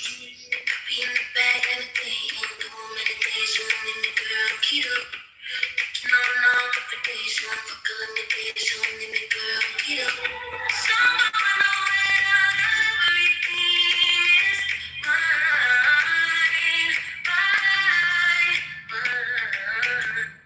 Wake up, ain't cuff, catch your taste up in my makeup. Face fuck, catch your wake up. Fake blood, fake tough, niggas sticks up, put your sticks up with a motherfucking princess. Rates up, chase up, put your dicks up, get your dicks up, put your motherfucking sticks up. They suck, that's tough, nigga, pay up, get your rates up with a motherfucking princess. So she kinda leaking, styling, mama, don't you cool it in a river, she get hotter than a sun. Take a trip out of Japan and I tsunami, holla, tryna wind it down, Benny Hanna, I'm the new hip-hop Madonna, I'm the new hip-hop Madonna, I'm the track great shows. I don't know what type of motherfucking crack they doing, I'ma carry Bradshaw with a back brace soon. I've been carrying you bitches now for way too long. I'm a black bitch, purple cunt, stack chips, smoke a blunt, all beef gets smoke. I'm a real flat bitch, you a coach hoe. I'm a real right bitch, every coast hoe. She was talking to Linda, she wanna post though. I got these bitches white face, you a ghost hoe. You a don't you stand on a post hoe. Suck it up, stand up, say that shit with your chest. You bitches talking over phones, I got digits to fetch. I can't do bitches, I'm too busy, I don't do it the press. You the type of hoe to leave a broke, to be impressed. You look a mess hoe, broke dick, got you looking real stressed hoe. These broke niggas ain't hot or fetch hoe. Stay up, stay broke, stay flex hoe. You need a wake up, wake up, get your tits up. I make up, Facebook, get your pick up. Fake up, fake tough, niggas sticks up, put your sticks up, put a motherfucking princess. Rates up, chicks up, put your dicks up, get your dicks up, put your motherfucking sticks up. Days up, that's tough, nigga, pay up, get your rates up, put a motherfucking. Put the motherfucking money in my motherfucking hands. I'm in a Gucci in a bonnet, spinning motherfucking bands. I got hitters, I got stands in the stands. Do they love her or they hit her? Either way, they spinning bands. I can really give a damn, I can really give a fuck. Long ass you bitches, know what's up, it's OG, bitch, man, C-O-E, Don Dada, bitch, you know, test me. And I don't you the Lulu, you a loose screw. She really give it fun in a pussy voodoo. She swap the old nigga for a bitch, ain't Lulu. She munching on her eyes while she watching Hulu. Wait.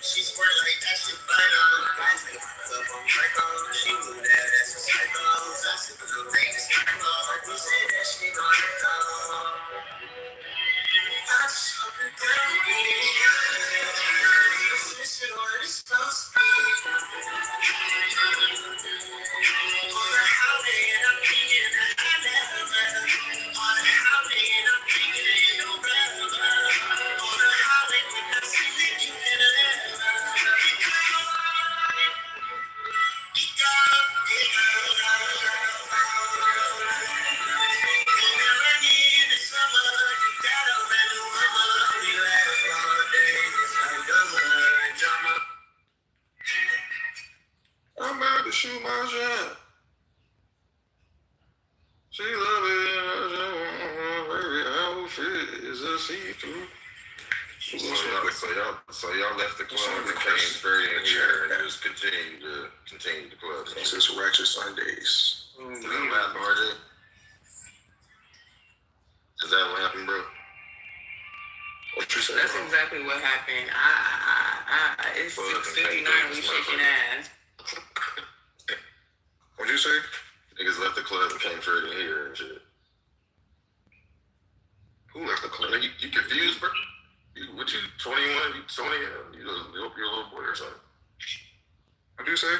I'm saying, never mind. Do your thing, brother. No. I'm confused. What you talking about? The song I played? The song is playing music. I woke up, came in here, bro, and heard club music. I'm saying y'all left the club and came straight in here.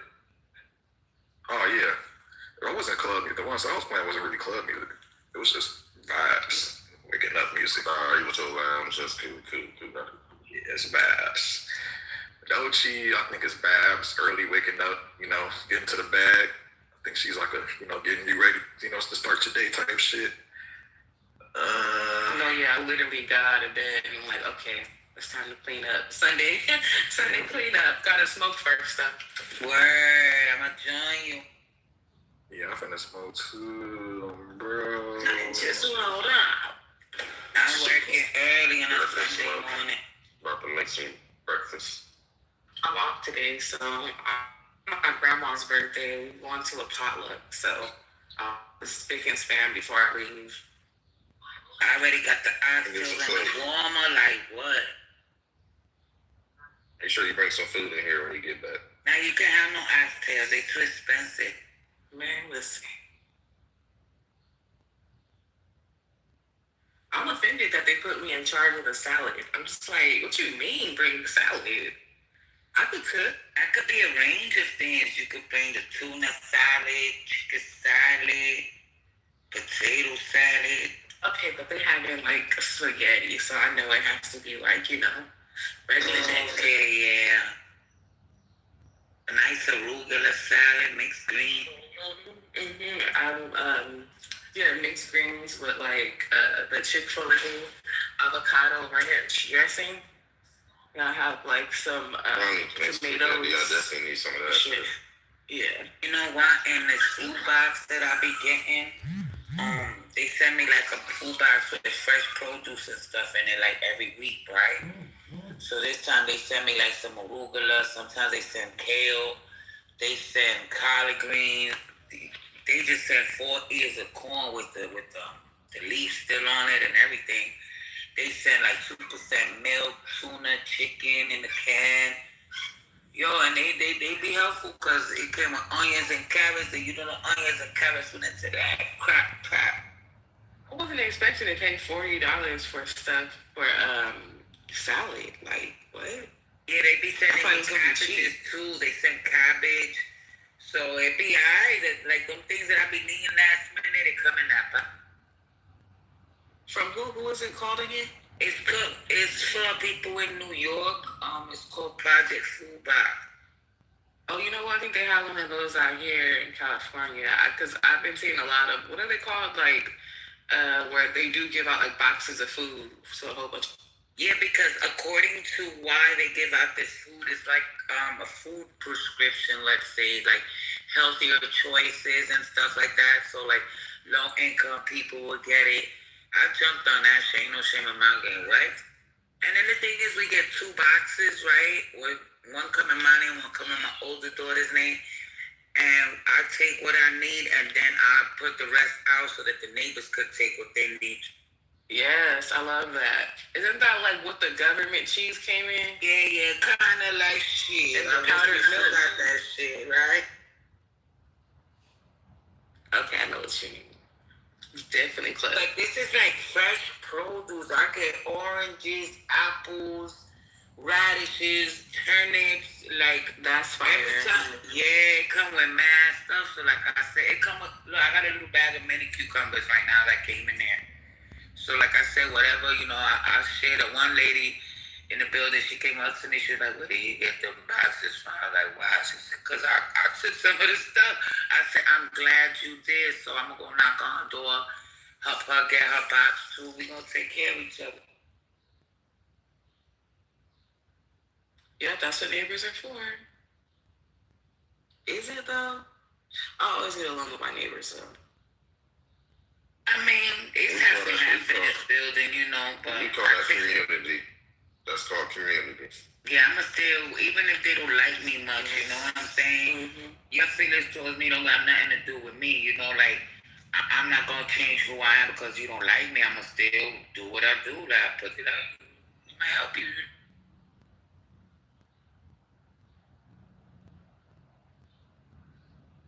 Even though the security guards, because the security guards, most of them are like, they don't even barely speak English, but I be like, look, Papa, here's a box with food you take home, okay? I love that. Yes. You know what? I hate my fucking security guards here. I think they end on fucking stealing our mail and shit. I caught one. I was at the gym, and one of the fucking security guards came in there and started lifting weights. I'm like, what are you doing? You're in uniform. You're still on duty. The fuck? That's why our shit is missing now. Now that's why we got cameras in the building, like in the lobby. I got the ring along, so I actually want to get a ring cam, but I heard that there was like hacking into people's shit, right? Well, mine is on my Wi-Fi. I mean, Well, it's on my house door, so it's like.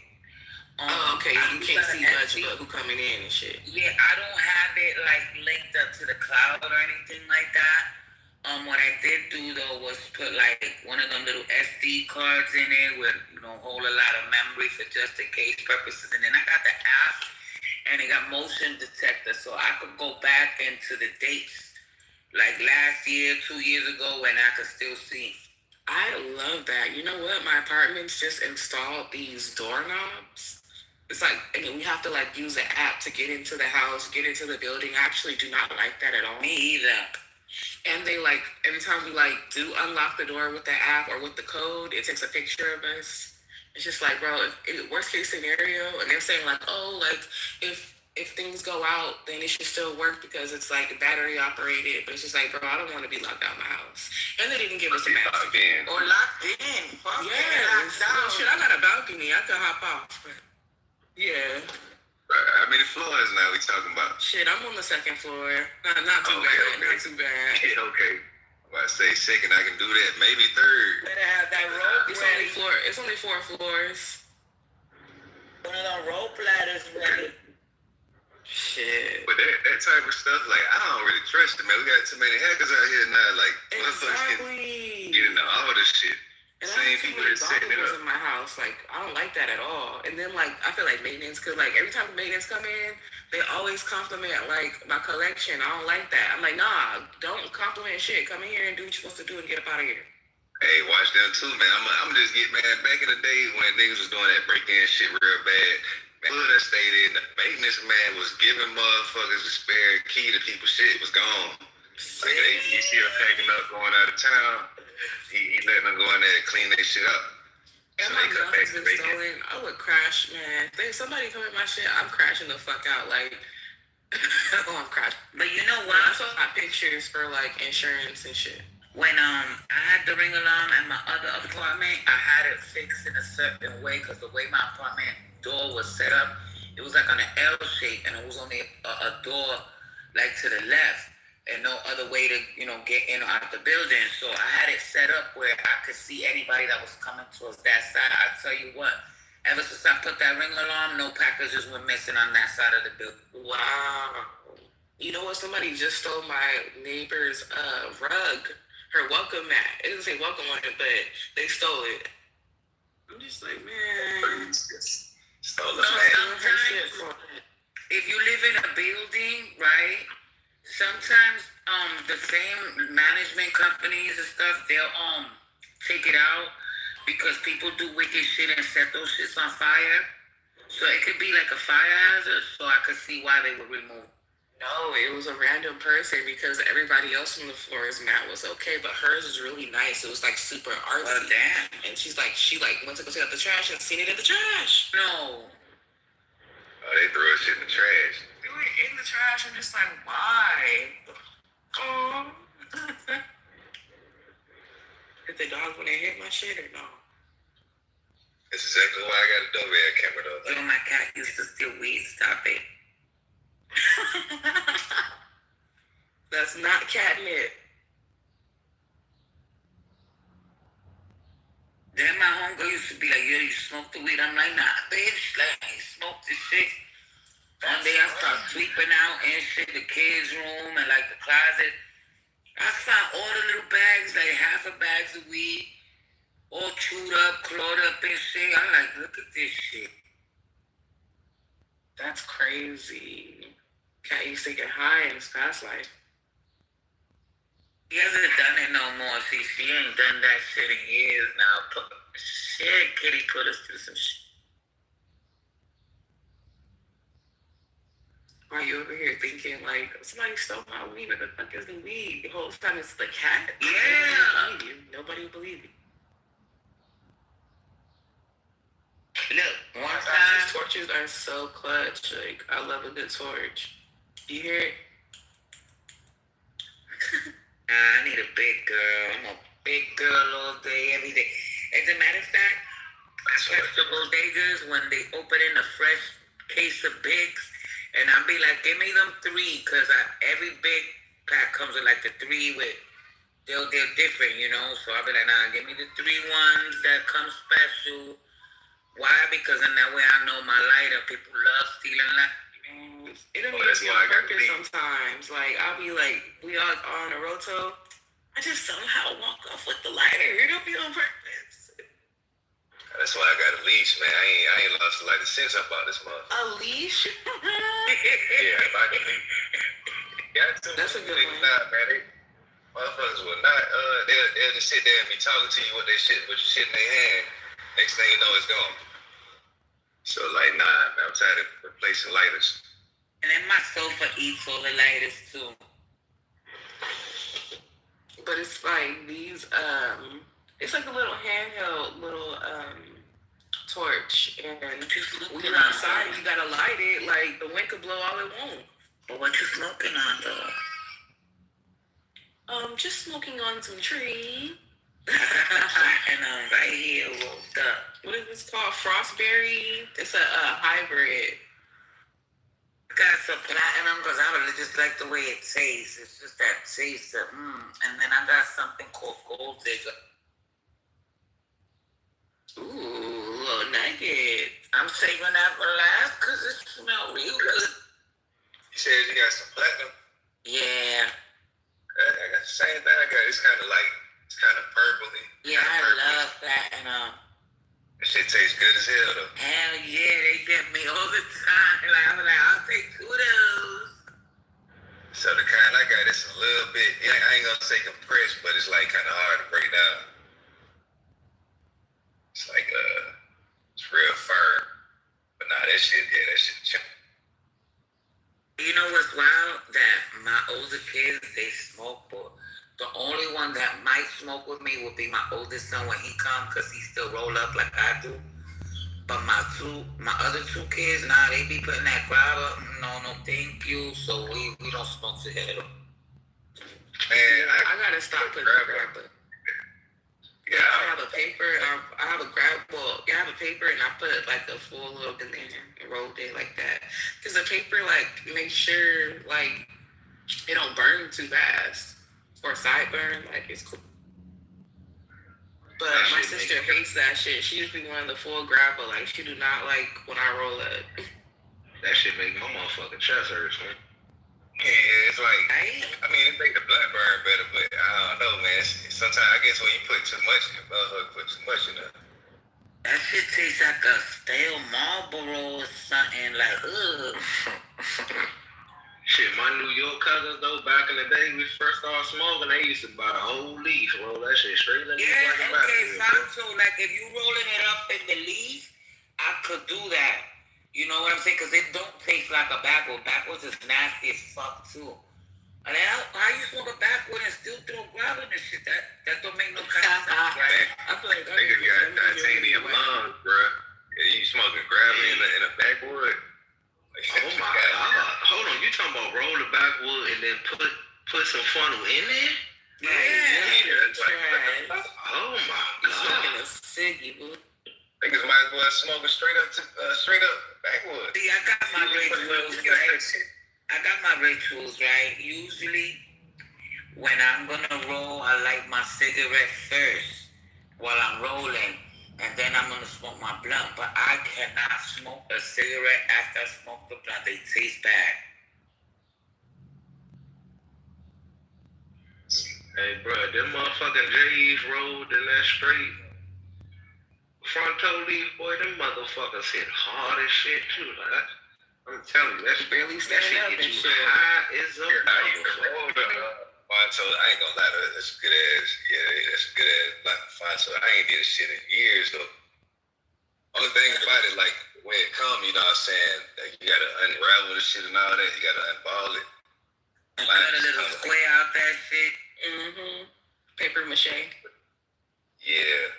If my folks had the spot that had the straight joints, like that joint wasn't even all fucked up and crumpled like that. That motherfucker was pretty straight. Yeah, but it had mean ass veins in that motherfucker, bro. Like vicious stuff with that. Yeah, but whose idea was it to take the leaf and dehydrate the shit and crumble it up and put it in your... You put the lime in the coconut. That's a good question. That's some East Coast shit. That shit. Yeah, I think New York originated that shit. That's why New York is like Jamaican people and Caribbean people. But okay, when I used to roll with the Yardies back in the days, and they pulled out the Fonso, that's all it was. It was a Fonso and mad weed, and then it was rolled into like a little baseball bat, what we called it. It wasn't no extra activity. Hey, y'all still smoking? Y'all still fuck with Uncle Paul's out there in DC? I don't know. People I ain't never fuck with them, but yeah, people be smoking them. I don't see that shit like a little ass cigar, bro. I don't understand that. I ain't gonna lie, they roll good with some weed. Like, I ain't gonna smoke one straight up like I niggas do, but with some You weed. can re-roll a Capone? Yeah, but they got leaf though. They got leaves too. Oh, all right, I'm about to say, because if you re-roll a Capone, boy, that J skinny as a motherfucker. I did that shit. I'm thinking I was doing right. I'm like, damn, so they just smoke these shit. I don't even roll these bitches. If I was desperate, I could see like freaking it and massaging all the tobacco out with that stuff. Yeah, you can stuff it. Yeah, if you stuff on that bitch be good. No lie. Why is there hella centipedes in my, not in the house, but in the building? Nah, y'all got them new joints that's like a half cricket, half spider joints. You know what I'm saying? What? No. Oh, y'all ain't got no cricket spiders, and they got like little spots on them and shit. I swear, I see them joints as part of the alien invasion. The motherfuckers came with. Yeah, I got seen shit like that before. Absolutely. Yeah, them bitches they jump like they crawl, but then them bitches that jump like a motherfucking cricket, and then the motherfuckers stick to the wall too, like a spider. So I don't know what's going on there. Cricket spider. Oh, it's like a black thing, right? Well, it could be dark, or it could be like grayish, brownish, and it be having spots and shit like. Look up cricket spider. Yeah, I know. I've seen those. They real trippy. They got like a frog. Yeah, if I see one of those, I'm gonna freak out.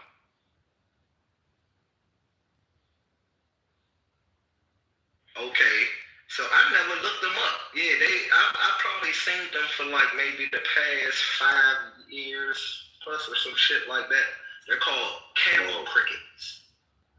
I see that now. So yeah, when I used to do cable, I used to have to go up on them. Them usually be under people's houses and shit. Like you don't see them nowhere outside, but they'll be underground down there. Yeah, that shit do look crazy, but they don't do nothing though. Like they ain't gonna do nothing but ride for you. You don't want them on you though. That shit look. You said it's called a cable cricket? Camel. Cricket spider. Camel. Yeah, if you type in cricket spider, that motherfucker pop right up. They know what the fuck I was talking about. Oh my gosh. They got a humpback. Oh my gosh. Nah, this is terrifying. You ain't never seen one of them? I'm in California. We don't have shit like that out here.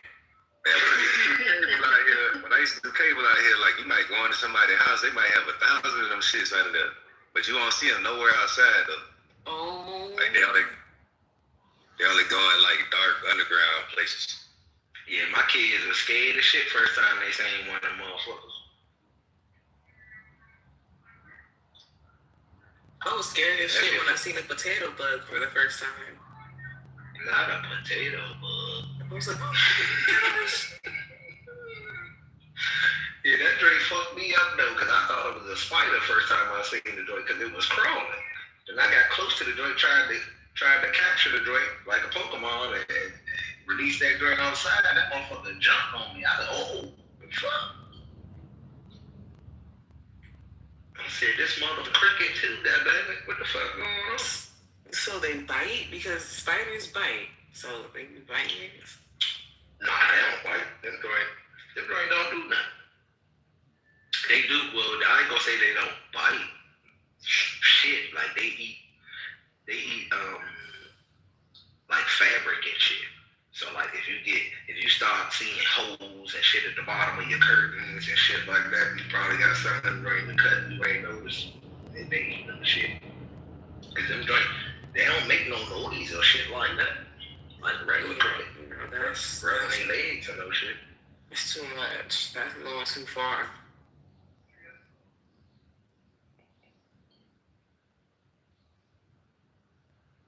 Now, Doc, you're supposed to like spiders, man. Aren't you onto that nature shit? That's supposed to be your best friend right there, spider.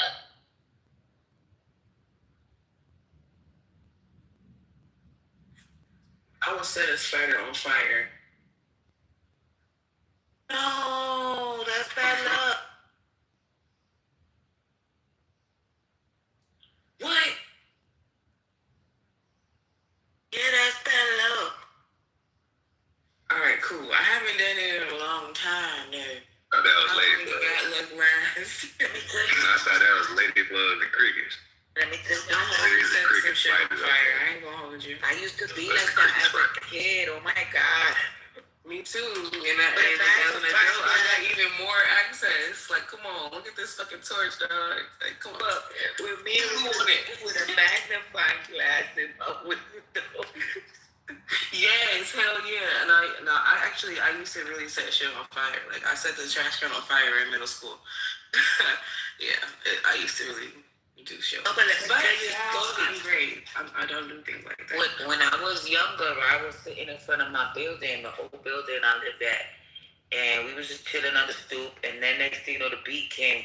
So I popped it, but I didn't smash it to oblivion, right? I just popped it and shit. It was just laying there. Would y'all believe another fucking bee came, picked that bee up and flew off with it? What? Yo, I shit you fucking not. Damn. Does that make you feel bad after? Like, damn. Nah, like, so then, boom, years later, I was helping my sister-in-law, like, recycle the cans at the machines and shit. And it's usually, like, a lot of bees be in that spot. So I'm there, I feel this burning sensation in my leg. I'm like, what the fuck is burning me? I looked, I was a bee sting in my ass. But then after that incident happened, I guess we made amends because the bees started walking on me after that. Like, the minute I go outside, I shit you fucking not, the bees are gonna come out. Man, it's crazy. I used to hate bees as a kid, man. Like, I remember I was in school, like 5th grade, I'm in the hallway cracking jokes, laughing, bullshitting around and shit. You know what I'm saying? Next thing you know, a fucking bee flew in my shirt. When I tell you I went crazy in that motherfucker. Then by the time I got done, like, shit, I done tore my whole shirt up. I'm a little skinny ass kid. I done tore my shirt off and shit. Ran down the hallway thinking the shit was stuck to my back. And shit. And I ain't gonna lie, man. They down there had to had to get therapy for me after that shit. Damn. I ain't gonna lie, man. All them bugs stingers, I hate that shit. Yeah, I had a whole fucking panic attack in that motherfucker. Once I started, like my walk started getting, different. I started changing my thoughts and, really got into the healing game. I noticed that I started getting visited by all kind of insects, but most of them were bees, because, honey heals a lot of things, right?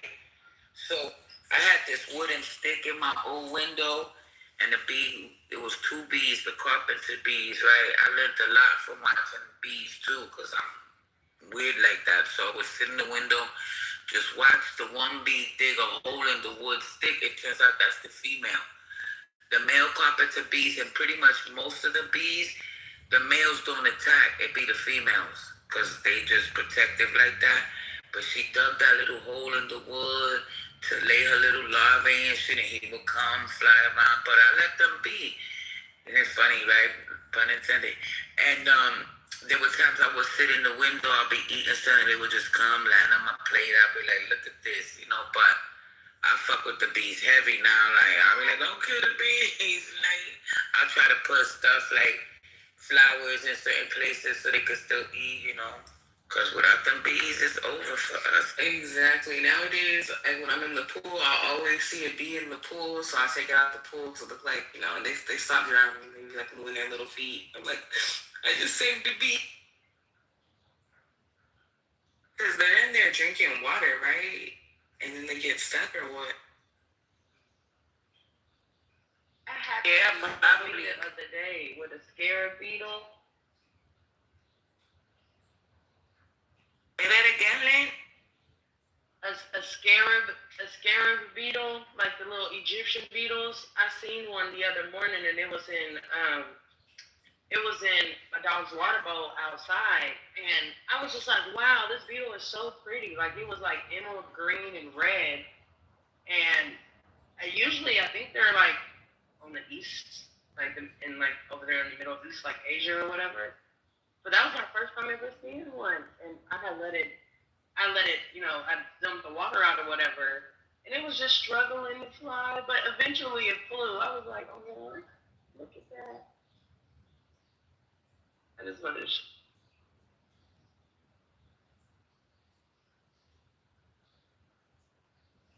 Nature is a beautiful thing.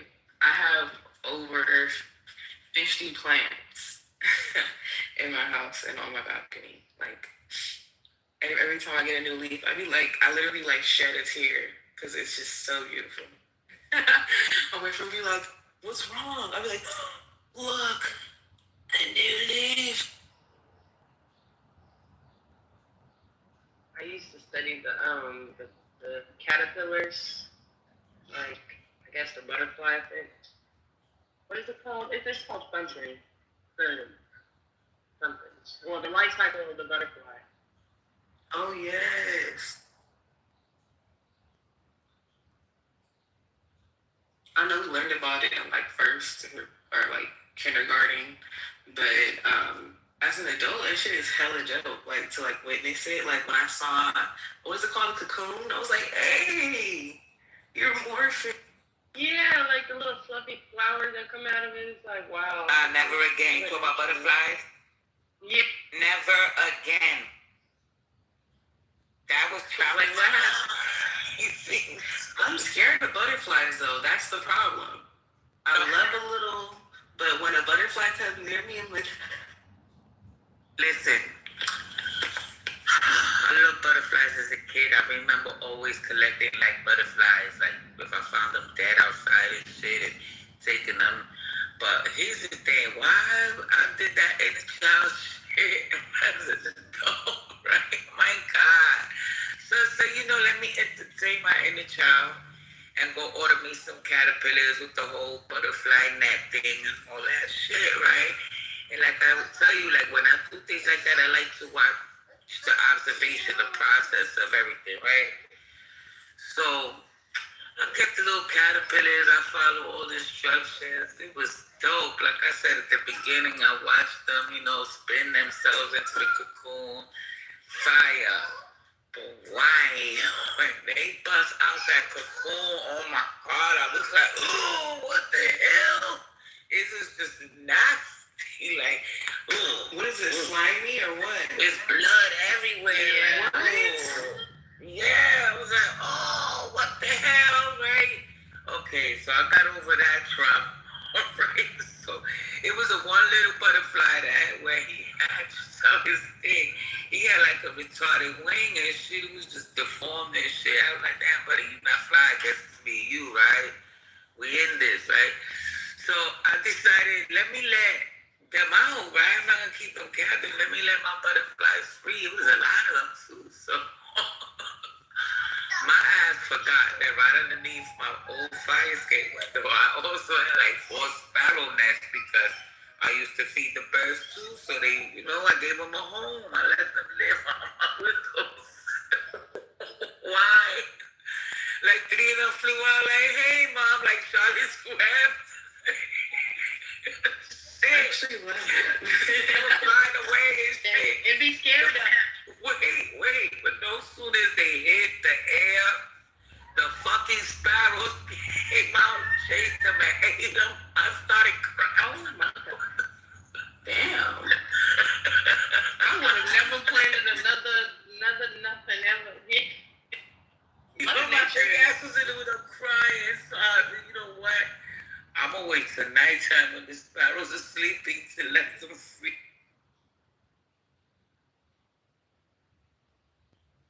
I said never again. This was too much for me.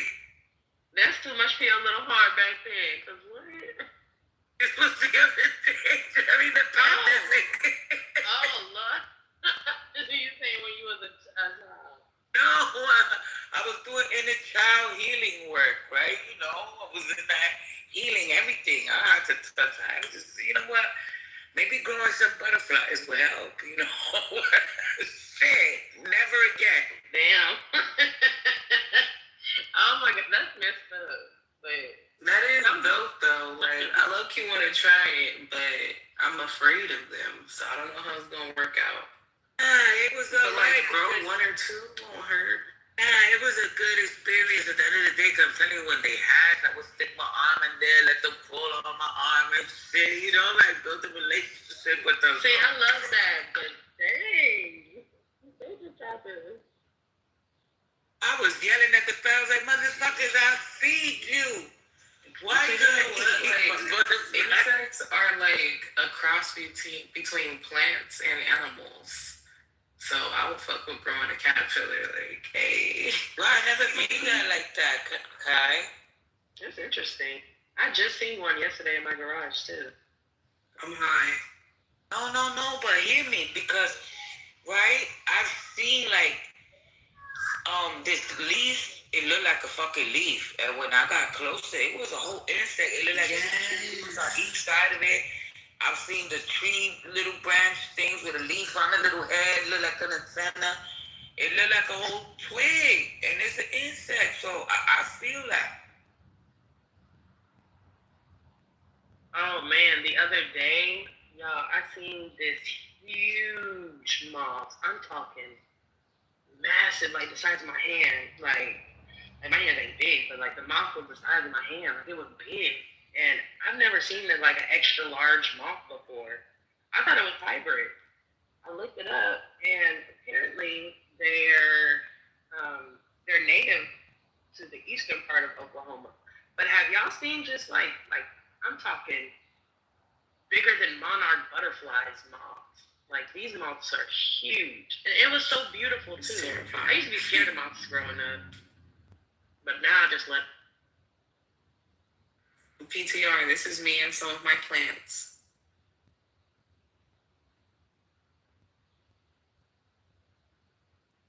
Okay, plant mama. Really? I have a whole different setup now. I have to do a little update. I love this. This whole aesthetic fire. They look like a snake back there. Virgo. There's a lady on Instagram that she raises moths, like the ones he was talking about. Like hand-sized moths. I'm gonna see if I find her. I'm over here, Susan, in the bathroom. Hold on. Period. Okay, she's in my bathroom. Yeah, you remind me of she's a Virgo. She's very aesthetically pleasing. It's that inner needing to be perfect. So funny because it's like y'all just be in your own little bubble, your own little aesthetic bubble. Hell yeah. Just see me as a Cancer, I be in my own little aesthetic bubble. Like I literally love Cancers and Capricorn. Yup, see? The vibes be vibing. Oh. I cannot believe my baby is 1 year old. Oh my gosh. Hey, girl. I found out. I'll put the link in the Wait, 1 year old today? No, she turned 1 last month, but I'm just still like mesmerized. Look at the link, I'm gonna check it out, Oliver. I'm looking at it right now. See, if I knew, like, people actually do that. I would have like took a picture of it. It was just chilling on my window. 'Cause it was like one day I just went outside to go check and put Emmy down for a nap. And it was just sitting on the window. Yes! Oh my gosh, they're so pretty. Wow. Okay, so like I'm not that scared now. Okay, I just followed because I see art. Oh wow, the green. Oh my gosh, oh this is. Yeah, see, and it's like Amazing, I right? put my little finger out and like they crawl on my finger. I'm like, I don't know if that's funny. She said that her fascination started when one followed her. And so she rescued it, learned about it, and now she raises them all different kinds. Oh, that's beautiful. I love this one with the green marks all over her. Okay, so I caught a praying mantis. And I was gonna like raise it and take care of it, but I was terrified of it. I was hoping my boyfriend would help me raise it, but he wasn't in the mood, so I told him to let it go. If it's a woman, kill that serial killer. Okay? Alright? I was so scared of it, but it was like so cool because it's literally like a plant animal. And they could kill birds. Yeah. See, After they finish mating, you know which ones y'all talking about. Praying mantis. Hey, you know after they finish mating, Yes, I have the some woman, Venus flytraps too. yeah, after they finish mating, the woman kill the man. It's terrible and despicable. Yeah, that is terrible. don't most insects. That'd be the vibe sometime. Like female insects, don't they kill off their mate? Or that may be just spider. Wow, I didn't know that. I only thought that was praying mantises that did that. Do bees have mates? Okay, so it says sometimes spiders do. Bees. I wasn't talking about bees earlier. Oh yeah, male honeybees die immediately shortly after mating due to violent mating process, which rips their abdomen open. Their endophallus is torn from their body during ejaculation, leaving part of themselves inside of the queen. Furthermore, workers may kill or evict surviving males before winter to save resources. Big bossa. Dang! Look, big bossa. They say also black widow spiders, jumping spiders, scorpions, and midges. I don't know what the fuck that is. MIDGES. Midges. Let me look that one up. What the fuck is that? No, that's wild. But you know what? It does take a lot of energy out of the man to ejaculate, so I get it. They kind of die low key too. Look at my PTR. I took a picture of this bug. This shit was following me. And I kept hearing that voice that said, look back, look back. I looked back, that shit was following me. And then it landed and I took a picture. Whoa, what is that? That's a dope picture. That's a cicada? A cicada. Cicada. Oh, they make noises? What the fuck? I'm listening. Don't people eat those? Yeah, a cicada. But look at that. It looks like it got a whole face like a king, right? Terrifying. Them joints be ugly as shit during they mating, and they be everywhere. Them joints be having them big ass red eyeballs. I remember them motherfuckers come out mating. What is it, like every 17 years or some shit like that? That shit be crazy, son. They be every. This pattern is fire though. I ain't even gonna cap. Like I don't know. That's what usually I look at when it comes to insects. Is that they look at that angle. I PT'd another angle of it that I caught.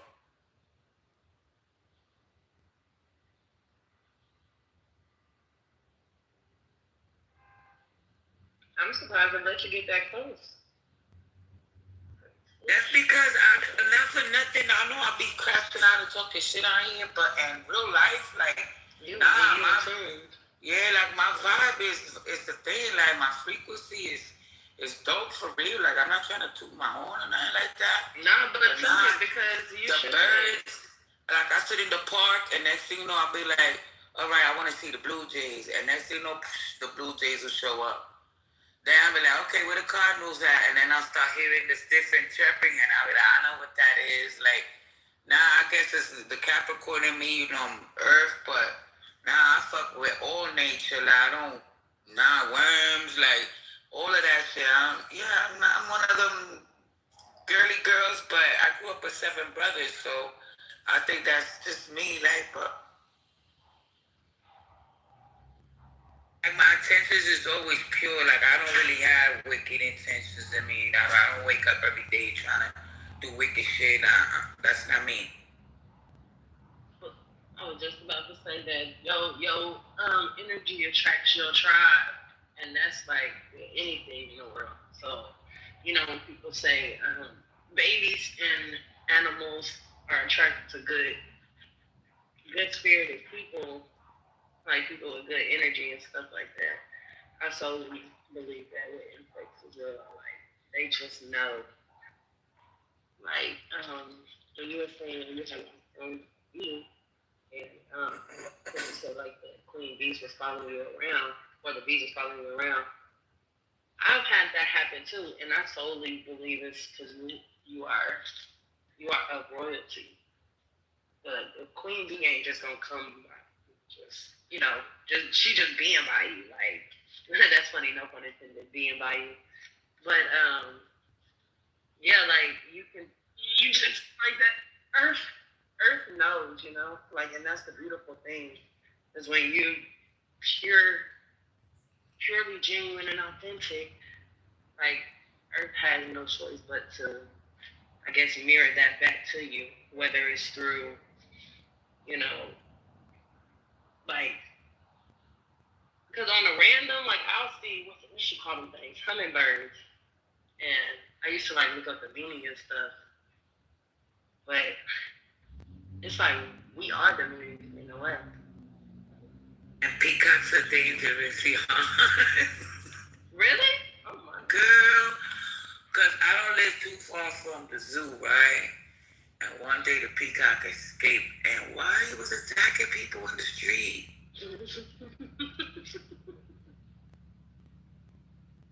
I'm sorry, peacocks are funny. I think I got a picture of it in the tree when it landed in the garden too. I got a picture of it. Peacocks remind me of Prince. Actually, give me my phone. They remind me of Prince. They just Purple Rain Prince? Chest out, bold. Yeah, chest out, bold. Don't talk to me unless I. That's the dandy. You know about the dandies, right? And the race, the 9 archetypes. Educate me. Girl, in the book The Art of Seduction, it talks about these 9 different archetypes. I like to recommend like people read things like that because I read shit like that and I sit and I listen to people talk in these rooms. I'll be like, yeah, that motherfucker right there. They give that. So that's why I pretty much read people by how they speak too or how they dress. Prince was a dandy. That means his style, his flamboyancy is what really attracted the people. Like, yeah, I should read it up because that way you know what type of people you're dealing with too. See, I'm gonna check that book out. And I think The Art of War, that's the one I read, The Art of War. I need to read The Art of Seduction. But yeah, his flamboyancy, like he didn't give off necessarily like, gay. Like he didn't give off the but he gave off like dominant in his own whimsical way. Yeah, you got that feeling too. But bold. Yeah. And the people I think are attracted to that because they see the light in which they, how can I put this? They see what Prince is doing, but it's something that they will probably never have the balls to do. Like exude that energy, like I mean, I guess dude was wearing 10-inch heels and, doing XYZ. Ain't no man just bold enough to do that back then. I mean, hell, probably not even today, but he was. He did it, That's Prince. He made doves cry, But Is that what it's look, it's just that energy, Like Mike Jack had that energy where he turned to the left and had people passing out. Like, that's They died. crazy. Most people died. Oh, I didn't know they died. They lost their They life. really He died. turned left, half the stadium fucking died. He turned right, half the stadium fucking died. Like a Thanos snap. Calling the ambulance.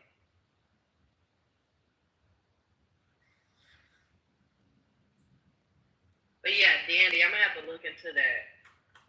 Yeah, Dandy and rake. That book. Like the garden rake, R-A-K-E, rake. Yeah, look. What is rape like? And you have the coquette. Let me get a link just so that you can get like a brief summary of like what the 9 archetypes are. You're gonna be like, oh shit, my Uncle Earl was like that. Like, I don't know who got an uncle named Earl, but yeah. Everybody got Uncle Earl. Everybody got Uncle Earl. He built like an owl.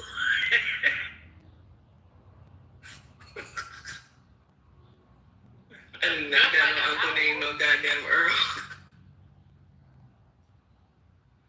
It's a spiritual joke I got though, man. But you know what? I did date a guy named Earl. He was low-key like my first boyfriend.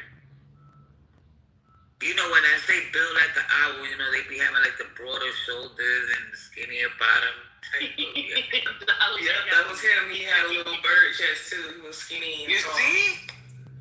So yeah, I've been thinking about him. Where Earl at? I'm just like, Earl gonna pop up on your algorithm now. that would be crazy. I got him there.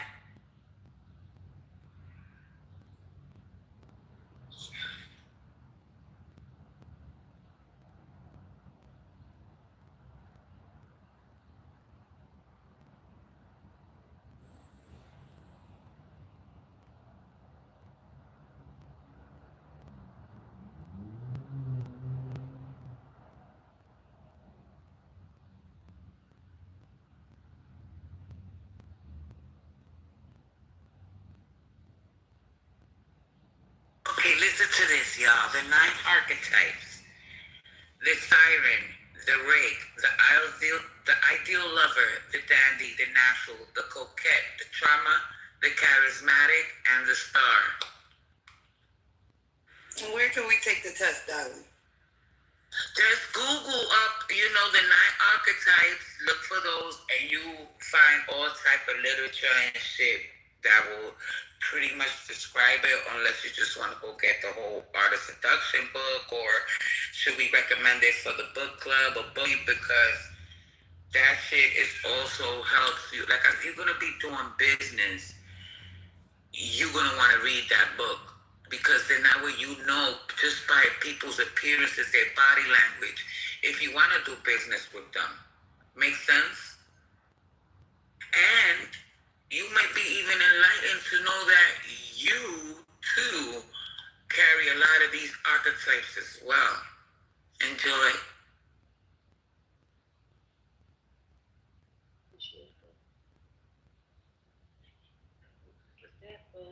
I'm reading Alchemist right now.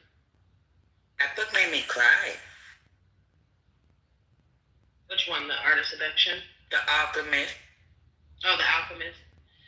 Yeah, I'm still on chapter 2. It is. I'm taking my time with it. I feel like it'll be one of those books, so you just come back to at the right, But every chapter, I feel like has relates to one's life in a way. Goddess, you know what's a good book too to read? The Kabbalion. I don't know if you ever read it.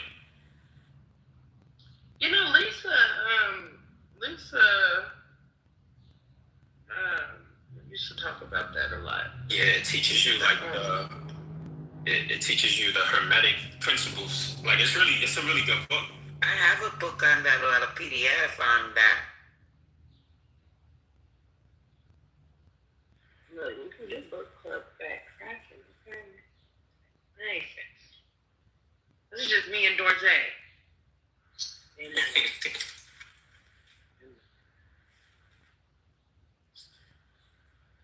Yo, I may be late, but yo, quick question. Yo, that shooting that happened in DC, y'all think that shit was real? They was talking about it last night. Cause I'm looking at the pictures. I'm like, yo, what kind of like, yo, people must really think we're like, these people must really think we're dumb. Like these photo ops, the way they taking these pictures now, I'm like, yo, Trump must really think all of us is like retarded. Because just like his whole assassination attempt, when he took that photo of him with his hands up, I'm like, come on, my dude, really?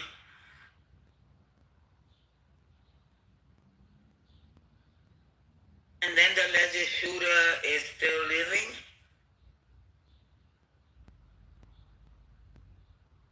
Yeah, that part I didn't really understand, Yeah.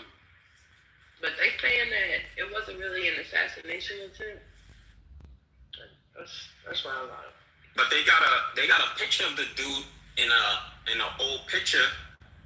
Homie had an IDF shirt on. Talk about, you see, this is what I be saying, man. Yo, these people know what the fuck they doing.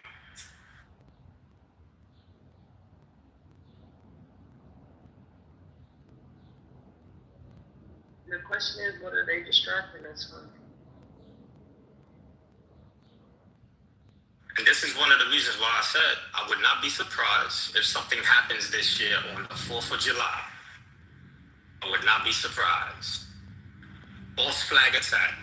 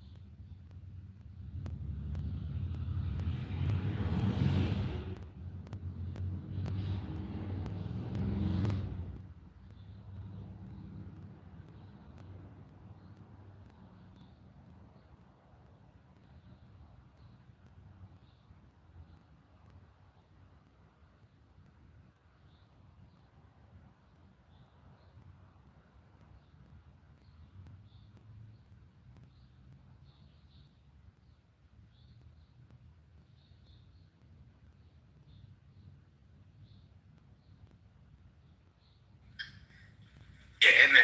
That's why this year I'm staying in the crib for the 4th. Fuck that shit.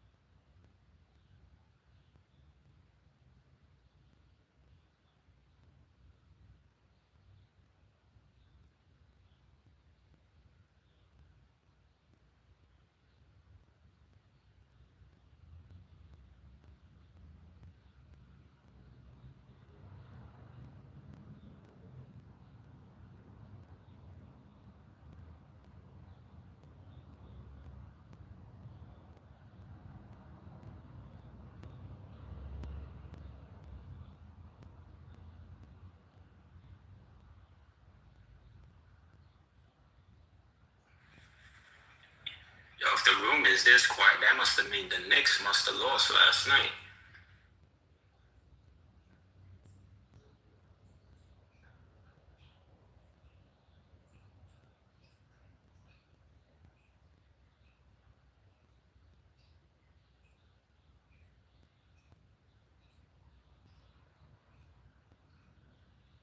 Everybody just got busy at the same time.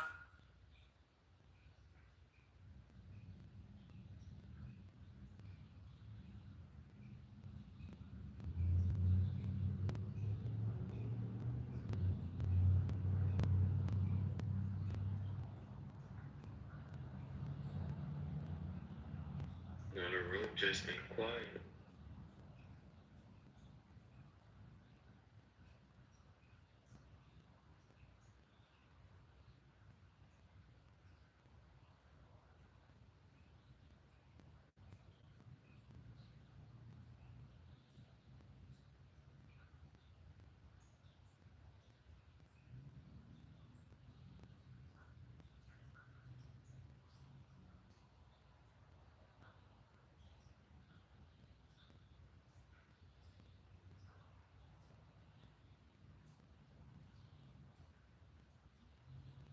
I understand.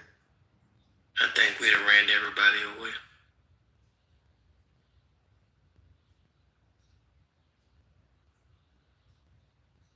What happened with what I missed? Why everybody run away? They said you wasn't sharing your drink, Cisco. I'm at work. I don't be drinking.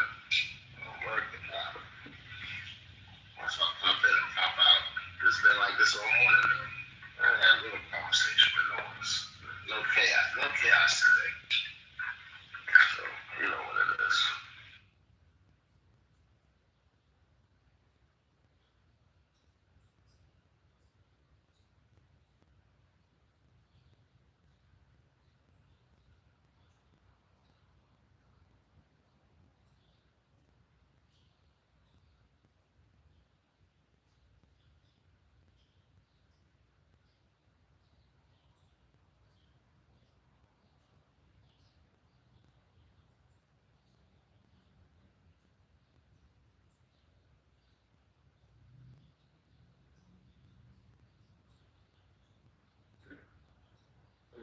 One of our favorite motor mouths gonna come in the room, like Lefty said. And that's when everybody will come in and want to talk and argue with that one person. If RJ come in the room right now and start talking, right, I put money. Everybody come in like, and then you might have like 20 minutes. You might have 15, 20 minutes. What's not try to shut him down.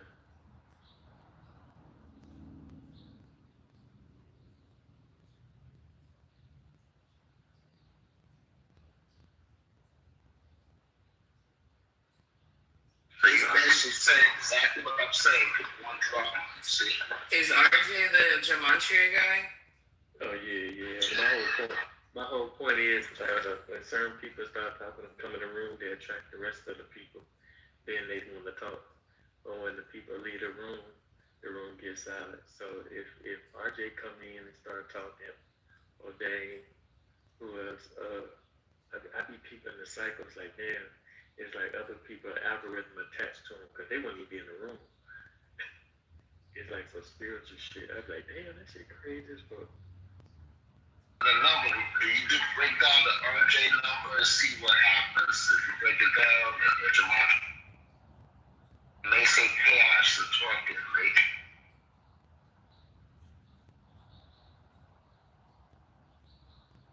Unfortunately, I be wanting to hear about the shit.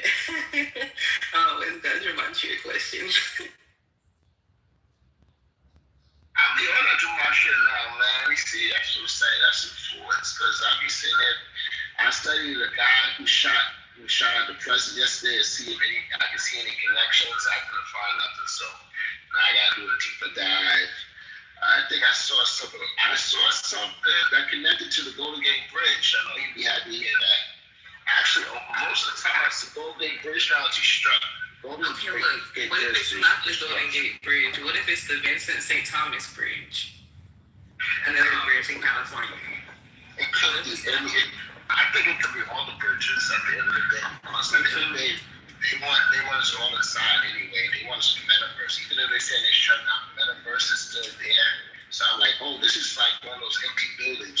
They made that shit, wasted money to when we have to use it. So if they knock all the bridges down, close the airports, what we're gonna do? We have to go to the metaverse, you know. But I heard that Facebook gives people the metaverse algorithm. So yeah, that shit. They're gonna put us in the fucking metaverse at any means necessary.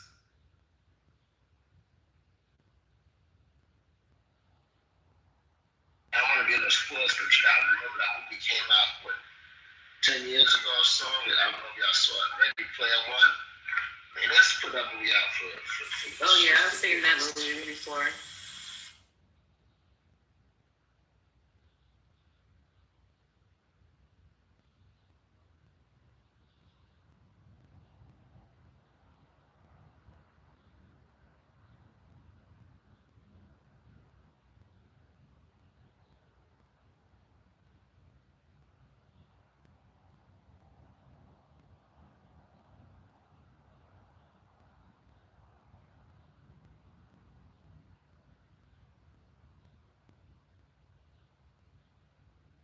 Everybody saying that shooting yesterday was what they call stage. That shit was everything they got shown on the stage. So why did they come out and actually say that shit was staged in the first place? I think that would fuck them something on full reality. It's just like, oh shit, so what's real now?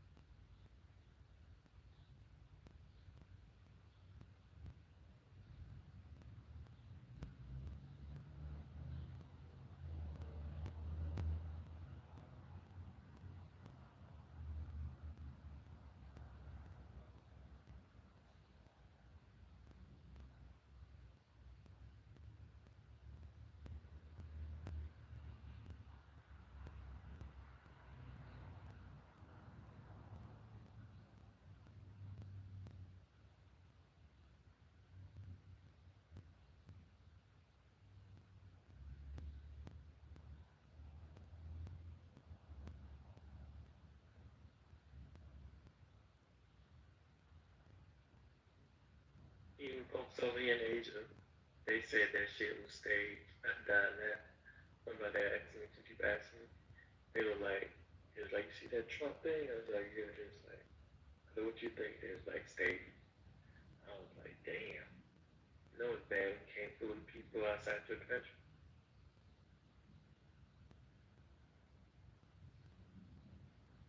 The fact that this is like what this is the past 2 years, before we should never see nobody get assassinated like this. So Charlie Kirk got assassinated, so-called for real. We got Trump, 2 assassinations. This is the past 2 years. Trump forged this is assassination attempts. We got people really dying though in Iran, so-called. We don't even know if that's real, but we gotta go up the media's telling us. So because even with that, think of it. He said the son's in charge now, or the grandson.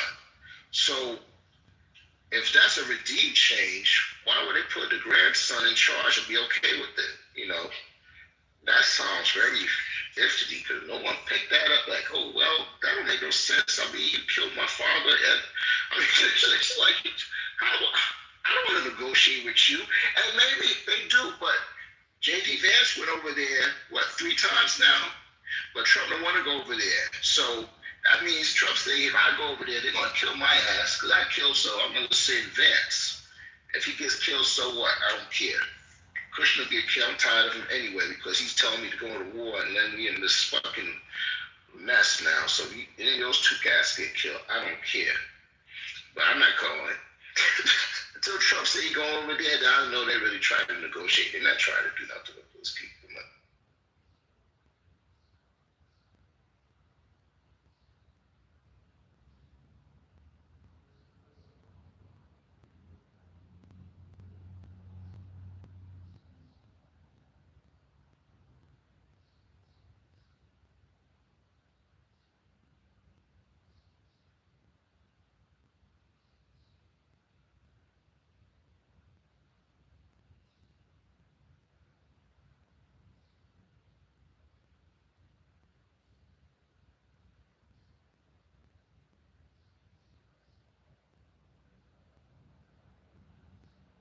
You know, see the Cuba. They say Cuba damn near about to collapse. That they ain't have no power. Don't have no fuel anymore. I was like, damn. They got Cuba fucked up. But all these videos of Cuba with no power at night. It said that should have been going on since they did the Maduro thing because apparently they had the guards protecting him, and when they stormed through, it wasn't their military because they were on like Christmas break or whatever was going on. I think it was around Christmas time or one of those fucking holidays. I don't know, New Year or something, but nobody was there, so they had Cuban guards protecting him. So they was pissed at Cuba since then, but they've been pissed at Cuba. So I won't be shocked. I mean, but it's been like 2 months now. There's people still out there living in there. I mean, if they're not, I think they would have fell already. But it's that coincidence. Going to conspiracy theories, the only 2 banks that, actually 3, Cuba, North Korea, and who's the other one? Iran. If it is true, they're the only ones the central bank don't have no connection to. So they do this whole so-called blockchain Bitcoin thing. They get with the system because nobody want to run around with cash. But the funny thing is, they say that. What the fuck is you talking? What did you talking about, Cisco? I'm gonna pull a you on you, nigga. What did you talking about? You gonna pull? Go ahead, you got it though, man. See, I was just talking, keep your women not quiet. You got it. I'm not worried. I'm not gonna argue right now. Just try to get these loose.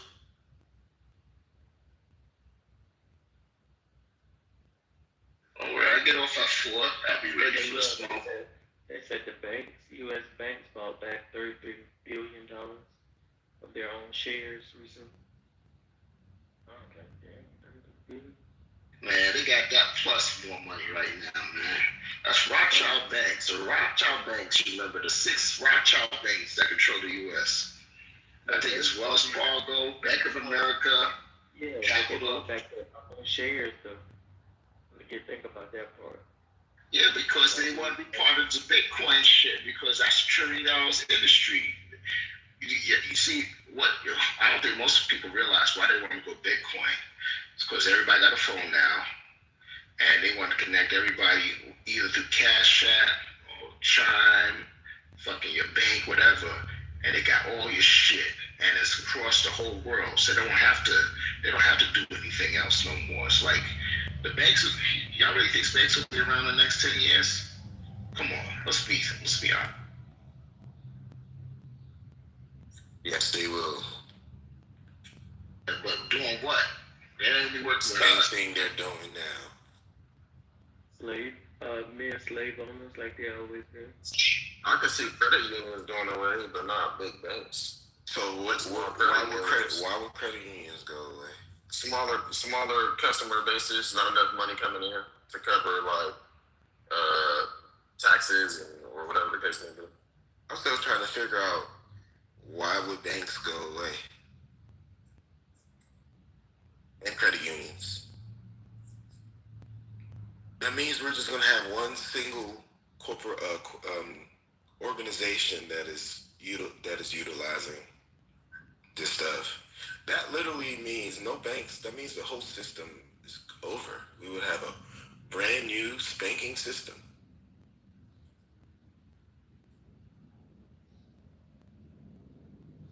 So Cisco, let us know what the system is that we'll be using. You already know it, man. You use this shit every fucking day. When you ask me a question, you already know the fucking answer. Aren't you on your cell phone right now? Wait. You're on a cell phone. You cash your money. You check out your phone, man. That's how this shit working now, man. You see how you want to start with me? See, the bell, I told you they want fucking God. They want fucking people. That's not how banking works, bro. They're gonna get rid of all physical bank before when I want to get my check. I used to have to go to the physical bank before to get my check. I don't have to do that shit no more, nigga.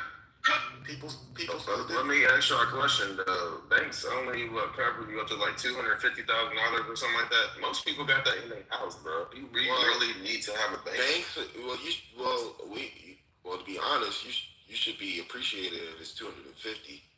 It was only 100,000, and then they did an emergency increase, and then they never released the emergency increase, so it stayed at 250,000.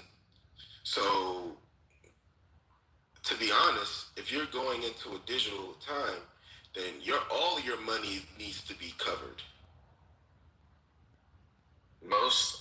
I hear what you're saying. I think most people's assets though aren't in cash. I think New York is actually about to pass a bill or just passed a bill to where like they're about to start fining or taxing the rich for having condos and shit in New York, and they don't even live there. So I don't think it. I think it can be digital. I think most people are worried about cash. Most times they probably just keep it in their house. Banking doesn't only completely consist of cash. You got securities. You got everybody just thinks about like the saving aspects. That's where you get your loans, your commercial loans.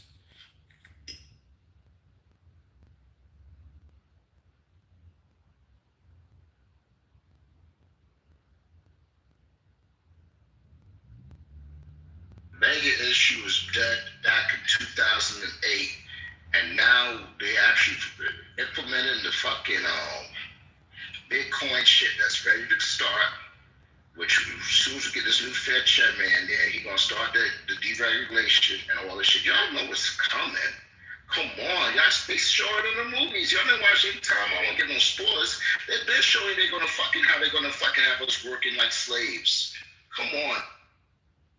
And also, Odane, like once you get to like a certain financial, like once you get rich enough, bro, you become the bank. You know what I mean? You start, leveraging your money, your shit to other people. Like you don't rely on the bank as much. You rely on the people that pay you.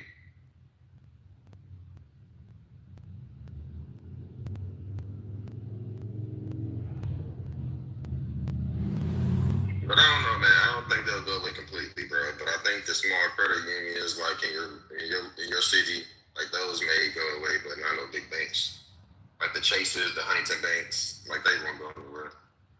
So they're gonna have one big old, I would say big ass building where all the banks be in, but your fucking shit gonna be on your computer and your phone. You ain't gonna go no physical place no more. Y'all know that. Come on, they keep showing you this. And y'all really think they're gonna have everybody gonna have a bank shit? They're gonna have ATMs probably for people that still use cash, that 1%. Bro, everybody uses the bank digitally. Like most people with money, like Rick Ross showed a video the other day. He had literally a safe full of millions of dollars in cash. Like most people keeping their shit at their crib where they got a bunker or something, some crazy safe in a wall. Like, cash is kept on hand, but the other stuff we use the bank for is all digital. That's what I'm saying. Okay, it's like I want to slow it down to everybody now, since y'all probably think. No, I'm on your side. Okay, that's what I'm saying. I don't know why Odin is trying to keep his job. Shit, now you better start working for the government.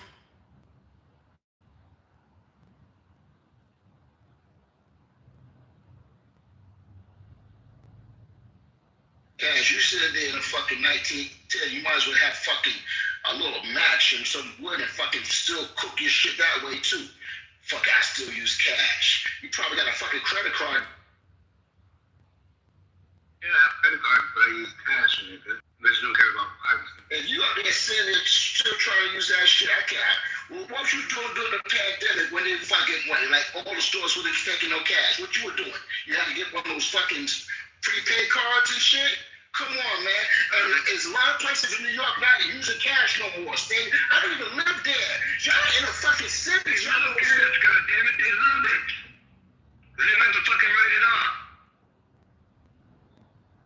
Or report it, I should say. So there.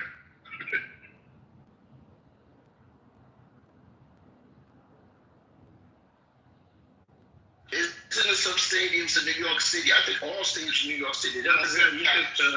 So I'm just saying. vaccine, so that's why you get charged. So what? You need to fucking take the vaccine so you can be part of the system. That It's means not you fucking fall in part of the line. system.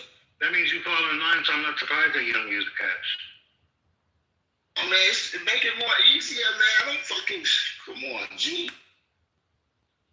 Easier, it's not that much fucking easy. Man, even my barber takes cash app. You gonna sit there and still say you gotta fucking to use. Y'all joking with me right now. I think y'all just want gaslight me to get me upset.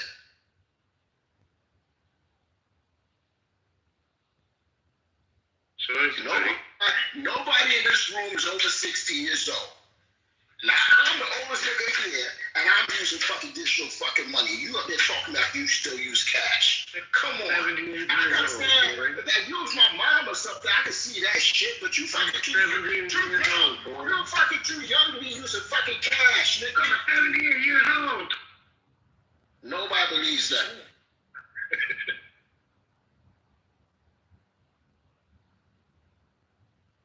Yeah, we already don't use checks no more. Nobody balances a checkbook, so that's out the window. I be mad at Walmart because they don't take Apple Pay. Y'all in the same world that I ain't in? For real? I mean, everybody doesn't accept American Express. What are you talking about? Or I don't want. Everybody should share Apple Pay by now. Everybody. It should be. It should be. Fucking. I want the new commissioner to come in to let everybody use Apple Pay to make my life fucking easier. Because I don't like going to my fucking wallet and take out my shit. Because who knows they be trying to steal your shit. So if I can use that shit, it's protected through my phone. If y'all be surprised on how many people suffer from getting their information taken and their bank and all these information swiped out, and y'all want to go to a straight digital age. I'm trying to tell y'all, people are not ready for that shit. Being in the financial industry, no, they're not ready for it. They're not ready for an all digital society. We're not. We are not ready for an all digital society. Stop trying to lie to yourselves, and you're not prepared for an all digital society. Would you say that they are gearing people up to? That's all they can do is gear you up, but you're still not ready for an all digital society. But I mean, honestly, when they introduce like the Visas and the MasterCards, I'm like, well, shit, niggas then already low key halfway there, to be honest.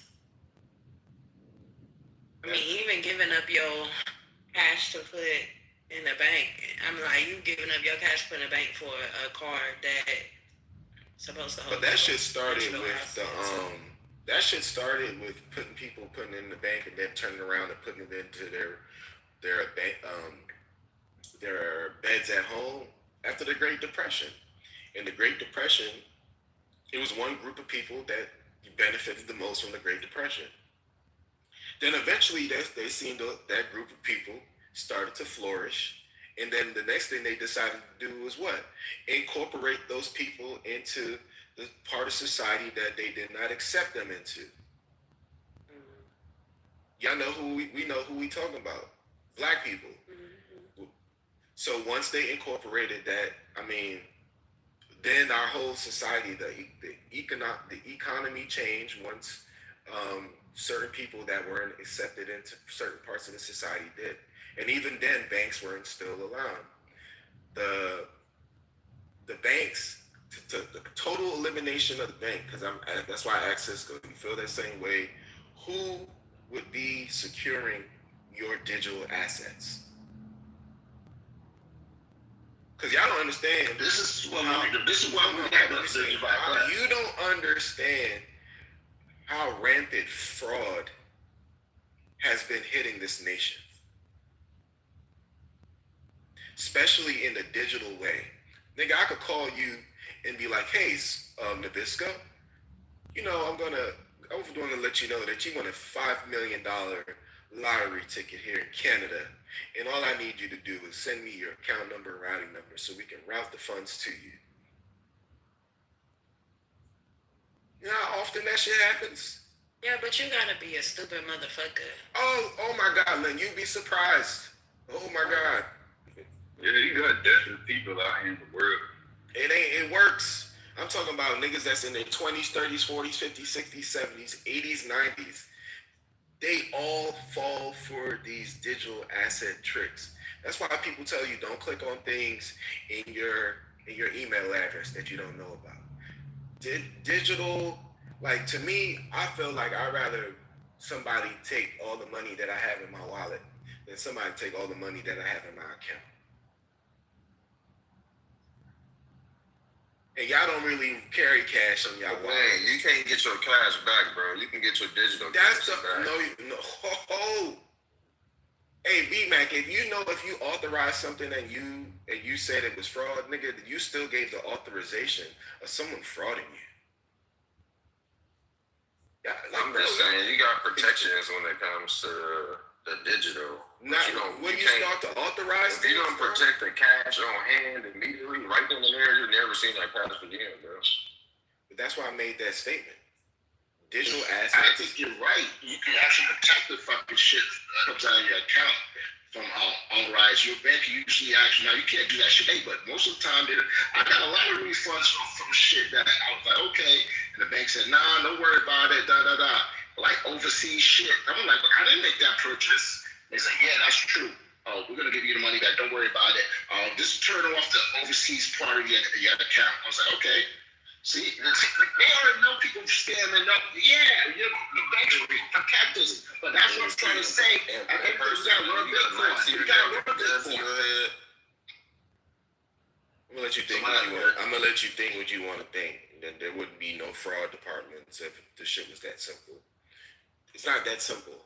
We're making digital assets more simplistic than y'all think. It's not. It's not as simple. If digital assets were that simple, we would have been all using and completely have digital assets. It's not. It's not safe. But then you even think it's something that we can stop. I think it's something that's always been in the plans. Once the internet came up, bro, from 2020, y'all said that the banks were gonna be taken over, and I told y'all it wasn't. Insure money that you don't report. Say that again, Kaz?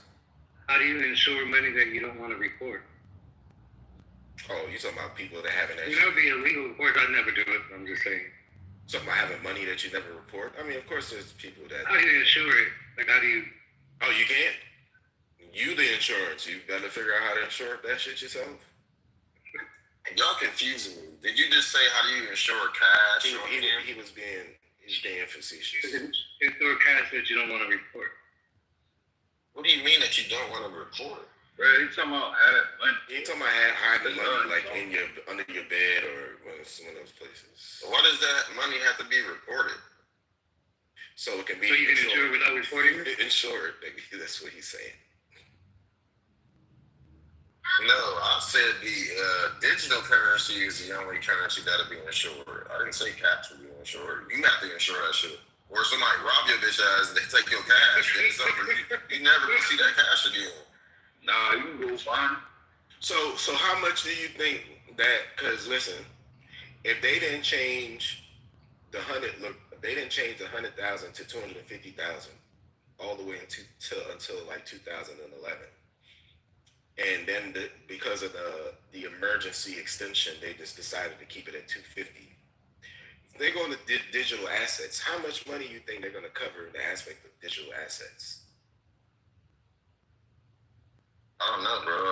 I'm just asking. I wasn't trying to quiz you, but I'm just saying, like, how much? No, hopefully there is some type of cap on it. Maybe, I don't know. I mean, if it's 250 right now, yeah. Why would you keep $1 million in your account if they're only going to? Because the average bank don't even got that much money in it at one time. Well, per person. So if you and your wife, for an example, B-Mac, the guy share an account at one institution, that gives you 500,000, or if you got like a child or of age or something, that makes it another 200. Most banks can,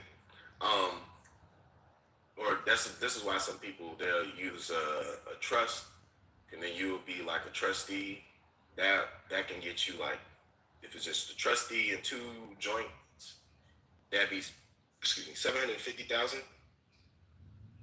That'd be 750,000. But you can have you and 4 other people at the maximum at most institutions. They get you 1.25 million, and that's why a lot of people kind of disperse their funds.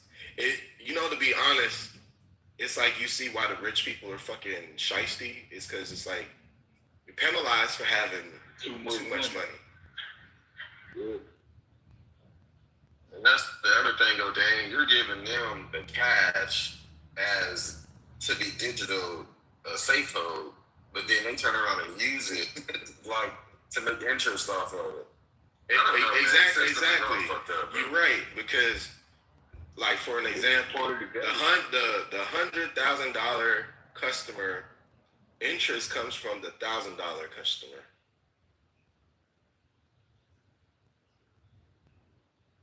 Like technically, that's not.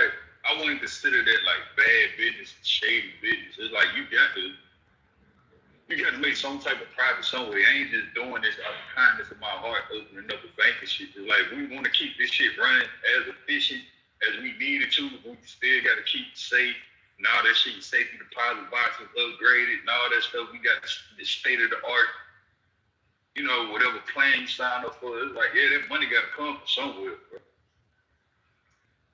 It ain't like they ripping you off. It's like, yeah, they might use some of this bread to pay Peter and Paul and all them, but as long as they paying you back, it's like, yeah, I ain't expect you to go about it that way, but at the same time, it's like, no harm, no foul, for real.